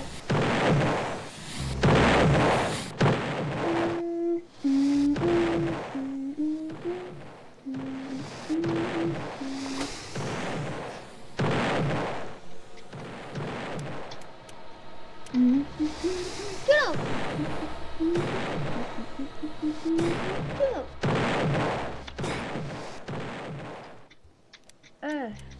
Dumbass Bob.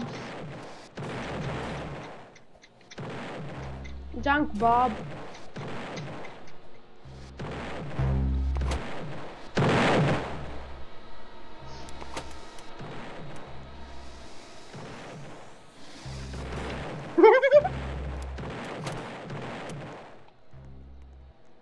Yeah! Yeah, what's that building?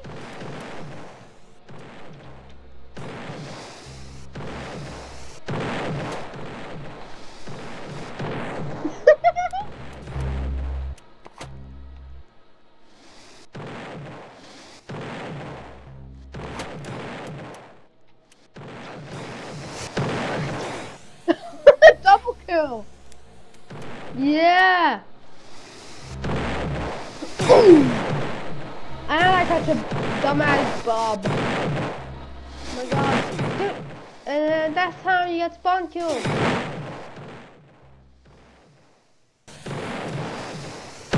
This gun is just a mess.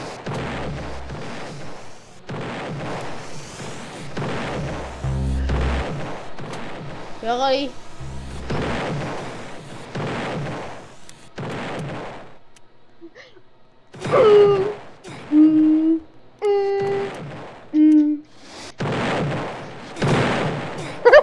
He died.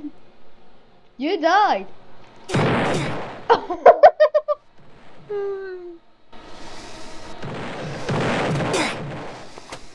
How many done in 1 second?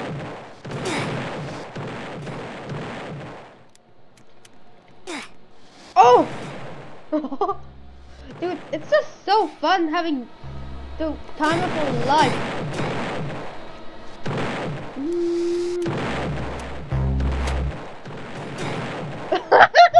This one is actually just a Bob. And Bob.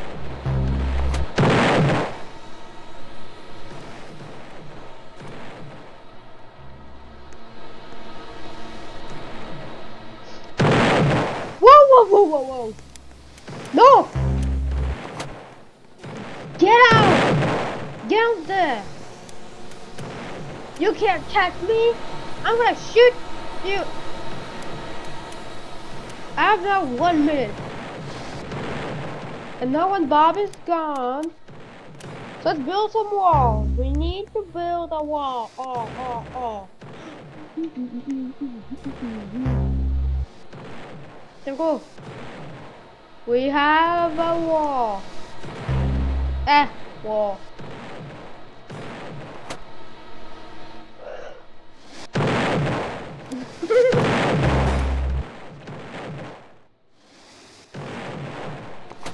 Hello. Oh my, oh. Oh no. Oh no, they're here. It's not like you can just kabib them.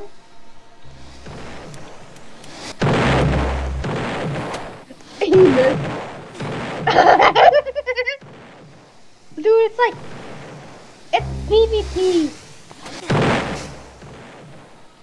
It's literally just PvP and escape the Bobs.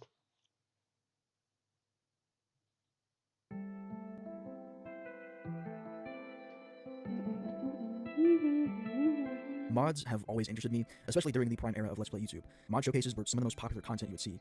I remember binge watching the Gaming Lemons GTA 4 mod series or Vanos Gaming Gmod videos, but something that always stuck out to me were Minecraft mods. Channels like DanTDM and popular MMOs were pretty much completely built off of playing Minecraft mods. I remember watching these videos and really wanting to play these mods for myself, but only having an Xbox 360, quickly realized that modding my console required soldering and was generally quite difficult. And also that there weren't really any Minecraft mods for the Xbox 360 at all. With enough searching, I eventually stumbled upon a video detailing how to get mods without needing to hard mod my Xbox 360. This of course was a video about Horizon, a Windows tool to put modded save files on your Xbox 360. Booting up Horizon today, it's just so perfectly outdated. The UI doesn't seem to have changed at all from when I originally found it. And today we're going to take a look at some of these old Minecraft Xbox 360 mods. I say mods in quotations because you can't actually mod the game like this. You can only create modded save files, so many of the mods were done via practical effects or were simply just a custom map. Nowadays, it was genuinely hard to find these mods. I was only able to find them via an old YouTube video that linked to a website called mcxboxmods.com. This website is now a scam of some sort. It seems like one of the scams that try to get you to download something via an affiliate link, or it might be outright malicious, who knows, but in order to find the modded maps nowadays, I had to use the Wayback Machine and click through the archive sites to find very old MediaFire links. I then copied and pasted them into my browser to find that they actually do still exist, and I downloaded them via the MediaFire links. Sadly, a lot of the links on mcxboxmods.com are adfly links and do not directly link to the MediaFire page. As such, these mods are likely lost to time unless another link is found or something. I found 13 maps in total, very heavily varying in quality. One of them is just so unbelievably bad that they must have genuinely not tested the map at all. But I've uploaded all these maps to my Internet Archive page if you want to download and play them for yourself. The first map we'll be looking at is called myhouse.bin. Just kidding, it's called save 2013-11-05-19-4803 (2.bin). But the actual mod itself is called My House.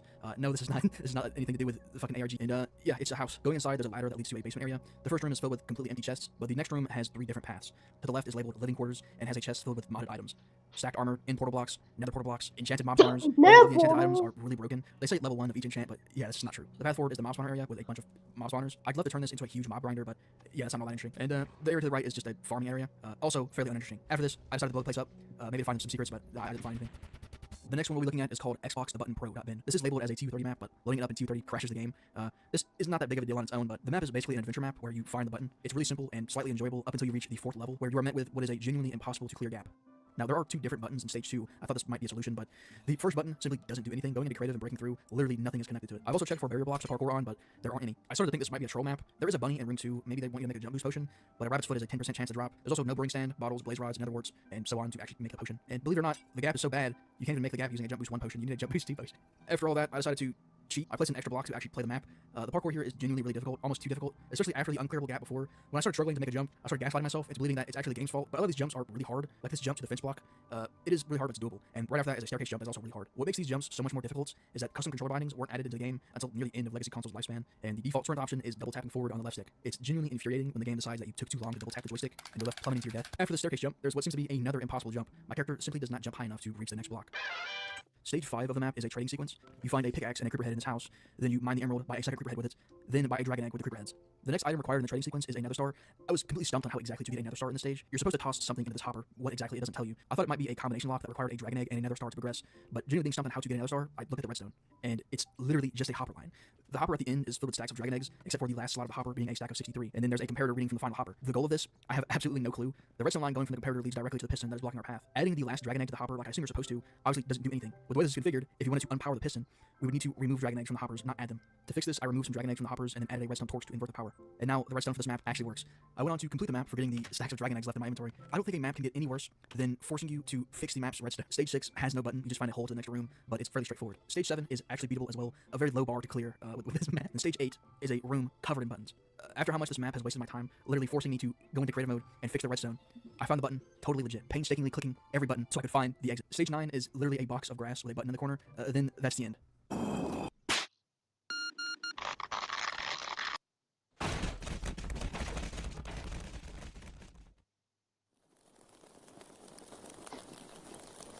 Survival. The next map is called Melon Survival Dakin, or Dakin, I don't fucking know. .bin. Loading in your grade with what you'd expect, a bunch of melons. There's a sign that says, welcome, challenges are in the video's description, and then the name of a YouTube channel, Dakin Black Rose. This channel still exists, the last post being from 5 months ago, but it seems like all the uploads pre-2017 were removed. The last sign says, #1 rule, you can't eat melons, which I will definitely be following. This is really structured like a skyblock map, where you have one tree, the resources necessary to make a cobblestone generator, and you basically just expand from there. Quite fun, but a little overdone at this point in my opinion. The next one is called B.bin. There's a few signs. Once again, this is made by Dakin Black Rose, and the sign says bees mod or fireflies or whatever. And the map itself is basically just a bunch of invisible bats that have XP orbs attached to them. Logically, I decided to blow them up, and who would have guessed they all died and dropped their XP orbs. Then I felt bad, and I made a grave for them, and then I blew that up as well. The next map is called UMWV6.bin. There's a lot of stuff in it, but probably the coolest is the unobtainable items section. There's water source blocks, lit furnaces, crop stages, unpowered redstone torches, the fire item. I of course tried to craft chainmail armor from it, but it didn't work. A lock chest, which unfortunately appears as white stained glass, and a bunch of other stuff. Pretty cool. The next map is called Dreamcraft, and it has no file extension. This is genuinely the best mod this game has to offer. It feels like a mod. There's a ton of stuff packed in this map, tons of structures to explore, lucky blocks that actually work quite well, a mod shop with a modded villager that has a bunch of illegal items. It's just fun, honestly, and I would recommend you play this for yourself. And no, this is fairly laggy. You first spawn inside of a bedrock box, and then the game kills you, and you're spit out into the world. There's a chest with a book and a map inside. The book has 4 rules written in it. Number 1, don't craft the map under any circumstances. Number 2, don't look at maps in other dimensions. Number 3, don't fight bosses unequipped. Number 4, if recording, credit nobles. You can tell this is an old Minecraft username because of the Z at the end. Like, that was a big thing for a long time, to just put Z at the end of your name. So but shout out Nobles, or Noble Des. Something that always gets me in games, or in anything, honestly, is when something tells you, hey, don't do this, you're likely going to do it to see why they tell you not to do it. And I find that kind of funny, but they tell you not to do this because it breaks the custom maps they use for lucky blocks. But the map that was in the chest has some challenges for you. Build a home, break a lucky block, get full iron armor, fly to the moon, go to the Aether dimension, find a sunken city, and go to 400 for more challenges. I almost immediately found a lucky block and went to complete my first challenge. My reward was 1 singular ender pearl. Eventually, night came, so I stole all the lamps in the village to make a bed. I really miss when villages had these. They're just so convenient to steal. Once I woke up, I stole the villagers' crops for some food, and then set out for my next challenge, which was getting full iron armor. I had already found some iron in a chest earlier, so I had a head start. I then found some more iron in the blacksmith chest, as well as a sword, mined a little bit of exposed iron from this rock, and eventually looked in the second blacksmith chest, and found iron leggings and boots. I think I might need to open some CSGO cases after that. I smelted the rest of my iron and crafted the final piece of my set, finishing another challenge. I found a potion of luck in a lucky block, and drinking it gave me an infinite potion effect of level 4, night vision, fire resistance, regeneration, jump boost, instant health, water breathing, strength, resistance, haste, and speed. And now I'm basically invulnerable and one-shot everything, which is kind of overkill, but whatever. Next, I'm extremely curious as to what the Aether dimension is, considering there's no mods. Eventually, I found a random freestanding ladder. Climbing it almost felt like it was infinitely large, like the infinite staircase in Super Mario 64. It just keeps regenerating in front of you. Eventually, we reach the top, and I think this might be the moon mentioned in a challenge, so challenge complete, I think. There's a large nether portal in the middle of the center area, but the portal doesn't work because the custom-sized nether portals weren't added yet in this version. So I stole the obsidian and made a portal like that. The nether in this map is completely made of snow. Instead of quartz, there's diamond ore. Instead of lava, there's water. Nether brick fortresses are made of mossy stone brick, and there's also random gold blocks everywhere. I thought this was random initially, but I began to realize that it was probably mushrooms being replaced with gold. Putting Dreamcraft seed into a new world, we can test this, and come to find out it's actually fire. So all fire patches are replaced with gold blocks, and those being so abundant in the nether, there's just a ton of gold everywhere. But yeah, that's pretty cool. If 8-year-old me built an Aether portal and ended up here, I'm sure I wouldn't have complained. After that, I was curious about the end, so I did a little bit of cheating and made a separate creative version of the map so I could go to the end and record B-roll. But I have enders lead you to the middle of nowhere, so I just made a portal myself, and I kind of regret cheating because I thought it was going to be a normal end dimension, possibly where the custom maps were stored. But it turns out it's actually another custom dimension. So the moon I found earlier wasn't actually the moon. The end dimension is actually the moon, with a whole moon base, even equipped with zombie astronauts. And the inside of the moon is covered in ores. This map is really well done, considering there's absolutely no mods. Let me know if I want me to do a survival series on this map. I also might live stream it. I think that might be interesting. But that's going to do it for this one, unfortunately. I've launched memberships to my channel, so if you want to support my content and allow me to keep producing stuff like this, feel free to join if you have the money. Currently, there's only 2 tiers. One is $2.99 and the other is $4.99. All tiers right now are completely equal in terms of perks, so consider anything above the base tier just an extra donation. I plan on eventually releasing a members-only Minecraft server once I have enough money to maintain server costs, but don't join members expecting this anytime soon. As for channel updates, I'm working on a very long video, like an hour-plus long video, and right now I have about 25-ish minutes of it fully edited, but it's taken an insane amount of time to produce so far, and I don't know when it's going to be done, especially considering I'm making filler content in between it like this, and I kind of have to divert my entire attention to one singular project at a time, so that slowed the video down a lot. Hope you enjoyed. Help me! Total. I'll link it. Minecraft wasn't released to consoles until May of 2012. This leaves a few-year gap where Minecraft as a game existed, but was not playable to the massive console gaming market, inevitably leading to a handful of Minecraft clones releasing to the Xbox 360. Surprisingly, most of these games are actually not bad, like Total Miner, for instance, which has some very cool RPG elements. There are a total of 16 skills in the game, each leveling from 1 to 99. It really reminds me of RuneScape. The wiki for this game even calls it a RuneScape-style leveling system. Unlike RuneScape, the issue here is that the XP you get doesn't seem to scale very well after a certain point. To be honest, it almost feels like free-play RuneScape, where everything after so long is just unbearably slow, like the famed 400 hours of clicking trees for that sweet free-play 99 cape. But honestly, Total Miner is still really enjoyable. I have already clocked like 9 hours in this game, probably time I should have spent editing this video or something, and it's only $3 on Steam. It also has a decent workshop community, so I would actually recommend this game. It's pretty good. And of course, we can't talk about Minecraft Xbox 360 clones without mentioning Castle Miner Z. This was probably my favorite Minecraft clone growing up. Replaying it now, I can definitely see the flaws in it. It's pretty bare bones, but it's still enjoyable, to be honest. Call me crazy, but I actually enjoy playing Minecraft clones. I've been playing Minecraft fairly consistently since I was like 8 years old. The sense of adventure and the unknown has been long missing from Minecraft, because who knows how many hours I have playing this game. Minecraft clones really back when I was younger, having no clue what I'll find, and it's also cool seeing Minecraft-style games without the arbitrary limitations that Mojang seems to have set for themselves. But today, we're not going to be talking about good Minecraft clones. No. We're talking about Fortresscraft, and it's quite interesting history. It's particularly interesting to me because of Keemstar's involvement. Yes, Keemstar would help to release one of the few Minecraft clones to come to the Xbox 360. His involvement is a bit questionable, but we'll get to that later. To get an idea of Keemstar, most know him from Drama Alert, but Keemstar's early online history is basically him being a complete annoying troll on Halo, griefing, and doing his version of shit-talking, which is basically just seeing how many slurs he could fit into a sentence. Keem would end up joining an Xbox Live trolling group called the FAG, the Federation of Asshole Gamers, and would continue going around Halo lobbies and basically just trolling and being kind of a nuisance. Keem has talked about how he was consistently banned from Xbox Live for trolling and ban evading, saying that he had to continuously buy new Xbox 360s to keep up this trolling. With the eventual release of Fortress Craft, the game was quite successful, selling 1.4 million copies in its lifespan, making Keemstar a bunch of money. He later used this money gained from Fortress Craft to buy Bitcoin. Now, I have no clue when Keem sold or bought the Bitcoin, but in April of 2011, which is when Fortress Craft released, one Bitcoin was worth 93 cents. Later, in November of 2013, a single Bitcoin was worth $1,213. Keem has said that he profited a lot off of this Bitcoin, but I have no clue how much. Depending on when he sold and bought the Bitcoin, he could have made a lot of money, and this is just so ironic because this known Xbox Live troll who was consistently hardware banned from Xbox Live would make so much money from a Minecraft clone released to the Xbox Live indie game store. Despite the success of his Minecraft clone, he's also famous for mining an entire vein of diamonds with a stone pickaxe. We fucking did it. We beat the game. We beat the game, bro. We beat the game. Why is everyone saying stop? Now, I call this Keem's game very lightly. Keem's involvement in Fortress Craft was so minimal, he didn't have anything to do with any portion of the game's development. No. Keem, like any intelligent Fallout player, dumped all of his points into the charisma skill and managed to convince the developer to give him 30% of the game's revenue. As I've said prior, Keem had no part in the development of Fortress Craft. He was only involved in promoting the game, doing such great promotion as going on MLDX Gaming.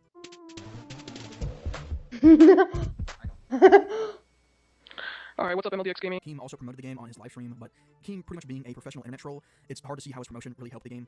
This is Keemstar getting mad after his game was called a Minecraft clone, which, let's be honest, that's exactly what it did. Alright, I gotta settle straight. Somebody's really pissing me off. Match took another game and ripped it off and made Minecraft. Alright? Alright, if we're gonna call stuff, let's call it what it is. Match took another game, ripped it off, created Minecraft. Now Match comes over to Shinlo. Alright, and he's sitting next to these dudes, and they meet him and and these little fanboys have Shinlo around, yeah, you can Shinlo around that work there. Alright, talking about my game, Fortress Craft, saying it's a rip-off and that Fortress Craft was something. This word with a t-shirt with two horses, picture of rainbows, talking about Fortress Craft is something. You got another one sitting right next to you that's like, hey, Wiggy, here, go to this video right now. You said your FAG, all these words, you go talk about me, my Triple game, five talk stars. about that improvement, bring you down to your knees, where you can actually solve. It's just funny to me here that Keem basically admits that this game is a Minecraft clone, basically saying that, yeah, it's a clone, but so is Minecraft. I could not find a full archive of Minecraft's a clone. Machinima Realm's channel has been completely wiped of all its content, and now goes by Realm Games. I was only able to find the Notch interview and a very small portion at the end of the live stream, but the portion where Fortress Craft was mentioned, unfortunately, was not archived. Why does my poop look like poop?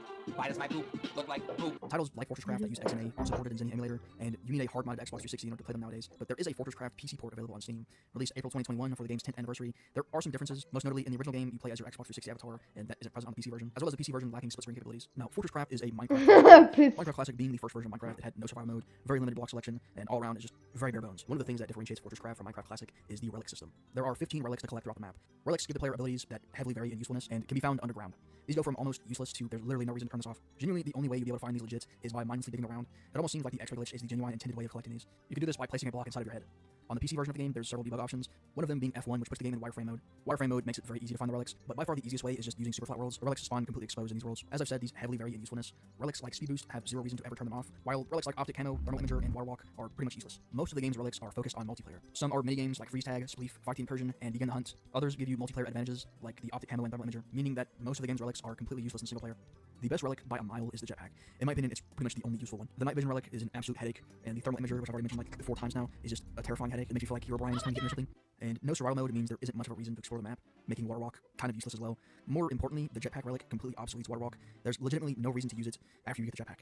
Same for Jump Boost. As soon as you get the jetpack relic, Jump Boost becomes completely useless. The only somewhat cool / useful relics are Speed Boost, Jetpack, TNT Detonator, Headlight, and the Auto Dater and Auto Placer relics. Once all 15 relics are collected in the Steam version of the game, you unlock the No Clip cheat, which is a cool bonus, I guess. It looks like poop because it's fucking poop. Shoot me fucking. Leaves much to be desired. You have your obvious Minecraft blocks like wood, wool, TNT, and so on. There's also a trampoline block, a bunch of space theme blocks, which are just so common in Minecraft clones for some reason. These pink theme blocks, which all seem pretty out of place compared to the rest of the game. But the best block, if you can even call it that, are the custom blocks. This big thing at the center of spawn actually has a purpose. Inside of it is the custom block creator. You place your blocks in here, and it shrinks them into a custom block. Now, I'm very uncreative, usually making my Minecraft house on the side of a wall, but in the demo world of Fortress Craft, you can see some of the stuff that can be done with this feature, and it's quite cool. And although there are no interactable NPCs, every now and then you'll spot one of these weird robotic mobs that have red eyes. To my understanding, these are completely useless. They just disappear when you get close to them and can't be interacted with anyway. Would I recommend Fortress Craft? I will admit the custom block feature is really cool, although there are Minecraft mods that mimic this exact thing to a much better degree, with the benefit of survival mode. Would I recommend it? No. The developer of Fortress Craft, Projector Games, went on to release a sequel called Fortress Craft Evolved, and it's genuinely a fun game. It's an automation sim, which really breaks it away from being a Minecraft clone and makes it feel like its own game. You're not going to get by in this game by playing it like it's Minecraft. It's a completely different experience. If you're into that genre, or even if you aren't and want something to play, it's great. And a third game called Fortress Craft Phoenix is in the works. The developer does development live streams documenting his progress on the game, which I find pretty cool. Up until now, I've made all my videos using exclusively open source software, and I still pretty much do for the most part, but I've switched my video editor to DaVinci Resolve to hopefully increase the quality of my videos. So I've been learning Resolve while making this, and it's fairly straightforward aside from the just absolute clusterfuck that is the Fusion page. It doesn't make sense. It's so obtuse. There's no way that's the best way they could have set that up. I should upload again somewhat soon. I ended up spending a long time working on it's like an hour-plus long video that I'm working on, but I realized that I need to at least post something in between that, because it's going to take a very long time. So I ended up making this, and then a few other videos as well. But yeah, I hope you enjoyed. I don't know why.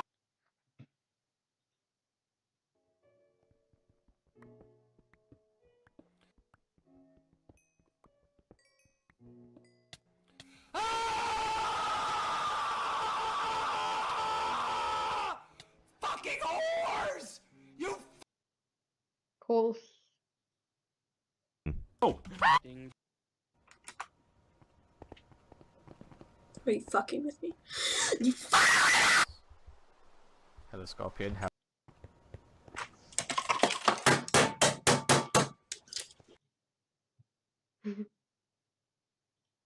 trolling. Woohoo! We have diamonds. We have diamonds. We have diamonds. We have diamonds. We fucking did it. We beat the game. Why is everyone saying stop? PvP, level 1 noob. New players. What do you mean stop? Look at all. Where the fuck's the diamonds? What? You need an iron pickaxe? Are you guys trolling? Guys, I don't actually know how to play this game. Let's set the record straight. Somebody's really pissing me off. Notch. Seem to take on random textures of just garbage when placed. The first two of these is some sort of grass texture. They kind of resemble seagrass, but that doesn't exist yet. These are basically X-ray blocks. They allow you to see through the ground. And while recording for this, I accidentally found a dungeon, which is cool, I guess. These items are about as close as you can get to obtaining the barrier block in vanilla. Block 3 is a very metallic-looking block. I can only assume this to be a very contorted and stretched leaf block texture. Block 4 is jungle leaves, missing its color. It looks very unique and honestly quite cool, but not sure what I would actually use this for. Block 5 is a rotated log with the oak leaf texture as the bark. This actually makes for a really cool stone path thing. Block 6 is the same thing, but with spruce leaves instead. Not sure what this looks like or what I would use this for, but it looks really cool as well. Combine all these weird textures with the fact that they act as wood blocks is odd. And no, this isn't a bug with RPCS 3 or something. It also happens on console as well. Back to Xbox 360 edition. Glitched stone slabs. They have no gap in between, unlike regular stone slabs. These seem normal today, but weren't added to Minecraft for quite some time, actually. Unfortunately, they have a very short lifespan of 2 updates. In TU14, Nether Quartz was added to the game, and Nether Quartz slabs take on the same item value as these glitched slabs. So they basically just turn into quartz slabs upon updating. Glitched sandstone slab. This is really cool looking, but unfortunately minus does not drop the item, and that seems to be the case for every update in the game. And in TU31, this block was removed and turned into regular sandstone slabs. Or it lost its texture. There's really no way of knowing because mining it just gives you regular sandstone slabs, but I'd argue it was probably removed. Invalid data value planks. There's 7 different invalid values of planks we can get. Interestingly, the item form of these blocks doesn't exist in TU12, despite that being the update where you obtain them. You have to update to TU13 and then mine them to obtain the item. The item form of this block is where it's most interesting. Later in TU19, these items will display as wood planks, any type, rather than oak planks. TU12 also introduced another unobtainable item, the lit redstone lamp. This can be obtained by simply still touching a lit redstone lamp, and through the updates, not much happens here until TU46, where this item is outright removed from the game, which is unusual. Usually items like this are at least replaced with one of its normal counterparts. Portal glitch. Updating to TU31 will cause all portal blocks to face in the same direction. These function as regular nether portals, they act exactly the same, and they remain the same until the final update of the game. Overstacked ender pearls. In TU5, ender pearls weren't fully implemented yet, and stack in 64 rather than 16, so with this you can simply obtain overstacked ender pearls by grabbing them out of the creative menu. Petrified slabs. Most people should be familiar with these. In Legacy, they can be crafted in TU0. They were removed from the crafting table in TU9 and replaced with the normal wooden slabs, but interestingly remain in the creative menu all the way until TU17, where they are fully removed from the game. Another interesting thing about PS3 edition is petrified slabs are actually obtainable. They can be obtained with transmutation in this version. This is interesting because they are normally not obtainable in survival mode by this point. Similar to the Xbox 360 edition, they are only obtainable via the creative menu in this version. Torch. I was doing testing in TU31 and I realized that torches gotten from the creative menu in this version are different from torches that were crafted by the player. I thought this might have been something about coal torches and charcoal torches being different, but it wasn't. I also theorized this to just be an old version of the torch, but it seems that this different torch that we get in the creative menu first appears in TU31 and updates before this don't have it. Not sure if this is an actual different item or just a bug. This doesn't seem to be the case for other items, so I'm not sure. Frosted ice. You can obtain the frosted ice item by silk touching it in TU43. Frosted ice is the form of ice that spawns when you use frostwalker boots. It spawns on your feet and eventually breaks. When updated, frosted ice will turn into water. With this, you can cause a chain reaction and make instant water lines. This item exists all the way to the final update of the game and was never removed. In TU53, picklock was added, and by picklocking a skull as soon as it's placed, it will reward you with a bug skull. Doing this with each skull in the game, including dragon heads, will all reward you with a functionally identical item, but they do not stack with each other. You can place these glitch skulls as well and perform the glitch on them. They will each reward you with a unique skull item that does not stack with any others. This seems like it could be repeated infinitely. I did this for quite some time, hoping for something to break eventually, but nothing happened. Just left with 3 very laggy double chests. Opening or interacting with these chests in later versions seems to crash the game. I theorized this to be some sort of book ban type thing and not related to the items themselves. Book banning is when you overload a chunk of information, usually via books. In Legacy's case, causing the game to crash and not much else. To test this, I made a save with only 2 of these items in a chest, rather than 162, and upgraded to find that it indeed did not crash.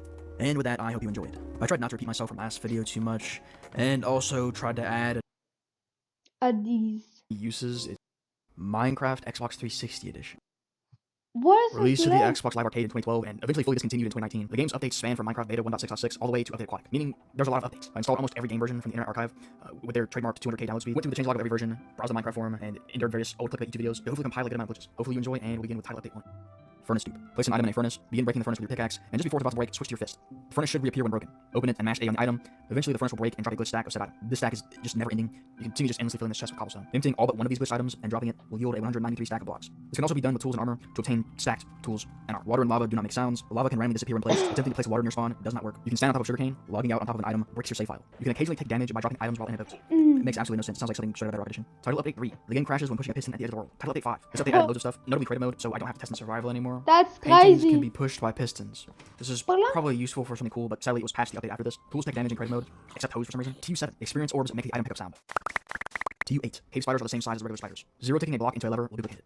In order for the duped block to drop, you need to break it, then the real one, then break it again. TU11. Putting an enchanted item in a minecart chest and breaking it will remove the enchantments from the item. In a world 6 years before the rhinestone was given functionality, this is very useful when enchanting. You can also bulk disenchant items, which is kind of cool. TU12. Silk touching a powered redstone lamp will drop a powered redstone lamp item. This doesn't really have any uses, it's just a cool, unobtainable block. Using the seed journey will crash your game. It's just a completely normal seed. It's probably some number related seed error, I don't know. Fences look weird when attached to multiple blocks. The piston texture is also broken in this update. Silk touching any double stacked stone slab variant will only give you one slab. You will fall infinitely in the void if you are invisible. I fell for an extremely long time, but nothing really happened. Block transmutation. This will allow you to obtain 6-sided logs, as well as some other glitch blocks. Look at your map and ensure your character icon is facing down. Place 7 blocks in a line, and place 2 high walls surrounding it. Then place 1 line of temporary blocks like this. Dig 2 spaces here and fill 1 with a sticky piston, 2 more sticky pistons here, then a block with a torch on the side, and dust like this. And blocks on the sticky pistons. Place water and then remove this temporary block, and you're done with the machine. Place a log on this piston, and then a torch on top, and boom, 6-sided jungle wood. This works because of the number value system that items used to have in old versions of Minecraft. To get different items, you need a different sized water stream. For example, the value 7 gave us jungle wood. Changing the water stream to 6 long will give us birch wood. This goes all the way down to a 1 long stream, each size water stream giving us a different block. You can obtain a 6-sided jungle, birch, spruce, and oak wood, and also a permanently rotated jungle, birch, and spruce log. Rotated logs aren't in this version, and weren't added for a while, but you'll notice the top of the rotated log is rotated, while the other faces of the log aren't. This also works for changing the color of wool and with slabs. A value of 7 will give you a stone slab with no gap in between. Sadly, in TU14, these blocks turn into quartz slabs, but this will allow you to farm quartz before it was even added to the game, so that's really cool. And a value of 1 will give you this really cool, completely smooth sandstone slab. Sadly, there's no way to obtain the item for this, so if you want to build with it, your only option is to push it with pistons, which is unfortunate. TU13. The top of chests are visible through walls at a distance. Exiting the inn after placing a map and item frame crashes the game. You'll notice there's a lot of weird crashes like this in Legacy Editions. You'll see another one later that's just stupid. You can obtain more glitch blocks with transmutation. Oak wood. This appears as normal oak wood, but it does not stack with regular oak planks, and in other versions has the name wood planks any type. Sandstone. These appear as normal blocks, and mining them in TU13, they will drop normal blocks. But mining them in any version later than TU13, they will drop. And they do not stack with regular sandstone, which makes them a different block. TU14. Iron golems will continue to attack skeletons even when they're dead. I think they should have left this in, to be honest. Anvil dupe. This allows you to do mineral blocks. Make 2 separate stacks in your inventory. It can be any size. Quick move both stacks into the anvil, and quick move it out of the anvil. Then you should have 2 stacks. Quickly craft these down to make them real, and you can just repeat this infinitely. TU15. Falling in the void with night vision active makes everything go black. The screen, your character in inventory, and any text on UI. Just very odd, I don't know. TU17. The last rendering is broken. TU19. The game crashes when breaking an item frame that contains a map. The game crashes when attempting to dispense lava into a solid block. The game crashes when placing a boat on a cactus. Stone brick stairs can be crafted with cobblestone. Mobs will not stop wandering when hit. Grabbing an item out of a minecart chest right as it enters the nether will give you ghost items. Craft these down to make them real, and the other stack is on the other side of the portal. I did manage to do the golden apple with this, and it gave me a real item, but I haven't managed to recreate it and didn't get it on film. TU31. Explosions at the world border repeat in a pattern. The blocks beyond the world border aren't real, and this kind of shows you how they work, which is pretty interesting. TU43. Still touching the frosted ice item will give you frosted ice. This can be used for instant update lines, which is pretty cool. TU50. The inner dragon is able to use in gateways. The AI just kind of breaks when you do this. The dragon is constantly trying to fly to 0-0, but can't. Killing the dragon like this doesn't do anything notable, it's just kind of cool. TU60. Placing a bed next to a cactus crashes the game. TU61. Placing water in a cauldron is really loud. Pistons can't move cauldrons. Blocks can't be moved by pistons if a sign or banner is attached to them. You cannot place a vine under a torch. If you place a torch above a vine, the vine will just disappear. Animals do not run away when hit in peaceful mode. TU62. The inner dragon can be trapped in a boat. This might be my favorite glitch in the game, to be honest. It's so stupid rotting around in a boat with the dragon in the fucking. This is also used in speedruns because it's very fast. Allows you to one cycle the dragon very easily. Sharpness particles are replaced with raindrops. Comparators detect 6 power from cauldrons instead of 3. Collecting water in a bucket. The Xbox One version of Minecraft was an excellent evolution of the 360 version of Minecraft. Who would have thought, you know? It was a version that did not need to reinvent the wheel because the 360 was always steering the ship in the right direction with every update. It only enhanced what we truly needed, a larger world and fixes of performance issues. And yeah, this game excelled in both of those because the 360 really had a lack of hardware and the capabilities to deal with network problems that Minecraft had on console. If you don't believe me, all you have to do is go look at those old achievement hunter videos to see every single time the game crashes, even though everybody was playing in the exact same office a foot apart from each other. But Bedrock did eventually take out this game, so much that I don't even think you can download it anymore. The only reason I still have it is because, you know, I bought it in 2014, and Microsoft would probably get a bunch of backlash if they removed it off of the Microsoft Store. But with all of the new updates and features added to Minecraft over the past how many years, how does the Xbox One version of Minecraft compare to what we have right now, and does it hold up so many years later? I play Minecraft a good amount of time every single month. I always get those 1 or 2 days of inspiration, so I continue on my college journey of building a giant Minecraft world and a castle called Fort Tux. That's not really what's important, but what is that I got used to playing on Bedrock and, in some sense, Java. I completely forgot about all of the weird quirks this game has. And after... Save it, and you can revert back to where it was before it blew up, or you can save the game. One other feature I was unable to do as of right now because it was on a server was actually brought to my attention by Pokemania 101. Go check out their video, and how you can see how the usernames are highlighted. But they also said the legacy crafting doesn't work in servers, so I recommend you going on to classic crafting for that. Now, server customizations. So you can see how there's different options like amplified or single biome, but let's look at the superflight options. Superflight is fully customizable with multiple different settings for you to make it, with different layers, what type of biomes you want in it, or what generation you want. And you can see how the experimental options allow 1.21 features like the copper blocks or the crafter. And I forgot to mention very early on, but the villager traits are in their console edition form. I forgot to mention that because I discovered that right now. When I asked the main developer, Willie Caro, and I'm so sorry if I mispronounced your name, I asked a few questions such as how did you get the gamma systems to work, how you were able to encapsulate and recreate the old Minecraft Legacy Edition feel, and how you got controller support. This is what they said. Other than nostalgia reasons, what inspired the creation of Legacy 4J? Well, my main inspirations, besides nostalgia, were the exceptional quality of the Minecraft Legacy Console Edition, which is still evident today, especially when compared to Bedrock Edition, and also being a challenge trying to recreate something at that level. And I like it from that. There's never been a Minecraft Java Edition where they changed the game's interface so much, just specific things. How do you ensure and create the accuracy and nostalgia in recreating the old console edition experience? Well, the recreating part is always more interesting. You create your own solutions trying to make it work as close as possible to the original. Sometimes there's something that really cannot be as close, so it's necessary to adapt, but without leaving the nostalgic feeling. How did you get the gamma/lighting feature to work? This part was very simple. The first time I implemented it was simply a texture on the screen, which darkened or brightened according to the brightness slider. I knew it wasn't ideal, so I finally managed to apply a shader on the screen, which in fact works like Legacy Edition, brightening or darkening each pixel rendered on the screen. How do you manage to include controller support? Well, I already had a little experience with controller support, which made it a bit easier, but I've never done something practically from scratch like with Legacy 4J. So I did it the simplest way I could imagine. The controller would emulate the keyboard and actions, which made it much easier so that I didn't have to repeat lines and lines of code. And initially, I had already prepared so that there would be a way to map the same key bindings from the keyboard to the controller as in the latest version. It feels like I'm forgetting something that was also a big part of console edition. What could it be? What could it be? Oh, right, the minigames! To truly get the full console edition experience, I decided to check out LEM, basically a ground-up version of the Legacy minigames to Java by Sleep developer Emmy, who I interviewed and asked a few questions about. As of right now, it is in a closed alpha, and the only way is to subscribe to their Patreon or sign up to gain access. Luckily, I subbed to their Patreon for $2 a month, which is a steal, and I recommend you should do so to help out with the project. Once you've been whitelisted and joined the server, you're entered into the classic lobby with some of the lobby secrets lying around that you can find and explore. The GUI and raid buttons are there for you to probably start the match faster. But in order to start playing matches, you need at least one other person to join to start the game, and it can go up to 16 players. Once a player or more join, a countdown begins, where once it hits 0, you are transported to various of the classic maps from the Legacy Edition. Depending on the map, you may need to put on a resource pack, which takes a bit of time, but once you're fully loaded in, there's a countdown until the game begins. Once it hits 0, you're hit with a soundtrack from one of the various different battle minigame tracks. I am not sure if all these tracks are safe to put on YouTube or I might get copyright strike, so do not count me that you can play these. So you may be asking, what are the rules? Well, it's really simple. Last man standing. The mechanic itself is very, very simple. You have one row of your hotbar, and it's pre-1.9 combat, so there's no cooldown. If the game takes a while or it's a 1v1, you'll be hit with an amazing graphic effect called Showdown, where you and your enemy are highlighted to finish up the game, and whoever can get the final blow on each other wins. As I said before, I asked Emmy a few questions about the entire LCM process. How do you make it feel authentic? What happens to Tumble and Fly? And when are you leaving closed alpha? And this is what she told me. You've been working on this since 2022. What was the main reason for making LEM? LEM actually started in November of 2020 with the first actual playable version of it in July of 2021. The main reason I've worked on it is both for the purpose of preserving the online experience of the mini games when all consoles inevitably go offline. This happened with the Wii U of this year, and also ease of access. Asking someone to play on Java Edition is a lot easier than asking them to hook up an old console, potentially paying for an online service just to play it. How do you ensure and create the accuracy and nostalgia in recreating the old console edition PvP experience? I have a tendency to notice more small details, which I just compared LEM to real hardware to notice differences and fix what I can most of the time. There is a lot of technical stuff behind how this is pulled off, but I'm not sure if you're looking for an explanation of all that. We still haven't perfected the recreation of the old combat system inside of modern Minecraft yet. We do have cooldowns removed, and accurate knockback, but bows and sword blocking are still not implemented. Sword blocking used to be actually a thing in older versions, but was removed due to a really bad implementation that made the experience worse than just not having it. When do you think you'll be able to leave closed alpha? Hopefully by the end of this year. The biggest roadblock is handling cheaters. We are currently making big progress with this with a new developer, Sensei Wells, coming on to help make a server-side replay system to help us be able to investigate cheating without a 480p, 15 FPS video as evidence for a cheater. We also want to try to at least have a basic anti-cheat that can alert moderators to suspicious behavior so they can get onto it quickly. What are your plans for Tumble and Glide? Currently in development, S_Noob has been experimenting with Glide recently, which you can see in the #Glide development channel in Discord or his YouTube channel. He knows the technical details, so you need to ask him, but I know it uses a ton of core shader junk to pull the rendering off with talking to speedrunners to get a good understanding of the mechanics of the boosters rate. As for Tumble, someone, bugs,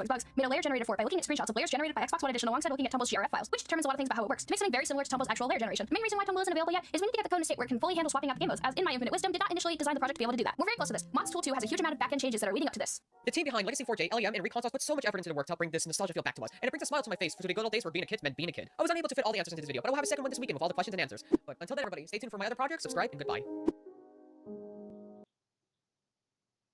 It's interesting, isn't it? Well, at least in theory. You open up a game and go, man, this is great. But let's add some lore to this. That's where Minecraft sits. It's simple on the surface, yet incredibly complex at the same time the more you go into it. And yes, I could be arguing from the games, but name a game where a rat makes a weapon for a clown to hunt down his friends, all because they increase ore spawns on the server. Minecraft excels in complexity because of its simplicity, but depending on which way you want to go with the game, whether that's a hangout server or heavily lore-based or modded, people will notice when tuning into a stream. Even beyond that, there's PvP, short stories, mods, animation, and no different game that can do this. I mean, Terraria is the closest thing to Minecraft, unless you want to count Hytale, but let's be real, it's never coming out. Other than gameplay similarities, only Minecraft is able to branch out to occupy more spaces. The only thing Terraria could be Minecraft in is 3-act structure. Terraria is shaped by the game's 3-act structure with its clear progression system, while Minecraft's 3-act structure is generally shaped by the players. There's a reason why Minecraft not having a proper story or well-thought-out progression system is really good for the game. While Terraria might not follow the conventional 3-act structure, its progression naturally forms from a compelling journey defined by players' experience and choice. And you might be wondering, Bush, what does Terraria have to do with Minecraft? Well, that's the neat part. It doesn't. Trying to apply a proper progression system or structure to Minecraft simply doesn't work because it wasn't built for one. Because look at it like this. If we were to break it up into a 3-act structure, you can identify Act 1, but Act 2 and 3 are nearly impossible to pinpoint. And due to how quickly people speedrun the game, it doesn't have a a clear sign of where each act begins. So why does this matter? But when you look beyond Minecraft's gameplay, you uncover something much bigger, a world of endless possibilities. And the best part about it is you can choose what you want to see or do and how you feel about it.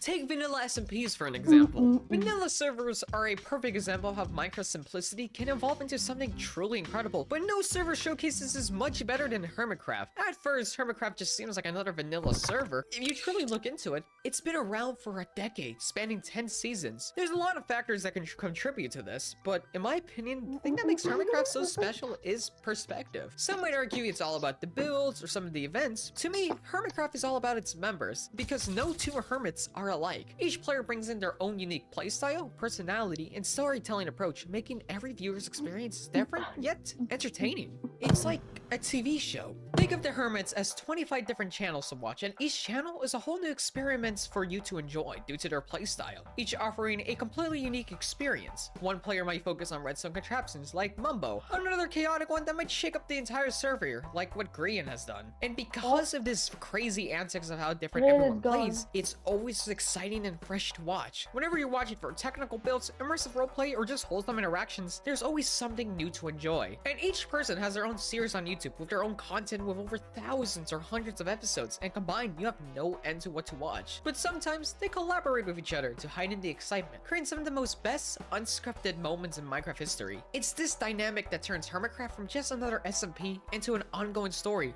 one shaped by the people who play it, and the events that happen on the server is a ton of fun for the viewer. It goes back to the members, which allows for a constant active player base, which allows them for motivation to play the server, which is a massive problem for a lot of servers. Another one could contribute to the maturity of the hermits. With a good majority being a lot older, they have an understanding with one another and why there isn't a lot of drama on the server compared to the others. It doesn't mean it's completely drama-free. They've had hiccups in the past, but they made it in a way where it's still behind closed door, and not on a 4-hour live stream or a poorly made response. This is in order to keep the server a relatively family-friendly environment, making it accessible for all types of moments, and it's just so damn goated. Hermitcraft isn't my type of style, but I know for a lot of people, it kind of is, and it's an amazing outlet for comfort and enjoyment. And like most TV shows, they don't end for a long time. And it's kind of funny how there's like 10 seasons. So essentially, you have 10 seasons of content to watch. And sometimes people don't have the patience to watch hours of content. Sometimes they like to keep it short.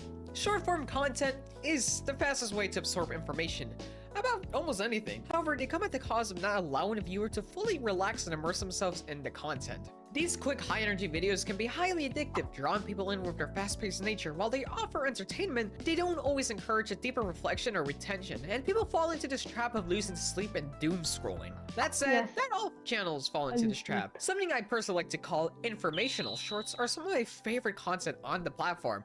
Their simple yet engaging style makes learning accessible and enjoyable. There's always something valuable to take away. It's actually a refreshing break from high-paced entertainment, offering bite-sized knowledge that can kind of leave a lasting impact. Is how much educational TV wants it for a younger audience. And some of the information doesn't need to be that grand, but it's just something they just learn. Canman actually does a good job on this. It allows the viewer to gain some type of new information. But Canman is on the more slower end. What about more fast-paced content? Well, block facts is a great option, allowing the viewer to indulge in fast-paced content, but understanding new facts about the Ender Dragon or the Cobblestone. It's essentially a reason why I prefer this content above a lot of others, because I learned something new out of it, and I've been playing this game for almost a decade. You can learn 5 new things in the span of a minute, and it's all because of this thanks to short format.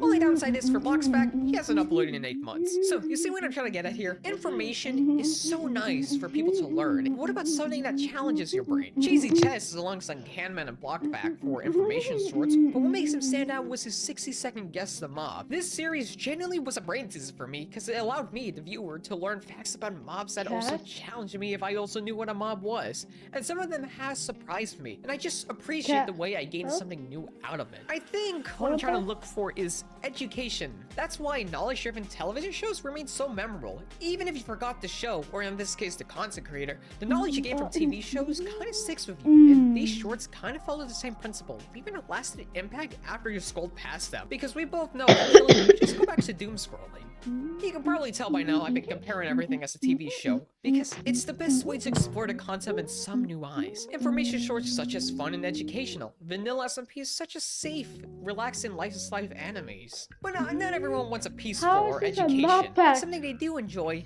is fun. Sound physics with this. To comme un étirement détend votre corps, la double extension de... Let's remove these two tags, and let's add chaotic. There are plenty of Minecraft servers filled with chaos, drama, unique gimmicks, pick your poison. But one that recently caught my attention is a server where, if you die, you lose a heart. If you kill someone, you gain a heart. It's such a simple concept, yet Lifesteal executes it brilliantly, creating an intense and chaotic playstyle. Compared to Hermitcraft, where it's all peaceful, and yes, some chaotic stuff does happen, it's relatively nice and sweet.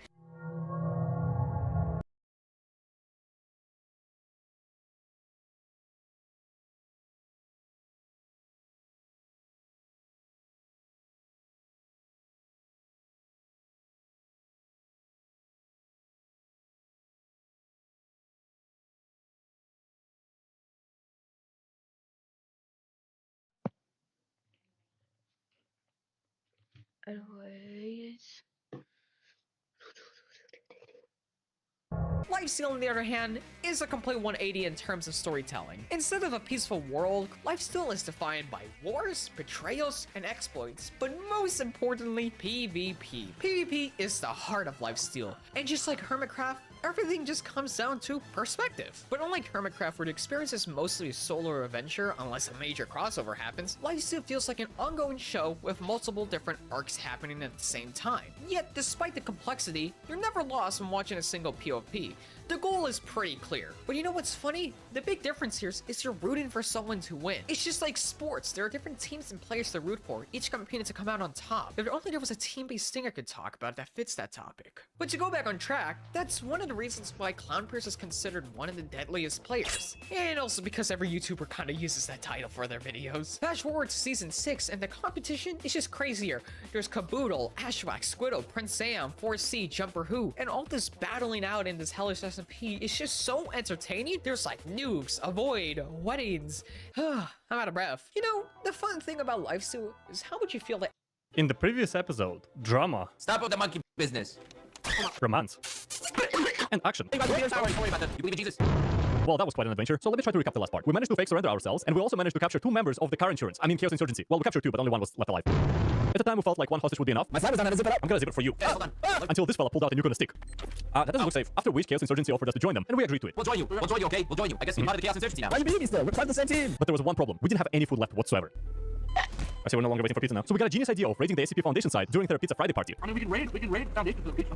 He's saying that as he's chewing on his food. Friday is pizza night, isn't it? What if we steal the frozen pizzas? Sounds like a plan. But we couldn't do it just by ourselves, so we had a guy named 1 Inch Warrior join us. Oh, okay, yeah, I see. I thought the 1 Inch was referred to something else. I might have accidentally stepped on him, though. Yeah, you went underneath me, I didn't mean to step on you. We all go in tiny into the Foundation. We sneak you back in, as if you never left. They'll never know. That sounds good. Just when we were about to discuss the plan for the raid, my friend Danny happened to pass by, and he decided to join us in our journey to steal pizza from the Foundation. We sneak in and we get the pizzas either way. I'm your lawyer, right? Just you know. Well, yeah.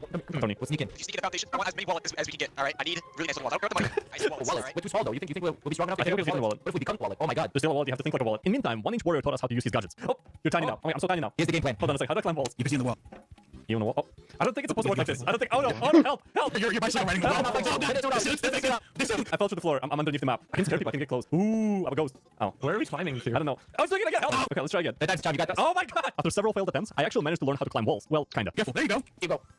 It only works half the time. Yours are so broken. Yes, I know. Mine looks great. And now that we've learned how to use our suits, we were ready for the pizza. I'm stuck in a wall. Do you see me? Yes, I can see your legs. Oh, I'm back. Oh, I'm small.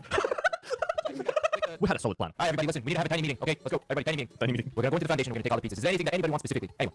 We also need to grab the wallets. There's a vent on top of the Foundation. We're gonna go in and we're gonna make it into the Foundation. No hard mode, right? The suit uses power like California does. Inefficiently? That's New York you're thinking about. New York uses power like an elephant. Is my suit being powered by hay? Hey! Matt's gonna be our test, guys. We're gonna go attack him. Attack, quick! He's gonna be our test. Go! This is so stupid. Don't run! Oh, you just walked through it. The door crushed him! The door crushed him! Oh my god! Yeah. Oh. Okay. Can you go get the car ready? I'll brief them. Okay, go get the car ready. If we go in the front door, they're gonna catch us, okay? But if we go into the vents, way behind enemy lines, we're gonna seduce the enemy and make them join our side. You know, you're really thinking really greatly right now. Donnie, what's your name? Donald? Donnie? Danny. You try to seduce me right now? It's working. All right, back to the mission. Objective is a pizza, okay? A wallet and some spooning. Not only we had a solid plan, we also had a solid car too. It's ready to go. All right, load up. All right, here we go. Hold on tight. Aren't we supposed to use seatbelts? Seatbelts. There's no law in here. Wait, hold on to it. We're here. All right, We made it. This is where we gotta be real quiet. Mission to go over. Oh god, I haven't done this cardio since high school. Oh my god. Where are we going? Right or left? It's more pizza on the right. I think so. Oh no, it's doing it again. I'm underneath the map.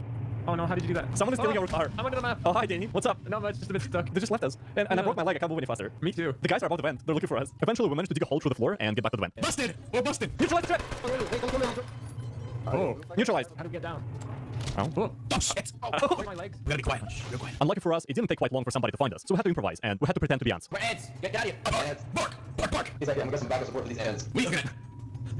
Surprisingly, our cover wasn't blown, but the Foundation had to deploy the anti-insect squad. No, don't shoot us. Don't shoot us. We're ants.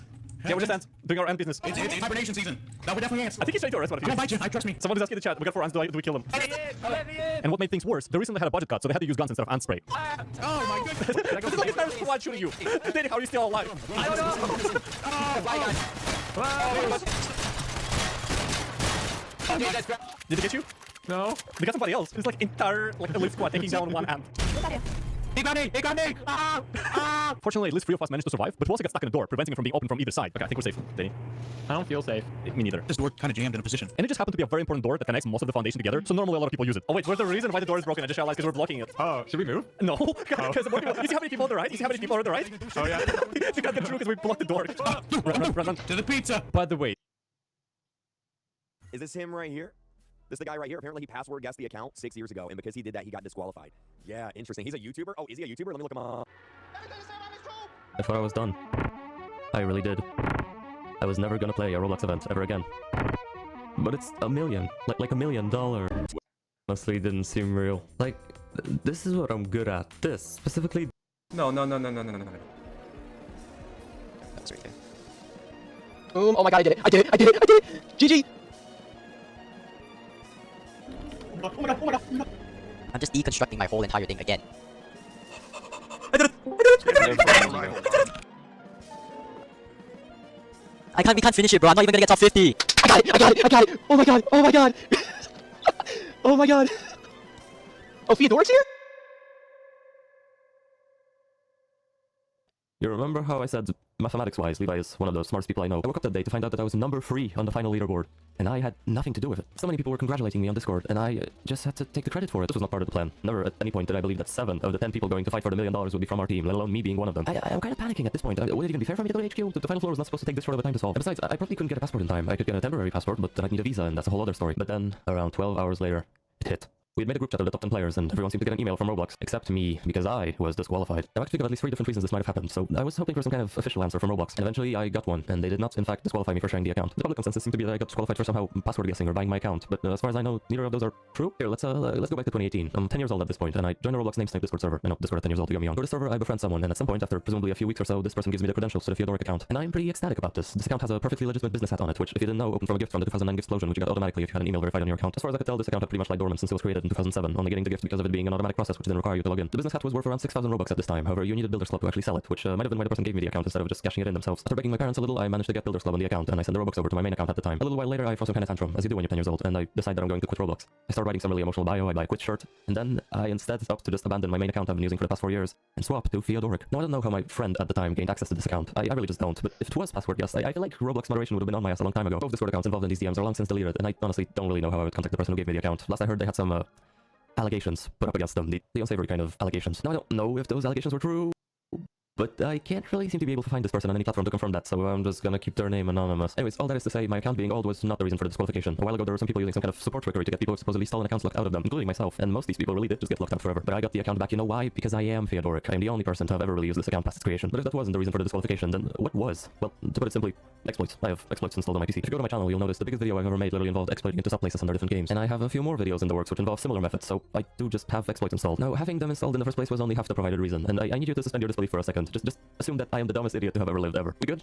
Okay, now put yourself in my shoes for a second. Picture this. You're planning to make a video which involves teleport services teleport function being fired from the client, and suddenly you get news that for the new hunt event, they've somehow found a way to prevent executors from firing this function. Now you know better. There's no possible way they could have done that for only executors without breaking old games which use that function. But you just can't help but check. You log out in Roblox Player, create a burner account, and test it. And the function still works. No shit. At this point, you've gone through this process multiple times. You close out of the Roblox Player, close out of the executor, reopen Roblox Player, log out, and then log back into your main account to avoid that weird error you get for having mismatched credentials after injecting an executor. Except you skip the first step and instead just log out and log back in from the exact same Roblox Player instance, and then you just continue playing the event games like nothing ever happened. And what do you know? You get a one-day ban for exploiting in Bayside High School. Okay, you can stop imagining now, because honest to God, this actually somehow happened. I promise, I'm not an idiot, but this whole situation has got me thinking I just might be. Perhaps this does make me just as bad as all the exploiters who are exploiting for an advantage in the event. But I have principles. I exploit purely for the content, and exploiting to get an advantage in something is just the lamest shit you could do in 2025. Ultimately, the person who got the short end of the stick here was Levi. I mean, he kind of got caught in the middle of my stupidity when he never even should have had a reason to play on my account in the first place. Sonny, if you're watching this, or any of the Arsenal devs, please, just unban this guy. He's been begging for an unban for multiple years at this point. I'd like to think that if he never tried to cheat in that 1v1 against his friend, he would have been one of the people going to HQ right now. But instead, he got nothing, none of the recognition, didn't even secure the top 50 prize for my account because I got disqualified. Go subscribe to Levi. Seriously, he deserves at least that much. And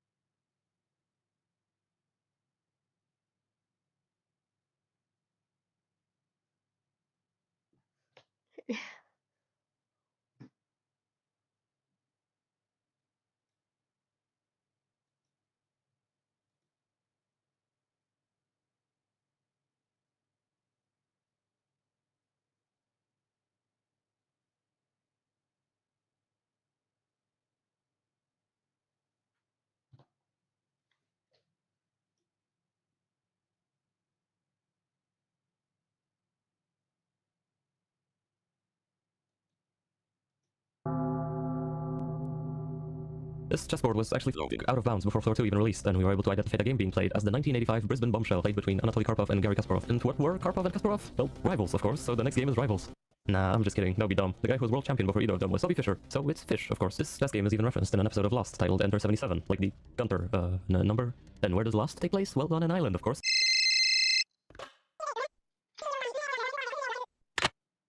It is Rivals. Roblox just dropped a tweet. You have to find a target, rotate it 45 degrees, and shoot it.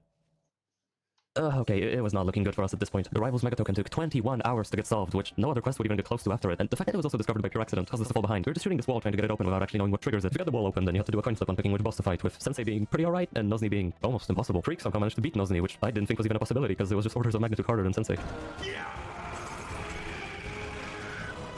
And not even an hour later, the Clip It Mega Token was also found, and to be fair, it pretty much just gives you a pop-up which confirms you're in the right game, so there's not much to talk about here. You just equip certain hats and go to certain maps based on the riddles it gives you. And like 30 minutes later, World Zero was also found, this time by Streamer, so a lot of people got it right after he did. Note that Reddy is level 150 in the game, so he knew his way around the map and he was able to uncover the 3 hidden gems very fast. After that was a little puzzle and then a fairly easy boss fight. Reddy actually ended up at number 1 on the token leaderboard after this, but he fell behind on the block pushing puzzle at the end of floor 2. I'll skip over this puzzle and just say that this floor was absolutely abysmal for our team, with nobody even placing in the top 100. However, in the midst of all of this, a new team member was added, and you might already recognize him if you were following the event while it was happening. At this point, we finally knew exactly how the event format worked, so we were able to take a breather until...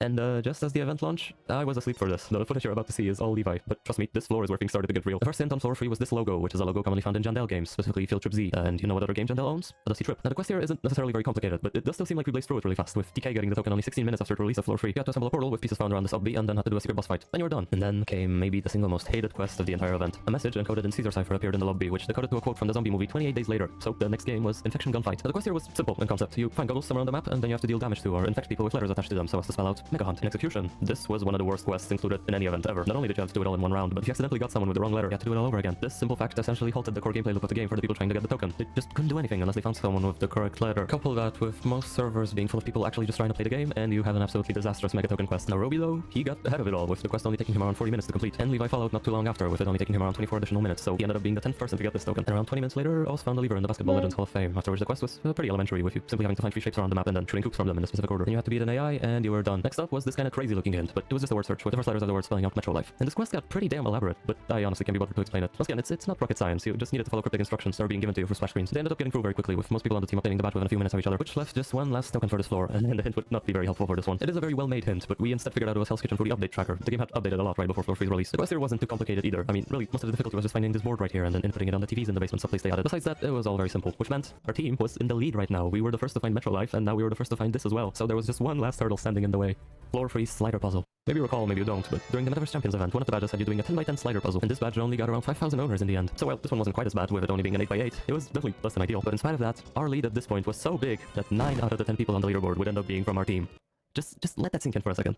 If you really think about it, this probably shouldn't be happening. There were hundreds of thousands of people doing the event. The competition should have been bigger than ever this time around, and yet our little gunting group nearly did a clean sweep of the whole top 10. Roby was number 1 by around 8 minutes, which makes sense. He really is just that good. But the other people here aren't necessarily like slider puzzle experts. It was just the absolutely insane lead that we had. I believe I managed to swipe 10th place on my account, which I couldn't take credit for, but I also wasn't exactly going around advertising that we were sharing accounts. Anyways, was this a fluke? Did we just get lucky on Infection Gunfight? At this point in time, who knows? To receive an answer, we kind of just had to see if we could do it again whenever it came time for...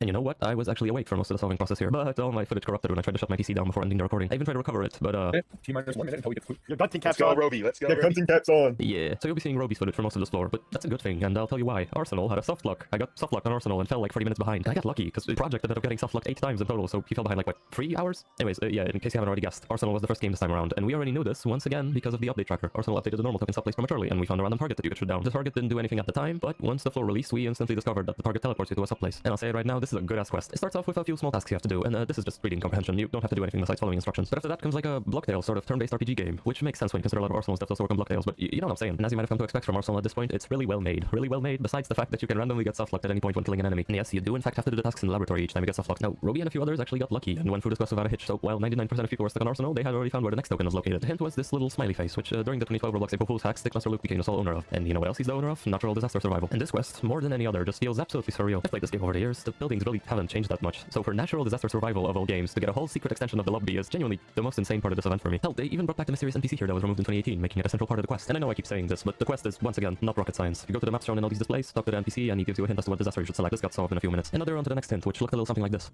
Which they swiftly figured out was alluding to a Marvel Comics issue of the Fantastic Four, at the end of which Galactus proclaims he is going to consume the entire world. So the game is Eat the World, and the quest, as they once again very quickly discover, is not that complicated. Perhaps the hardest part comes at the very beginning, with you having to spot a brown hexagon embedded into the side of a hill, and then you have to do a sequence memory test hidden in the Hunt UI, which I did not notice at first, so although I don't have the footage, I looked for another hexagon for a solid 30 minutes thinking the game was broken. And after that, you are brought to the Econ 2012 map while eggs are thrown at you, which open up holes in the map. Like we said, it's randomized, so it might not be in a spot that understands. What? It's a little annoying, but once they managed to do it, they then got this hint. It's an old car getting bit crushed, so while it's a little unclear, at this point it was fresh on our minds that OG facility subplace of Car Crushers 2 had updated quite a lot, which is where they got to searching. And eventually, us stumbled upon a brand new hidden room, which seemed to require a key of some sort. Inside the room, you can see this image of commemorating my first derby victory, and Jakku would quickly connect the dots and find a key hanging around on the derby windscreen. From which point it was pretty simple, with there being pictograms on the lock clearly alluding to the in-game crushers. You use all of those crushers and you get the mega token. And they didn't even need a hint for the next game, because during the soft launch we discovered a colorful keypad in Late League, which was promptly removed. Joined the game with the Car Crushers 2 mega token, and what do you know? The keypad is back. They very quickly got to checking all the maps for numbers and found them and beat the boss within a few minutes. So at this point they are so unbelievably far ahead. The floor had just released 2 hours prior, and 5 of the 6 tokens were already found. Unfortunately though, this lead would not endure the very last game. Bayside High School. They gotta respect what Bayside did for their mega token. It's a true, honest-to-God gunting experience. You have to figure out a lot of oddly specific tasks based on vague hints, just as Ernest Klein intended or something. Despite of the Arsenal softlock and my stupidity on Eat the World, I managed to catch up to everyone else at this point. The issue is, so does Creekcraft, so everybody is pretty much on Bayside at this point. And I know I said this was a respectable quest, but the first step wasn't really so great. The badge for the mega token was called the Principal's Secret, and somehow that was supposed to point you in the direction of taking a picture of the camera inside of the principal's office. You can probably see how this stumped everyone for so long. Past this point though, the quest actually gets really clever. And since it's 2 AM and I have school the next day, I go to sleep and Levi takes over. Admittedly, this was probably a bad time for me to leave, since he kinda gets thrown in the middle of the most confusing quest in the event, but yeah, he manages. Discovered that there's a new drawing of the chemical structure of caffeine in the science classroom, which ends up hinting at drinking coffee inside the room. This awards players a blacklight, which can then be used to find a little drawing on the playground, as hinted at by a drawing of the sun appearing in the science room. Then you can go to the history classroom based off the image being an Ankh and find another drawing using the blacklight. This drawing hints at the elements of helium and silver, and then being on a sign hints at you having to hold up a sign with their atomic numbers written. The next step is a little unclear, but I think some NPC outside one of the rooms must have said dead, which hinted at playing those notes on the piano. After which a new image appeared on the PC in the math classroom with the word pizza and the P replaced with the number pi. So you go to the pizzeria, order a pizza, and bring it back to math class and place it on the calculator. After which all the green lights on this door will finally be lit up, and a hint we found at the very start of the solving process for this game comes into play. It basically just spelled out fart with capital letters and had a specific monitor highlighted, and if you use the fart emote at the specific chair that the monitor was at, you would get teleported to a minigame and pretty much have the token. Now that last step really saved us, because we knew for a fact the fart emote had something to do with the solution, so it was pretty cut and dry for what to do. And that was the last token for this floor, which means...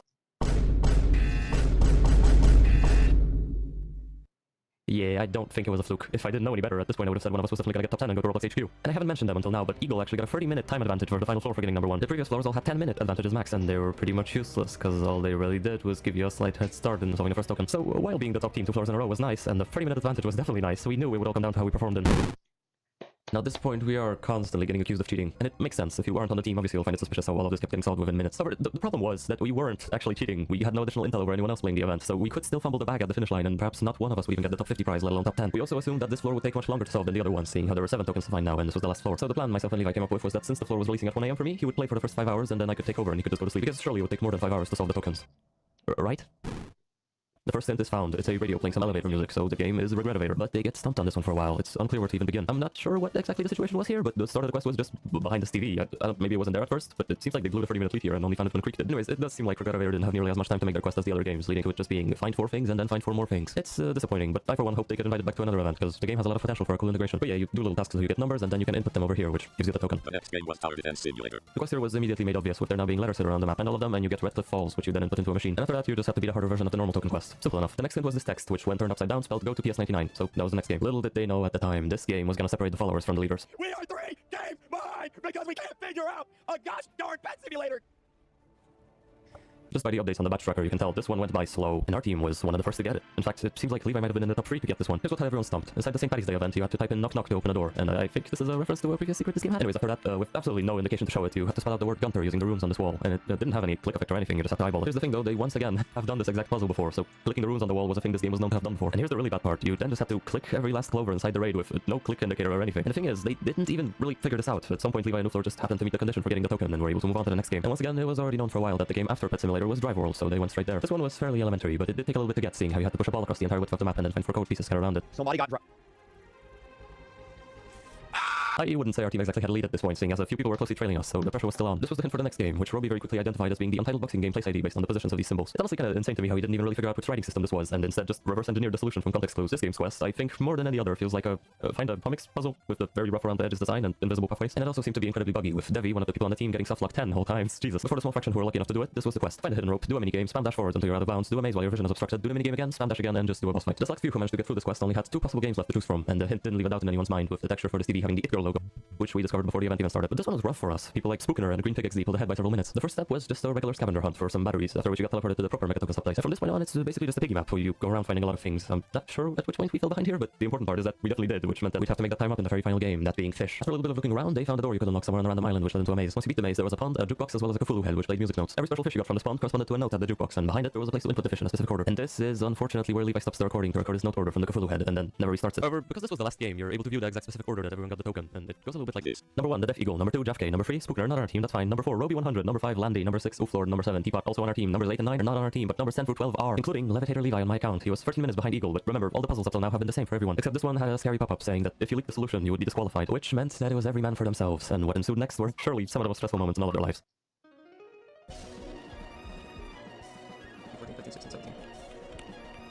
Now that I see, I kind of like this though. I'm gonna run with this for a minute. We'll run that there. We're gonna grab square. Gentleman's game. So why is there 2 the same slot?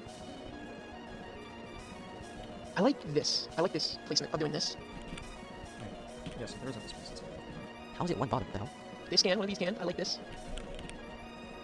No. No. No. No. No. No. No. No. No. No. That was right there. Boom! Oh my god! I did it! I did it! I did it! I did it! GG! Oh my god! Oh my god! Oh my god! Oh my god! I'm just deconstructing my whole entire thing again. I did it! I did it! I did it! I did it! We can't finish it, bro. I'm not even gonna get top 50. I got it! I got it! I got it! Oh my god! Oh my god! Oh my god! Oh, Theodoric's here? You remember how I said, mathematics-wise, Levi is one of the smartest people I know? I woke up that day to find out that I was number 3 on the final leaderboard, and I had nothing to do with it. So many people were congratulating me on Discord, and I just had to take the credit for it. This was not part of the plan. Never at any point did I believe that 7 of the 10 people going to fight for the $1 million would be from our team, let alone me being one of them. I'm kind of panicking at this point. Would it even be fair for me to go to HQ? The final floor was not supposed to take this short of a time to solve. And besides, I probably couldn't get a passport in time. I could get a temporary passport, but then I'd need a visa, and that's a whole other story. But then, around 12 hours later, it hit. We had made a group chat of the top 10 players, and everyone seemed to get an email from Roblox, except me, because I was disqualified. Now I could think of at least 3 different reasons this might have happened, so I was hoping for some kind of official answer from Roblox, and eventually I got one, and they did not, in fact, disqualify me for sharing the account. The public consensus seemed to be that I got disqualified for somehow password guessing or buying my account, but as far as I know, neither of those are true. Here, let's go back to 2018. I'm 10 years old at this point, and I joined the Roblox Namesnipe Discord server. I know, Discord at 10 years old, they got me young. For this server, I befriend someone, and at some point, after presumably a few weeks or so, this person gives me the credentials to the Theodoric account, and I'm pretty ecstatic about this. This account has a perfectly legitimate business hat on it, which, if you didn't know, opened from a gift from the 2009 Explosion, which you got automatically if you had an email verified on your account. As far as I could tell, this account had pretty much lied dormant since it was created. it in 2007, only getting the gift because of it being an automatic process which didn't require you to log in. The business hat was worth around 6,000 Robux at this time. However, you needed Builders Club to actually sell it, which might have been why the person gave me the account instead of just cashing it in themselves. After begging my parents a little, I managed to get Builders Club on the account, and I sent the Robux over to my main account at the time. A little while later, I throw some kind of tantrum, as you do when you're 10 years old, and I decide that I'm going to quit Roblox. I start writing some really emotional bio, I buy a quit shirt, and then I instead opt to just abandon my main account I've been using for the past 4 years, and swap to Theodoric. Now I don't know how my friend at the time gained access to this account. I really just don't, but if it was password guessed, I feel like Roblox moderation would have been on my ass a long time ago. Both Discord accounts involved in these DMs are long since deleted, and I honestly don't really know how I would contact the person who gave me the account. Last I heard they had some allegations put up against them, the unsavory kind of allegations. Now I don't know if those allegations were true, but I can't really seem to be able to find this person on any platform to confirm that, so I'm just gonna keep their name anonymous. Anyways, all that is to say, my account being old was not the reason for the disqualification. A while ago there were some people using some kind of support trickery to get people who supposedly stolen accounts locked out of them, including myself, and most of these people really did just get locked out forever. But I got the account back, you know why? Because I am Theodoric. I am the only person to have ever really used this account past its creation. But if that wasn't the reason for the disqualification, then what was? Well, to put it simply, exploits. I have exploits installed on my PC. If you go to my channel, you'll notice the biggest video I've ever made literally involved exploiting into sub-places under different games. And I have a few more videos in the works which involve similar methods, so I do just have exploits installed. Now, having them installed in the first place was only half the provided reason, and I need you to suspend your disbelief for a second. Just assume that I am the dumbest idiot to have ever lived ever. We good? Okay, now put yourself in my shoes for a second. Picture this. You're planning to make a video which involves teleport services teleport function being fired from the client, and suddenly you get news that for the new hunt event, they've somehow found a way to prevent executors from firing this function. Now you know better. There's no possible way they could have done that for only executors without breaking old games which use that function, but you just can't help but check. You log out in Roblox Player, create a burner account, and test it. And the function still works. No shit. At this point you've gone through this process multiple times. You close out of the Roblox Player, close out of the executor, reopen Roblox Player, log out, and then log back into your main account to avoid that weird error you get for having mismatched credentials after injecting an executor. Except you skip the first step, and instead just log out and log back in from the exact same Roblox Player instance, and then you just continue playing the event games like nothing ever happened. And what do you know? You get a 1-day ban for exploiting in Bayside High School. Okay, you can stop imagining now, because honest to God, this actually somehow happened. I promise, I'm not an idiot, but this whole situation has got me thinking I just might be. Perhaps this does make me just as bad as all the exploiters who are exploiting for an advantage in the event. But I have principles. I exploit purely for the content, and exploiting to get an advantage in something is just the lamest shit you could do in 2025. Ultimately, the person who got the short end of the stick here was Levi. I mean, he kind of got caught in the middle of my stupidity when he never even should have had a reason to play on my account in the first place. Sonny, if you're watching this, or any of the Arsenal devs, please, just unban this guy. He's been begging for an unban for multiple years at this point. I'd like to think that if he never tried to cheat in that 1v1 against his friend, he would have been one of the people going to HQ right now. But instead, he got nothing, none of the recognition, didn't even secure the top 50 prize for my account because I got disqualified. Go subscribe to Levi. Seriously, he deserves at least that much. And please, if you're an Arsenal dev watching this, just unban him. Dude chose the nuclear option and is currently in the process of swapping main accounts purely to get unbanned from Arsenal. And speaking of the top 50 prize, I wasn't the only one who got disqualified from getting it. Number 5 on the leaderboard, Anakin or Vepix got disqualified for... well, who knows, really. Perhaps he's withholding information, but I trust when he says that he got disqualified for saying edgy things at 14 years old. Maybe he got banned for exploiting. Who knows, really, but I'm pretty sure he just got disqualified for a ban he got over a year before the event. Now, while that all seems pretty terrible, there is a silver lining to this. Us two getting disqualified allowed for Doug, another member of the team, to get the Federation, having placed at number 52 and being the very last person to receive it. Fortunately, a lot of others on the team placed just outside of the top 50, including Jeff K, who, if you'll recall, was the second person to get fish. He really just tried and failed to solve the puzzle for 90 minutes straight. It's kind of tragic, honestly. But despite the many shortcomings, 5 of the 10 people going to HQ to compete for the $1 million were still part of our team, which is huge when you consider that we went into this event with the goal of getting just one person into the top 50. Either way, I think this is an absolutely blessed timeline, just being able to watch my friends competing for $1 million. Here's the placement of everyone from our team who got on the leaderboard. Here's something cool. Shafe was actually nice enough to bring Levi as his +1, so even though he wasn't competing, he still went to HQ and got all of the perks, such as being able to buy a $100 cheesecake with Roblox's money, I guess. Anyways, the finale consisted of 8 games. It was a progression system, so they'd play 5 of the games, and whoever had the most points at the end of each of them would move on to the final 4, after which they'd duel in 2 of the remaining games and whittle it down to the top 2. And the final game would be Tower of Hell, and keep in mind, Jay and Ruby are absolute beasts at top beasts, so if either of them were to get into the top 2, it would pretty much be over already. The competitors sat down to fight for $1 million, and the rest is history. No way. What?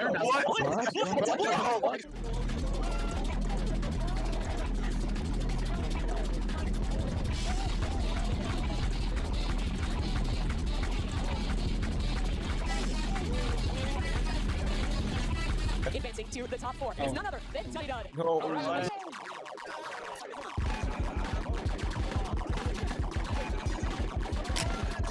Roby won. Good job. And the third one is making it through after the conclusion of Slash. Let's go, Shane! Good. Yeah! Let's go. There we go.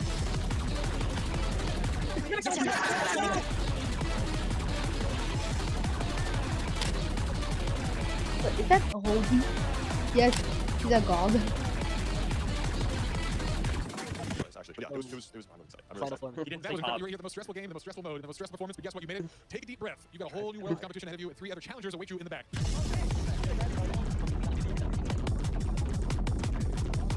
Let's see. Did Roby 100 win?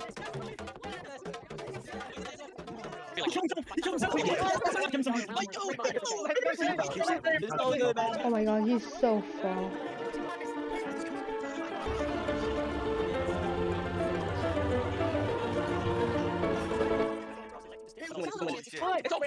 It's over! Yes, Ruby! Yes, Ruby!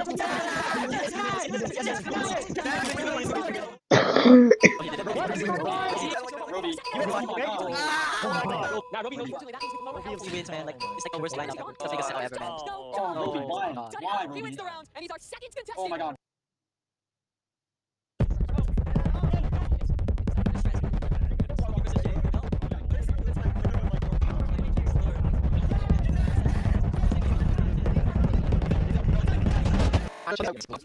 Hey guys, welcome to the video. I'm just doing some sniping. Oh my god! Hey guys, welcome back to another video. Today I'm going to show you how to get the Chipotle napkin cave. Alright,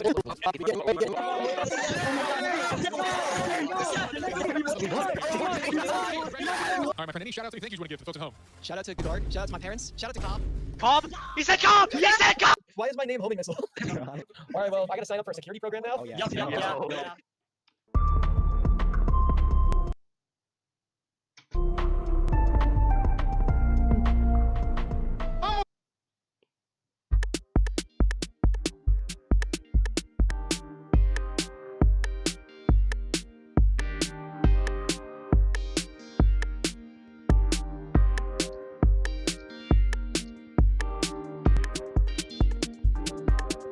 I think this is like another 2v2T, I don't know.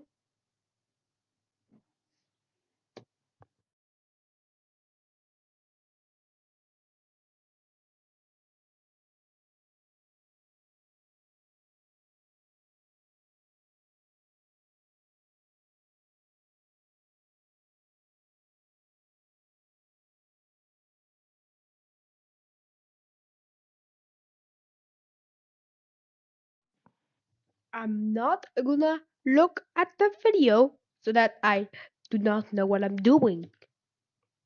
And all I know is super flat because it's a skate, super flat survival. So it's supposed to be played on super flat with just flat.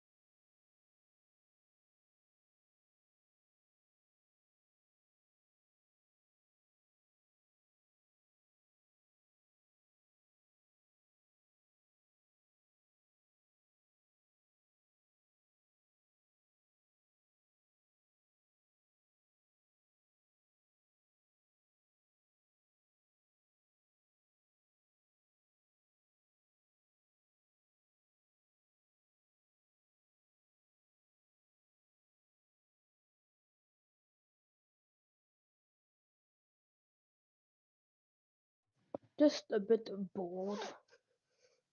I watch some videos on YouTube. It's not this, so I have no exposure, and it's like wait, it was made almost the same version as Keyboard Outpost.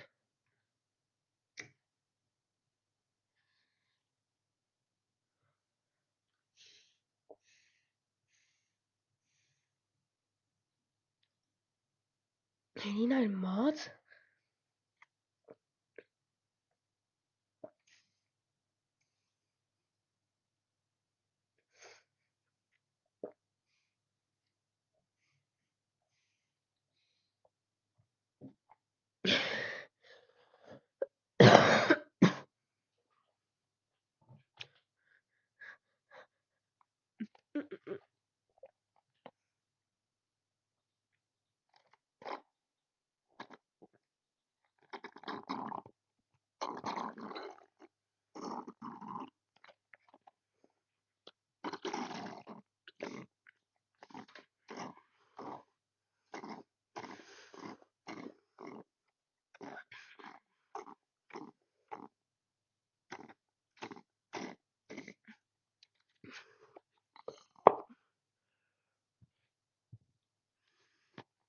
Forever silent exact tag because yeah, um,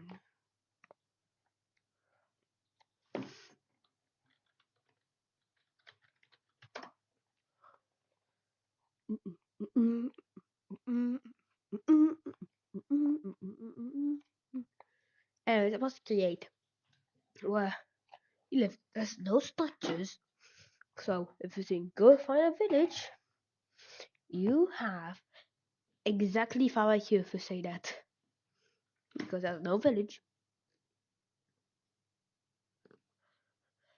The shoplifters tried to hide your license plate with tinfoil. Watch how that backfires. Good. Really, bro? You gotta resort to this? Economy's not that bad. While the getting's good. Oh, yeah.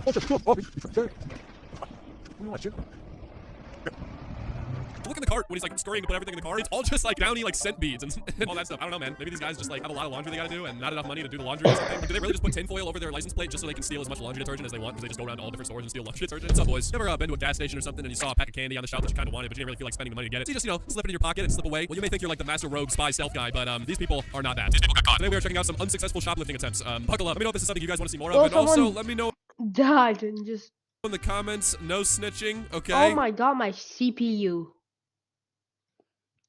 It's just loading. Did I just see 100% CPU? Have you ever stolen something before? I promise I Très won't tell santé to anybody. enable Alright, just let me know. With generator. that being said, enjoy the video, boys.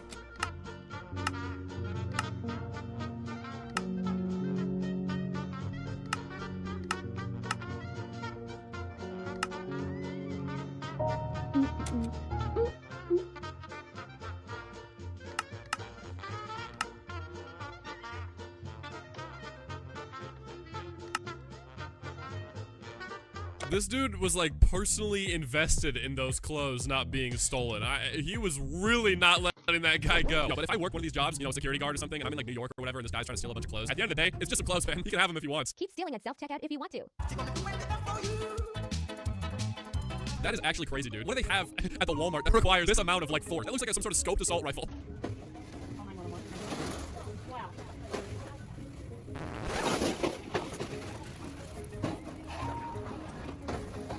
This was the most casual robbery I think I've literally ever seen. Like, this dude is literally...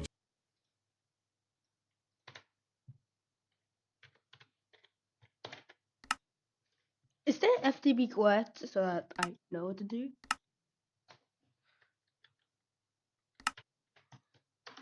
See. Oh, there's quests. They will help. It's insanely. Alright. So you give the basic money.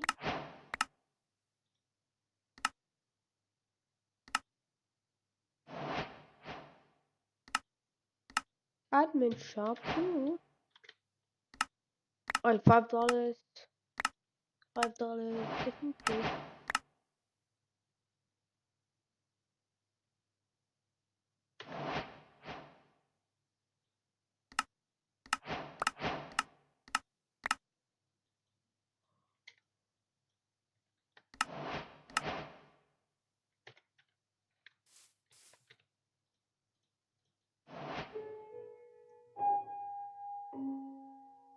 Wallet.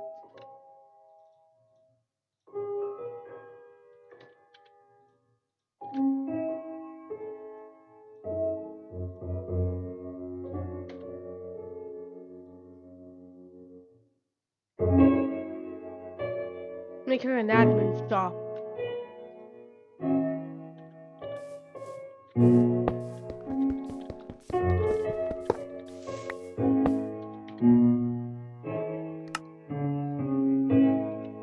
Admin shop.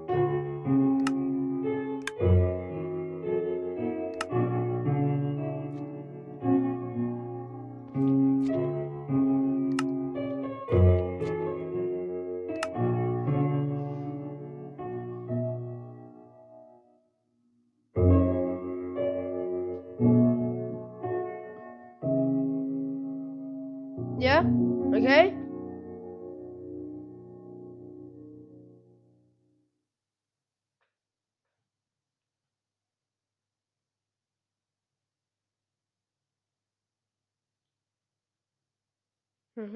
Okay, it's his first mod pack.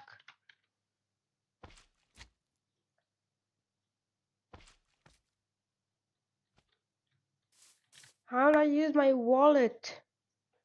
I can't even buy a quest book.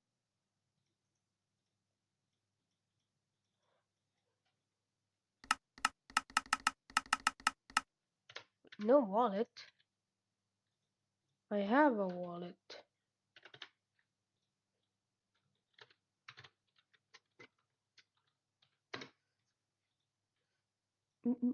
Everybody wants to be a superstar.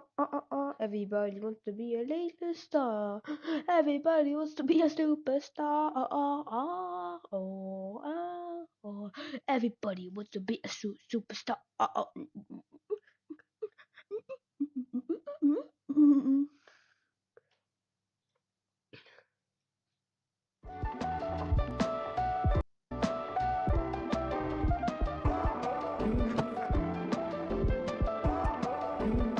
Wallet.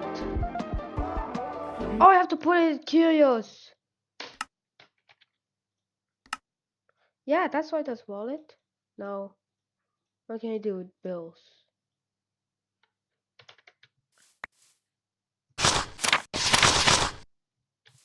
Okay. I have $5. Oh, I spent money.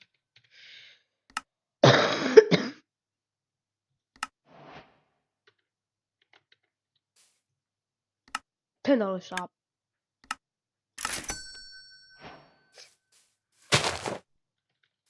Alright, so once I have wood glowing, which gives me $5 and some dimes. Now a crafting table has been crafted. So guess what's our way? We're gonna kill.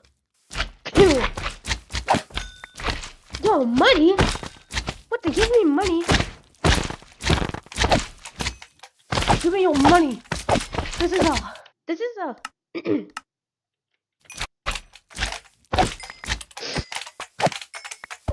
is a robbery.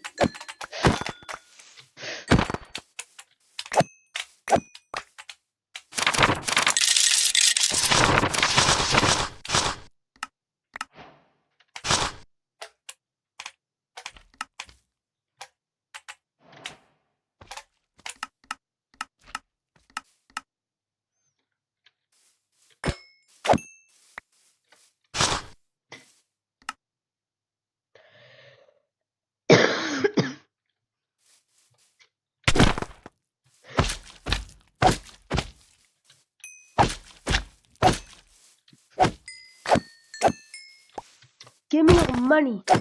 This is a robbery.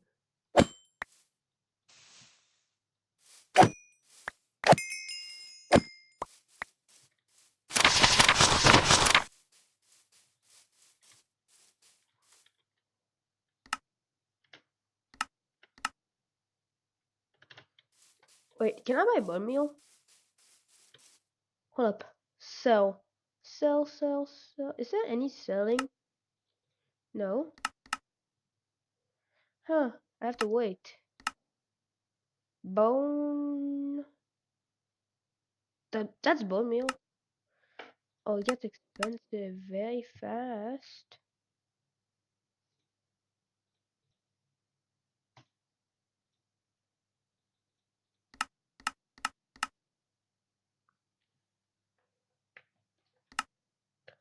Ooh, do do do do. Ooh, da do do do do do do.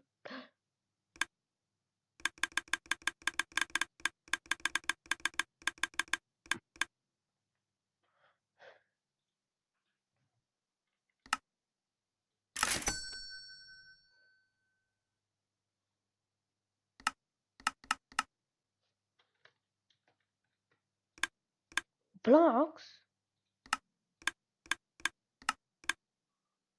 Dirt and slime. Coarse dirt and gravel.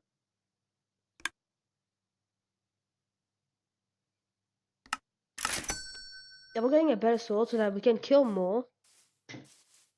So yes.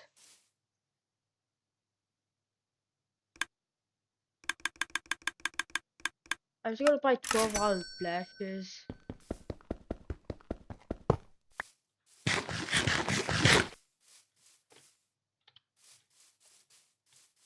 We're gonna keep it here. This is where we have the admin shop.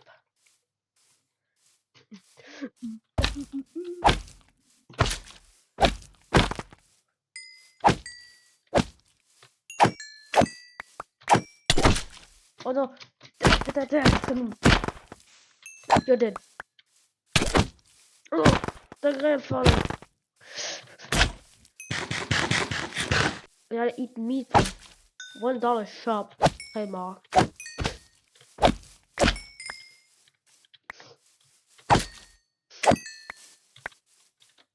Get over here.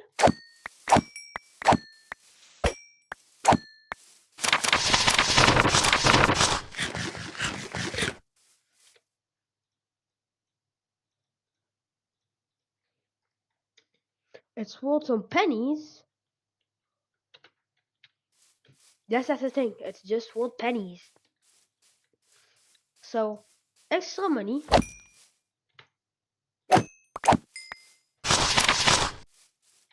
Alright, I got back my sword.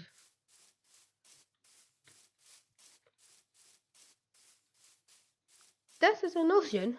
Yes, an ocean, but just nothing. $10.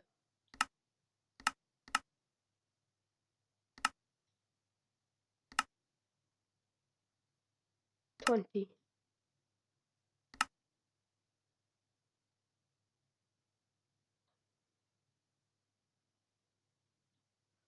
Ice lava. Ice lava. Yeah, that's a real thing. Sticks. And shit.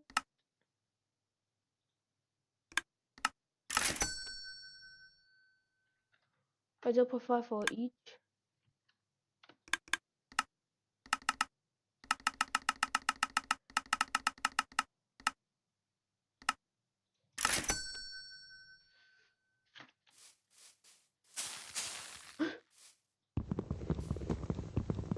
I'm $1.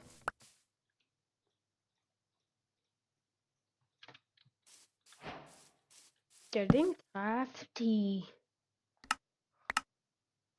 Little $5 pop player.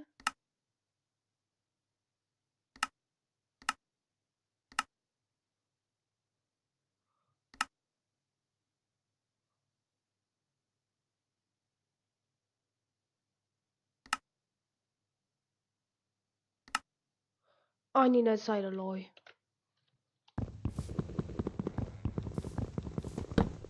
No, it just would sell. So I'll buy 2 each. Okay, this is not sellable.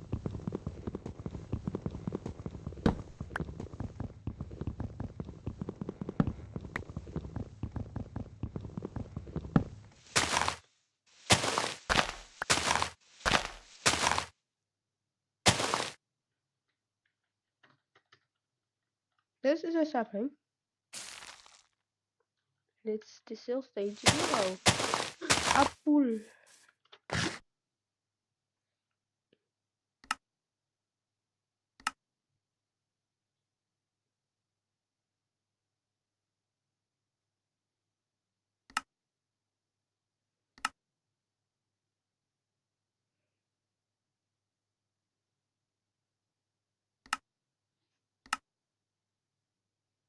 Hmm.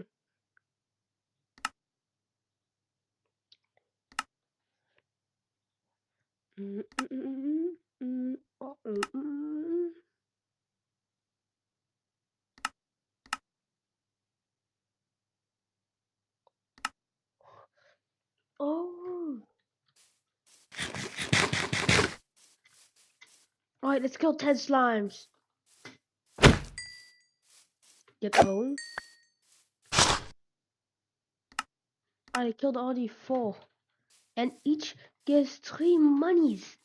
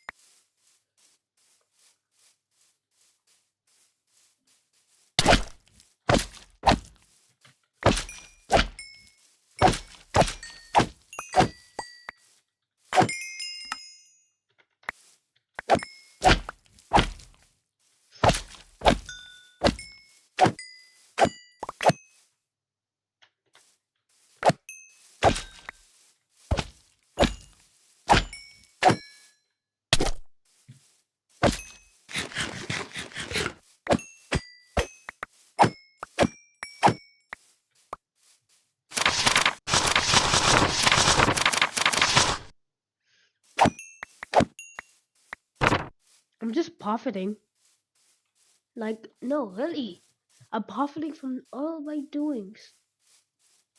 Give me your treasure. I'm gonna kill you. By making you go die. Kind of like skyblock. Without this guy. 25.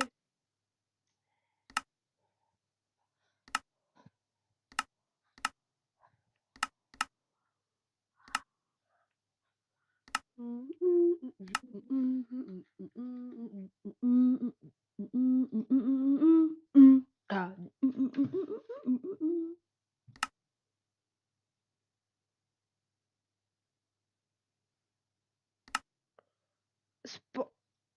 Ow!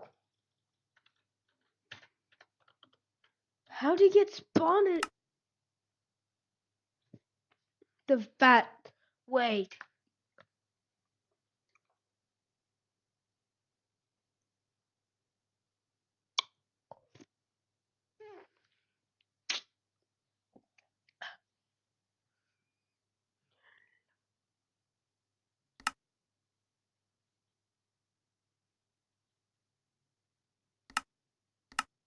Oh, liquid XP. What? You can't make total of them dying.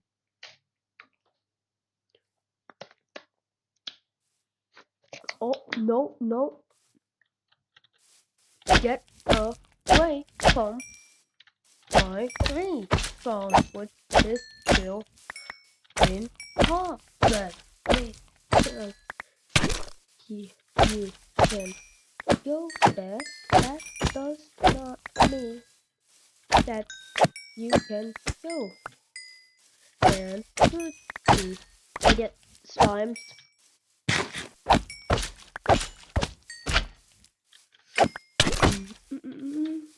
Okay, I'm low.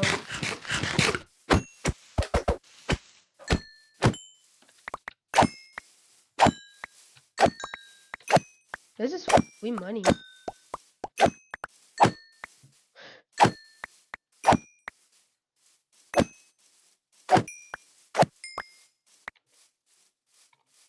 I'm rich. Feel like I took damage.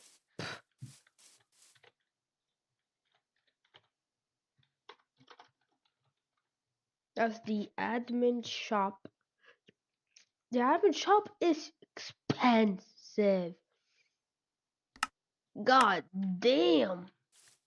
Oh, other mobs are here.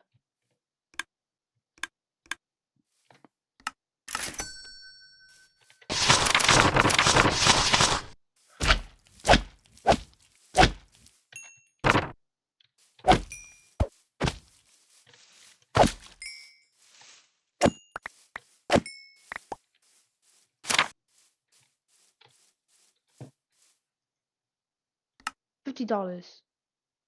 Sweet berries. That's a good food.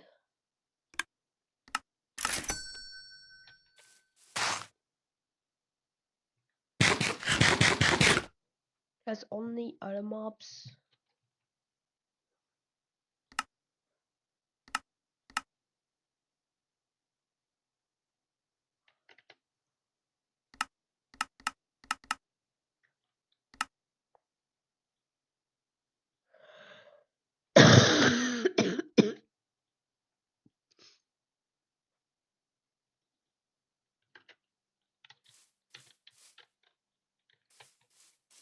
If this will grow.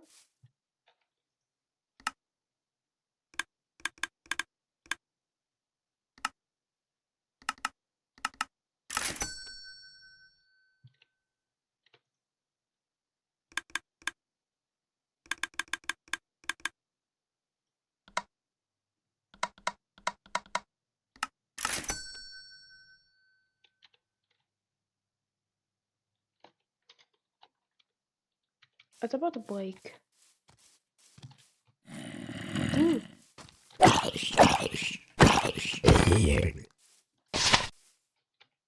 Zombies equals money?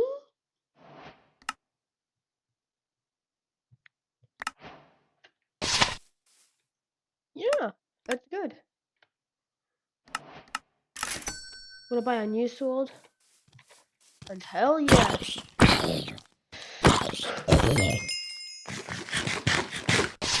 They have a high chance of giving more food. Yeah, just get near spiders.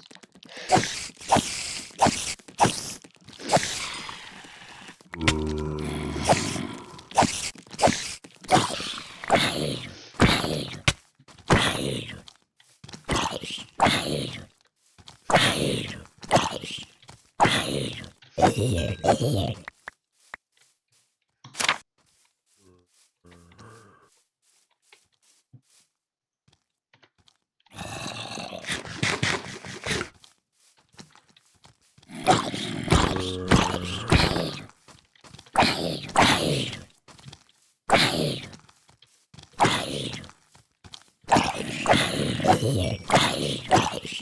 million! That's money!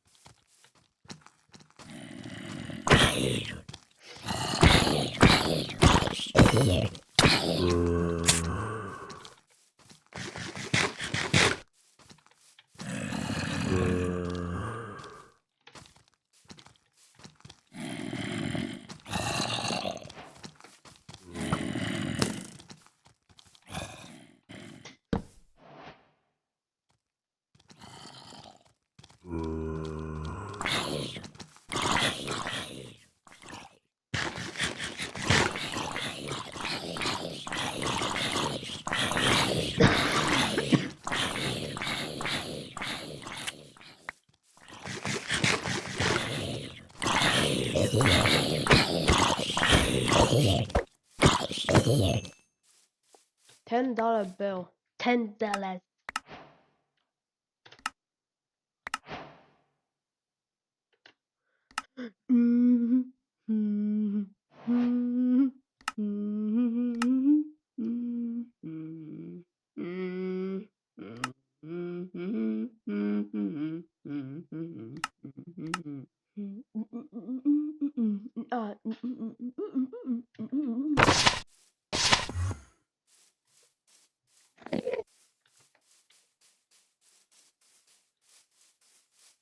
Hold up. So we have our traffic table. We have our bank from Jack the Economy mod. And yeah, you can buy stuff like potatoes, onions, cornflowers, other types, and sweet berries for $15.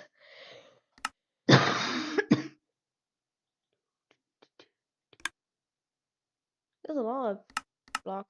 Like this. Wait, there's wood? You can buy straight up wood?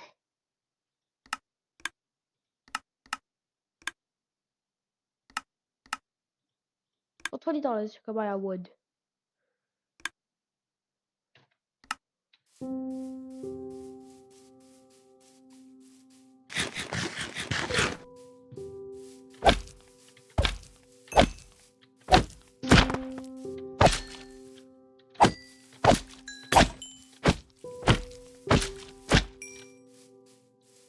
Money!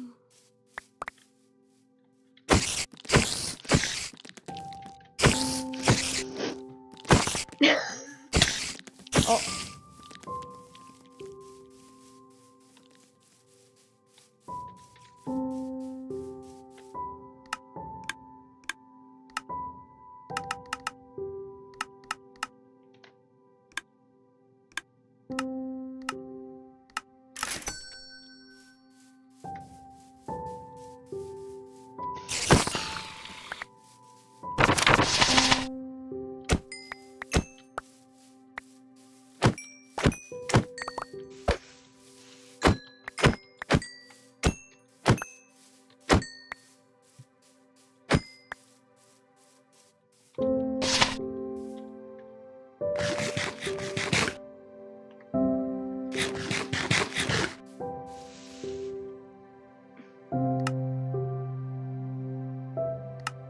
Wait, price? Let's see.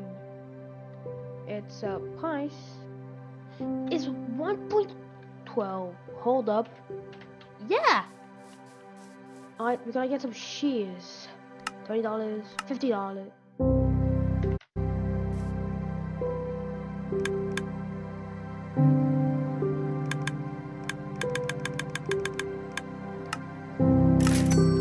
And we gotta get some money. Get over here.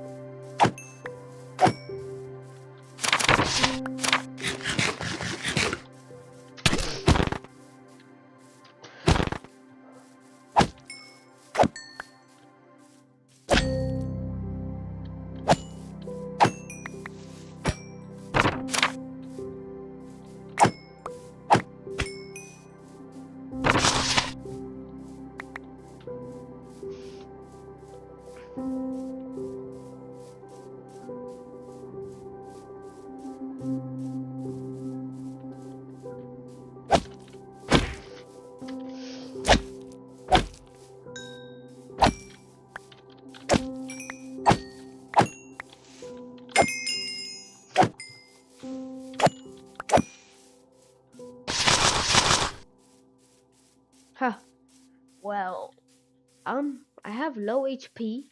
This. I have sweet berries,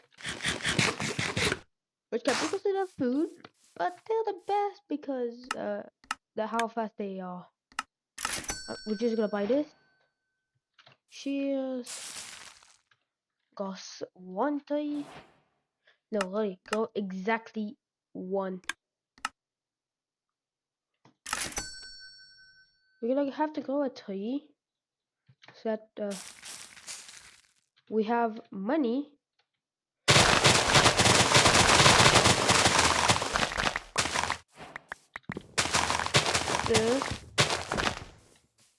Sir, stay away.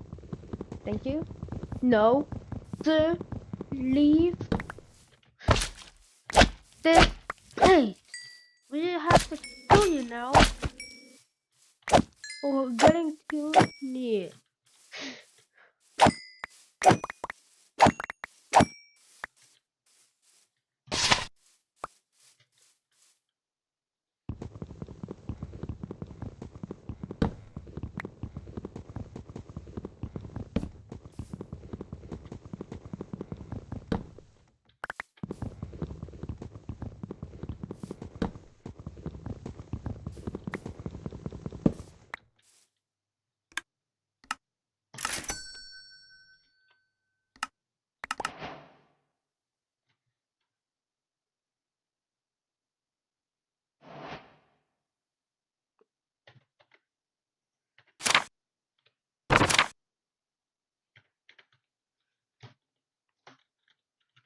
Let's see, cherry. I don't wanna know. Okay, cherry leaves. How much they cost? They're really good. They're the same. They might give a lot of money. Acacia. Acacia is $10. It's $10. We can call importer. We can call exporter. Huh? Yeah. So what's that's expensive? Wait, I need this.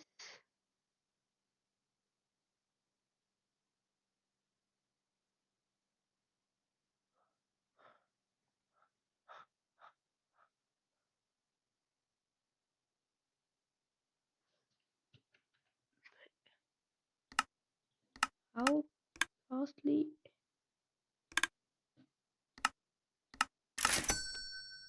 That one site is for 0.2.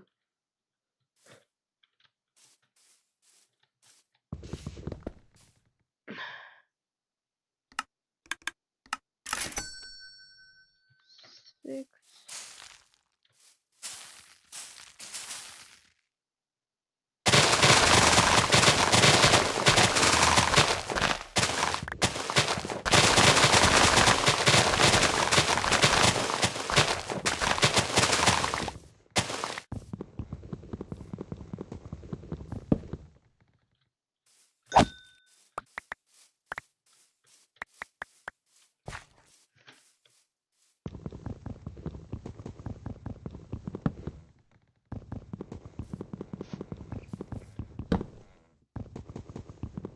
No. Oh no, he's gonna find me.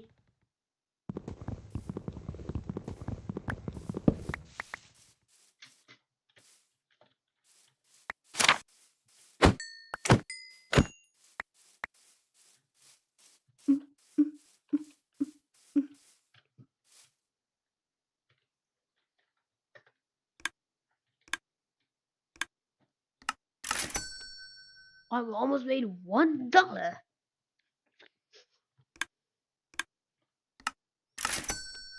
There we go. We're rich. We're rich. We are rich. Let's take 5 bones. And the thing is, I need sapling. But wait, I can buy them. Yeah, I can buy them. I could just buy it.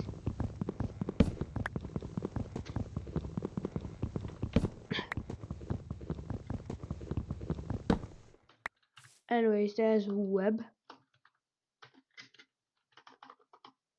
That's the web screen, so that I hopefully don't get bored.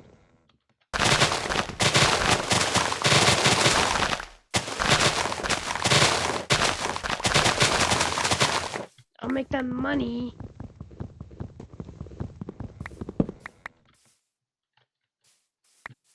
I gotta make some money.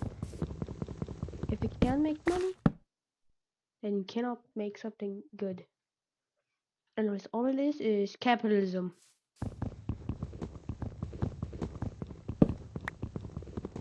You have wallet.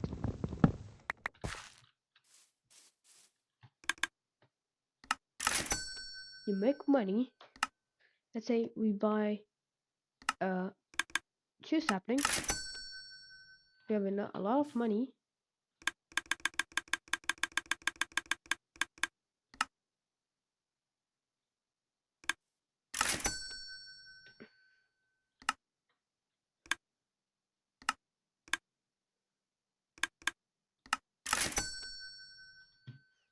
I was gonna give me a $34 back. Wait, what? Diorite and cobblestone. 20. Cobblestone is 20 and diorite is 50. What's your?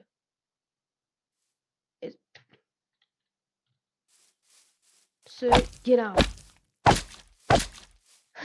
Oh, please, just God, dude, just leave. No.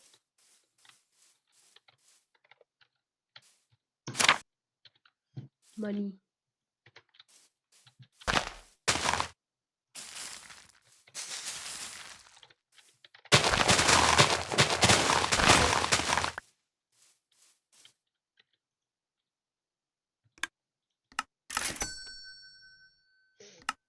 She's that expensive. It's a pretty fun game. Like, it's pretty fun. But the thing is, well, money. And it's capitalism. Yes, capitalism is hard to capitalize.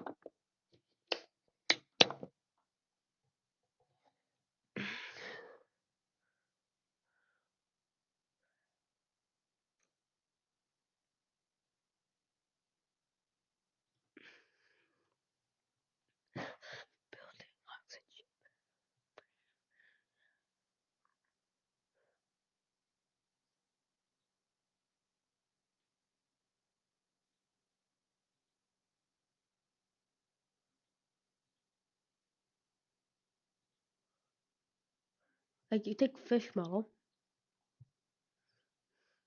No. Good luck getting my IP address from a single video game, because when pets advertise it, it's only when you play it locally. I will sit still. Oh wait, I see what they did here. Dude, this is kind of genius actually. What's up, boys? You know, on this channel over the years, we've made countless videos about these stupid shows and basic things. You know, they're lighthearted, funny videos. But today, I'm going to do something that nobody ever thought I would ever do. I'm actually going to be reacting to videos and images of smart children. Because believe it or not, okay, there's like 10% of the time where they're actually geniuses. Some of these children might even be smarter than you, which I don't know, depending on how dumb or smart you are, could be a giant insult. Anyway, for this video, let me know if you are a smart kid or a dumb kid. I always like reading through them as always. Without further ado, enjoy the video, boys. Now, did you just move it? Yeah. There's not a lot of kids playing around. Okay. Holy dude, that might actually be the most insane recovery of all time. Oh, hold on, lady, alright? There's a lot of kids playing around here. Be careful, alright? You might want to watch your door before you get ding-dong dead. You wouldn't want that to happen, now would you? Name, Asher. Serving the country. If I served our country, I would want to be a nothing. Because I don't want to die. And then the picture is just them sitting on a chair in front of the TV. That's real as hell, dude. I'm not going to the army, man. You think I'm stupid enough to just go die for my country? Listen, man, country's cool, but, like, there's plenty of people out there who are willingly going out to war to do those things. So me, I'm good. Man, what greatest phrase happened with someone nuclear bomb?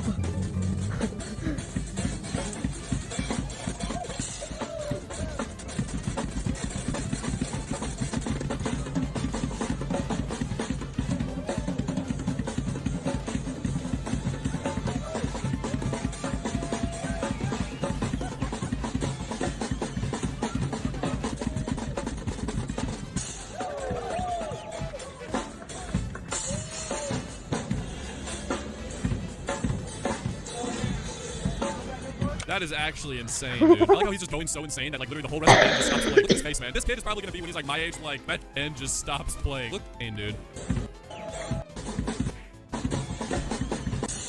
The rest is a real thing. There are just some.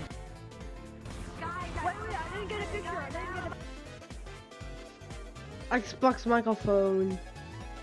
Yay. Huey, it's ketchup. You're not gonna like it, okay? Yeah, no, it's ketchup. Yeah, it's ketchup. This is absurd behavior. Mr. Chief, face the camera.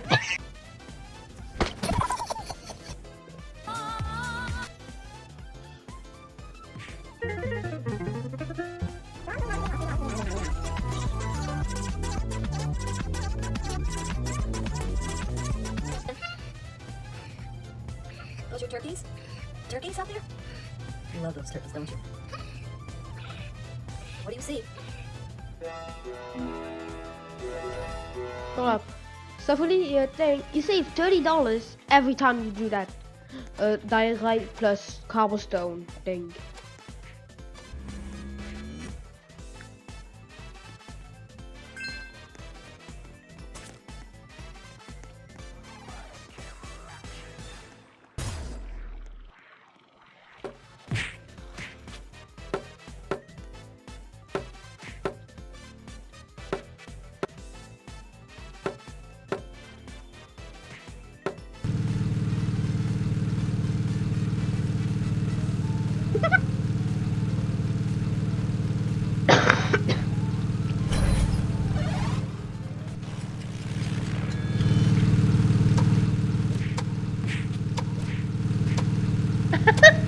How?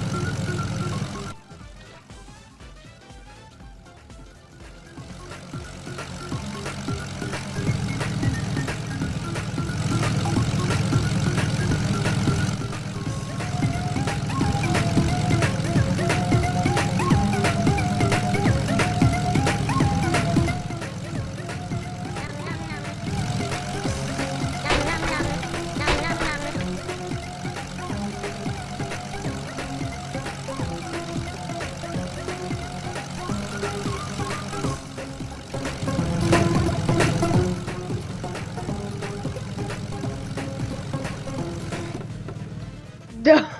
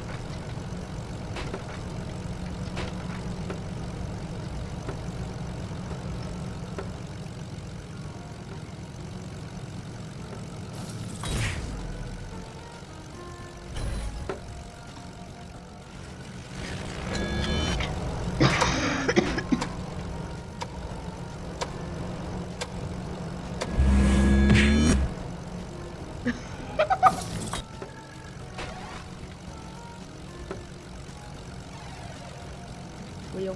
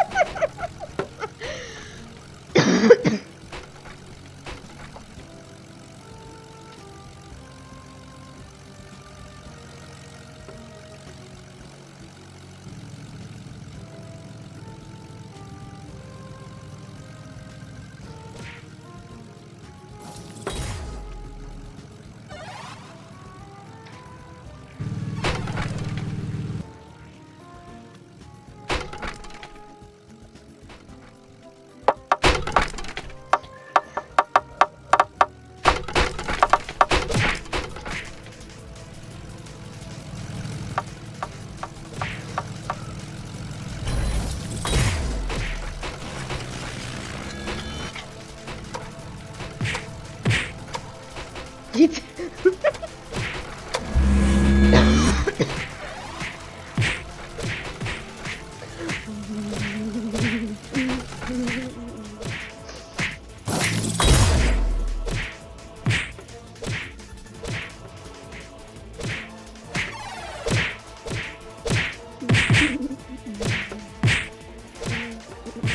He's gonna kick. He's gonna kick.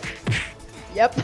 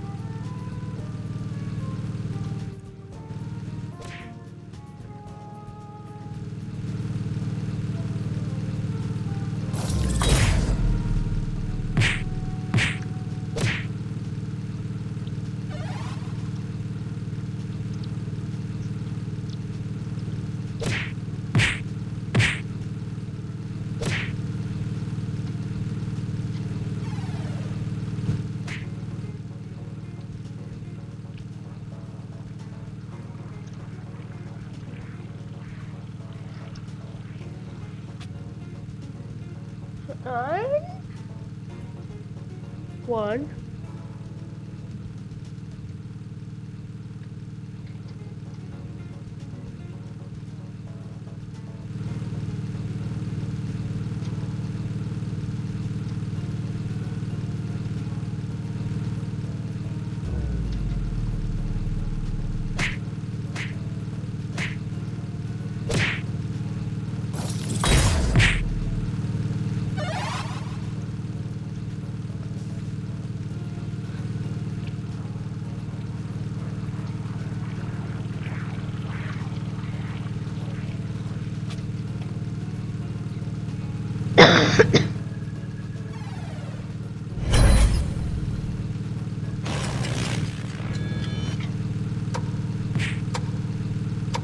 This is how it works.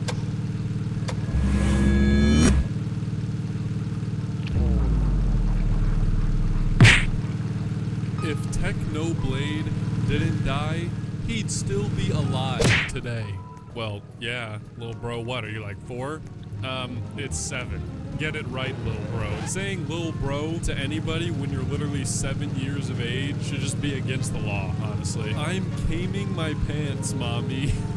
Oh no, dude. Not mommy. Come on, man. What is going on with our youth? What is happening? Bro is 10 at the oldest. I'm 9, bitch. $499.99 donation. Thanks. And then you go over to their bio and it says, I'm from the USA, I'm 9. Whoever's mom's credit card that is definitely gonna be pissed. I'm not gonna lie. Heard woman speaking, disliked. This is why your uncle touches you. Hell, I feel like both of these comments are a little bit strange. Also, honestly, that doesn't really look like a kid at all in that profile picture. That dude straight up has a mustache. Unless this kid is some sort of extremely early bloomer, I think we may have a misfire here. See all these different types of people? Well, guess what, guys? They're all human. Only top 3 are human. And then Europe, East Asians, and elves. I'm not really sure who's supposed to be who in this, and honestly, I'm not really sure about that second emoji there. What is that skin color exactly? Because I originally was going to read this post out with all the different races, but then I looked closer at the emojis, and I'm like, you know, maybe I'll pass on that second one, because I don't want to make any, you know, incorrect assumptions that might cause a detriment to my career. How to use Fortnite cheats N-word ass tutorial.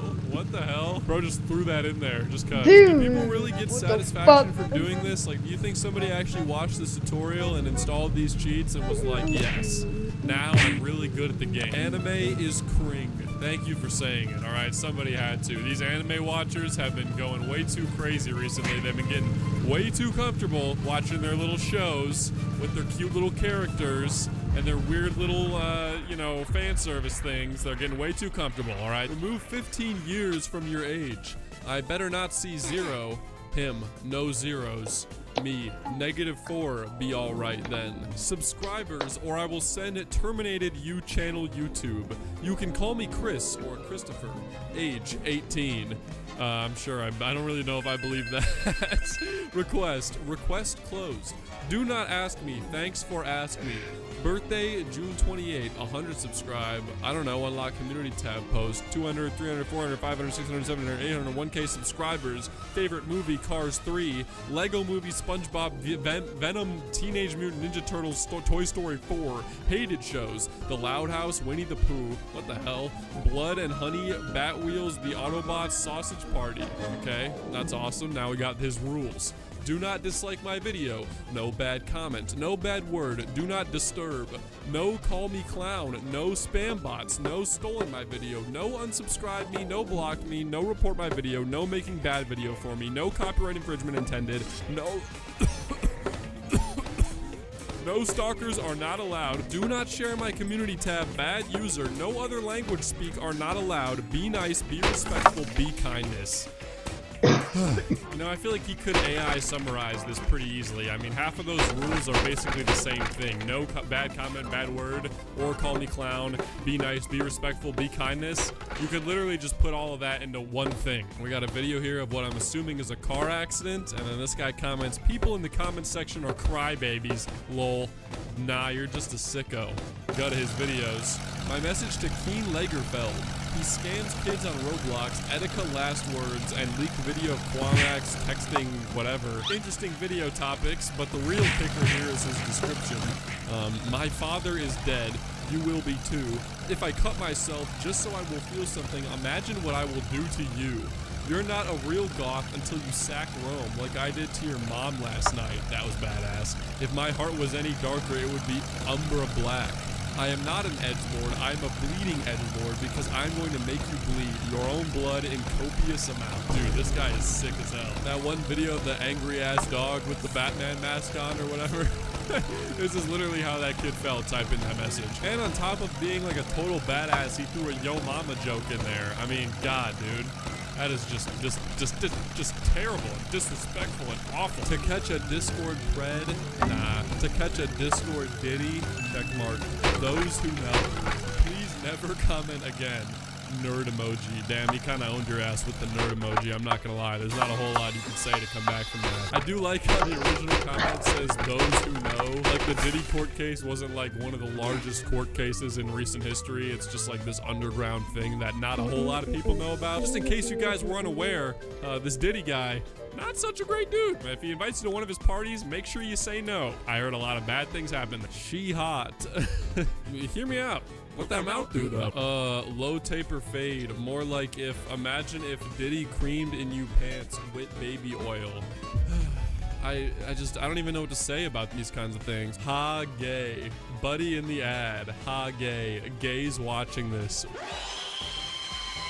Me laughing. Gays, let me know, guys. Do you say this? Is this still a widely used lingo in the LGBTQ community? I'm curious. According to this guy, it is. Time traveler kicks rock. Timeline. Hawk 3, bruh. 1 + 4 = 5. Those who know. Part 2, please.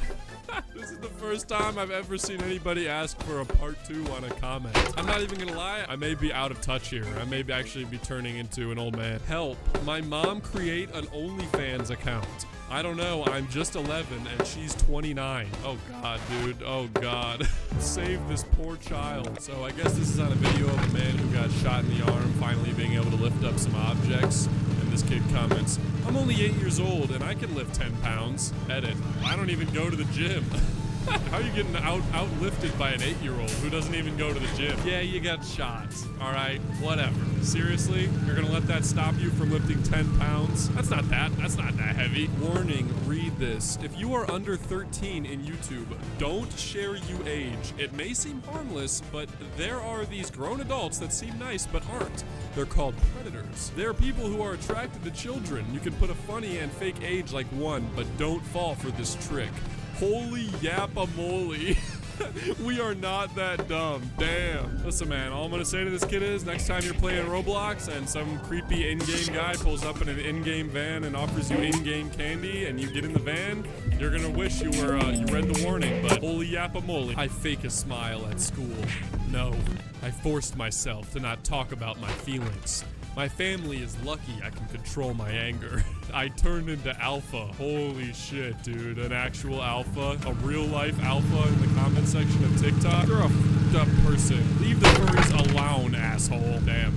This is the #1 furry defender out there. I don't know, man. I think that furry is fine. I mean, look at the size of that fursuit. He's like donning that thing like a suit of armor. That thing is probably impenetrable. Guess the country.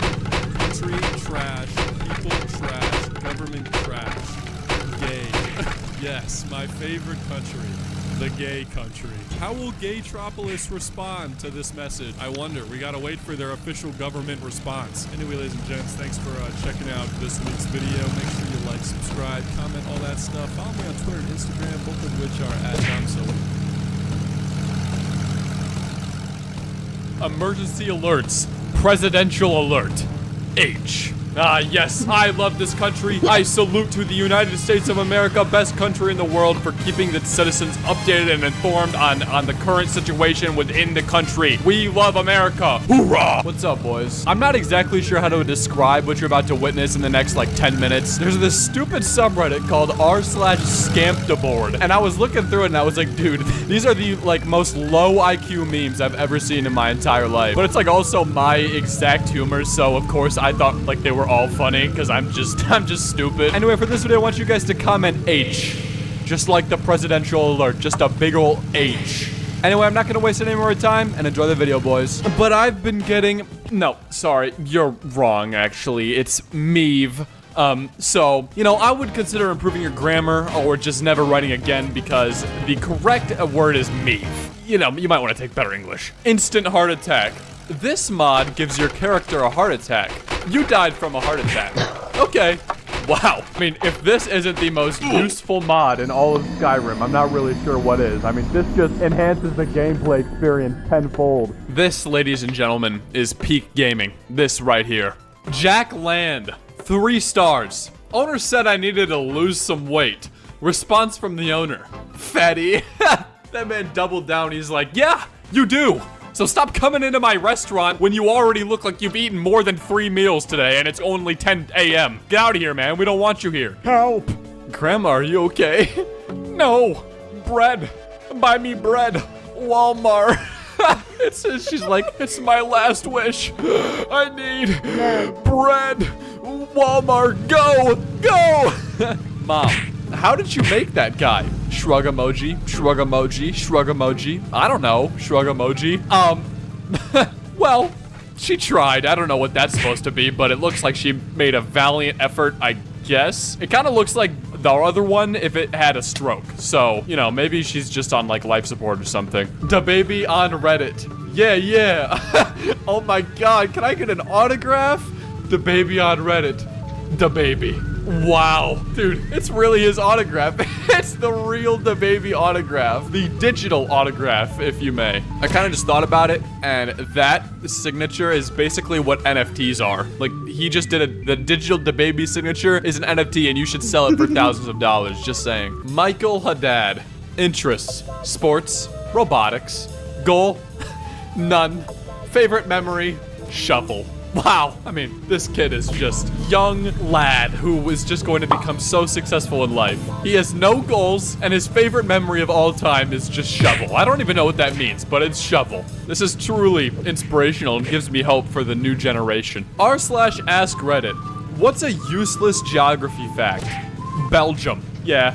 I mean, honestly, when has Belgium ever done anything? I was gonna say anything, like, useful, but when has Belgium ever done anything at all? Like, no one talks about that country. Nobody even lives there, probably. Grandpa, phone, missed call.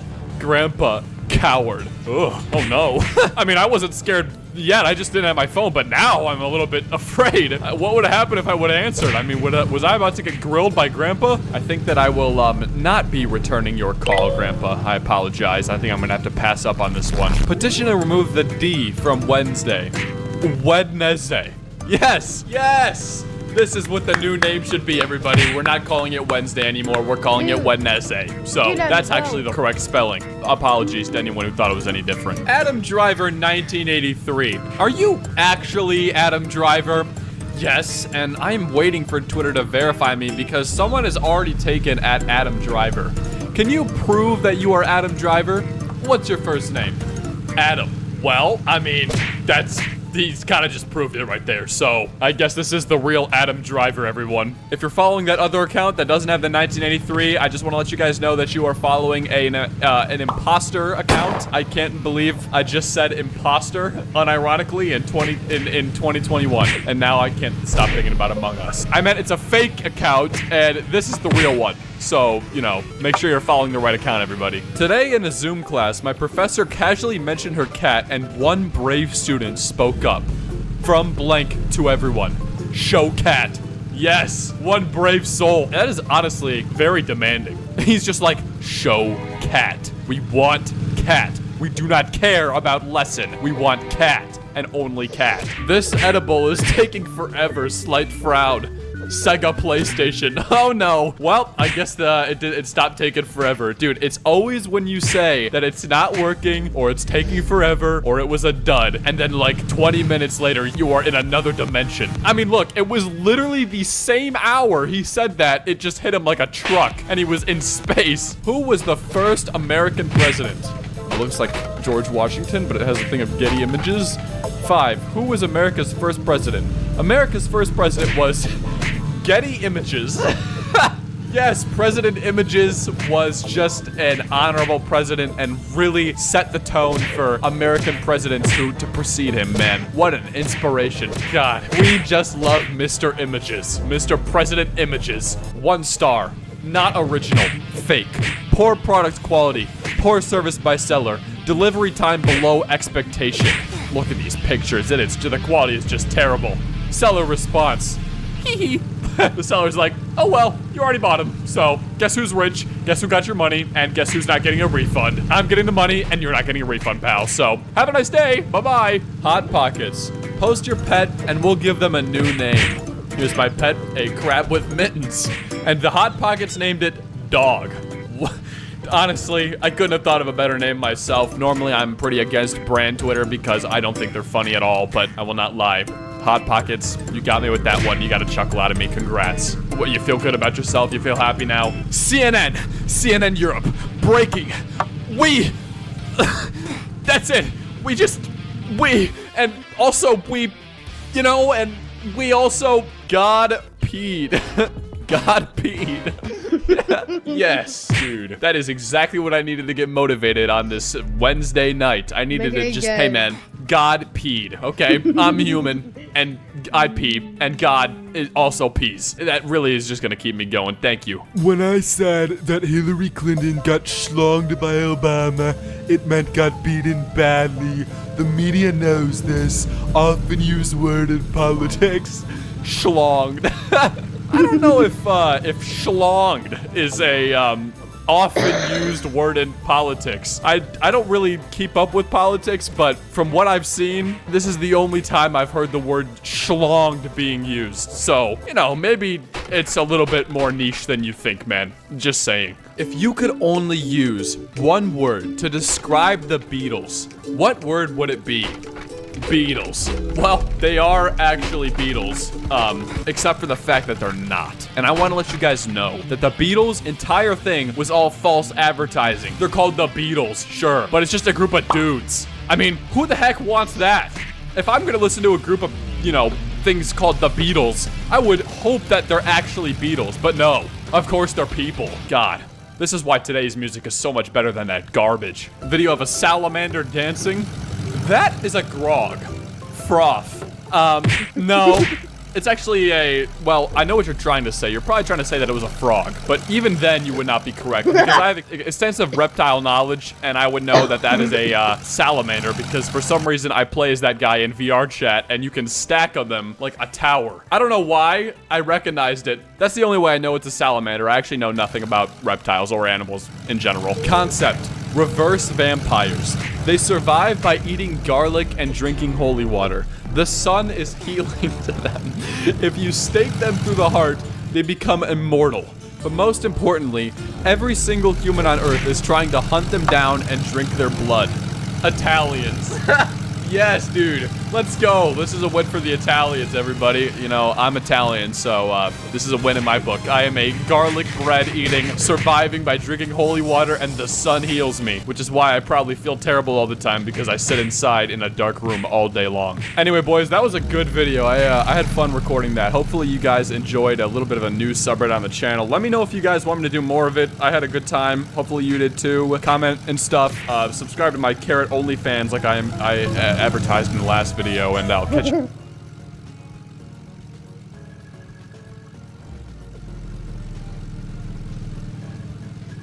Alright guys, what the heck is going on? Today I'm going to show you guys how to get a dog shit mic. Alright, so first thing you want to do is you want to search VV audio cable download. This one, that's fine. So we'll go here. I already have it installed, but you just want to press this download button. So once you install it, you just set it up, and then it'll be in your sound settings here. So you just want to go down here, you want to press sounds. Alright. Then you'll have it here, recording. Here's your cable output. And now, what you want to do, you want to go to the main microphone that you're using, this one. You want to go to levels, you want to go microphone slider here. Or I can make it really loud like this, and then you want to go to the microphone boost here. Just want to raise that bad boy up, and now I'm getting a little bit louder. Alright. That's not all. So you want to go back into it, you want to go to advanced, and then you want to go into right here. I already have it on CD quality. So this is the highest setting we have, and we can lower it down to CD quality.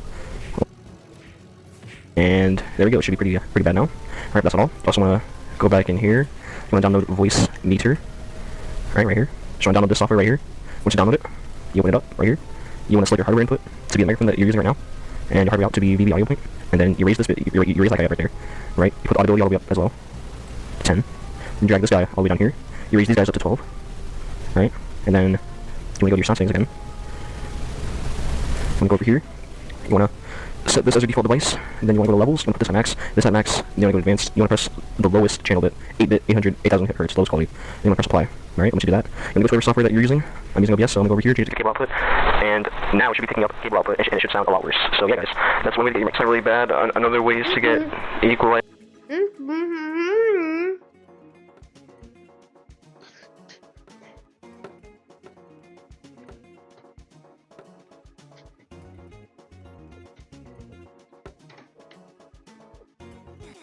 APO 20. Either. Yesterday was tomorrow, and today is the future, because OpenAI just released GPT Turbo, a supercharged AI that can see and understand complex images, which means it's time to test it in a race against Twitch Chat. We're gonna put this new AI and Twitch Chat on a fresh YouTube page, and they're gonna race to find a specific kind of video, like a Fortnite video, in as few clicks as possible. Twitch Chat will play this by clicking on the screen to select their next video. The AI will do this by acting as me and telling me which video I want to click on, and whoever wins 3 of these 5 rounds faster is officially the smart. So before you come after me or dare to dream you can keep pace with the Doug Wonder, take a long, hard look in the mirror if it hasn't shattered from the horror, and ask yourself, am I really equipped to challenge a YouTube savant like Doug, master of games, player of Twitch Chat, and all-around internet sensation? The answer will echo back a resounding no. Let's kick off this battle by searching for a video of a bald guy. Any video with a bald guy. Here we go. The clicks begin now. Click on the screen for where you think will most rapidly get you to a bald guy. They have to be completely bald. So I don't count. This is Benjamin Netanyahu. He is not bald. The goal is to get there in as few clicks as possible. Why would you click the tiger? Why would the tiger even be considered? Okay, you've decided to go for this one. Very fun, lighthearted news about the Middle East. Fun stuff. Now, the bald guy does have to be within the first 60 seconds of the video for this to count. So let's watch and see. There is one question that has gripped the Middle East and much of the wider world in the hours since Iran launched missiles and drones at Israel this weekend. No, there's no bald person in the first minute. Sorry. Okay, now from here, you guys need to find a bald person. I don't even know how you choose to navigate this. All right, it looks like 11% of you are on me, 12% down there on NPR squashes dissent, but 46% want to go for this guy. I don't know why. Old equals bald. All right, well, you're going for this one. Click number 2. General, let me give you a specific example. Okay, another very fun. Is this what you guys watch on YouTube normally? This is just, hold on, I didn't pause the video. This is a live video of the picture of a courthouse. The courthouse is not bald. Okay, the entire video is just a picture of a courthouse. All right, your next, hold on. I'm seeing a lot of people saying bald. That isn't bald. I see a little bit of hair here. Is that bald? He has hair. I don't think that's bald. We're gonna have to really get into this. We're gonna need a person. Okay, your next vote. We need confirmation that the guy is bald. Go. Okay, 6% of people are now interested in going back to the YouTube homepage. But you're also looking at this guy here. This guy definitely has hair. There is absolutely hair on his head, and that's a different guy, I think. Okay, you are going for the bottom right one. Marjorie Taylor Greene confronts Mayorkas. Clicking the video. This is click number 3. Wait, hold on. Fuck, there's probably a bald guy somewhere here. You know what? I'm actually not seeing any bald guy. Hold on. I don't see a bald. Click on the bald guy. That is hair. That is hair right there. This is just a desk. Why are you clicking on the desk? And then people saying here, no, that's hair for sure. Okay, let's watch. She is not bald. So bald. Shiny head. Hold on. I'm pretty sure bald means no hair. Not that you have a little bit of hair. I need Parser.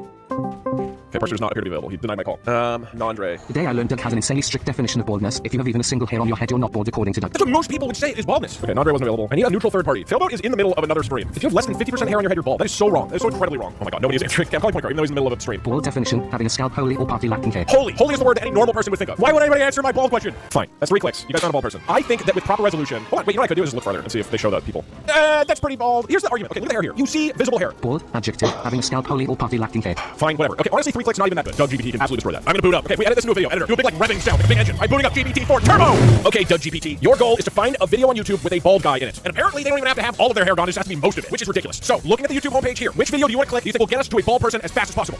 Feel your doom. Twitch Chat, watch and learn from the master of YouTube navigation. This is essentially a high-level speedrun. You see, the trick is to pick videos where the probability of spotting a bald guy is high. Yeah. And we do this by leveraging viewer behavior and content trends. Yeah. Something you...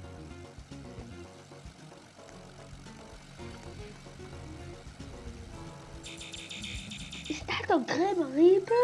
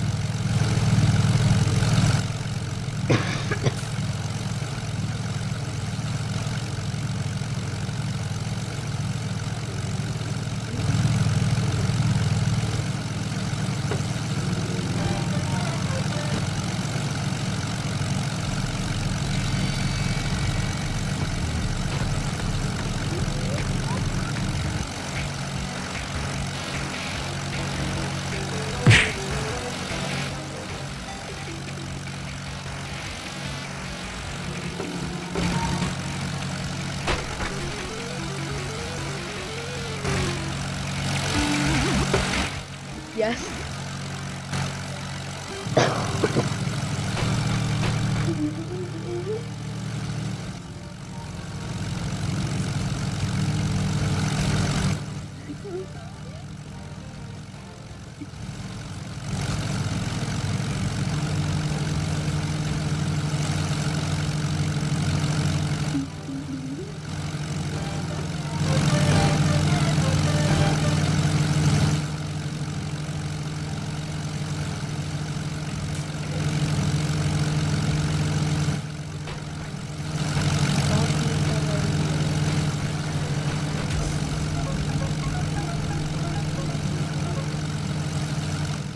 Oh, yes. Speak. I.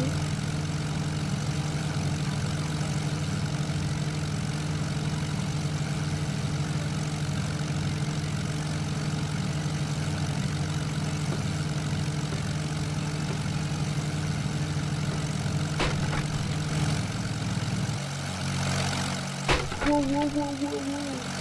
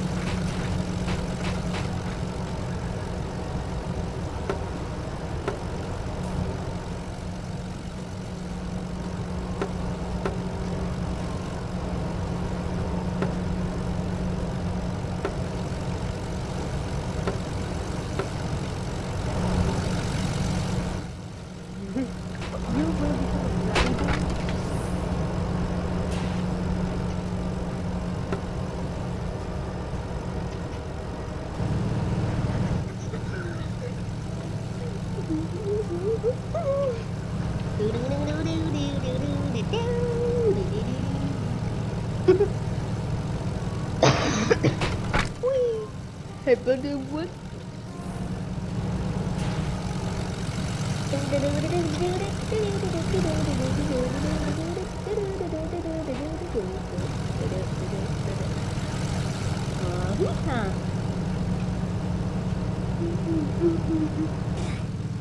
Da-da.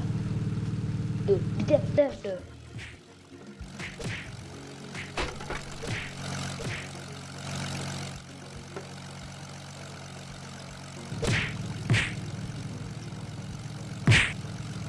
We make Skybase.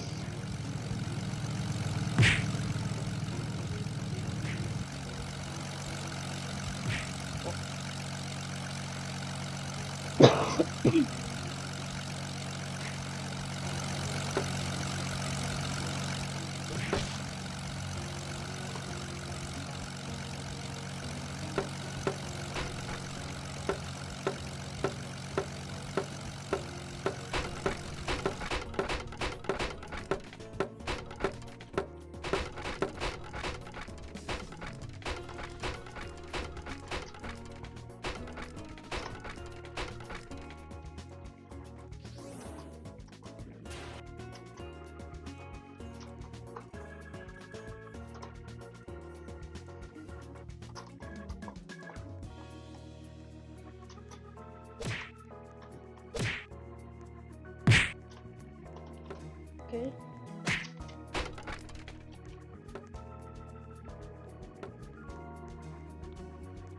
I watched this when I was 9. Now I'm 11.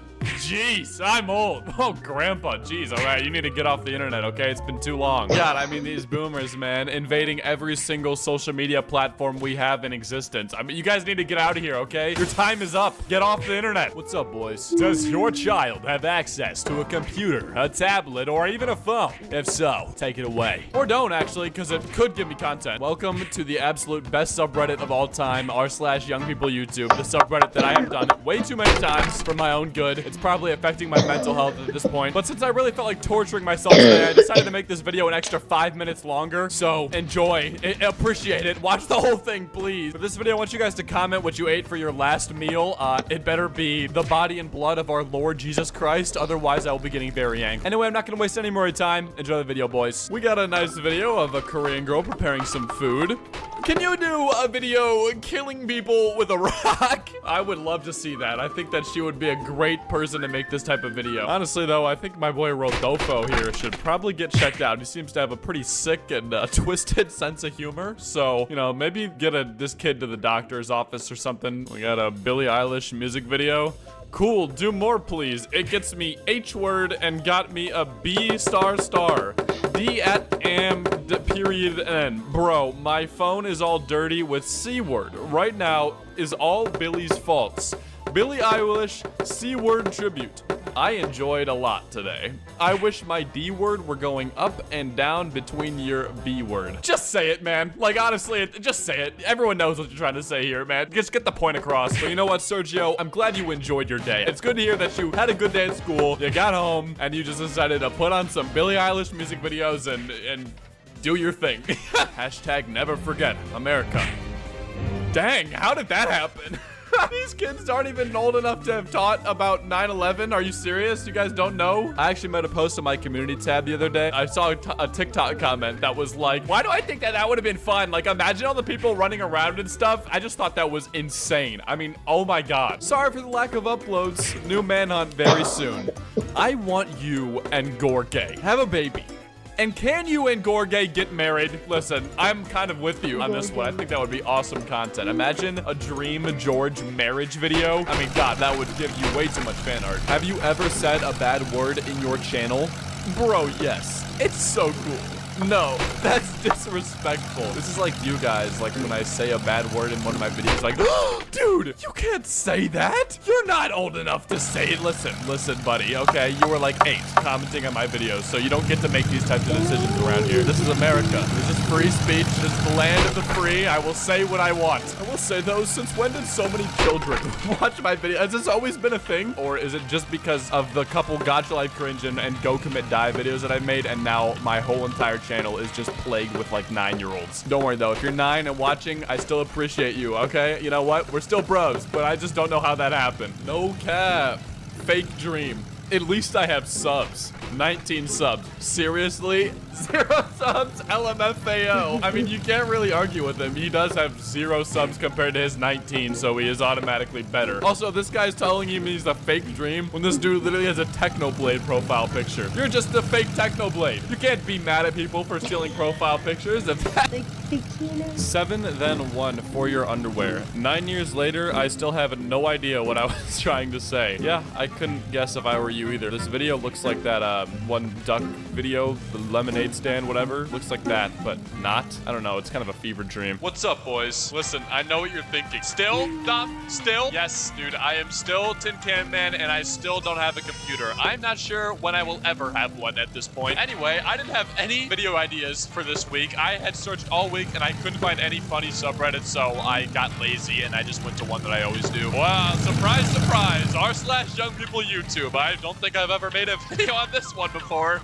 I'm sorry. Anyway, for this video, I want you guys to comment how many more weeks you think it'll be before I have a computer. Whoever's the closest, I will give the computer to. That is totally not a lie at all. Anyway, enjoy this video, you cretins. I rub her tushy. Lola. Aw, thank you. Me. Your cheeks are wonderful. Lola tightly hugs me. I hug Lola.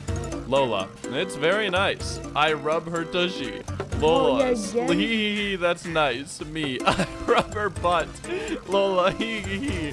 You're a great tickler. I don't know what to think about this one, honestly. I'm a little bit conflicted. I'm just like imagining this actually happened, and it's just like him continuously rubbing her butt, and he's just not saying a word, and she's just like, oh, that's nice. He just keeps rubbing it, and she's just getting confused. Playing Squid Game at 3 a.m. Drinking the Kanye potion at 3 a.m. Eating an onion at 3 a.m. Calling Dora the Explorer at 3 a.m. Calling Elmo at 3 a.m. I appreciate this kid more than anything because he gives me so many banger thumbnails. I know he's joking and he's not actually like an idiot, but like, if you see this video, bro, thanks for all the thumbnails. You're really helping me out, man. Xbox 720. Is it real? My dad told me, he works at Microsoft, that it's coming in 2010, and you can play also PS3 games on it and old Xbox games, but it is a whole new system. And my dad says also that you can watch live porn. Live? Like while they're shooting it, you can just watch like through a window or something? I don't know if that's like impressive or a little bit worrying. I guess I'm glad that it didn't actually happen. This is how much years Freddie Mercury should have lived. 2. He like wanted to compliment him, but he just ended up flaming the hell out of him. Yeah, you should have only lived 2 years, man. Your music was actually garbage. Gay people should immigrate to different planets. Why is he complaining about gay people being on Earth if he's in space? They're not even around you then. If they're all on Earth, why would you even care? You're in space on a spaceship killing people. We got a video of an Among Us. No, I meant Animal Crossing. It's not Among Us. Okay, it's Animal Crossing. Now I just feel terrible after what I did last night. Sad. This is very cute and wholesome. I wish I was like that. I wonder what this kid did last night. What did he do that was not wholesome? Did he like commit mass murder? Because yeah, I would say that is not very wholesome. WTF? Bad graphics. This music video is over 30 years old. Not the greatest tech back then. Ah, okay. I'm just a 12-year-old kid. Don't blame me. He's like, hey, listen, man. You don't gotta get all angry at me, all right? I wasn't born when this thing was made. How was I supposed to know? All right, so back off. All right, so we got a video of video games and their budgets ranked. Minecraft creator be like, our game is a hit. 10 years later, watch data. What is budget? Creator of Minecraft, Thug Life. Wow, that was a banger. Whoever liked that comment definitely knows what's up. Reading this comment just kind of reminds me of some of the comments that you guys leave on my videos. I just read the comments sometimes